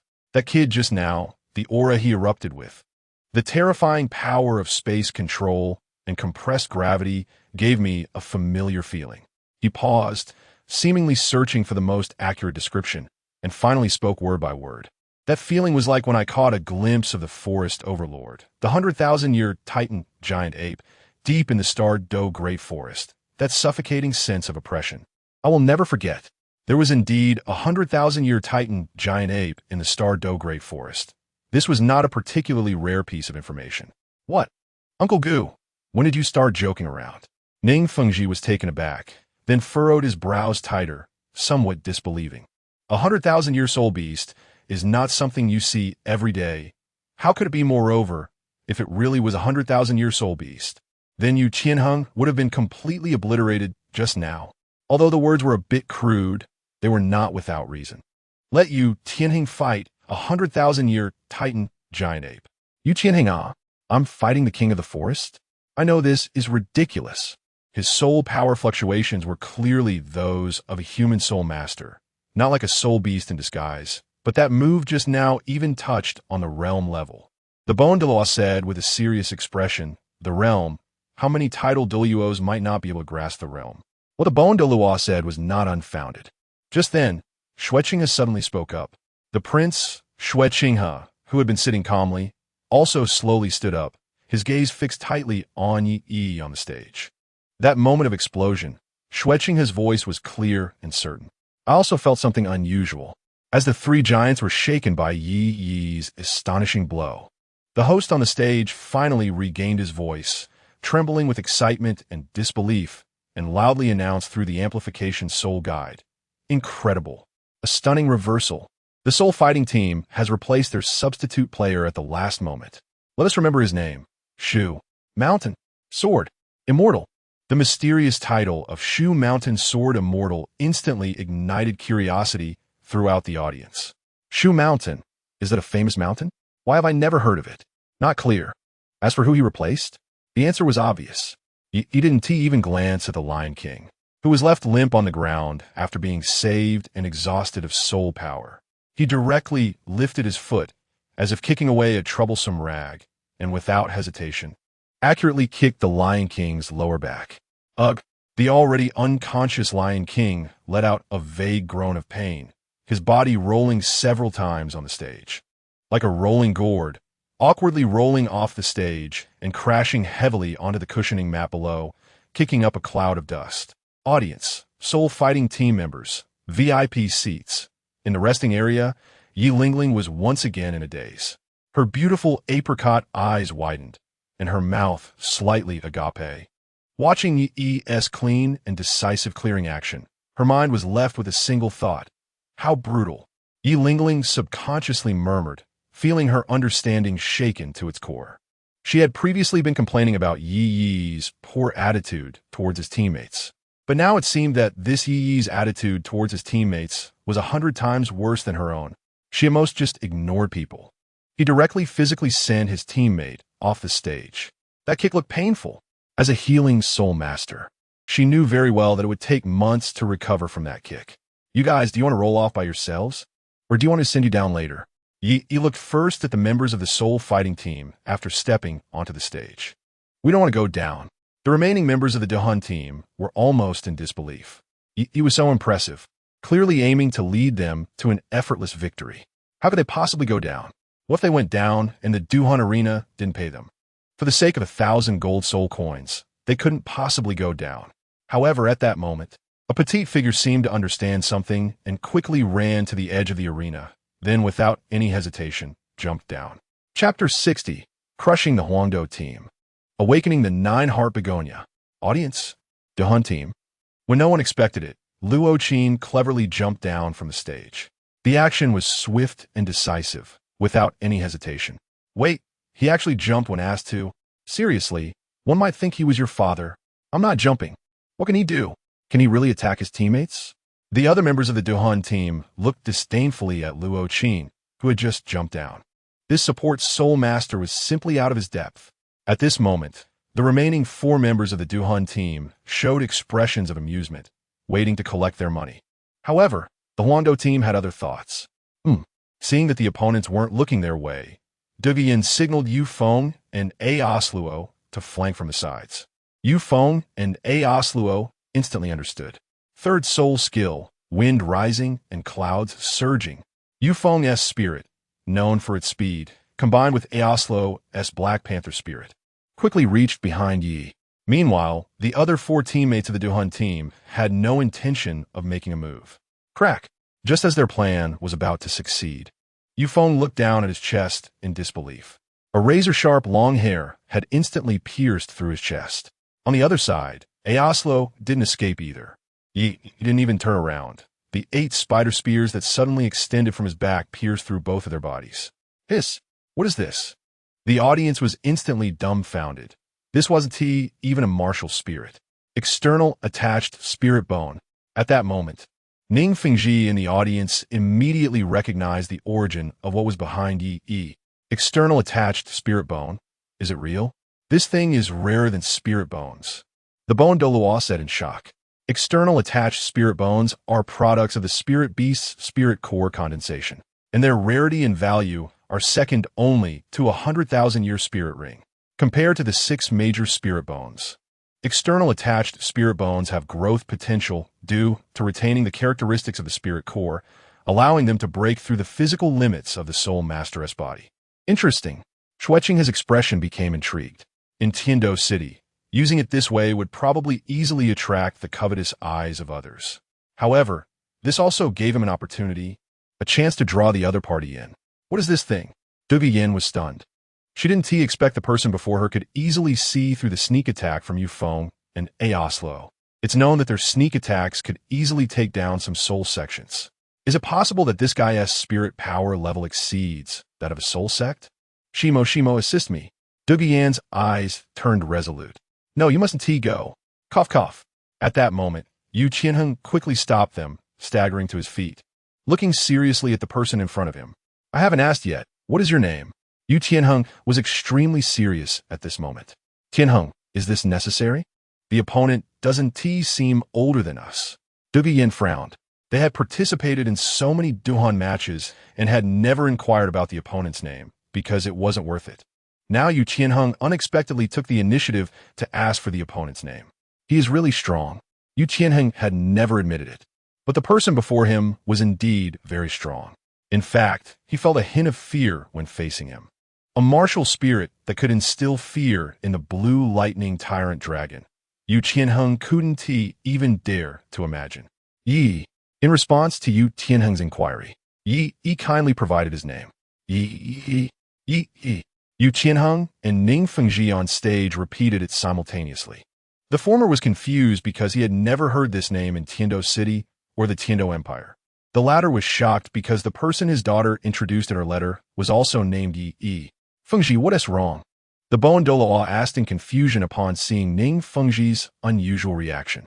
Isn just a name? Why be so surprised? Even Shueqing was very curious to see Ning Fengji's attitude. It was known that ordinary young talents found it hard to catch Ning Fengji's eye. It's nothing. I just feel this name is a bit familiar. Ning Fengji realized he had overreacted. Perhaps it was just a coincidence.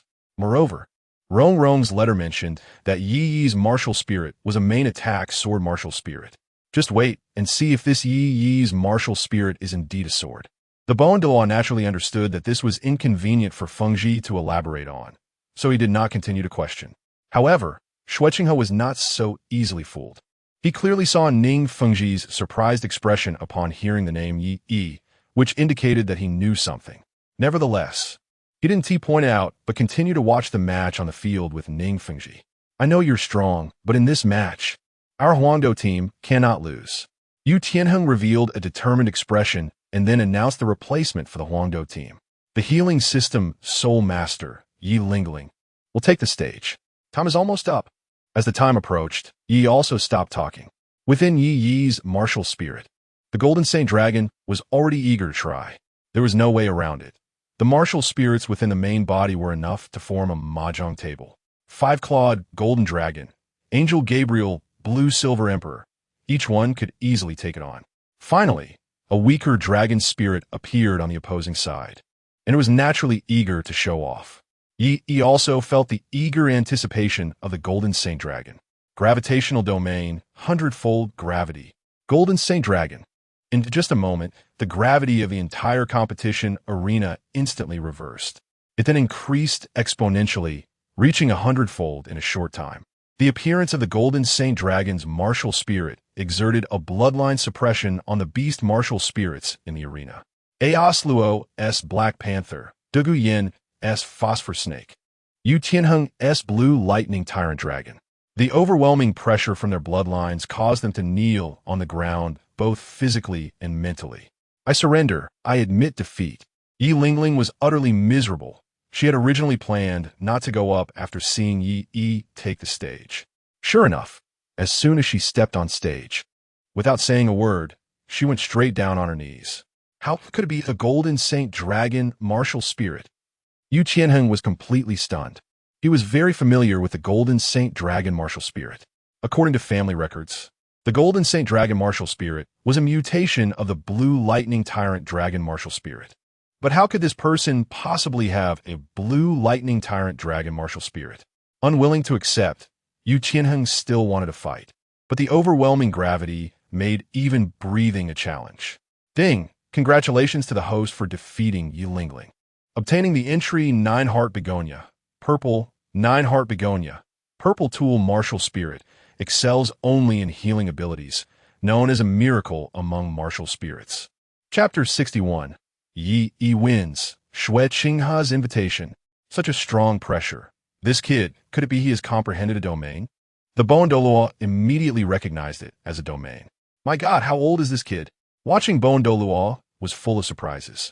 He had lived most of his life without understanding a single domain. Is the martial soul a dragon type? Ning Fengji felt a bit disappointed, as he had thought that this Yi would be the one mentioned in Rongrong's letter. However, it turned out to be a bit one-sided. As a top-tier weapon martial soul, the sword martial soul could hardly coexist with a top beast martial soul like the Blue Lightning Tyrannosaurus. By the way, Your Highness, after the match, you might want to try to win the other side over. Ning Fengji quickly adjusted his emotions and suggested that Shui Qingha should interact more with the other party. Shui Qingha's gaze was fixed on the opponent, not knowing what was going on in his mind. At this moment on the stage, Dad, no, Grandpa, why did you include us too? The other 4 teammates of the Fighting Soul team were confused because he had completely ignored them. This gravity field was an area skill. Even they were included in it. This was 100 times gravity, and they started crying for help within less than a minute. Many even regretted not conceding from the beginning. We concede. Unfortunately, it was a bit late to concede at this point. Yi slowly walked towards them. He had given them a chance at the beginning. The 8 spider lances threw these people out like garbage. Dad, no, Grandpa, your 8 spider lances are too ruthless. The selected Fighting Soul team members were in so much pain that they couldn't hold on any longer. If it really didn't work, they could just kick them off like the Lion King did. Using that thing to send them down was simply a punishment. Several level 40 soul ancestors couldn't even last as long as the soul emperors from the royal fighting team.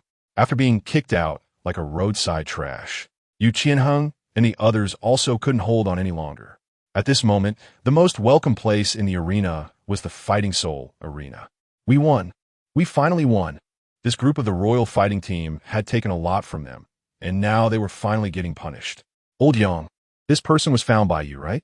At this time, the owner of the Fighting Soul arena turned his gaze to Yang Shua. Of course, boss. In front of a crowd of bosses, Yang Shua proudly puffed out his chest. This was someone he had brought from Suatawa City. He did well. The Fighting Soul arena in Tiando City was just short of 1 person in charge.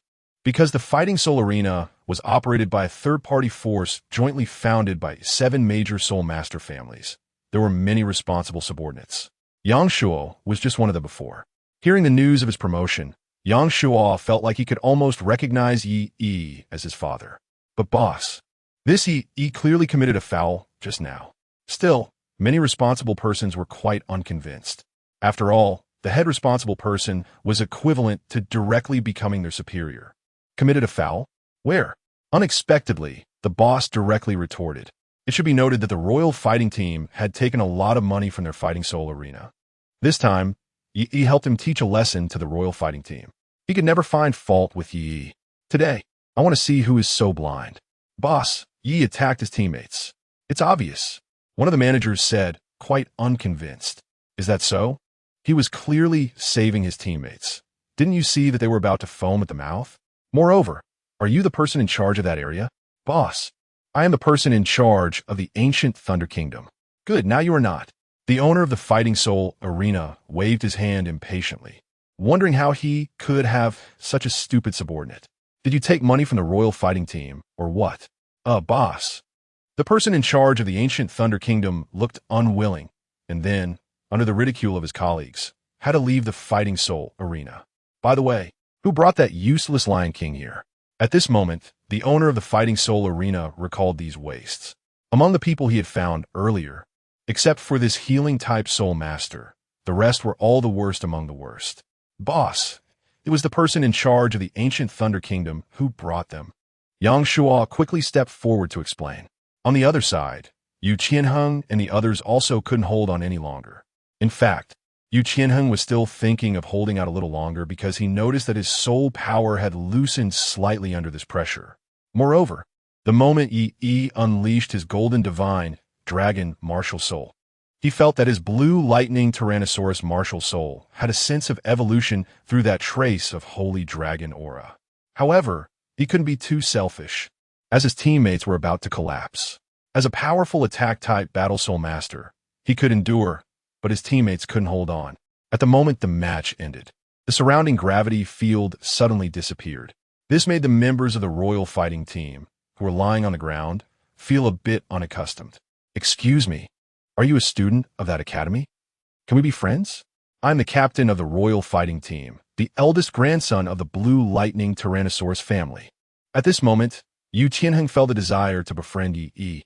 He was full of curiosity about Yi and thought that, with his title as the captain of the Huangdou team and a genius of the blue lightning Tyrannosaurus family, the other party would be interested. Not interested. Hearing someone wanting to add him as a friend, Yi simply declined slowly. He enjoyed striking down the pride of these geniuses the most. Making friends still vaguely carried a sense of arrogance. Who taught them that? "Hello, are you Yi, young Master Yi?" Just then, a figure slowly walked up from the audience. Dressed in a clean blue long robe, Shueqinghe came over with Ning Fengji and Douluo. "Your Highness." Yu Qianheng was dumbfounded. He didn't expect the crown prince to be here as well. "Your match was wonderful." Although Shueqinghe was a prince, he gave a very comfortable feeling in terms of interpersonal relationships. "Qianheng, you should take your teammates down for treatment." Shueqinghe didn't overlook the members of the royal fighting team. After all, they were the elite of the Tiando Empire. "Thank you, Your Highness." Yu Qianheng felt ashamed and regretted his performance today. Moreover, he didn't know how to explain to Teacher Qin when he returned. They had lost too badly today. Subsequently, Yu Qianheng led several members of the royal fighting team to leave the fighting soul arena with difficulty. "Young Master Yi, I am Shueqinghe. This is Ning Fengji, the master of the Seven Treasure Glazed Tile School. This is Douluo, the guardian Douluo of the Seven Treasure Glazed Tile School. I wonder if we could be friends." "Young Master Yi." Shueqinghe did not put on the airs of a prince, but spoke very cordially. Chapter 62. Snow Avalanche Looking for Trouble. Tiando Royal Academy shocked. My God, Yu Qianheng was completely dumbfounded when he saw this scene. The crown prince actually lowered himself to reach out to Yi. What kind of treatment is this? Thinking of this, he felt that Yi's background was even more extraordinary. No, I need to hurry and report to Teacher Qin. Yu Qianheng sensed that Yi's appearance might break the current balance of the Tiando Empire. Everyone would do their utmost to win Yi over, because as long as they could win Yi over, it would be equivalent to obtaining the qualification for the championship of the Advanced Soul Master competition across the continent. To put it bluntly, Yi completely had this strength. Although Yu Qianheng had not seen much of the Spirit Hall people, he would never believe that those from the Spirit Hall could annihilate their entire team alone. Subsequently, Yu Qianheng directly led the members of the royal fighting team back to the Tiando Royal Academy. By the way, I wonder if young Master Ye's martial soul is the legendary golden sacred dragon. This is one of the top martial souls among beast martial souls. But it seems we haven't seen young Master Yi display his soul rings. Is he too disdainful to take action? Shueqing has said curiously. Could it be that the genius cultivated by the Tiando Empire doesn't even have the qualifications to let Yi Liang manifest his martial soul? Overthinking it, I actually didn't equip the golden sacred dragon with a soul ring. Facing the curiosity of Shueqinghe and Ning Fengji, Yi said calmly, "There's no need. The purpose of obtaining a soul ring is merely to enhance combat power. He can completely increase his power by obtaining a martial soul. It's the same. Others obtain soul rings, and he obtains martial souls. What? No soul ring?" Ning Fengji was taken aback by this news, as the other party hadn't given a soul ring to the martial soul. No way. Could it be that young Master Yi has a dual martial soul? Ning Fengji seemed to have thought of something. Only a dual martial soul would lead to such a situation. Upon hearing this, even Shueqinghe couldn't help but glance over. Ning Zhongzhu, be cautious with your words. Xueqinghe knew very well how important a dual martial soul is. If hidden properly, it could serve as a powerful trump card. By the way, I know a restaurant with a nice environment. I wonder if young master.Ye would honor us with his presence. Randomly, Xueqinghe planned to find a quiet place. Just so happens he knew of a high-end restaurant in Tiando City. No problem, just right. I also have something I want to discuss with Ning Zhongzhu. Hearing this, Yi nodded. He initially planned to visit the Seven Treasure Glazed Tile School after arriving in Tiando City. But since Ning Fengji came looking for him, he naturally had no intention of refusing. You're looking for me. Ning Fengji was somewhat surprised and curious about what Yi wanted to discuss with him. Thus, Ning Fengji, Xueqinghe, and Yi left the soul fighting arena, each with different thoughts. Only the Bon Douluo was genuinely just going to have a meal. On the other side, news of the external soul bone appearing in the soul fighting arena couldn't escape the notice of the keen-eyed. Tiando Imperial City Palace. What? You say an external soul bone appeared in the soul fighting arena. After hearing this news, Xiaogang was instantly overjoyed. This was an external soul bone, something countless people were eager to obtain. Although Xiaogang was a prince of the Tiando Empire, he was no exception. Uncle. Xiaogang looked at his uncle, Prince Xuexing, with a pleading expression. This made a look of hesitation appear on Prince Xuexing's face. At this time, it's better not to be too ostentatious. You must know your older brother has never let his guard down against you. Prince Xuexing said slowly. This external soul bone, while important, shouldn't expose them. Uncle, this is an external soul bone with infinite growth potential. We can use this incident to deliberately tarnish my reputation, making my older brother believe I am truly a hopeless case. Xiaogang was certainly not foolish. What he wanted was to kill 3 birds with 1 stone, using his background to pressure others, snatch the external soul bone from them, and enhance his own strength. That S1, damaging his own reputation to reassure his older brother. That S2, disrupting his older brother's plans. That S3. He knew his older brother too well. If he found out someone defeated the Imperial fighting team, he would definitely send someone to win them over. At that time, as long as he acted first, he could thwart his brother's plans. That is true, but since the other party can easily defeat the Imperial fighting team, their strength must not be underestimated. Prince Xuexing said somewhat seriously, don't let them seek trouble with the other party, only to end up getting beaten instead. That would be amusing. It's simple. ISNT poisoned Douluo in your debt. You could just find him. He is a titled Douluo, who would dare not give him face. Achu. Just as poisoned Douluo was about to visit the Tiando Royal Academy to see his granddaughter, he suddenly sneezed. What's going on? I actually sneezed. Poisoned Douluo felt quite puzzled. At his level of cultivation, this shouldn't happen. Just then, a jade pendant around his waist lit up. This was a soul guide he once gave to Prince Xuexing. As long as this jade pendant lit up, it meant the other party needed his help. It is said that Douluo is both righteous and wicked, always acting according to his own preferences. But he keeps his promises and will certainly do what he agreed to do. Therefore, upon receiving Prince Xuexing's message, he hurriedly made his way to him. On the other side, at the Tiando Royal Academy. At this moment, the 3 members of the committee, including the teacher of the Imperial fighting team, Qin Ming, were discussing something. How could this master do such a thing? Publicly mocking the 4 elemental academies. The chairman of the Tiando Royal Academy's committee, Meng Xinji, took the latest newspaper and said incredulously. He had originally had high hopes for this master, but he didn't expect the other party to do such a thing. Meng Xinji, by Bao Shan, and Jilin, these 3 were all members of the Tiando Royal Academy's committee, all sold Douluos above level 80. By the way, Qin Ming, I heard that Tianheng and the others went to the soul fighting arena to compete. What was the result? Meng Xinji looked at Qin Ming with curiosity. Recently, Qin Ming's training had indeed played a significant role. It should be fine. Still in a daze, Qin Ming quickly responded after hearing this. He was a graduate of Shrek Academy and was somewhat familiar with this master. The other party was a friend of his teacher, Flender. So he was a bit worried that the other party's actions would bring trouble to Shrek Academy. After all, the 4 elemental academies were not to be trifled with. Even their Tiando Royal Academy wouldn't dare provoke them. But this master actually provoked all 4 at once. Teacher Qin Ming, we're back. At this moment, A voice from outside called out. It was Yu Qianheng and the others returning. Chapter 63. The Tiando Royal Academy's recruitment. The self-destructive Shuebong. It's Tianheng and the others who are back.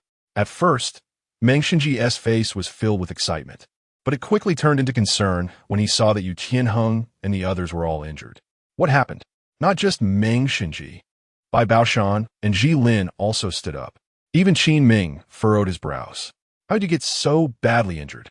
Teacher, we lost. Upon seeing Teacher Qin Ming and the committee's reaction, Yu Qianheng lowered his head in self-reproach. It was all due to the opponent's bloodline suppression, which made it impossible for him to withstand even one move. He didn't know if it was a psychological comfort or self-hypnosis, but Yu Qianheng had such thoughts in his mind. It shouldn't be, the Lion King of the Soul Fighting Team is a soul zone, but with your strength, it shouldn't be impossible to compete. Qin Ming usually wasn't very strict with students, but today he was surprisingly a bit angry. Because before the match, he had done extensive research and surveyed the opponents thoroughly, then conducted targeted training. In such a situation, they shouldn't have lost the match. No, teacher. It has nothing to do with that Lion King. It was a substitute player, very strong. As soon as he appeared, he easily solved me with just one move. A hint of despair flashed in Yu Qianheng's eyes. It was too fast. He had never seen such speed. Even among the agile attack-type soul masters he had encountered, there was no one who could compete with the opponent in speed. If the opponent were indeed an agile attack-type soul master, that would be fine. After all, everyone knew that agile attack-type soul masters had low damage output, but that punch almost shattered his bones. Just in terms of strength, it surpassed all power-type soul masters. Yes, teacher, my green phosphor snake had no effect on him at all. Dugian also looked dejected. As a control-type soul master, her best skill, the poison mist, seemed to lose all effect in front of the opponent. Previously, they had defeated the Lion King by using her poison mist to divide the battlefield, causing them to lose sight of each other. But facing this person, it seemed like he had X-ray vision, able to ignore his poison mist. A substitute. In his days, Qin Ming seemed to understand something. Could it be that those people before were just the mist released by the Soul Arena, and the real trump card was this substitute? Indeed, the Cunning Soul Arena. By the way, Teacher Qin Ming, that person seems to have mastered a domain. At that moment, Yu Qianheng suddenly spoke up. What? A domain? Yu Qianheng's words were like a huge stone thrown into a calm lake. Qin Ming abruptly looked up, his eyes bursting with terrifying brilliance. His body slightly leaning forward due to extreme shock. The three Douluo committee members, Meng Xinji, Bai Baoshan, and Jilin, who had been silently listening and were also shocked by Yi's strength, completely lost their composure at that moment. A domain. Meng Xinji's voice suddenly rose sharply, filled with incredulity. Bai Baoshan instinctively took a step back, as if he had heard some unbelievable tale. For the first time, intense emotional fluctuations appeared on Jilin's usually calm face. A domain. That is a legendary realm. It is a threshold that only soul masters can touch after comprehending the rules of heaven and earth and their own martial soul powers to the extreme. Its rarity and difficulty far exceed that of a 100,000-year spirit ring. The three of them, Soul Douluo, had traversed the soul master world for decades, weathered countless storms, held high status, and possessed great strength, yet they had not even touched the edge of a domain until now. How could a boy under 20 possibly do it? How old is he? Qin Ming almost shouted, his voice filled with unprecedented urgency and seriousness. This was the question he cared about the most at that moment. If the other party was an old monster in their 70s or 80s, although it would be shocking, it could still be understood. If Yu Qianheng was startled by the intense reactions of his seniors. He carefully recalled Yi's overly young face and, combined with the impact of his displayed strength, struggled to judge. He should be around 15 years old. Not even 15. Awaken a domain. Boom. This answer struck like a thunderbolt, hitting the hearts of everyone in the conference hall. The three committee members originally held a glimmer of hope that perhaps the other party was older and had extraordinary talent. Although it was difficult to accept, it was still within the realm of understanding. But the words "not even 15" completely shattered all their perceptions and lucky thoughts.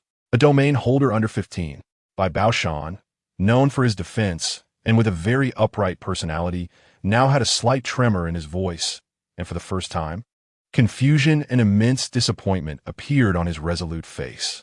He murmured to himself, as if asking himself or heaven itself, "I've wasted most of my life. After practicing for decades, I am not as good as a junior, a kid in his teens." The immense sense of defeat and absurdity almost drowned him. Meng Xinji and Jilin also had extremely grim expressions, as if they had aged 10 years in an instant. The realm they had pursued for a lifetime was easily achieved by a boy. This blow was simply too heavy. However, after a brief shock and disappointment, a thought flashed through Meng Xinji's mind like lightning. His gaze instantly became incredibly hot and excited. "Wait." Meng Xinji's voice trembled with excitement as he looked at Yu Tianheng and asked hastily, "What is the name of this person you are talking about? Which academy is he a student of?" "Yi. His name is Yi." Yu Tianheng quickly replied, then added, "He shouldn't be from the academy.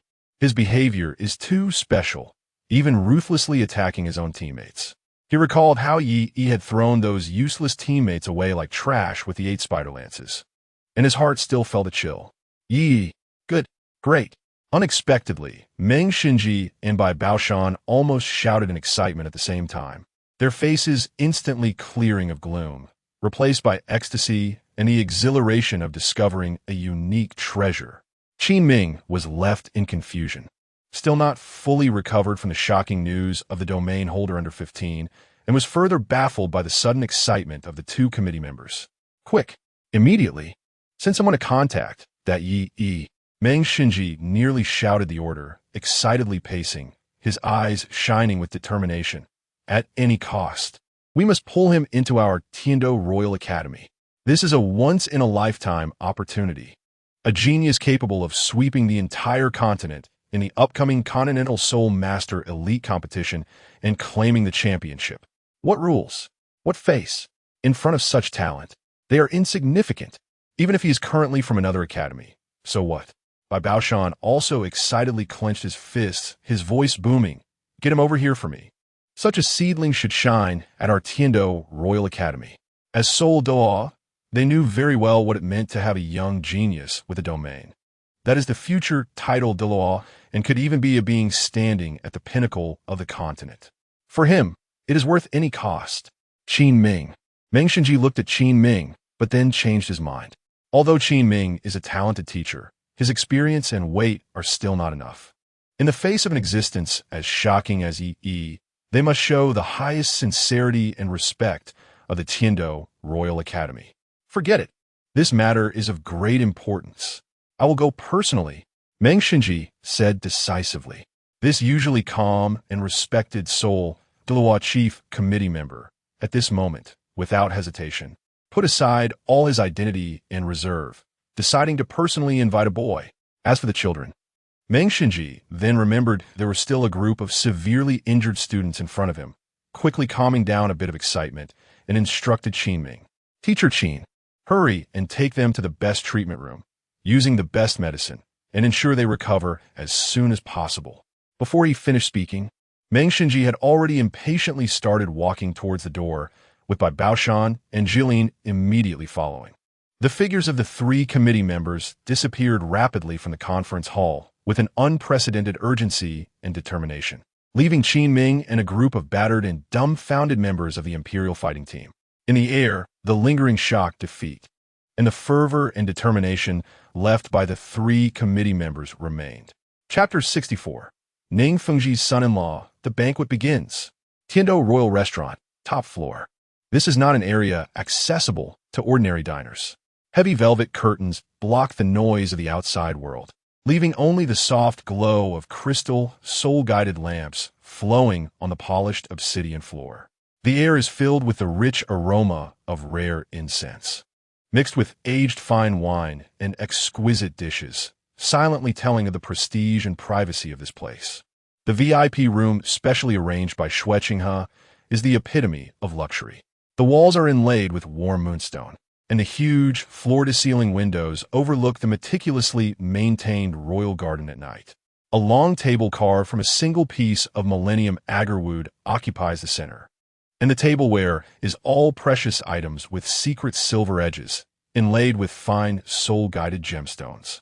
The attendants silently serve delicacies and quietly retreat like shadows, ensuring absolute silence.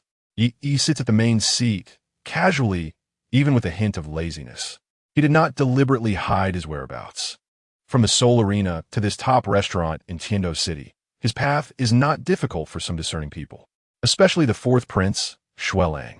Known for his debauchery and arrogance, would not easily miss any opportunity for fun or to step on others, even if he had vaguely heard that Yi had an extraordinary background.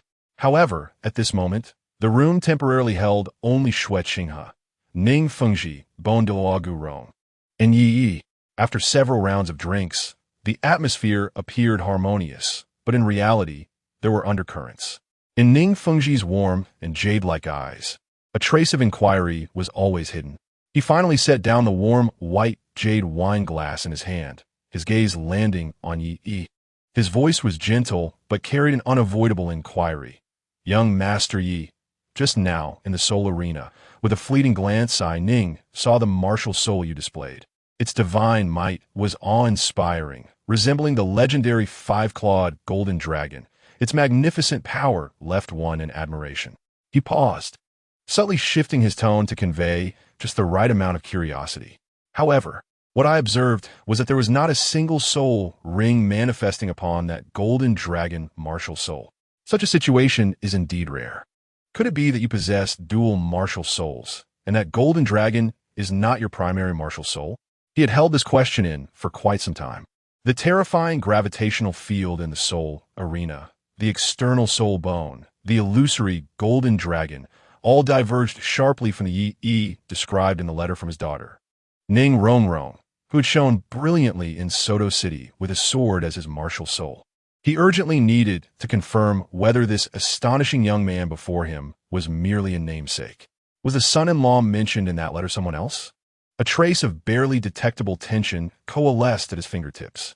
Almost simultaneously as Ning Fengji's words fell, Prince Xue Qinghe, Qianrenxue, also raised his head, his deep-set eyes focusing on Yi's face. Internally, he was far from peaceful. From the moment he saw Yi, the supreme divine martial soul, the six-winged angel within him, sent forth an indescribable tremor. It was not fear, but rather a subtle feeling of wanting to bow down that arose instinctively upon encountering a being of higher status. This was simply unfathomable. The six-winged angel was already divine. What martial soul in this world could surpass the divine level and even evoke a feeling of submission in an angel? The invisible aura of nobility and indifference emanating from Yi only deepened this peculiar sensation. He too was urgently seeking answers. Yi did not respond immediately. He casually picked up a crystal goblet in front of him, filled with a century-old amber light wine provided by the Tiando royal family. He took a small sip, the crimson liquid leaving a beautiful trace on the transparent glass wall. However, Yi's brow furrowed slightly, almost imperceptibly, before returning to calm. The taste was bland. The winemaking techniques of this world were still somewhat lacking. Setting down the goblet, Yi's gaze swept over Ning Fengji's inquisitive face, brushed past Xue Qinghe's seemingly gentle yet sharply concealed gaze, and finally spoke softly, his tone as calm as if discussing the weather. The soul rings, it's troublesome. Both Ning Fengji and Xue Qinghe were momentarily taken aback, not understanding the meaning of these abrupt four words. He seemed to find it tedious to explain, but he added, his voice still undisturbed. I don't add soul rings to my martial soul simply because it's too troublesome. Boom! This statement was like thunder on a clear day, echoing loudly in the luxurious and quiet private room. Ding! Emotional value from Ning Fengji. 10,434. The gentle and refined expression on Ning Fengji's face instantly froze, even as the leader of the Seven Treasure Glazed Tile School. Accustomed to great storms and having cultivated a calm demeanor, he felt a surge of absurdly intense blood rush to his head. Troublesome? Adding soul rings to a martial soul is the foundation of a soul master-S cultivation, a stepping stone to the peak of power. How many soul masters have dreamed of it, even sacrificing their lives in pursuit of it? To hear such a thing from this young man, merely because it was troublesome? His fingers gripping the wine glass unconsciously tightened, knuckles turning slightly white, causing a few precious drops of wine to spill over. This answer completely exceeded all his expectations. Dual martial souls? Hidden strength? None of that. The reason was shockingly simple, crude, and so arrogant. Ding! Emotional value from Qianren Xue. Shueqinghe 20,434. Shueqinghe's hand holding the wine glass trembled violently. That jade-like mask almost couldn't maintain its composure. The six-winged angel martial soul within him seemed to receive some invisible stimulation, sending a violent, buzzing sensation. Troublesome. He had sacrificed unimaginable hardships and costs to enhance his strength, to face the angel god's trial. Hunting soul beasts, absorbing soul rings, each time accompanied by great risks and pain. And this person before him actually gave up the most fundamental source of power for a soul master just because it was troublesome. This was simply a contempt for the entire soul master system, a mockery of all his efforts, an indescribable shock, absurdity, and even a hint of offended anger churned within him. This emotional value soared to double that of Ning Fengji. Ding! Emotional value from Gu Rong. 8,050. Gu Rong, who had been sitting silently like a dead tree in the shadows behind Ning Fengji, suddenly raised his head. In his deeply sunken eye sockets, 2 points of ghostly light flickered violently, and his voice, raspy like sandpaper rubbing, burst out with a thick sense of astonishment and confusion. Troublesome. He has lived nearly 100 years, experienced countless life and death battles, and only with great difficulty reached the title of Douluo, each soul ring stained with blood and sweat. This kid actually says adding soul rings is troublesome. This completely overturns his understanding of soul master cultivation. An indescribable feeling of suffocation and absurdity surged in his heart. Chapter 65. Ning Fengji and Shueqinghe's recruitment. Where does this notion of trouble even come from? Ning Fengji finally managed to regain his voice, forcibly suppressing the surging emotions within him, his tone filled with incredulous confusion. He simply could not comprehend. Hunting suitable soul beasts, obtaining soul rings, enhancing strength. This is the destiny of a soul master. The source of power. How could it be associated with the word troublesome? Gu Rong was also present, his deep-set eyes fixed tightly on Yi, the muscles on his emaciated face twitching slightly, clearly filled with confusion. Shueqinghe took a deep breath, trying to calm the turbulent waves within, and followed Ning Fengji's words, attempting to provide a reasonable explanation. Young master.Ye, are you perhaps worried about not being able to obtain a truly compatible and powerful soul ring? His voice remained gentle, but upon closer inspection, one could detect a subtle tension. If that is the case, what sect Master Ning said earlier is indeed correct. The Bon Douluo is one of the world's top experts, experienced and extraordinarily powerful. With Bon Uncle's assistance, even a 10,000-year soul ring is not a difficult task. You need not worry about this. He cast a questioning glance at Gu Rong, although Gu Rong still felt a tremendous sense of absurdity. The sect leader's indication was in order. His tall skeletal frame leaned slightly forward, his raspy voice like an owl's low hoot, filled with the confidence and promise of a titled Douluo. Indeed, this old bone of mine still has the strength to hunt 10,000-year soul beasts. If young friend Yi needs it, I am at your service anytime. Even so, the shock and confusion in his eyes as he looked at Yi remained thick and unyielding. He still could not understand how someone could give up a soul ring just because it was troublesome. This was simply unheard of. Yi's gaze finally landed on Bon Douluo Gu Rong. The image of this titled Douluo was indeed striking. His face was withered, muscles and skin tightly adhered to a massive skeleton, resembling a walking corpse. His deep-set eye sockets were like 2 black holes, flickering with unfathomable light. Standing at nearly 2.5 meters tall, even while sitting, he exuded a strong, oppressive presence, his luxurious robe seeming more like it was draped over a giant skeleton, appearing somewhat empty. As for his appearance, It certainly had nothing to do with being handsome or graceful. But in Yi's eyes, appearance was merely a shell. He could clearly sense the vast, yet unpredictable fluctuations of soul power within Gu Rong, akin to an abyss, filled with an elusive sense of danger. In a real fight, who would care about the opponent's looks? Power was the only truth. Yi's gaze lingered on Gu Rong for a moment before shifting away, once again looking at the eager and perplexed expressions of Ning Fengji and Xue Qinghe. He gently shook his head, his tone flat yet carrying an air of natural detachment. Master Ning, Your Highness the Crown Prince, I appreciate the kind intentions. He paused, and in his deep-set eyes seemed to contain a comprehension that transcended the mundane. Perhaps you have not truly understood my meaning. The trouble has never referred to the difficulty or risk of obtaining a soul ring. For him, that so-called risk was insignificant. The real trouble lies with the soul rings themselves. It lies in the fact that, after being added, the essence of the martial soul may be slightly contaminated and restricted by the residual souls of the soul beasts and the rules of the soul rings. It lies in his pursuit of a purer, more original form of power.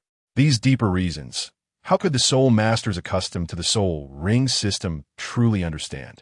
Never mind. He couldn't continue elaborating. He simply found it bothersome. He didn't even know how many martial souls he had within him now, and they might continue to increase. Who has the time to add soul rings to each martial soul? Moreover, his main combat strength did not come from the soul rings. The private room fell into a subtle silence once again.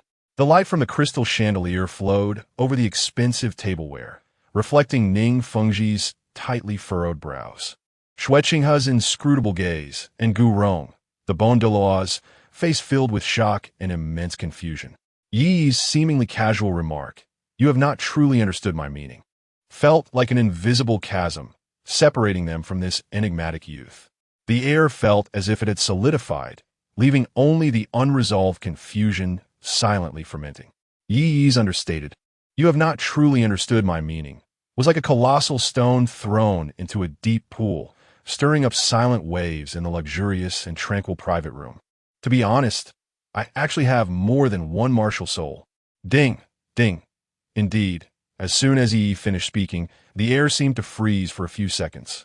The light from the crystal chandelier flowed over Ning Fengji's slightly dazed and refined face, and the knuckles of his fingers gripping the wine glass turned slightly white from the force. In Gu Rong's deeply sunken eye sockets, a faint light flickered violently, and his thin lips parted slightly, seemingly wanting to say something, but the overwhelming absurdity and cognitive shock choked him, ultimately transforming into a barely audible sigh, like the sound of gravel rubbing together. Xue Qinghe, Qianrenxue, appeared even more profound. Beneath the warm and jade-like mask, turbulent waves surged within. Yi's natural detachment and the implied disregard for the fundamental rules of the soul master system, even a hint of condescension, deeply pierced her pride as a possessor of a divine-level martial soul. The strange tremor from the six-winged angel martial soul felt like a natural suppression from a higher existence over a lower one, becoming incredibly clear at this moment. This feeling left her, both shocked and excited. Shocked at its very existence, excited about the power or secrets it might represent that could overturn cognition. After a brief silence, two distinctly different yet equally fervent gazes almost simultaneously focused on Yi. Ning Fengji took a deep breath and was the first to break the silence. The astonishment and confusion on his face were quickly replaced by a deeper, more sincere warmth. He put down the wine glass, leaned slightly forward, placed his hands together on the table, and sincerely looked into Yi's eyes, his voice carrying the unique warmth of the Seven Treasure Glazed Tile School's leader that felt like a spring breeze. "Young Master Ye, I apologize for my abruptness. My understanding was limited, and your extraordinary talent and lofty thoughts are indeed beyond us ordinary folks' comprehension. My previous words were truly narrow-minded. I hope you can forgive me." He then shifted his tone to a more serious one, with a hint of barely perceptible urgency. "However, your talent, like a dragon in the deep, should not be confined to the skies. It would be a regret for the sole master world of the continent. Although my seven-treasure glazed tile school does not dare to claim supremacy, we do have some foundation. He slightly turned his body, gesturing to Gu Rong behind him. Uncle Bone's abilities you have already seen. Our school also has Elder Chen Shen, who is proficient in the sword path. Perhaps his 7-killing sword intent can be discussed with you, and we can explore the mysteries of the Great Tao together. Chapter 66. The 3 Lives Martial Soul Revealed. Ning Fengji and Qian Renxue shocked. In the luxurious and tranquil VIP room, the crystal soul guide lamp cast a soft yet expensive glow, and the air was filled with the rich aroma of top-grade incense and exquisite delicacies. Yet beneath this seemingly harmonious atmosphere, there surged an indescribable undercurrent. Ning Fengji's question was like a stone thrown into a deep pool, creating ripples in both Shui Qinghe and Gu Rong's hearts. Ning Fengji's warm and jade-like eyes were now firmly locked onto Yi, carrying a subtle urgency and profound inquiry. Ning Fengji knew that conventional recruitment methods would likely fail to impress the other party. He needed a more direct confirmation, a key answer regarding his greatest suspicion. He took a deep breath, striving to keep his voice consistently gentle and calm. But the uncontrollable curiosity and expectation still leaked through his slightly forward-leaning posture and focused gaze. Young master.Ye, Ning Fengji's voice sounded particularly clear in the quiet room. Having just witnessed your majestic, golden sacred dragon martial soul, it is indeed something I've never seen in my life. However, I still have a question in my heart. When I am unsure whether to ask or not. He paused, observing Yi's reaction, and seeing the other party still appearing indifferent, continued, Your talent is extraordinary. If my guess is correct, if you possess the dual martial soul potential, is your other martial soul perhaps a main offensive type, an unparalleled sword martial soul? As he asked this question, Ning Fengji's heart raced uncontrollably. This answer was incredibly important to him, not only for confirming Yi's identity, but also concerning the future landscape of the 7-treasure glazed tile school and his hopes as a father. What if the Yi before him was indeed the youth mentioned in his daughter Ning Rongrong's letter, stirring up the winds and clouds in Soto City, whose martial soul was a sword, subtly referred to as a worthy son-in-law in her words? If he simultaneously possessed the golden sacred dragon martial soul, which made the blue lightning tyrant dragon tremble, what would that mean? It would mean that the 7-treasure glazed tile school would welcome an unparalleled genius with 2 top martial souls. The golden sacred dragon represents the ultimate power and noble bloodline of beast martial souls. The top offensive sword martial soul symbolizes the pinnacle of weapon martial souls in terms of killing and enterprising spirit. The combination of the two would yield potential that was simply immeasurable. The future achievements might even overshadow Elder Chen Shen's 7-killing sword. Such an existence, such a worthy son-in-law, made Ning Fengji's heart instantly boil. This was no small matter. This was truly a once-in-a-lifetime opportunity granted to the 7-treasure glazed tile school by the gods. If he could recruit him into the sect, not only would Rongrong have lifelong support, but the 7-treasure glazed tile school would also usher in an unprecedented glorious era, potentially surpassing the Haotian sect to become the #1 sect on the continent. This thought surged like molten lava within his usually steady heart, nearly disrupting his surface calm. He looked at Yi with unprecedented eagerness and expectation, as if gazing at the future light of the sect. Shuqinghe's purple eyes also narrowed slightly. He too was filled with curiosity about Yi's other martial soul. A sword martial soul? This seemed somewhat different from the aura she had sensed earlier, which made even the 6-winged angel feel noble and suppressed. However, Yi was shrouded in too many mysteries. Any information was worth capturing. He also held his breath, waiting for Yi's answer, while rapidly calculating in his mind if it really was a top-tier sword martial soul. The threat combined with the 7-treasure glazed tile school's auxiliary capabilities would be even greater. He must do everything possible to prevent him from joining the 7-treasure glazed tile school.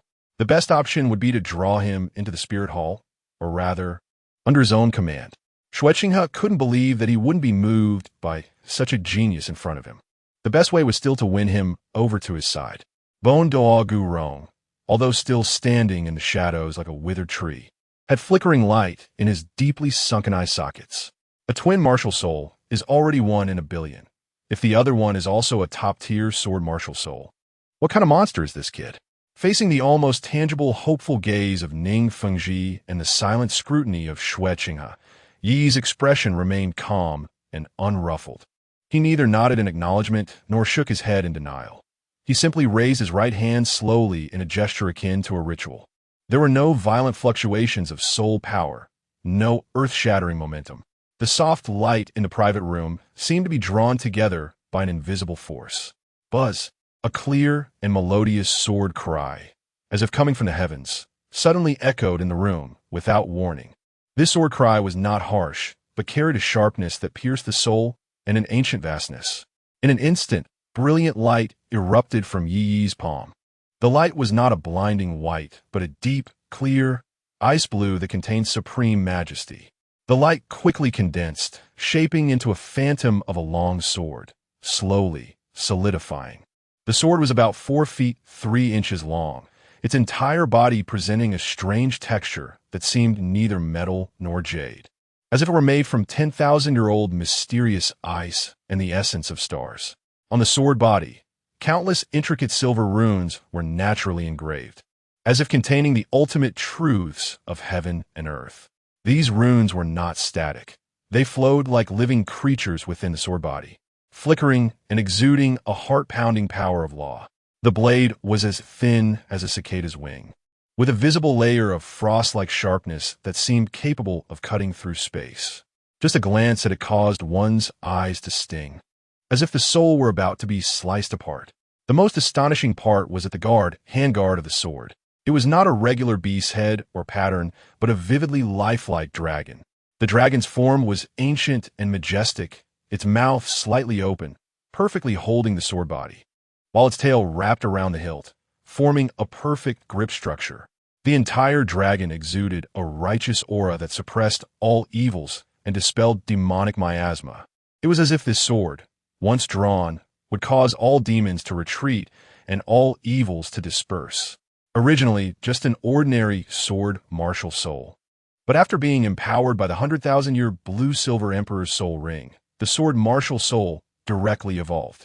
It is very common for beast martial souls to evolve, but it is truly rare for weapon martial souls to complete evolution. The 7-treasure glazed tile upgrading to the 9-treasure glazed tile was also thanks to the blessing of celestial herbs. Demon suppression sword. As soon as this sword appeared, the temperature in the private room seemed to drop suddenly. The aromatic scent in the air was instantly dispelled by sharp, pure, and cleansing sword intent. The 7-treasure glazed tile, martial soul at Ning Fengji's waist trembled uncontrollably, emitting a low humming sound, as if paying tribute to this divine sword.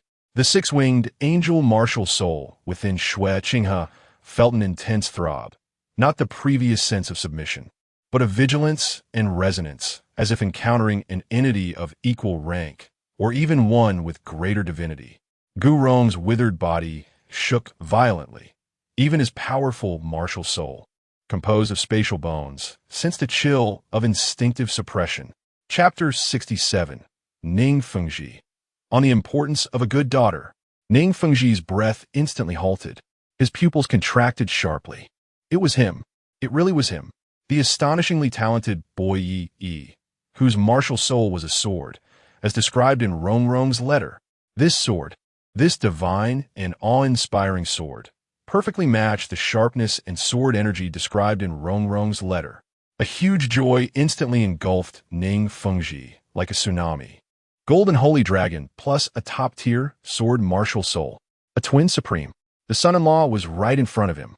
Rong truly lived up to being his daughter, directly bringing them a peerless genius for their 7-treasure glazed tile sect. However, Yi's movements did not stop. Just as Ning Fengji was overjoyed, Shui Qinghe was suspicious, and Gu Rong was shocked. Yi's left hand also slowly raised. This time, it was no longer the cold sword cry, but a deep, dignified sound, as if originating from the primordial ancient dragon's roar. This dragon roar was not loud, but carried an unparalleled nobility and overwhelming power that surpassed all beings. Roar. Golden light. Pure and noble golden radiance surged from the palm of Ye's left hand. The light rapidly expanded, condensed, transforming into a majestic and holy phantom of a five-clawed golden dragon. This golden dragon was more solid and majestic than the fleeting glimpse seen in the battle arena. The dragon scales were as clear as if cast in gold, the dragon claws powerful and strong, and the dragon eyes, opening and closing, seemed to contain the ultimate truths of the universe's life and death. Vast, sacred, emanating a dragon might that seemed capable of suppressing all heavens and worlds. It instantly filled the entire private room. The six-winged angel martial soul within Shui felt another strong throb. Golden Holy Dragon, twin martial souls. Golden Holy Dragon and Demon Suppression, Divine Sword. This combination, enough to shock the entire continent, was now clearly presented before the three top figures of the continent. But the shock was far from over. Just when Ning Fengji thought this was the limit, and Shueqing's alarm bells rang loudly in his heart, and Gu Rong's understanding was on the verge of collapse, a warm and vibrant green light appeared at Yi's brow. There was no earth-shattering momentum, no overwhelming pressure. That point of green light was like the first new leaf sprouting in early spring, carrying a quietly nourishing yet boundless vitality, rapidly spreading. The light gathered in front of Yi, not transforming into a fierce beast or weapon, but into a blade of grass. But this blade of grass was anything but ordinary. It presented a pure and flawless emerald green, as if containing the essence of life itself. The grass blades were slender yet resilient, with clear veins, as if carved from the most exquisite jade, flowing with a warm luster. The grass blades swayed gently, and with each sway, it seemed to breathe the purest life energy from heaven and earth, exuding a soothing aura that could heal all wounds and calm all anxieties. The moment it appeared, the stagnation and pressure caused by the demon suppression sword's sharpness and the golden holy dragon's might in the private room were quietly neutralized and smoothed over. A faint scent of grass and would fill the air, refreshing and cleansing, as if even the soul was being washed. At the center of the grass blades, a tiny golden sprout quietly emerged. Though small, it exuded an undeniable aura, as if it were the king of all plants. Blue Silver Emperor, the top-tier plant martial soul, symbolizing the essence of life, and the king of plants. 3 life martial souls. When this third martial soul light, carrying a completely different life aura, appeared on Yi, the entire private room fell into an absolute, deathly silence. Time seemed to freeze. The joy on Ning Fengji's face, which had arisen from confirming the identity, instantly stiffened, as if a beautiful porcelain had developed cracks. His mind went blank. All his calculations, all his hopes, all his joy were completely crushed and shattered by the emergence of this third martial soul. Twin martial souls were already a legend. What concept did a triple martial soul represent? He had lived half his life, presided over the 7-treasure glazed tile sect, and read countless ancient texts and secrets. Yet he had never heard of a 3-life martial soul existing in the history of the continent. This had surpassed the realm of genius. It was simply a miracle, an existence that overturned all understanding of spirit masters. The white jade wine glass in his hand fell with a light sound, sliding across the velvet-covered table. The bright red wine quickly spreading out, just like his collapsing cognition at this moment. Shueqing's face, which was as warm and jade-like, always maintaining a perfect demeanor, completely shattered at this moment. His pupils shrank to the size of pinpoints, his purple eyes filled with unparalleled shock, absurdity, and a hint of fear that even he himself had not noticed. 3 life martial souls. How could this be possible? The 6-winged angel, as a divine-level martial soul, is already exceptional, and a twin martial soul is even rarer. 3 lives? This completely violates the laws of heaven and earth. What on earth is this Yi? The angel martial soul within him trembled with unprecedented intensity, a primal panic instinct when encountering an incomprehensible and unfathomable unknown existence. The previous thoughts of recruitment were instantly replaced by a huge sense of crisis and a strong desire to control, having 3 lives as martial souls, and each of them being the top existence. The Bon Douluo Gurong, who has lived for nearly 100 years, has seen countless storms, and whose will is as solid as a rock, was now struck as if by an invisible thunderbolt. His tall, emaciated body shook violently, and the 2 points of dim light in his deep-set eye sockets swayed wildly like a candle in the wind, as if they would go out at any moment. His dry mouth opened unconsciously, revealing a few sparse yellow teeth, but he could not make any sound. The faint yet clear sound of his skeleton rubbing against itself echoed sharply in the dead silence of the private room. His once proud and cunning bone dragon martial soul now seemed like the most fragile withered branch, trembling under the invisible pressure of the 3 martial souls stacking together. The concept of 3 lives as martial souls was like a heavy hammer, shattering all the worldviews he had built over nearly a century. Ding. Emotion value from Ning Fengji. 99.99. Ding. Emotion value from Qianrenxue. Shui Qinghe. 99999. In the private room, a pin drop could be heard. The expensive sandalwood table, the transparent crystal cups, the exquisite soul guide lamps. All the luxurious furnishings lost their luster. Only the demon-suppressing sword in Yi's palm emitted a chilling brilliance. The golden holy dragon phantom beside him flowed with a sacred golden glow, and the blue-silver emperor on his forehead swayed with a life-giving green light. The 3-colored radiance reflected on Yi's calm and indifferent face, making him appear as if a deity had descended to the mortal realm. Was the concept of 3 lives as martial souls.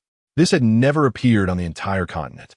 This was something unheard of and unseen since the creation of the world, overturning all theories of soul masters, enough to plunge the entire continent into madness and tremors. Chapter 68. The self-destructive avalanche, the unlucky poison Douluo. In the luxurious private room, the stagnant air seemed to still carry the shock waves capable of overturning the continent's understanding brought by the 3 lives as martial souls. The white jade wine cup in Ning Fengji's hand slipped, and the crimson wine spread on the white velvet tablecloth, creating a glaring red stain, much like his currently chaotic thoughts from excessive shock. Shui Qinghe's gentle and jade-like mask completely shattered, with horror, absurdity, and a hint of fear from an unknown power touching his soul, swirling in his purple eyes. The emaciated body of the Bon Douluo Gurong trembled slightly. The faint yet piercing sound of bones rubbing together echoed, and the dim light in his deep-set eye sockets swayed violently, like a candle in the wind. 3 lives as martial souls. This was no longer a genius, but a miracle. It was an absolute impact that could shatter the heart of any titled Douluo. Just at this moment of mental shock and eerie silence, an extremely discordant roar, filled with arrogance and boisterousness, ripped through the heavy silence of the private room, rolling in from the direction of the restaurant entrance.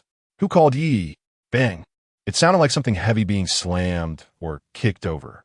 Of course, judging by Avalanche's strength, this was no problem at all. I ask you, who the hell called Yi? Are you deaf? Get the hell out here. This voice was arrogant and overbearing, carrying a sense of being hollowed out by wine and lust, yet filled with rampant hostility. In Tiando City, there are very few people with this unique temperament who would dare to roar like this in a royal restaurant. Among them, the most famous is none other than the 4th prince, Avalanche. Shui Qinghe's face instantly darkened to the point of being able to drip water. His purple eyes, which had yet to fully calm down from the shock of the 3 lives as martial souls, now burned with cold fury. This waste, coming at such a sensitive and critical moment, barging in like a mad dog to stir trouble, and even specifically calling for Yi. This was like a hard slap to the face of the crown prince. Moreover, it completely disrupted his meticulous plan to control the situation and win over Yi. Ning Fengji's elegant face was also covered in frost. He had just experienced a huge emotional fluctuation from ecstasy to cognitive collapse, and was at a critical juncture of recruiting Yi. Avalanche's disruption was like adding fuel to the fire in his heart. What worried him even more was that Avalanche's arrogant call for Yi must be backed by the short-tempered and equally overbearing Prince Shui Qing. Trouble was coming. Fortunately, this top-tier VIP private room is extremely private, with excellent soundproofing, and requires special permissions to enter. Avalanche and his group were still outside in the hall, rampaging like headless flies, and had yet to find this place. But it was only a matter of time. Your Highness, young master.Ye. Ning Fengji's voice carried a hint of suppressed anger and urgency as he looked at Xue Qinghe, then turned to Yi. Outside are Prince Avalanche and Prince Xue. They come with ill intent, and it is probably aimed at young master.Ye. Before he could finish speaking, a glance had already been exchanged with Gu Rong, who resembled a withered tree behind him. The Bondoa understood, and a cold light flashed in his deep-set eyes.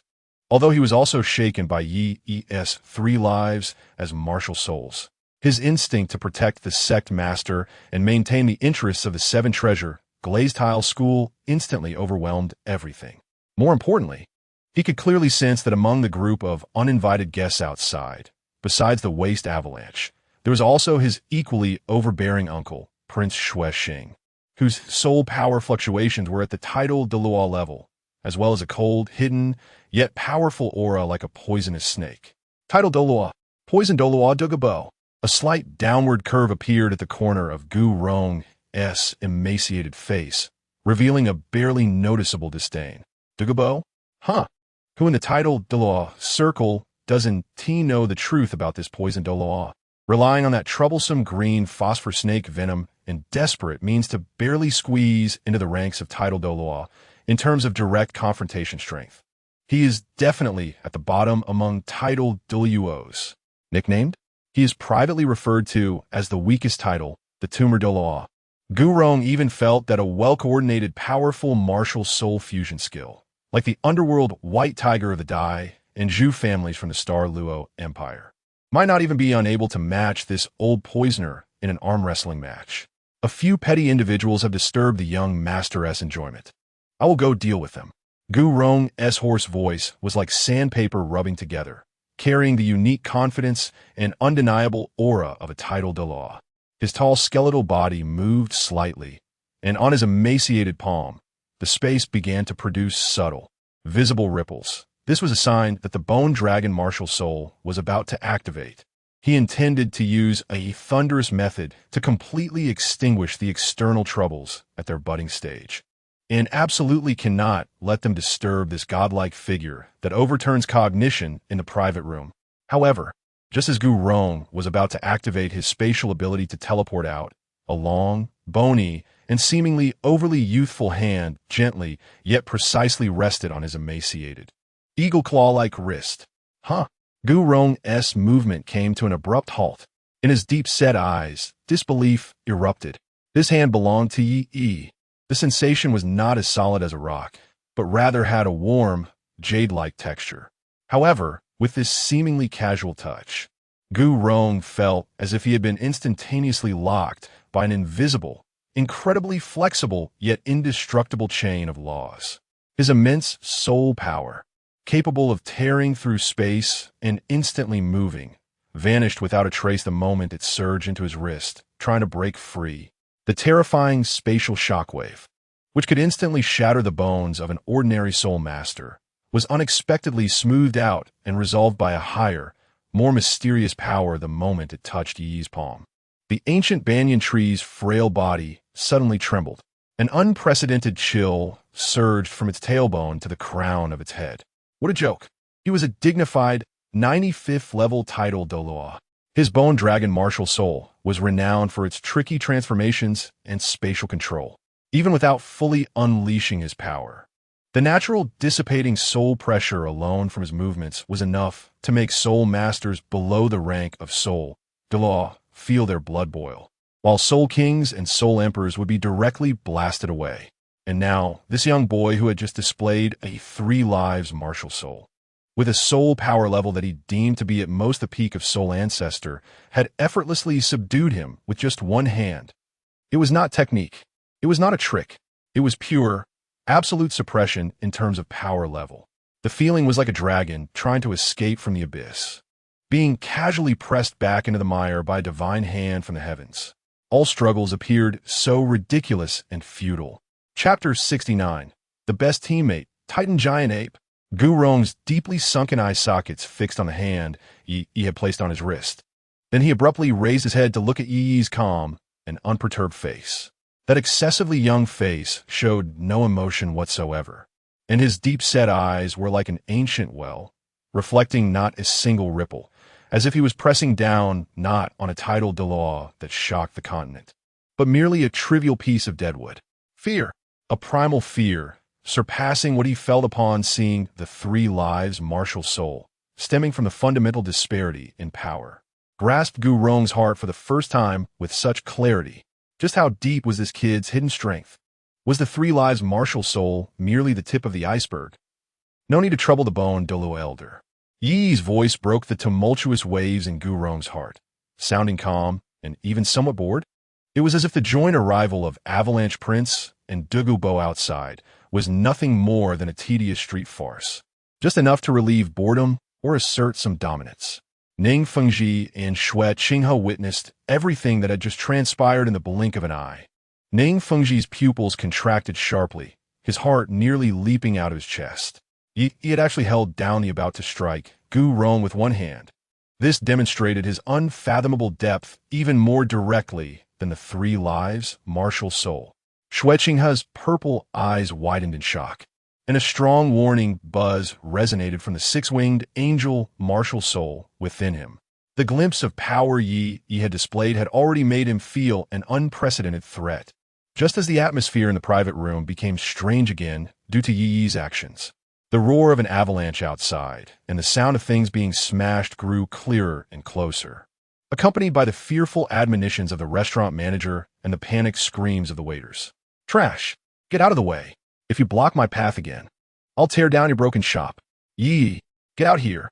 Dare to act wild in Heaven-Do City. If I don't skin you today, I want to be called Avalanche." Fourth Prince, calm down. Fourth Prince, please calm down. Inside is the Crown Prince and the Ning Sect Master.S private room. "You cannot, Crown Prince." Ning Fengji. Just right. My uncle is here, and the poisoned Douluo is here. I want to see who can protect that brat named Yi today. Get out of the way.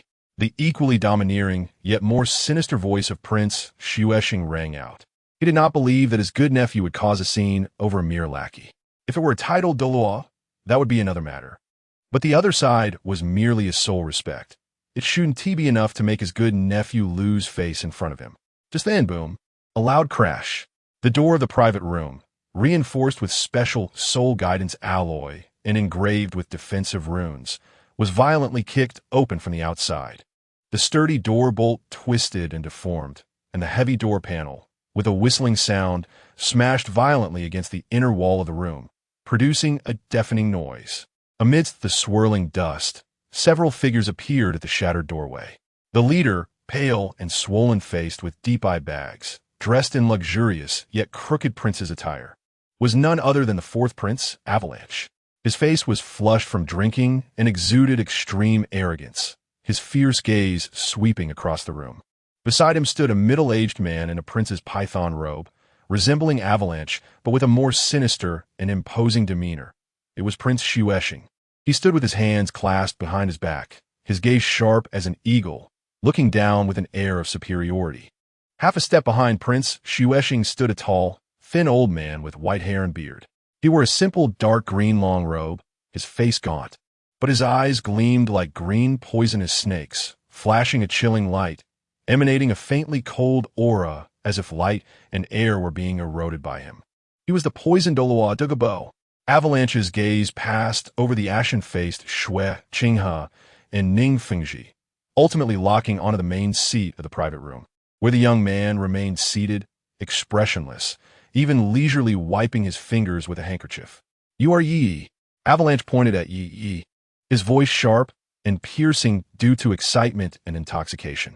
"You are the one who injured Yu Qianheng and the others, and you dare to act rampant in Heaven-Do City. Kneel down, bow your head, and admit your mistake." Otherwise, Avalanche naturally understood that they couldn't just come in and immediately aim to seize the opponent's external soul bone. In ancient times, warfare still required a justified cause. However, before he could finish his harsh words, his gaze inadvertently swept to the long sword casually leaning against the chair beside Ye, which radiated an ice-blue brilliance and mysterious silver patterns. And the sacred and imposing aura of the golden sacred dragon and the overwhelming life force still lingered in the air. His arrogant momentum involuntarily faltered, and a trace of instinctual, unnoticed chill crept up his spine. Damn it, the information is wrong. Meanwhile, in the distant core area of the Stardo Great Forest, by the Lake of Life, the calm lake, like a giant emerald mirror, reflected towering ancient trees and a brilliant starry sky. However, by the lakeshore, a gigantic beast, Titan giant ape Erming, covered in thick, rock-like black fur, was irritably slapping the water's surface with its massive palm, splashing waves several meters high. Roar! Erming let out a deep, confused, and weary roar, shaking its massive head. Its lantern-like golden eyes filled with bewilderment. Strange, why do I feel like my body has been emptied out again? A significant portion of my strength has vanished. Ever since signing that peculiar soul contract with the incredibly mysterious human Ye deep in the forest, this bizarre phenomenon has occurred from time to time. Clearly, I was sleeping soundly or teaching a lesson to the soul beast that intruded into the core area. Yet that vast power would disappear without warning, as if being instantaneously siphoned away by some invisible black hole, leaving it in a state of weakness and emptiness. However, Erming scratched its rock-like head and soon shrugged off this minor issue. After all, it wouldn't be long before that vanished power inexplicably returned to its body like a trickling stream, and it even felt more refined than before. Though it didn't understand the principle, the results seemed not bad. Its simple thoughts were quickly occupied by more important matters. It turned its head to look deep into the Lake of Life. In the center of the lake, suffused with rich life energy, a massive shadow slowly emerged. The first to break the water's surface was a gigantic head resembling a small hill. On that head, a pair of curved, bronze-glimmering giant horns pierced the sky, with arcs of blue electricity swirling around the tips. Immediately following that, a massive serpent's body covered in thick blue scales stretched endlessly, its length unknown.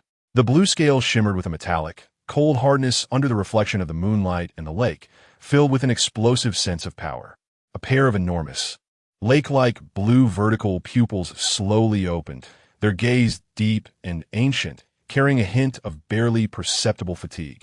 This was the true ruler of the Stardo Great Forest, a 10,000-year soul beast, the heavenly blue bull python, Deming. Big brother, you finally woke up, Ming exclaimed excitedly upon seeing Deming, momentarily forgetting the discomfort of having his strength drained. His enormous hands slapped the lake, causing splashes that even wet parts of Deming's body that were protruding from the water.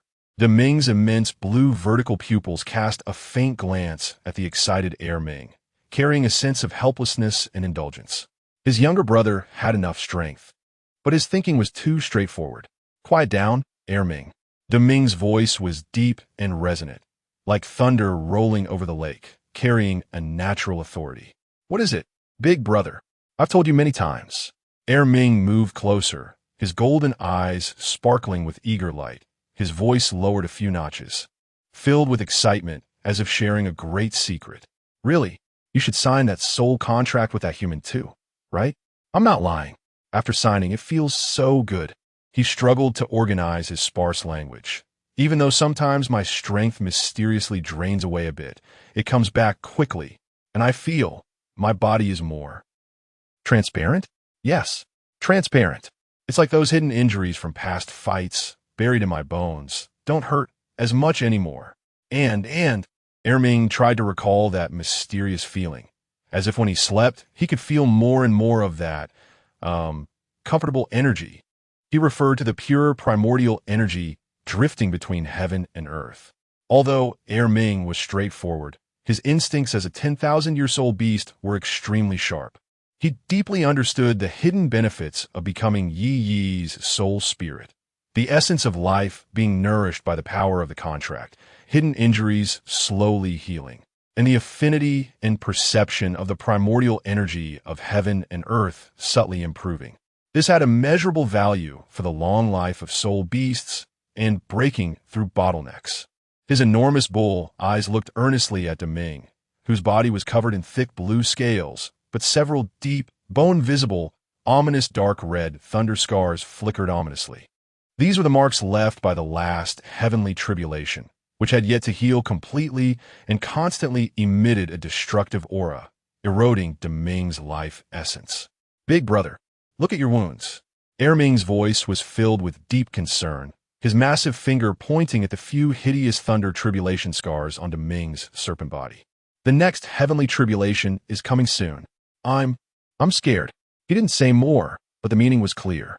With Deming's current state, the hope of withstanding the next, even more terrifying 10,000-year heavenly tribulation was extremely slim.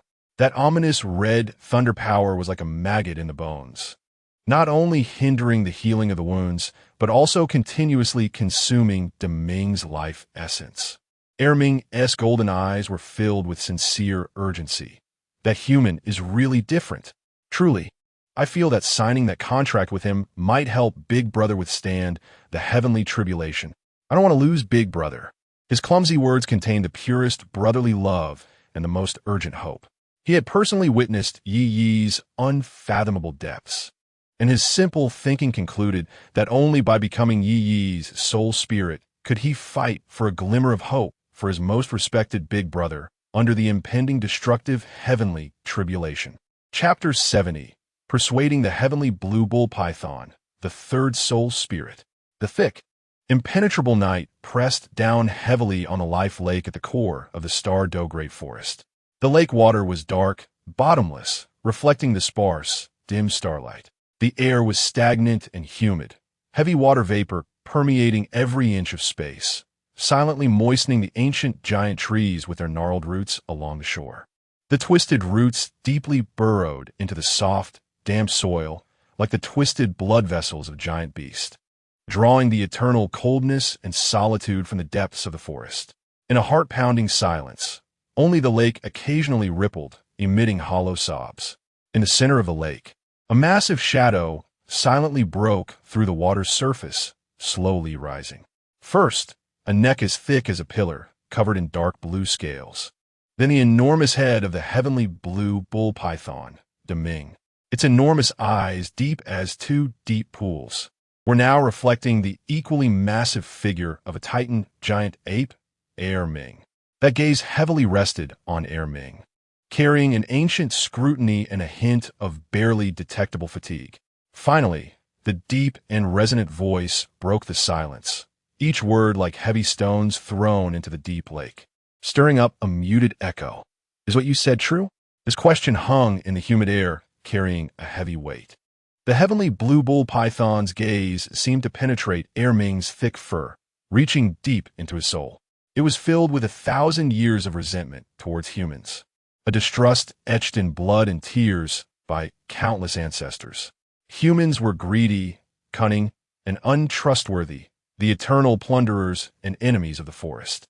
Yet this brother, who had always loathed humans even more than itself, Ming, had been convinced by a human named Ye. This completely overturned the foundation of its understanding. On the shore, Ming's massive body cast a heavy shadow under the moonlight, covering a large area of the lakeshore. His enormous head instinctively lowered slightly, his thick fingers awkwardly scratching at the hard rock beneath, producing a harsh scraping sound. He understood the heavy doubt in Big Brother's words. "Big Brother, I know you don't believe me." Ming's voice was deep and resonant, filled with a rare unease, like thunder rolling in his chest. "I used to think none of the humans were good. Just seeing one and tearing it apart was satisfying." He swung his massive fist forcefully, creating a wind that rustled the bushes along the shore. "But Ye is different." Ming's tone suddenly rose, carrying an almost reverent certainty. "The way he looks at me is different from those hunters whose eyes only fixate on soul rings. He helped Sister Xiao Wu, saved her, protected her, without asking for anything in return. He even understands our difficulties as soul beasts." He struggled to find more persuasive words, a clumsy mumble escaping his throat. "He really treats us as beings that can talk, not prey." The heavenly blue bull python remained silent. The coldness of the lake seemed to seep into its bones through its scales. De Ming observed Ming's excitement. This brother of his, simple-minded as a child, with clear-cut likes and dislikes, burned with passion like a wildfire and chilled with coldness like ice. It had never shown any good face to any humans, let alone offered praise. For a stubborn giant ape like Ming to be so swayed, who exactly was that human named Yi? Could it be that the barriers it had maintained for millions of years were really about to be pried open just a little? The night wind swept across the lake, bringing distant low roars of beasts. The heavenly blue bull python slowly turned its enormous head, gazing toward a certain direction in the depths of the forest, as if it could penetrate the overlapping branches and leaves, seeing the figure of that human who was so close to Sister Xiao Wu. The title of Sister Xiao Wu carried unparalleled weight. It trusted Xiao Wu as it trusted the blood flowing in its veins. Since Sister Xiao Wu regarded Yi as a close friend, even the heavenly blue bull python's gaze flickered slightly, passing through a complex and indistinct emotion, as if touching upon some secrets that Ming had not fully articulated. This bond of trust subtly added a warm undertone to that unfamiliar human. Time flowed slowly in silence, with only the age-old sobbing of the life lake remaining unchanged. Finally, the heavenly blue bull python took a deep breath, and the surrounding air seemed to be instantly drawn out by its immense lungs. It slowly opened its mouth, the voice carrying a decisive weight as if dust had settled, each syllable like an ancient boulder thrown into the heart's lake. "This matter, I'll leave it to you." After a brief pause, it added, more as an explanation and release of its long-held persistence, since Ming holds such high regard, and Sister Xiaowu has formed a good relationship and signed that equal contract with it. Perhaps it's not a bad idea after all. As these words left its mouth, even it felt a tremor deep within its soul. The invisible high wall that had stood between soul beasts and humans was, for the first time, loosened by its own words. "All right, big brother, just watch." Ming's massive fist slammed against its solid chest, producing a sound like a drum, and a childlike pure excitement blossomed on its face, dispelling the earlier awkwardness and unease. "I'll go find Sister Xiaowu right away and have her contact Yi. This will definitely work." Its mountain-like body was about to turn around impatiently, its sturdy hind legs pressing into the wet mud on the bank, leaving deep prints. "Slow down." The deep voice of the Tianqing Yolong was like an invisible rope, instantly halting Ming's poised action. Ming's enormous body came to a sudden stop, turning its head, confusion filling its bell-like eyes. "Big brother? What's wrong? Are you having second thoughts?" Its honest face was filled with bewilderment, muscles tensing up. "Not second thoughts." Tianqing Yolong slowly shook its head, its massive head tracing a heavy arc under the moonlight, the scales on its neck reflecting a cold, faint light. Its deep eyes, as profound as an ancient well, gazed into the dark depths of the lake, as if seeking some ancient wisdom. "If Yi can truly help me overcome that life-threatening tribulation, this debt is heavier than mountains." Its voice was low and grave, according to human customs. One should reciprocate kindness. Having received such a great favor, how can we express nothing and take unilaterally? Its massive head turned towards Ming, gaze sharp. "Ming, I have lived for this long and deeply understand that there is no giving without reason. Even if he lends a hand for Sister Xiaowu's sake, we cannot take it for granted." It deliberately paused, emphasizing a subtle boundary. "Moreover, I have heard that the relationship between Yi and Sister Xiaowu is perhaps not as simple and clear as we initially understood. Debts of human kindness are the hardest to repay. We cannot owe him anything for nothing." Ming was stunned, its gigantic claws habitually scratching its tangled head, producing a rustling sound, excitement on its face replaced by confusion. "I don't know what humans lack." Its rugged brows were tightly knitted, showing a bit of distress. "Gold, shiny stones, beautiful women?" It counted on its thick fingers, trying to recall the human preferences it occasionally glimpsed from the forest's edge. The more it thought, the more it felt its guesses were unreliable, mumbling in a low voice. "My head, I can fight, but thinking about these convoluted things is truly harder than swallowing iron-armored rhinoceros." It shook its massive head in distress, as if trying to shake off those chaotic thoughts. Suddenly, Its eyes brightened, as if it had thought of a simple and direct idea that matched its way of thinking, raising its voice slightly. With a hint of testing for approval. How about I just ask Yi directly? Does he have any enemies he hates? I, old ape, have no other skills, but I have plenty of strength. When the time comes, I'll just go over and knock them out one by one, guaranteed to clean them up. Big brother, what do you think of this idea? It looked at Tianqing Niulong with anticipation, feeling that this was the most practical way to repay kindness in the world. Chapter 71. The scheming Tianqing Niulong, killing two birds with one stone. Enemies? Tianqing Niulong repeated these two words, its enormous eyelids slowly closing and then opening again. A cold and sharp light suddenly flashing deep within its eyes, like a cold star cutting through the dark night. The surrounding air temperature seemed to drop abruptly. No, its low voice interrupted Erming's naive self-satisfaction, carrying a sense of clarity that dispelled the clouds.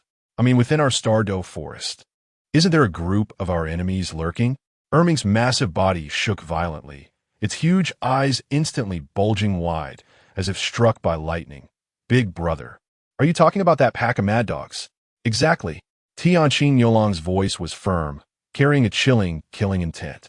Its massive head slightly raised, gazing towards the northwestern part of the forest, a region perpetually shrouded in ominous black mist, its gaze penetrating through space. The shadow demon wolf pack, soul-eating ghost vines, and those few blood fiends lurking in the rotten swamp. These vile creatures, each name spat out, carried a cold hatred. The Stardo forest is not a united front.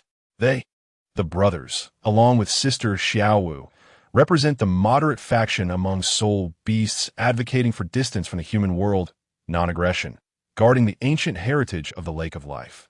However, deep within the forest, especially in those filthy, dark corners, another group of extremely ferocious beings has emerged. They adhere to the most primitive jungle laws, hunting human soul masters, devouring their souls and flesh to accelerate their own cultivation, employing brutal and ruthless methods without any bottom line. Even more outrageous is that they not only slaughter humans, but also mercilessly attack other weaker soul beasts in the forest, even those who do not associate with them, viewing them as food. These guys have long become the tumors of the forest, and are the mortal enemies of the moderate soul beasts. These rascals are notorious among soul beasts, deserving of death. Tianqing Niulong's voice was like the clash of cold iron. To completely eradicate them would not only cleanse the forest of tumors, restoring peace and tranquility to my territory, but also, its eyes gleamed fiercely. Yi is a human soul master. He will undoubtedly need powerful soul rings. The cultivation levels of these vile creatures are all over 10,000 years, with their leader nearing the 100,000-year mark. Presenting them as gifts to Yi would be killing two birds with one stone. This thought illuminated the fog like lightning. It would eliminate internal stubborn enemies, while also repaying Yi's immense favor in a way that he could not refuse. The soul rings and soul bones of those ferocious beasts are coveted treasures for top human soul masters. More importantly, this gift comes from the forest itself, carrying the will of the soul beasts, aligning with Yi's needs, far more refined and dignified than Erming's simple and crude idea of just helping to kill. Erming's massive head first tilted in confusion. Then, its bell-like eyes suddenly lit up, like two lanterns that had been abruptly lit. Its rugged face instantly filled with a mix of ecstasy and violent excitement. Understand, big brother. Brilliant, truly brilliant. It excitedly pounded its solid chest again, producing a sound like thunder, shaking the branches and leaves of the ancient trees around. Not only can we clear out the house, but we can also present a great gift to Yi. I'm going right now. Immediately. I'll tell Sister Xiaowu this good news. Let her hurry and contact Yi. This time, Erming no longer hesitated. Its massive paw stomped hard on the ground with a thunderous sound. Its gigantic body unleashed terrifying power, like an arrow leaving the bow, crashing through the dense ancient woods and thorns, carrying an unstoppable, forceful momentum, rushing towards the direction where Sister Xiaowu's aura was located. Wherever it passed, giant trees were uprooted, the ground trembled. leaving behind a chaotic path and an echoing roar filled with power and excitement in the forest. Meanwhile, thousands of miles away, in the heart of Heaven-Do City, the dome of the Heaven-Do Royal Restaurant was dizzyingly high, with massive crystal chandeliers hanging above, refracting countless dazzling halos, illuminating the splendid hall below as if it were daylight. The air was filled with the rich fragrance of exquisite delicacies, the deep aroma of precious wood, and a reserved, aloof atmosphere belonging to the highest circles of power. The polished marble floor reflects the luxurious and exquisite attire of the guests coming and going, while the soft orchestral music flows like an invisible silk, mingling with whispers and the clinking of glasses. In the deepest part of the restaurant, a private booth cleverly separated by a gilded screen feels out of place amidst the surrounding grandeur and elegance. Prince Xiueshing, dressed in a purple and gold python robe symbolizing royal status, carries an imperceptible hint of ruthlessness and anxiety in his expression. At this moment, when the surface seems calm, but the undercurrents are tumultuous, the heavy oak doors embedded with jewels at the entrance of the restaurant are silently pushed open. A figure walks in. The newcomer is dressed in extremely simple plain cloth, creating a stark contrast with the opulent surroundings and the richly dressed guests. However, it is precisely this extreme simplicity that seems to carry an invisible power, instantly tearing through the thin veil of superficiality in the restaurant. His steps are steady, devoid of any worldly air. Each step on the polished floor seems to land precisely on some invisible rhythmic note, silent yet clearly perceptible to every attentive observer. He appears young, but his gaze is as calm as an ancient, unchanging deep pool, stirring not a ripple as his eyes casually scan the luxurious decor and the curious or scrutinizing glances from others, as indifferent as if observing the grass and trees by the roadside. When his gaze finally lands in the direction of the private booth, the frail body of the poisoned Douluo momentarily tenses imperceptibly. In the depths of those sharp, eagle-like eyes, a storm of shock rises. How is this possible? He cannot see through him. With his rank of 92 as a titled Douluo, his spiritual perception is enough to penetrate most disguises and discern the strength of soul power. Yet this young man seems like a walking void. Soul power fluctuations? None. Spiritual barriers? Doesn't seem like it. The feeling is akin to gazing into the vast and boundless starry sky, deep enough to make one's heart tremble, yet empty enough to instill fear. What chills his spine even more is that this person, merely glancing casually, causes the powerful and domineering poison soul power of the sapphire serpent emperor within him to stir uncontrollably, as if encountering some invisible nemesis, transmitting a shuddering sensation that is almost entirely suppressed. This person is definitely not simple. Douluo Bo's heart sank abruptly, his frail fingers tightening around the emerald ring, knuckles turning white. The earlier casual description from Prince Xiueshing about a lucky soul master with some connections now seems absurdly laughable. He realizes he may have stepped into a bottomless vortex. However, the heavy debt of gratitude he owes to Prince Xiueshing for extending a helping hand during his most perilous time now acts as an invisible shackle, firmly binding him. A flicker of regret and icy vigilance grips him instantly, but the arrow is already on the string. Prince Xiueshing clearly lacks the keen perception of his uncle and the poisoned Douluo.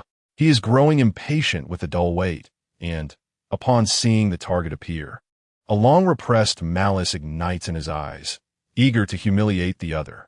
He puts down his silver fork, lazily leans back against the chair, and with a deliberately prolonged tone full of disdain and provocation, he looks up and down at the shabby cloth clothing, his lips curling into a malicious arc. "Oh, quite the air you have, making his highness and this prince wait." Xiueshing intentionally raises his voice, ensuring that nearby tables can hear clearly, dripping with condescension. This prince thought he was dealing with someone extraordinary. TSK. So you are the one called Ye? The name Ye is bitten out particularly clearly, filled with disdain. Bang! A thunderous crack suddenly and violently tore through all the soft music, whispers, and clinking glasses in the restaurant. Time seems to be brutally paused by an invisible hand at this moment. The mixed expression of disdain and malice on Xiaogan's face had not yet fully solidified. He only feels a tremendous and incomprehensible force, like an invisible giant hammer, smashing violently against the left side of his face at a speed that transcends the limits of thought. That force is not merely a physical impact. It resembles a surging torrent imbued with absolute will, instantly crashing through all of his spontaneously generated soul power barriers. He didn't even see the other party make any hand movements. No soul power light bursts. No signs of spatial distortion. No premonitory indicators at all. Just a blur that was almost non-existent, like an illusion flashing across his retina. Following that is the crushing pain and the deafening crack. Xiaogan's body is launched into the air like a sack being struck with full force, accompanied by a piercing scream, lifting off the ground. He bizarrely spins half a turn in the air, his luxurious robe spreading chaotically, and then crashes heavily onto a table covered with a snow-white tablecloth, adorned with exquisite silverware and flowers. Crash! The expensive solid wood table splinters into pieces under the terrifying impact. Xiaogan's body falls into the center of this chaos, the left side of his face swelling and deforming visibly, presenting a clear purple-red handprint, the corner of his mouth torn, blood mixed with shattered teeth uncontrollably gushing out, staining his luxurious attire. He curls up on the cold, damp floor, his body convulsing violently from the extreme pain and sudden humiliation. His throat emitting wheezing gasps like a deflating bellows, his eyes glazed over, filled with utmost agony, confusion, and disbelief. Dead silence. Absolute dead silence. As if even the air itself has been completely evacuated and frozen by this earth-shattering slap. All the smiles, whispers, and elegance on the faces of the guests have frozen, transforming into a singular expression of extreme shock and daze, like petrified statues. Wine glasses slip from rigid fingers, crashing onto the thick carpet with a dull sound. Yet no one notices. The entire opulent restaurant, filled with elegant music, is suddenly enveloped by a suffocating vacuum. The poisoned Douluo, renowned across the continent, abruptly stands up from his chair. His dark green robe moves without wind, and for the first time, an unmasked expression of near horror appears on his withered face. His sharp, eagle-like eyes fixate on the figure in plain clothes who remains calmly standing in place, his pupils shrinking to the size of pinpricks, his heart beating wildly in his chest. Fast, so incredibly fast, so fast that even he, a titled Douluo known for his speed and strange poison techniques, could only catch a faint ripple of air left behind after the attack. He didn't even see how the other party struck, how they exerted force, or how they withdrew. The entire process was seamless, fast enough to exceed the limits of vision. Fast enough that it seemed as if that devastating blow was merely a collective illusion experienced by everyone. A chilling sensation, like the most venomous snake, darts up Douluo's spine to the top of his head, instantly spreading to all his limbs. His fingers gripping the jade ring tremble uncontrollably. Chapter 72. The Power of the 50-50 Opening, titled Douluo Strength. You dare to hit me. Uncle, this guy actually dared to hit me. Xiaogang, covering his injured half of the face, looks at his uncle excitedly. No one has ever dared to hit him in his life. The poisoned Douluo. Prince Xiaogang is also stunned. How could the poisoned Douluo allow the other party to hit him like that? At this moment, the poisoned Douluo cannot say anything. Should he admit that he didn't T-react in time? Then what about his face as a titled Douluo? Younger generation, you are too arrogant. The pressure unique to the titled Douluo is already approaching. Ding! Detected that the host's enemy is a titled Douluo, automatically increasing the host's power to level 90. In the next moment, a force that is also at the level of a 90 titled Douluo erupted. Host! Ye, Martial Soul, Sword Martial Soul, 5-Claw Golden Dragon, Golden Sacred Dragon, Blue Silver Emperor, Angel Gabriel. Soul Power, Level 19, Talent Attributes, Sword Martial Soul, Green, Soul Power Control, Blue, Handsome Appearance, Purple. Concept Level 50-50, Purple, Growth Stage 5-Claw Golden Dragon Martial Soul, Red, 1 second Real Man. Blue consumes all soul power to unleash the strongest attack.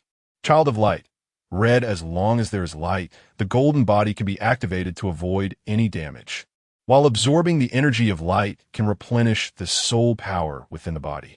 Attributes: 1 button max level, gold instantly max out any mastered ninjutsu. Heaven-defying comprehension, gold extraordinary comprehension, able to learn all ninjutsu at a glance. External avatar, gold shadow clone can train independently, absorb chakra, and can last for a long time without disappearing. Jinjutsu immunity, gold immune to all jinjutsu. Any jinjutsu type ninjutsu has no effect on the host. Resurrection, divine light, gold can resurrect the dead, but requires the body and soul of the resurrected person to be intact. Consumes a large amount of chakra. Impure world reincarnation dossier. The dossier collects samples of all ninjas in the ninja world, providing the host with samples for impure world reincarnation, unlimited and without side effects. Tenfold eruption, purple power erupts tenfold. Line of sight penetration, purple penetrates vision. Any illusion type or fog type ninjutsu cannot block your sight. Three Tails chakra, purple all chakra of the complete three tails. Chakra refinement technique. Purple can compress chakra into cells, as long as the chakra is not exhausted. It will not harm the body. Forbidden technique. Instant prison shadow killing formation. Purple becomes unselectable, rushes forward and leaves a shadow clone in place while marking the target. Can swap positions again upon reactivation. Star infusion. Purple heals an injured person and restores their health, while consuming an equivalent amount of chakra from oneself. Divine enlightenment. Blue transfers an ability drawn by the host, limited to blue attributes and below, to a designated subordinate, who must be absolutely loyal to the host. True Eye. Blue inserts an undetectable true eye, which can only be excluded in scanning mode, providing vision near the true eye. Teleportation. Blue teleports near the true eye without consuming any chakra. Evolved water transformation technique. Blue can turn the body into liquid, immune to physical attacks. With so many attributes, Ye's strength was even approaching the limit of a title Douluo. Such a powerful aura naturally could not escape the attention of Bone Douluo, Ning Fengji, and Shueqinghe in the room. Know this feeling. Bone Douluo was stunned on the spot, looking at Yi below with disbelief. Why does Yi give him the feeling of facing a 99 level limit Douluo? He had once seen the Grand Priest of the Spear Hall, Douluo. However, the momentum Yi displayed today even seemed to crush Douluo in certain aspects. But how could this be possible? After all, Douluo was so much older, while Yi was still so young. Moreover, it was a soul zone. How could this aura even be hard for him to bear? This is strange, too strange. Your Highness, this young master Yi might not be simple. At this moment, Ning Fengji looked at Shueqinghe, suggesting whether they should go down to stop this. He really felt that Poison Douluo could not be Yi's opponent. Or maybe it's better to let young master Yi vent his anger. Shueqinghe naturally knew that going down now could ease the conflict between Yi and the Heaven Do Empire. However, he was a member of the Spirit Hall. Yi had no good feelings for the Heaven Do Empire, which was actually a good thing for him. At this moment, he even wished for Yi and the Heaven Do Empire to have conflict, as that would suit his intentions perfectly. Thud. In the restaurant, facing the sudden eruption of Yi's pressure, Poison Douluo hadn't even reacted before kneeling down. Not to mention Shui Bing and Prince Shuexing, who could only lay on the ground in a very humiliating posture under such overwhelming gravity. This is a domain. Poison Douluo struggled to resist while showing an incredulous expression. How could such a domain appear from such a young guy?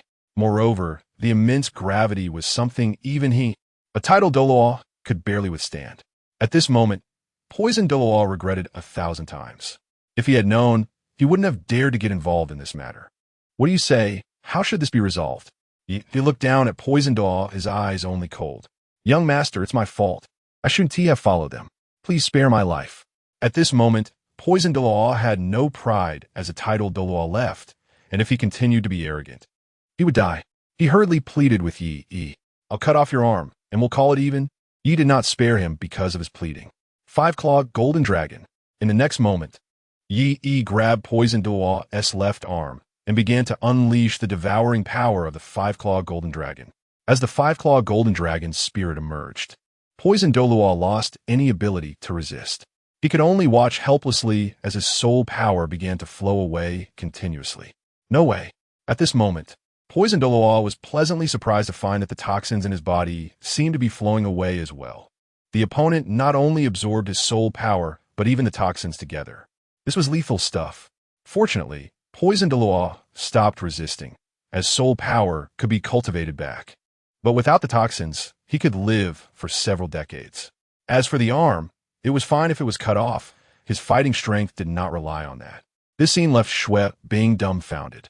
In his impression, a title Douluo was at the top, but now someone could so easily beat a title Douluo like this. The opponent was even younger than him. Could it be that the opponent started cultivating right from the womb? Chapter 73. Poison Douluo offers a treasure. Ice and Fire Duality I. Ding, emotional value from Shui Bing. 5340. Ding, emotional value from Prince Shui Xing. 10394. Ding, emotional value from Poison Douluo. 20122. In just a few minutes, Ye's emotional value had increased by about 100,000. As expected of the Heaven Do Imperial City, the speed of emotional value accumulation was thousands of times stronger than that of Soto City. If that's the case, then let us make it even more intense. Demon Suppression Sword. With a greenish-blue sword handle, a silver blade slowly emerged. Several soul rings also slowly descended. The first soul ring, a white, ordinary soul ring. Everyone present was stunned upon seeing this. No way. How could it be a white soul ring? Especially Poison Douluo, who was so close, was acutely aware of Yi's pressure. How could someone like him have a white soul ring? With the second soul ring, a purple soul ring slowly descended. This eased Poison Douluo's heart a lot. He thought so. Such an outstanding person must have top-tier soul rings. But then, he was completely stunned.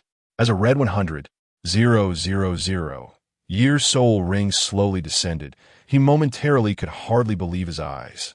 This is a 100,000 year soul ring? Is this a joke? How could he have 100,000 year soul ring at such a young age? Poison Douluo was dumbfounded. It should be noted that there are not many 100,000 year soul beasts on the entire continent, and finding one is already as difficult as ascending to the heavens. Not to mention hunting a 100,000 year soul beast. The difficulty of that is simply astronomical. Just when Poison Douluo thought this was the end, another red 100,000 year soul ring slowly descended. 200,000 year soul rings. Old man, my eyes can't be mistaken. Poison Douluo swore that he had never experienced such a drastic emotional change as today. Too shocking. 200,000 year soul rings. Even a high-ranking Douluo might not be able to possess one, right? Level 9195 is a title Douluo, level 9699 is a peak Douluo, and level 99 is also known as a peerless Douluo. Poison Douluo had seen a few peak Douluos, but he had never seen anyone with a 100,000 year soul ring. This scene directly stunned everyone in the entire Tiando Royal Restaurant. At this moment, in the VIP box, Bon Douluo, Ning Fengji, and Shuiqinga even stood up personally. 100,000 year soul ring. This is impossible, Bon Douluo instinctively said. Only those who have personally seen a 100,000 year soul beast know just how terrifying those soul beasts are. At the same level, a 100,000 year soul beast is more powerful than an ordinary title Douluo. Even a typical 100,000 year soul beast is roughly equivalent to a level 95 title Douluo. A newly advanced level 90 title Douluo encountering a 100,000 year soul beast would only have the option to turn around and flee, unless his martial soul and soul rings are strong enough. Otherwise, he has no strength to fight against a 100,000 year soul beast. Besides, how could someone as young as Yi withstand the soul ring of a 100,000 year soul beast? Even he himself was not confident that he could bear the 100,000 year soul ring. Who exactly is Yi? Even Ning Fengji began to doubt whether he had recognized the wrong person. Although Rong said he was a genius, he couldn't be that much of a genius, right? Could he be a god descending to the world? He must be tied to the war chariot of the seven treasure glazed tile school. Ning Fengji only had this thought in his mind now. That is, he must win over Yi, and it would be worth any price to do so. He gestured to Douluo to go down and help Ye stand his ground. Although Ye easily defeated them, someone would definitely need to handle the aftermath. On the other side, Shuqinghe had the same thought. No, someone like this must be won over. Shuqinghe knew very well what kind of impact such a genius would have on the current situation. If her so-called mother heard about this, she would definitely come rushing to win over Yi at all costs. Therefore, she needed to win over Yi before that. At this moment, Ning Fengji and Shuqinghe had already turned into competitors.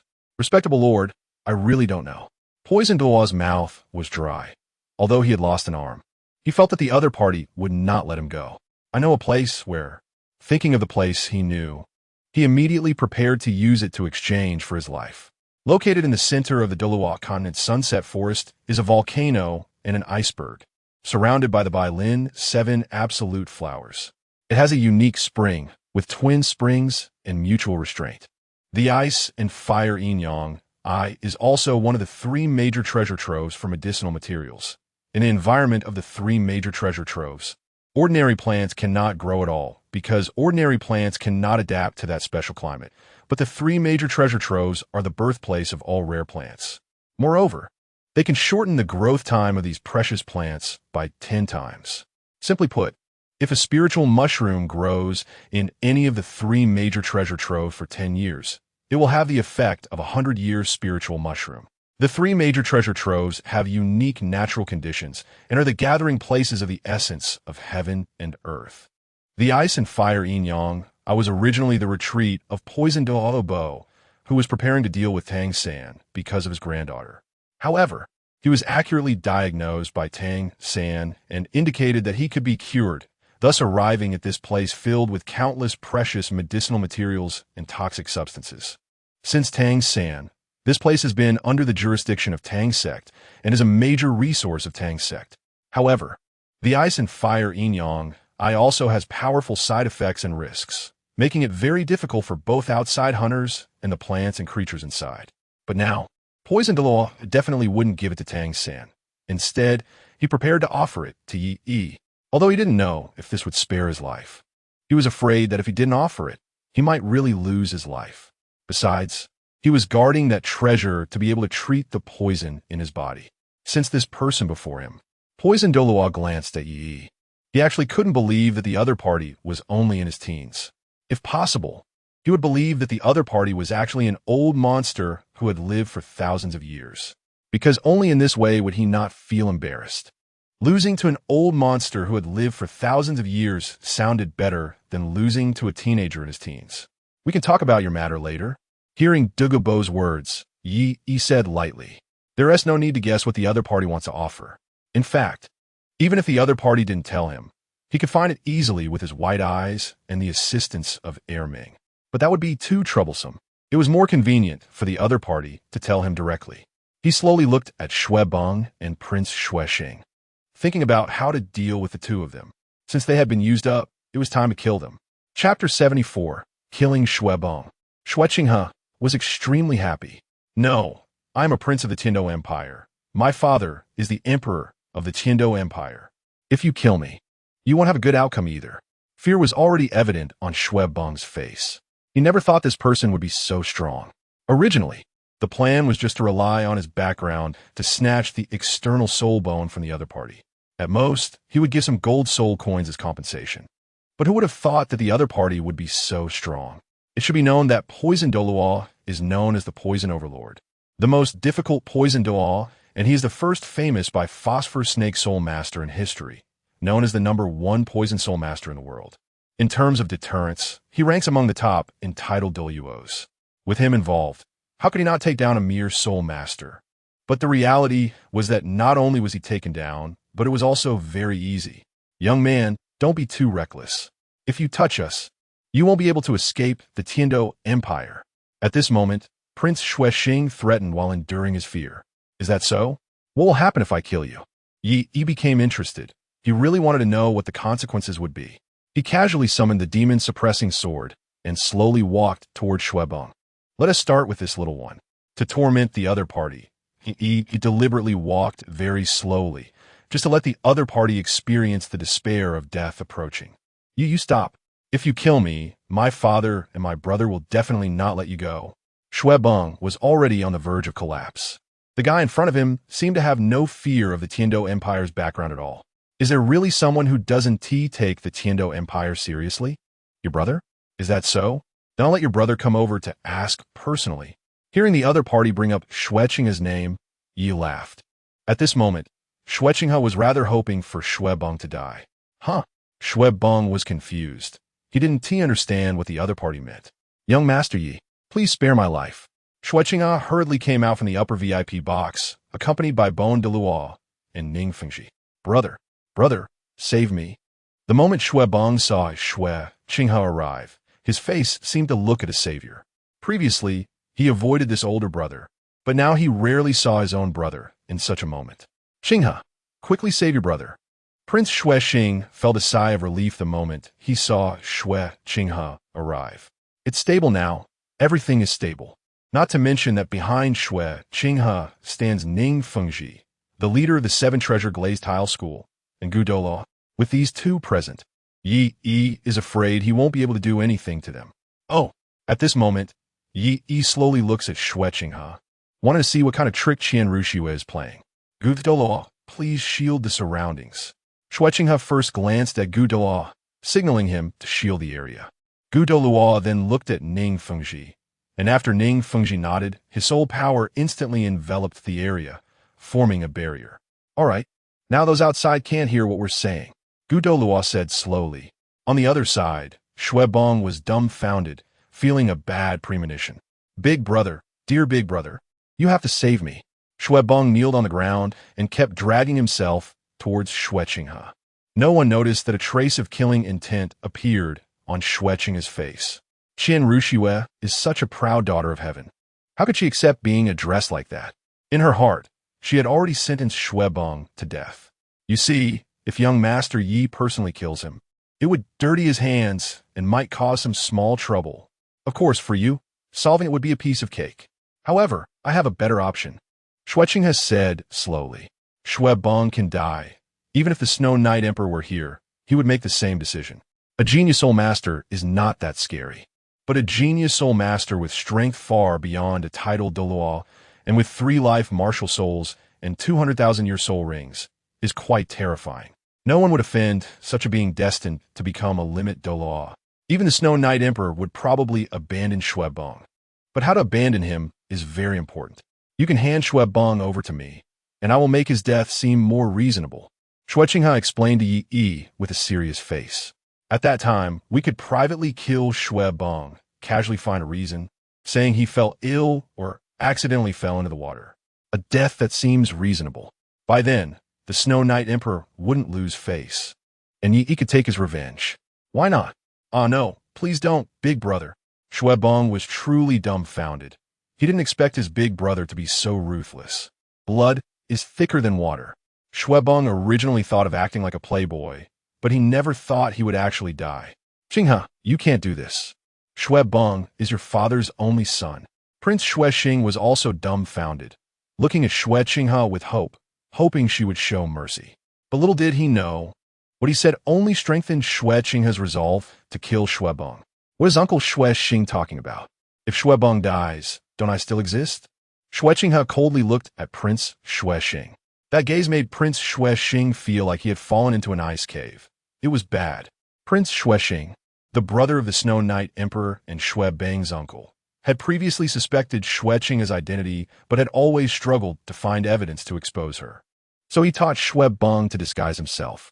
He clearly knew that all of his brother's offspring had died unexpectedly, and it was absolutely Xueqinghe's doing.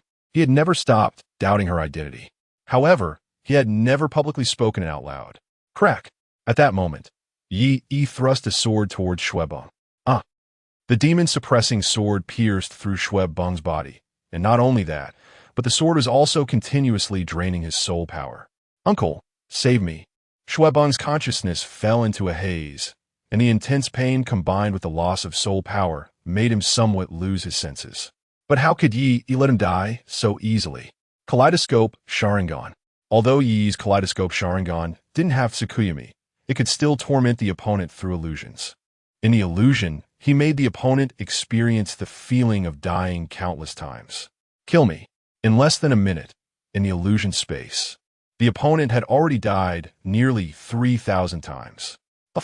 With the final sword taking away his life, Yi slowly looked at Shui Qinghe. Will killing him cause trouble? Although Shui Qinghe said it well, he wanted to personally kill him, and in a cruel manner. Of course, no problem. Shui Qinghe was overjoyed, but she had to maintain a sorrowful expression on the surface. All right, there's also this Uncle Wang. Finally, Shui Qinghe even kindly reminded Yi. Chapter 75, Killing Prince Shui Xing again. Douluo poison begs for mercy. All right, I almost forgot about one more. Yi's indifferent gaze seemed to penetrate the stagnant air in the hall, once again falling on the corner where Prince Shui Xing trembled like chaff in extreme fear. If it weren't for Shui Qinghe's calm and almost cold reminder, this prince, who had floated in the whirlpool of power for half his life and was now in a sorry state, would have almost escaped the invisible storm of Yi's killing intent. Shui Qinghe, but I'm your uncle. Blood is thicker than water. Breaking bones is still connected by tendons. You can't just watch me die. Prince Shui Xing's voice became sharp and high-pitched, and the previous disdain and calculation towards Yi had long been crushed by the shadow of death. He, like a drowning man, futilely reached out his trembling hand towards his lofty nephew, his eyes filled with unbelievable despair and final pleas. He couldn't understand why his noble royal bloodline seemed so cheap in Shui Qinghe's eyes at this moment. Despair engulfed him like a tide, and the instinct to survive drove him to turn to another possible refuge. His bloodshot eyes suddenly locked onto Ning Fengji, the leader of the seven-treasure glazed tile school. With a voice full of desperation, Master Ning, you are watching this. You are our strongest ally in the Tiando Empire, the most reasonable person. Quickly stop him. This is going to lead to fratricide. The country will be lost. He wished he could slap himself a few times. All this was due to his troublesome mouth.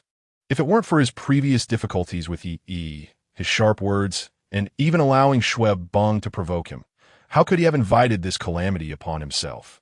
Regret gnawed at his heart like a venomous snake. However, the response of his highly anticipated ally, Ning Fengji, was like a bucket of cold water, completely extinguishing his last glimmer of hope. Ning Fengji seemed to completely ignore Prince Shui Xing's pleading gaze, also disregarding the heavy smell of blood and suffocating killing intent in the hall. His face, warm and jade-like, showed not a trace of fluctuation. He slightly turned to the deep-voiced Douluo, asking in a casual tone, as if discussing trivial matters. Uncle Gu, I remember Uncle Douluo Chenshin is still in Soto City handling the transfer of sect assets, right? Gu Douluo, known for his defense, also cooperated with the leader's casual conversation. His deep gaze swept over Prince Shui Xing's pale and desperate face, not pausing for a moment, as if it were an unimportant decoration. His deep voice carried a hint of subtle mockery as he responded, Yes, master. That old fellow, Jian, volunteered to go to Soto City, probably thinking he might encounter young friend Yi by chance. Who would have thought that fate played tricks? And it was us who got to see his true form first in Tiando City. Their seemingly casual dialogue clearly echoed in the silent hall. Every word felt like a cold needle, deeply piercing the heart of Prince Snowstar. This was not casual conversation. It was a blatant declaration announcing the choice of the Seven Treasures glazed sect, declaring that the weight of Prince Snowstar on the scales was as light as a feather. Ning Fengji and Gu Rong's attitudes could not have been clearer. Snowstar? Just an ordinary prince in a political alliance. And what about Yi? He was the unparalleled son-in-law recognized by the Seven Treasures glazed sect, someone they might not encounter again in 100,000 years. He was the key hope that could elevate the Seven Treasures glazed tower to the Nine Treasures glazed tower. Allies could be sought again, and the empire could be chosen again, but a young man like Yi, with limitless potential capable of changing the future landscape of the sect, and even the continent, once missed, would truly be gone. In the face of immense benefits and future expectations, the life and death of a mere Prince Snowstar were simply not worth the Seven Treasures glazed sect defying Yi's will. Ning Fengji, you. The eyes of Prince Snowstar were bloodshot with rage, a mix of profound betrayal and deep-seated fear, almost driving him insane as he wanted to scold loudly. However, just as his roar escaped his throat, it was as if an invisible giant hand had tightly grasped him. He was horrified to find that he could no longer make any sound. His throat felt completely frozen, crushed. Soon after, he saw an extremely bizarre and soul-shattering scene. His perspective was rapidly changing. He saw his own headless body, dressed in a magnificent prince's robe, a fountain of glaring blood gushing from his neck. Swiftly flying away from his view, plummeting down, thud. The muffled sound of hitting the ground echoed like a death knell in the hearts of every survivor. The head of Prince Snowstar, twisted in extreme terror and expression, rolled onto the cold, luxurious floor tiles, not far from the unblinking head of Prince Avalanche. Those eyes, once filled with the desire for power, were now left hollow and frozen in despair. In less than a minute, the two most powerful core members of the Tiando Empire, the Emperor's favored fourth Prince Avalanche and the esteemed Prince Snowstar, who wielded part of the military power, fell as easily as if they were grass cut down by Ye. Blood flowed in winding streams across the smooth ground, the heavy scent of blood almost solidifying, making it hard to breathe. The entire great hall fell into a dead silence. The sound of a pin dropping could be heard, and only the still gushing blood emitted a subtle but terrifying gurgling sound. Witnessing all of this, the poisoned Douluo's mind went blank, completely sinking into a deep abyss of shock and fear.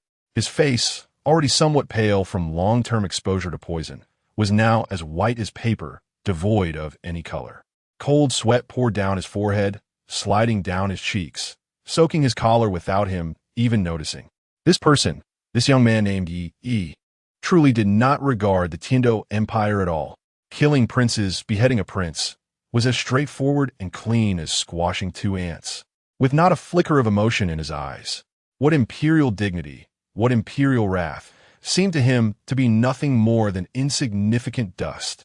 Douluo's heart sank to the bottom. With Avalanche and Snowstar dead, one a spoiled prince and the other a prince without direct heirs, perhaps the Empire's wrath would be limited in its pursuit. But what about Douluo? He was the only royal offering of the Empire, the symbol of protecting the Empire's elite combat power. Losing two core royal members and then one title level offering would absolutely shake the foundation of the country, bringing ultimate disgrace to the Empire. The Empire would surely spare no effort in pursuing and retaliating.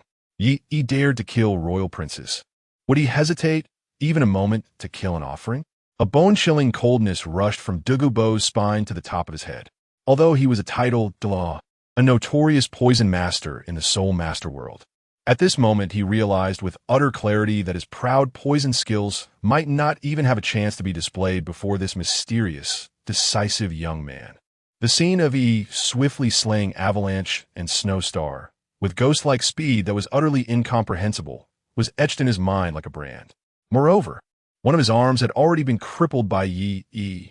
The excruciating pain constantly reminded him of his severe loss of strength. Even in his peak condition, he wouldn't dare say he could escape from this person, let alone in his current injured state. It's over. I'm definitely next. This thought was like a curse, gnawing madly at Douluo's nerves. The only glimmer of hope. He recalled the bargaining chip he had just thrown out in desperation. The ice and fire yin-yang eye. That place deep in the sunset forest, gathering the utmost yin and yang powers of heaven and earth, was an unparalleled treasure land. It was home to countless elixirs long extinct in the outside world, a paradise any soul master would dream of. He believed that as long as Ye was a soul master, he would surely be unable to resist the temptation of this treasure. But then, a wave of immense fear seized him again. Why would Ye trust him? The existence of the ice and fire yin-yang was the greatest secret Douluo had guarded for decades. Its mysteries and wonders far exceeded anyone's imagination. Not to mention ordinary title Douluos. Even the legendary 99th level limit might spend their entire life without discovering its trace, let alone understanding its miraculous uses.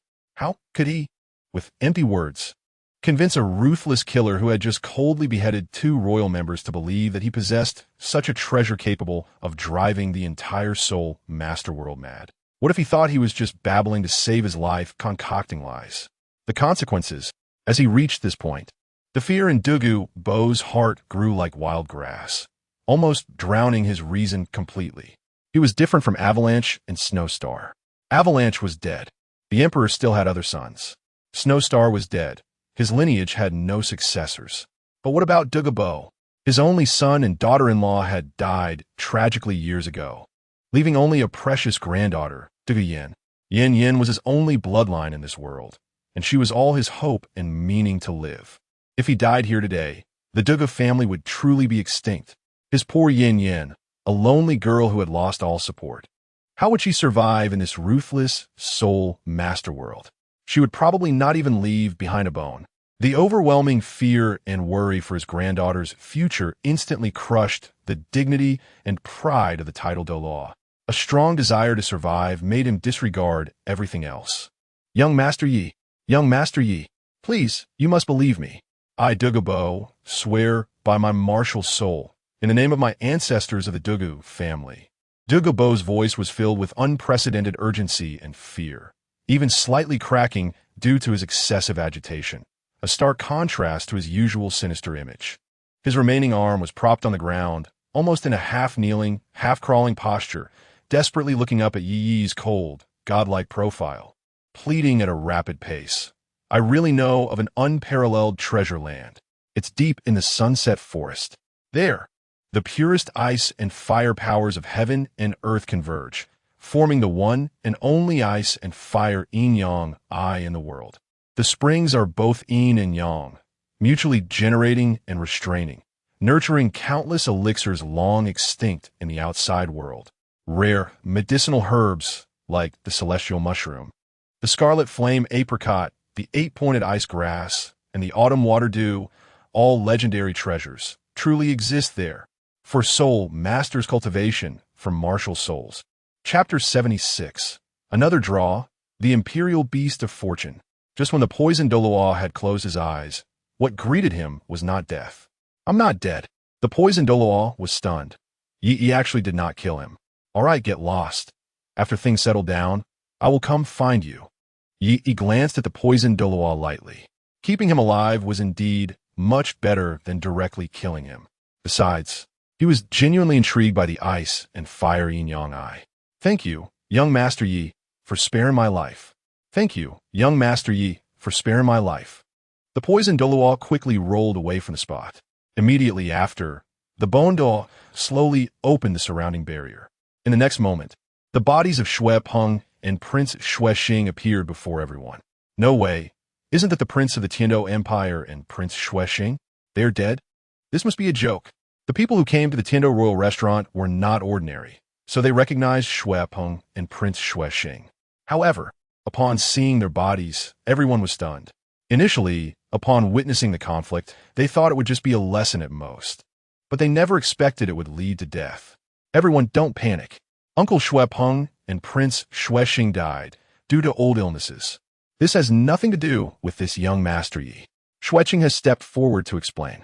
Although this reason was absurd, to the point that no one would believe it, everyone fell silent. They understood the implication. The young master, standing next to Shuixing was definitely a more terrifying existence than the Tiando Empire. Otherwise, he wouldn't be able to make the Tiando Empire swallow this humiliation so easily. But what kind of status could compel the Tiando Empire to yield? Even the Pope of the Spirit Hall might not be able to do this openly, as it would be intolerable for the prideful Emperor Shui. Young Master.Ye, I shall take my leave now. I will explain the situation here to my father. Despite feeling very pleased inside, Shuixing has still pretended to be very sad. Go ahead, Ye said lightly, as he didn't take Shui Peng seriously. Killing him was no big deal. By the way, I suppose young Master.Ye doesn't have a place to stay in the Tiando Empire yet. If you don't mind, you can come and rest at our 7 Treasures glazed tile school. At this moment, Ning Fengji spoke up to invite him. Inviting Yi to visit the 7 Treasures glazed tile school was both a gesture of goodwill towards Yi and a way to protect him. After all, Yi had killed Shui Peng, and Emperor Shui would not let it go so easily. Going to the Seven Treasures Glazed Tile School was a good choice. They could also call Rong back to cultivate the relationship between her and Yi. I'm sorry, Sec Master Ning, but I have things to take care of. However, I will definitely visit with gifts another day, Yi said lightly, as he indeed had matters to attend to. He sensed that the Titan giant ape seemed to have persuaded its elder brother to become his spirit. Plus, his soul power had reached level 49 recently, allowing him to obtain another spirit. The heavenly blue bull python and the Titan giant ape were among the two spirits he had planned from the beginning. However, before that, he needed to draw a lottery for himself. The emotional points he had recently accumulated were already in the hundreds of thousands. System, give me a lottery.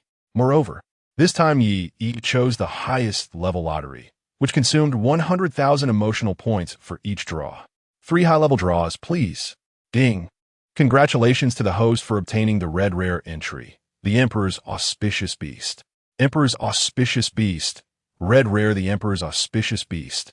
As the carrier of destiny power in the Stardew Forest, is the location of the three-eyed golden lion's destiny power. Any soul beast that approaches the entry holder will rapidly enhance its lifespan. The individual possessing this entry will no longer have any limitations on lifespan. The first draw yielded a red entry, one that Yi was quite familiar with. The Emperor's Auspicious Beast, the three-eyed golden lion from the Stardew Forest, was Wang Xiaoer from Douluo Continent 2. Wang Xiaoer had a proud and confident personality, but acted bravely and decisively, possessing a tenacious and persistent spirit. She was a person who dared to love and hate. Although she appeared aloof and taciturn, she was actually gentle and delicate at heart. Emotionally, she was somewhat selfish. When she transformed into beast form, she was over 3 meters long, with a shoulder height of 8 feet, covered in a layer of dazzling golden fur.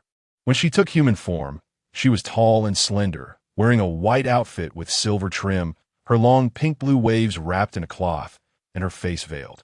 Wang Xiaoer, after interacting with Hui Yuhao to exchange attributes and memories, developed a yearning for the human world and transformed into a human, taking on the appearance of Wang Donger to come to Shrek Academy.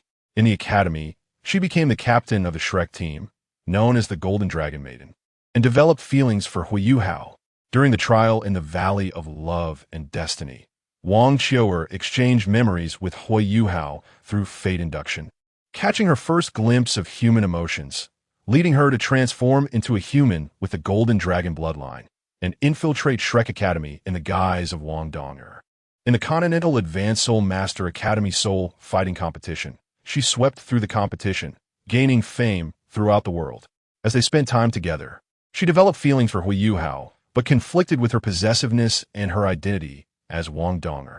Later, when Hui Yuhao was ambushed by evil soul masters and his sea of spirit shattered, Wang Xiaoer, sensed the crisis, wielded the Golden Dragon Spear and descended again, sacrificing herself by burning her bloodline, merging her soul rings, soul bones, destiny power, and soul into Hui Yuhao's body to help him reconstruct his sea of spirit.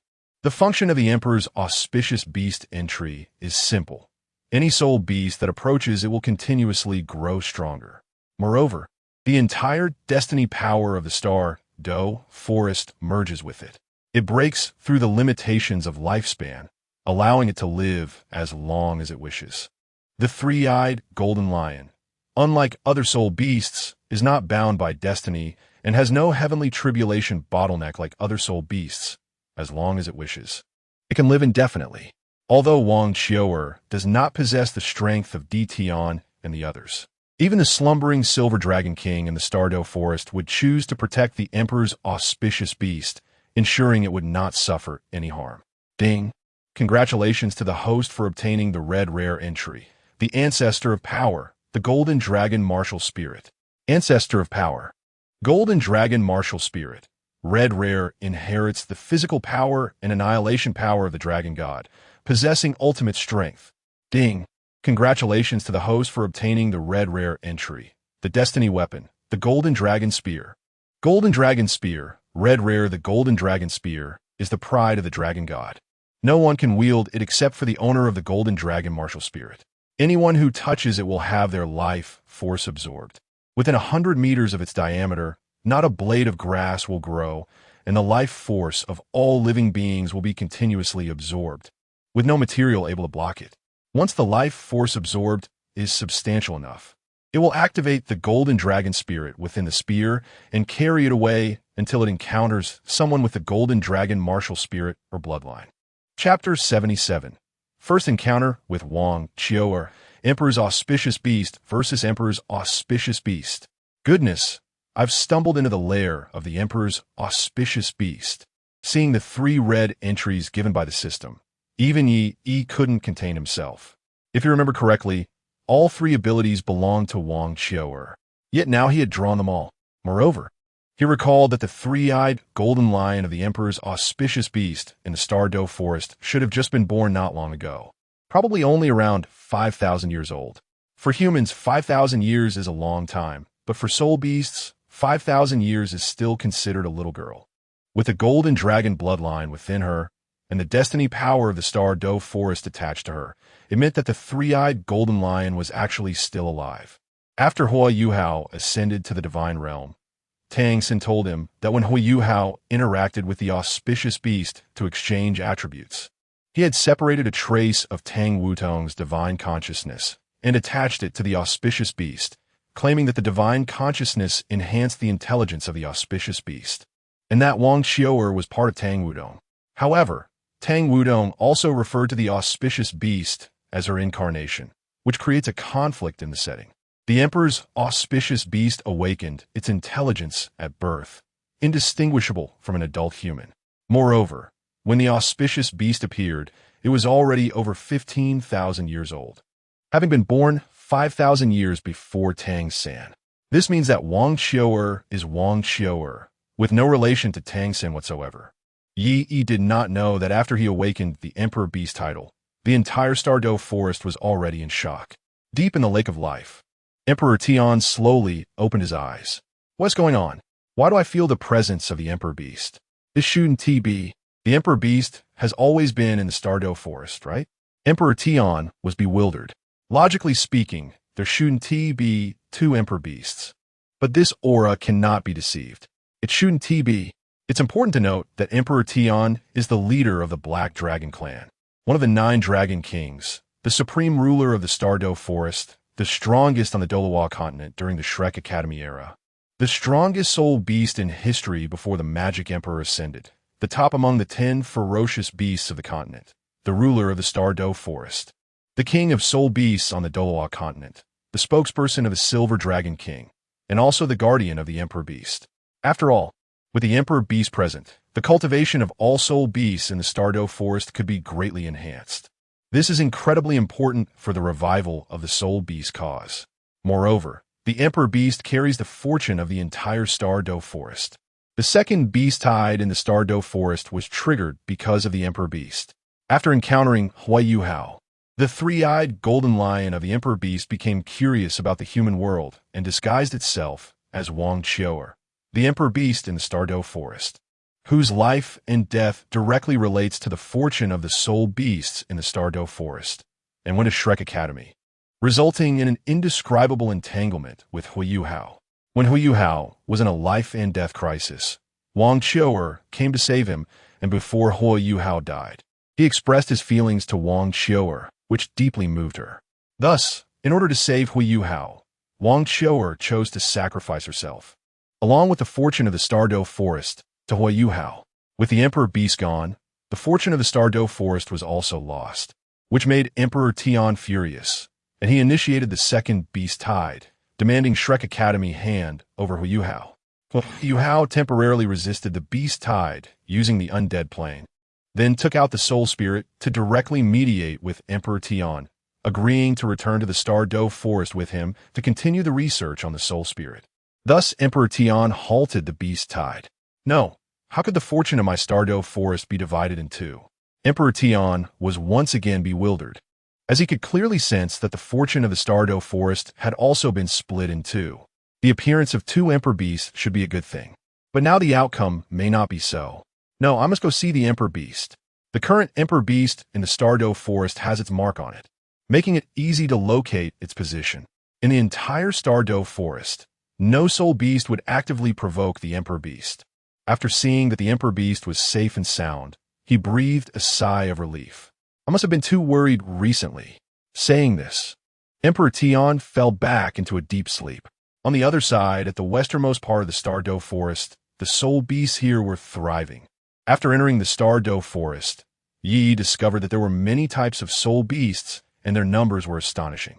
As soon as he entered the Stardew forest, he was surrounded by thousands of soul beasts.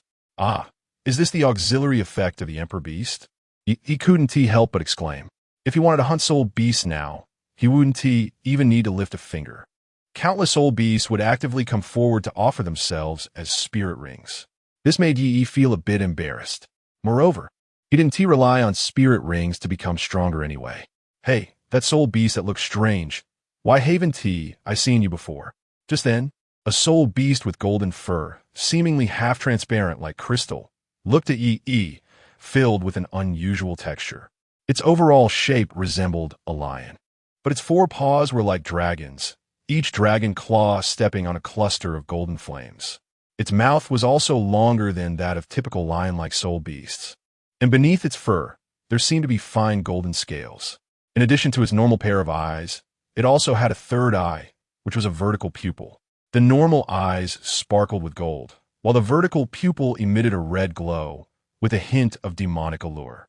It looked somewhat like a Qilin, but was also quite different. Hey, I'm talking to you. Why are you ignoring me? The three-eyed beast approached angrily when it saw Yi, daring to ignore it. The soul beast in front of him looked too strange. He had never seen it before. I'm not a soul beast. I'm a human. Yi looked at the soul beast that resembled a Qilin and roughly guessed its identity. Three-eyed beast, because from it, he sensed the fortune of the Stardew forest from the other side. Human? What kind of soul beast is that?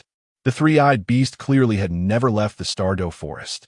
Although it only had 5,000 years of soul power, ancient auspicious beasts naturally possessed intelligence comparable to humans. In its habitat, all soul beasts grew at a normal rate, and the chances of a 100,000-year-soul beast breaking through its bottleneck were doubled. But I feel a natural affinity towards you. Are you my daddy? The three-eyed beast looked at Yi with curiosity. It felt a natural sense of closeness to this so-called human, a feeling more intimate than that with Uncle Emperor Tian. Little brat, I have things to do. No time to play with you. After teasing the three-eyed beast, Yi stood up, ready to leave. Chapter 78. The three-eyed beast transforms and is named Wang Qiu'er. After all, since awakening the Emperor Beast title, he really felt embarrassed to hunt soul beasts. He wanted to obtain a spirit ring, and the soul beast would voluntarily come to be killed. Who could do that? For the three-eyed beast in front of him. He only planned to tease it a bit and then let it go where it needed to. But the outcome seemed different. The three-eyed beast seemed to cling to him. No, I won't be with Daddy. The three-eyed beast surprisingly approached him, unwilling to leave Yi's side. However, this left Yi dumbfounded. What, Daddy? Where did you learn that? Yi was completely speechless.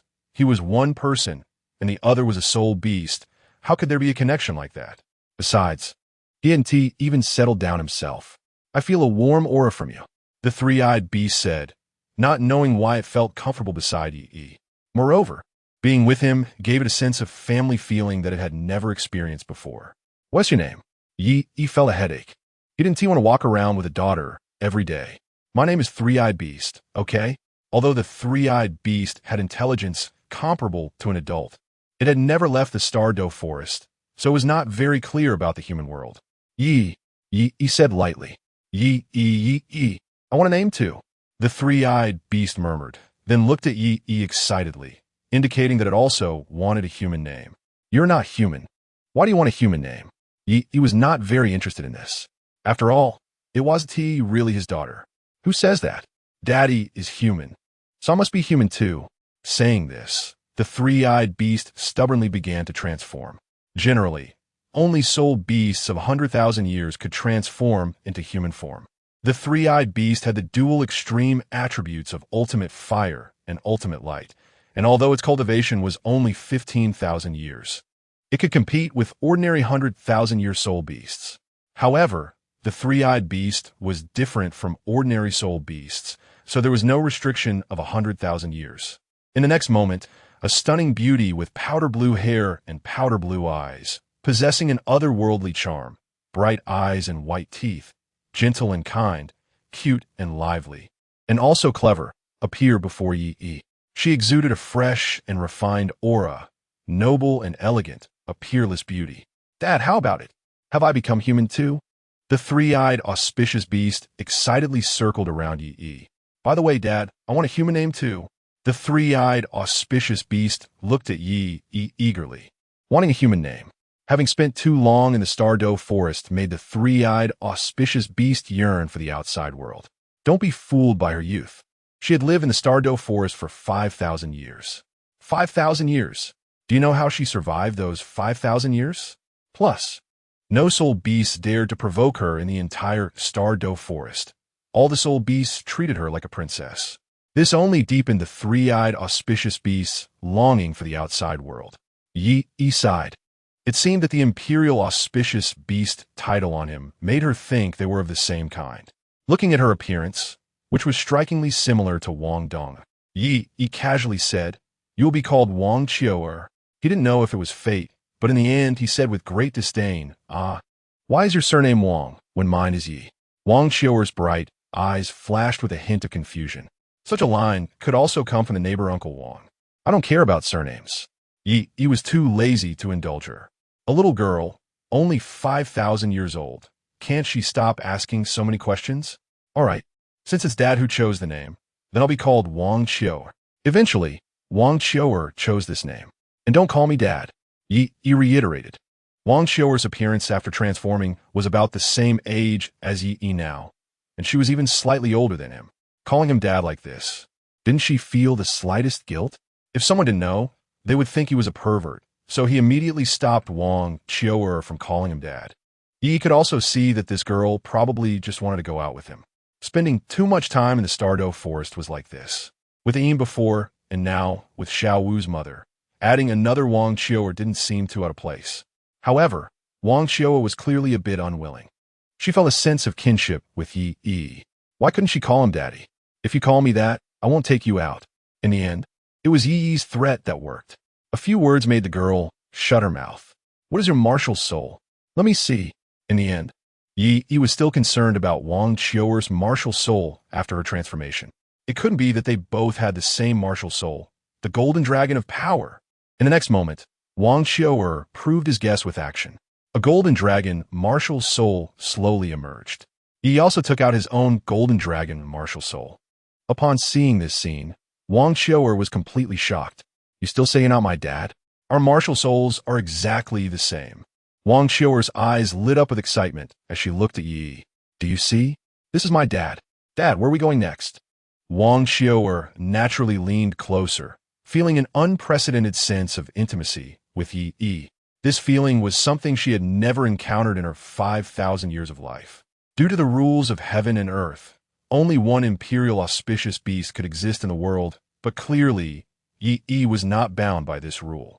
Including the previous 9 hearts begonia, the martial soul could only have one inheritor in each generation, and there could only be 2 9 hearts begonia soul masters alive at the same time. Only after one died could a descendant possibly appear again, making it one of the rarest martial souls, with the current inheritor being Yi Lingling. However, Yi had also awakened the 9 hearts begonia, which did not affect Yi Lingling and the others at all. This was quite a bug. "My rules are above yours. Let's go to the Lake of Life," Yi said calmly. Next, he was going to find Ming and the others. The Lake of Life. I'm familiar with it. Wang Qiu'er immediately showed an excited expression upon hearing the Lake of Life. "I'll take you there."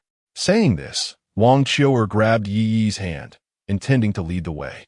But Yi clearly had a faster method. "Let me take you there." In the next moment, a flash of yellow light appeared, and then Yi and Wang Qiu'er disappeared.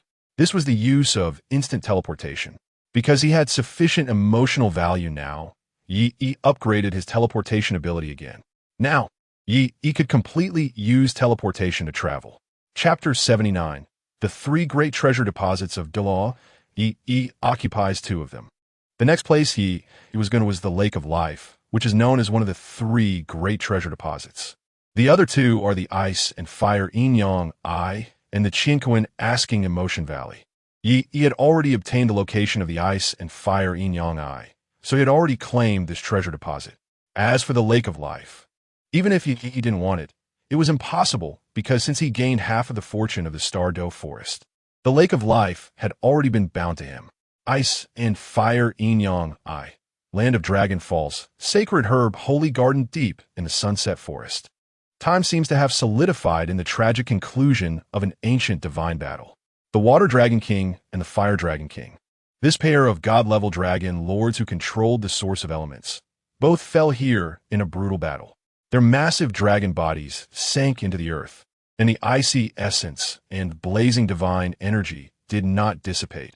Instead, they underwent an incredible fusion and sublimation over millions of years of geological changes. Eventually, the earth cracked open, giving birth to a strange spring with a diameter of about 100 jong. Half of the spring water was crystal clear, emitting an extremely cold white mist that could freeze souls. The other half was crimson like lava, boiling and rolling with scorching waves. This is the ice and fire Yin I, famous across the continent, where the ice and fire springs are distinct yet harmoniously coexisting, forming a unique dual-polar spiritual domain in the world. The essence of this dual-polar spiritual domain is the residual ice and fire source divine power left after the two dragon lords fell, which evolved into a top-tier energy field over a long period. It has an almost miraculous catalytic effect on plant-based life. The growth speed and energy accumulation efficiency of the heavenly materials and earthly treasures growing here reach a terrifying ratio of 10,000 years, equivalent to 100,000 years. Even more mysteriously, the extreme pressure and energy nourishment of the dual polar environment have spawned many top-tier immortal products that could never be born in the outside world, such as the Heartbreak Red, Fragrant Key, Luo Immortal Product, Octagonal Mysterious Ice Grass, and Fire Apricot. The fragments of laws and life essence contained in these immortal herbs have unparalleled potency. If a mortal rashly consumes them, they often explode and die. Only those with great fortune and wisdom can harness them. When the wheels of fate turned, the young Tang San stepped into this place due to the fateful encounter with the poisoned Douluo, quietly initiating a transformation that would sweep across the continent. Relying on the knowledge of plants recorded in the Tang sect's ultimate skill, Xiantian treasure record, Tang San identified the treasures and conducted an unprecedented large-scale harvest of immortal herbs here. The Key Luo tulip evolved the 7-treasure glazed tile pagoda into the 9-treasure glazed tile pagoda, completely breaking the martial soul constraints of the Ning Rongrong family. The coxcomb phoenix sunflower purified the impurities within Ma Hongjuan's evil fire phoenix martial soul, allowing its potential to rival that of a divine level. The rare mushroom sky-connecting chrysanthemum, 8-petal immortal orchid, and water immortal jade skin bone further enhance the foundations and strength of Dai Mubai, Oscar, Zhu Zhuqing, Xiao Wu, and others. The overall transformation of the Shrek's 7 monsters was rooted in the ice and fire Yin I, this miraculous place that reversed fate, laying an unshakable foundation for their future training on Sea God Island and eventual inheritance of divine positions. However, such a heavenly place of creation could only rank last among the 3 great treasure deposits. The Valley of Inquiry into Love and Fate, the fall of the God of Love, trials of true intent when it comes to the mysterious and unpredictable with high status. The Valley of Inquiry into Love and Fate undoubtedly ranks as the foremost among the 3 great treasure troves. Its birth stems from a tragic epic in the divine realm, where the God of Love, who governs the affection of the world, was utterly betrayed by her most trusted and beloved partner.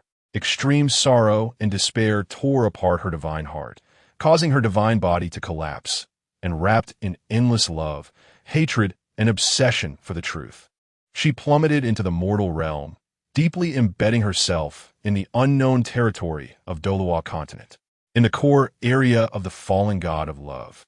An extraordinary phenomenon defies common sense. The illusory images of the sun, moon, and stars are reflected in a vast, boundless, crystal-clear lake. where the surface of the lake mirrors the sky, and the sky resembles the lake, creating an upside-down world where the sun and moon exist as an eternal illusion of the lake. This is the Valley of Inquiry into Love and Fate, a realm constructed from the pure divine power and obsession of the god of love. The deep-seated hatred for betrayal at the moment of her fall transforms into an absolute law that envelopes the entire valley. Those who are unfaithful in love or harbor deceit will suffer the most intense wrath of the divine. Anyone entering this valley, regardless of their cultivation level or social status, will be forcibly dragged into the trial illusion of love and fate. The residual will of the god of love turns into a merciless judge, questioning the innermost feelings of the trial taker regarding love, hatred, and grievances. The questions are tricky and deadly, targeting the most vulnerable or darkest corners of the soul. Any attempt to deceive the divine with lies will trigger divine punishment, leading to the loss of cultivation, the shattering of martial souls, or even the scattering of the soul, resulting in eternal damnation. Only those whose love is stronger than gold, unwavering until death, and can face all their inner light and shadow candidly, can pass this extremely harsh divine interrogation with a clear conscience. The rewards for those who succeed are far beyond what the elixirs of the eye of ice and fire can compare to. They may experience a deep awakening and sublimation of their martial soul's origin, a direct leap in the level of their soul, leading to a qualitative change in spiritual power, or gain blessings or fragments of artifacts containing a trace of the god of love's authority, with a value that directly touches the foundation of the divine path, capable of completely altering the fate trajectory of an ordinary person or even a family. In the epic of peerless Tang sect, Huiyu Hao and Wang Donger, Tang Wutong, reached the peak of soul resonance through the tempering of life and death trials, unveiling their mysterious backgrounds. And the gifts they received became crucial support for their ultimate ascension to divinity.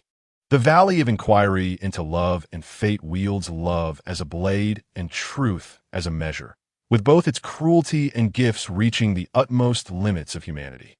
Lake of Life, the origin of soul beasts, the divine king in hibernation deep within the core and most forbidden area of the Star-Do forest.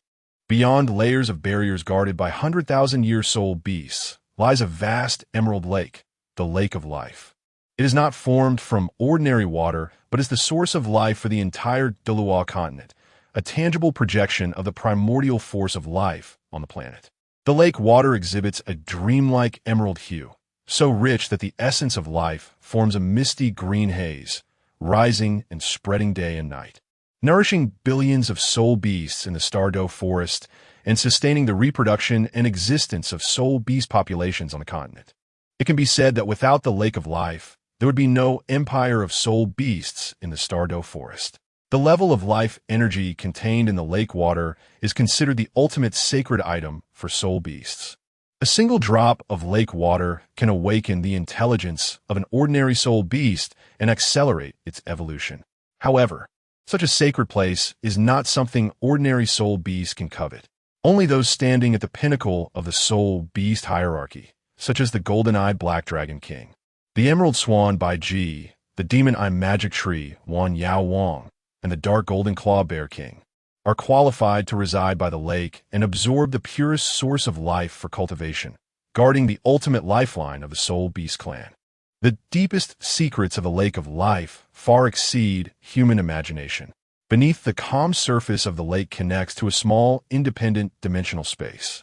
Here lies the sleeping overlord of soul beasts, the silver dragon king Guyuna, representing wisdom and elemental authority after the split of the dragon god. After the ancient dragon god war concluded, the silver dragon king, with a shattered divine body and torn divine soul, fled to the lower realm, ultimately choosing the Lake of Life as her sanctuary to heal. It is the presence of the Silver Dragon King, with her nearly divine-level source of life unconsciously dispersing, that nourishes and elevates the level of the Lake of Life, making it the core node of the life laws of the Douluo continent. The water flowing in the depths of the lake contains not only the force of life, but also a trace of the creation divine power and the aura of the dragon god bloodline. 4 fierce beasts like the Emperor Tian, guarding the Silver Dragon King, is to protect the last spark of the Soul Beast clan's revival, while the Lake of Life is the ultimate cradle for this spark to continue. Its existence itself is related to the rise and fall of the entire Soul Beast civilization, and its status and strategic significance naturally surpass that of the Eye of Ice and Fire, which only serves individual powerful beings. The Eye of Ice and Fire uses the power of water and fire dragons to cultivate celestial herbs, reversing the laws of plant growth. The Valley of Inquiry into Love and Fate uses the fall of the divine and the pain of love as a basis to interrogate souls, rewarding truth and punishing falsehood, directly targeting the path of love, while the Lake of Life gathers the primordial source of planetary life, nourishing all things, and also harbors a divine king-level existence that influences the patterns of the continent. The three great treasure troves represent the supreme domains of material catalysis, soul trials, and life streams that touch the origins of the world. Their differences in level stem from the fundamental distinctions in the status of their creators: Dragon Lord, God of Love, Silver Dragon King of planetary origin, and the laws they encompass. These sacred places are like three brilliant stars embedded in the Douluo continent, each manifestation affecting the destiny of the continent.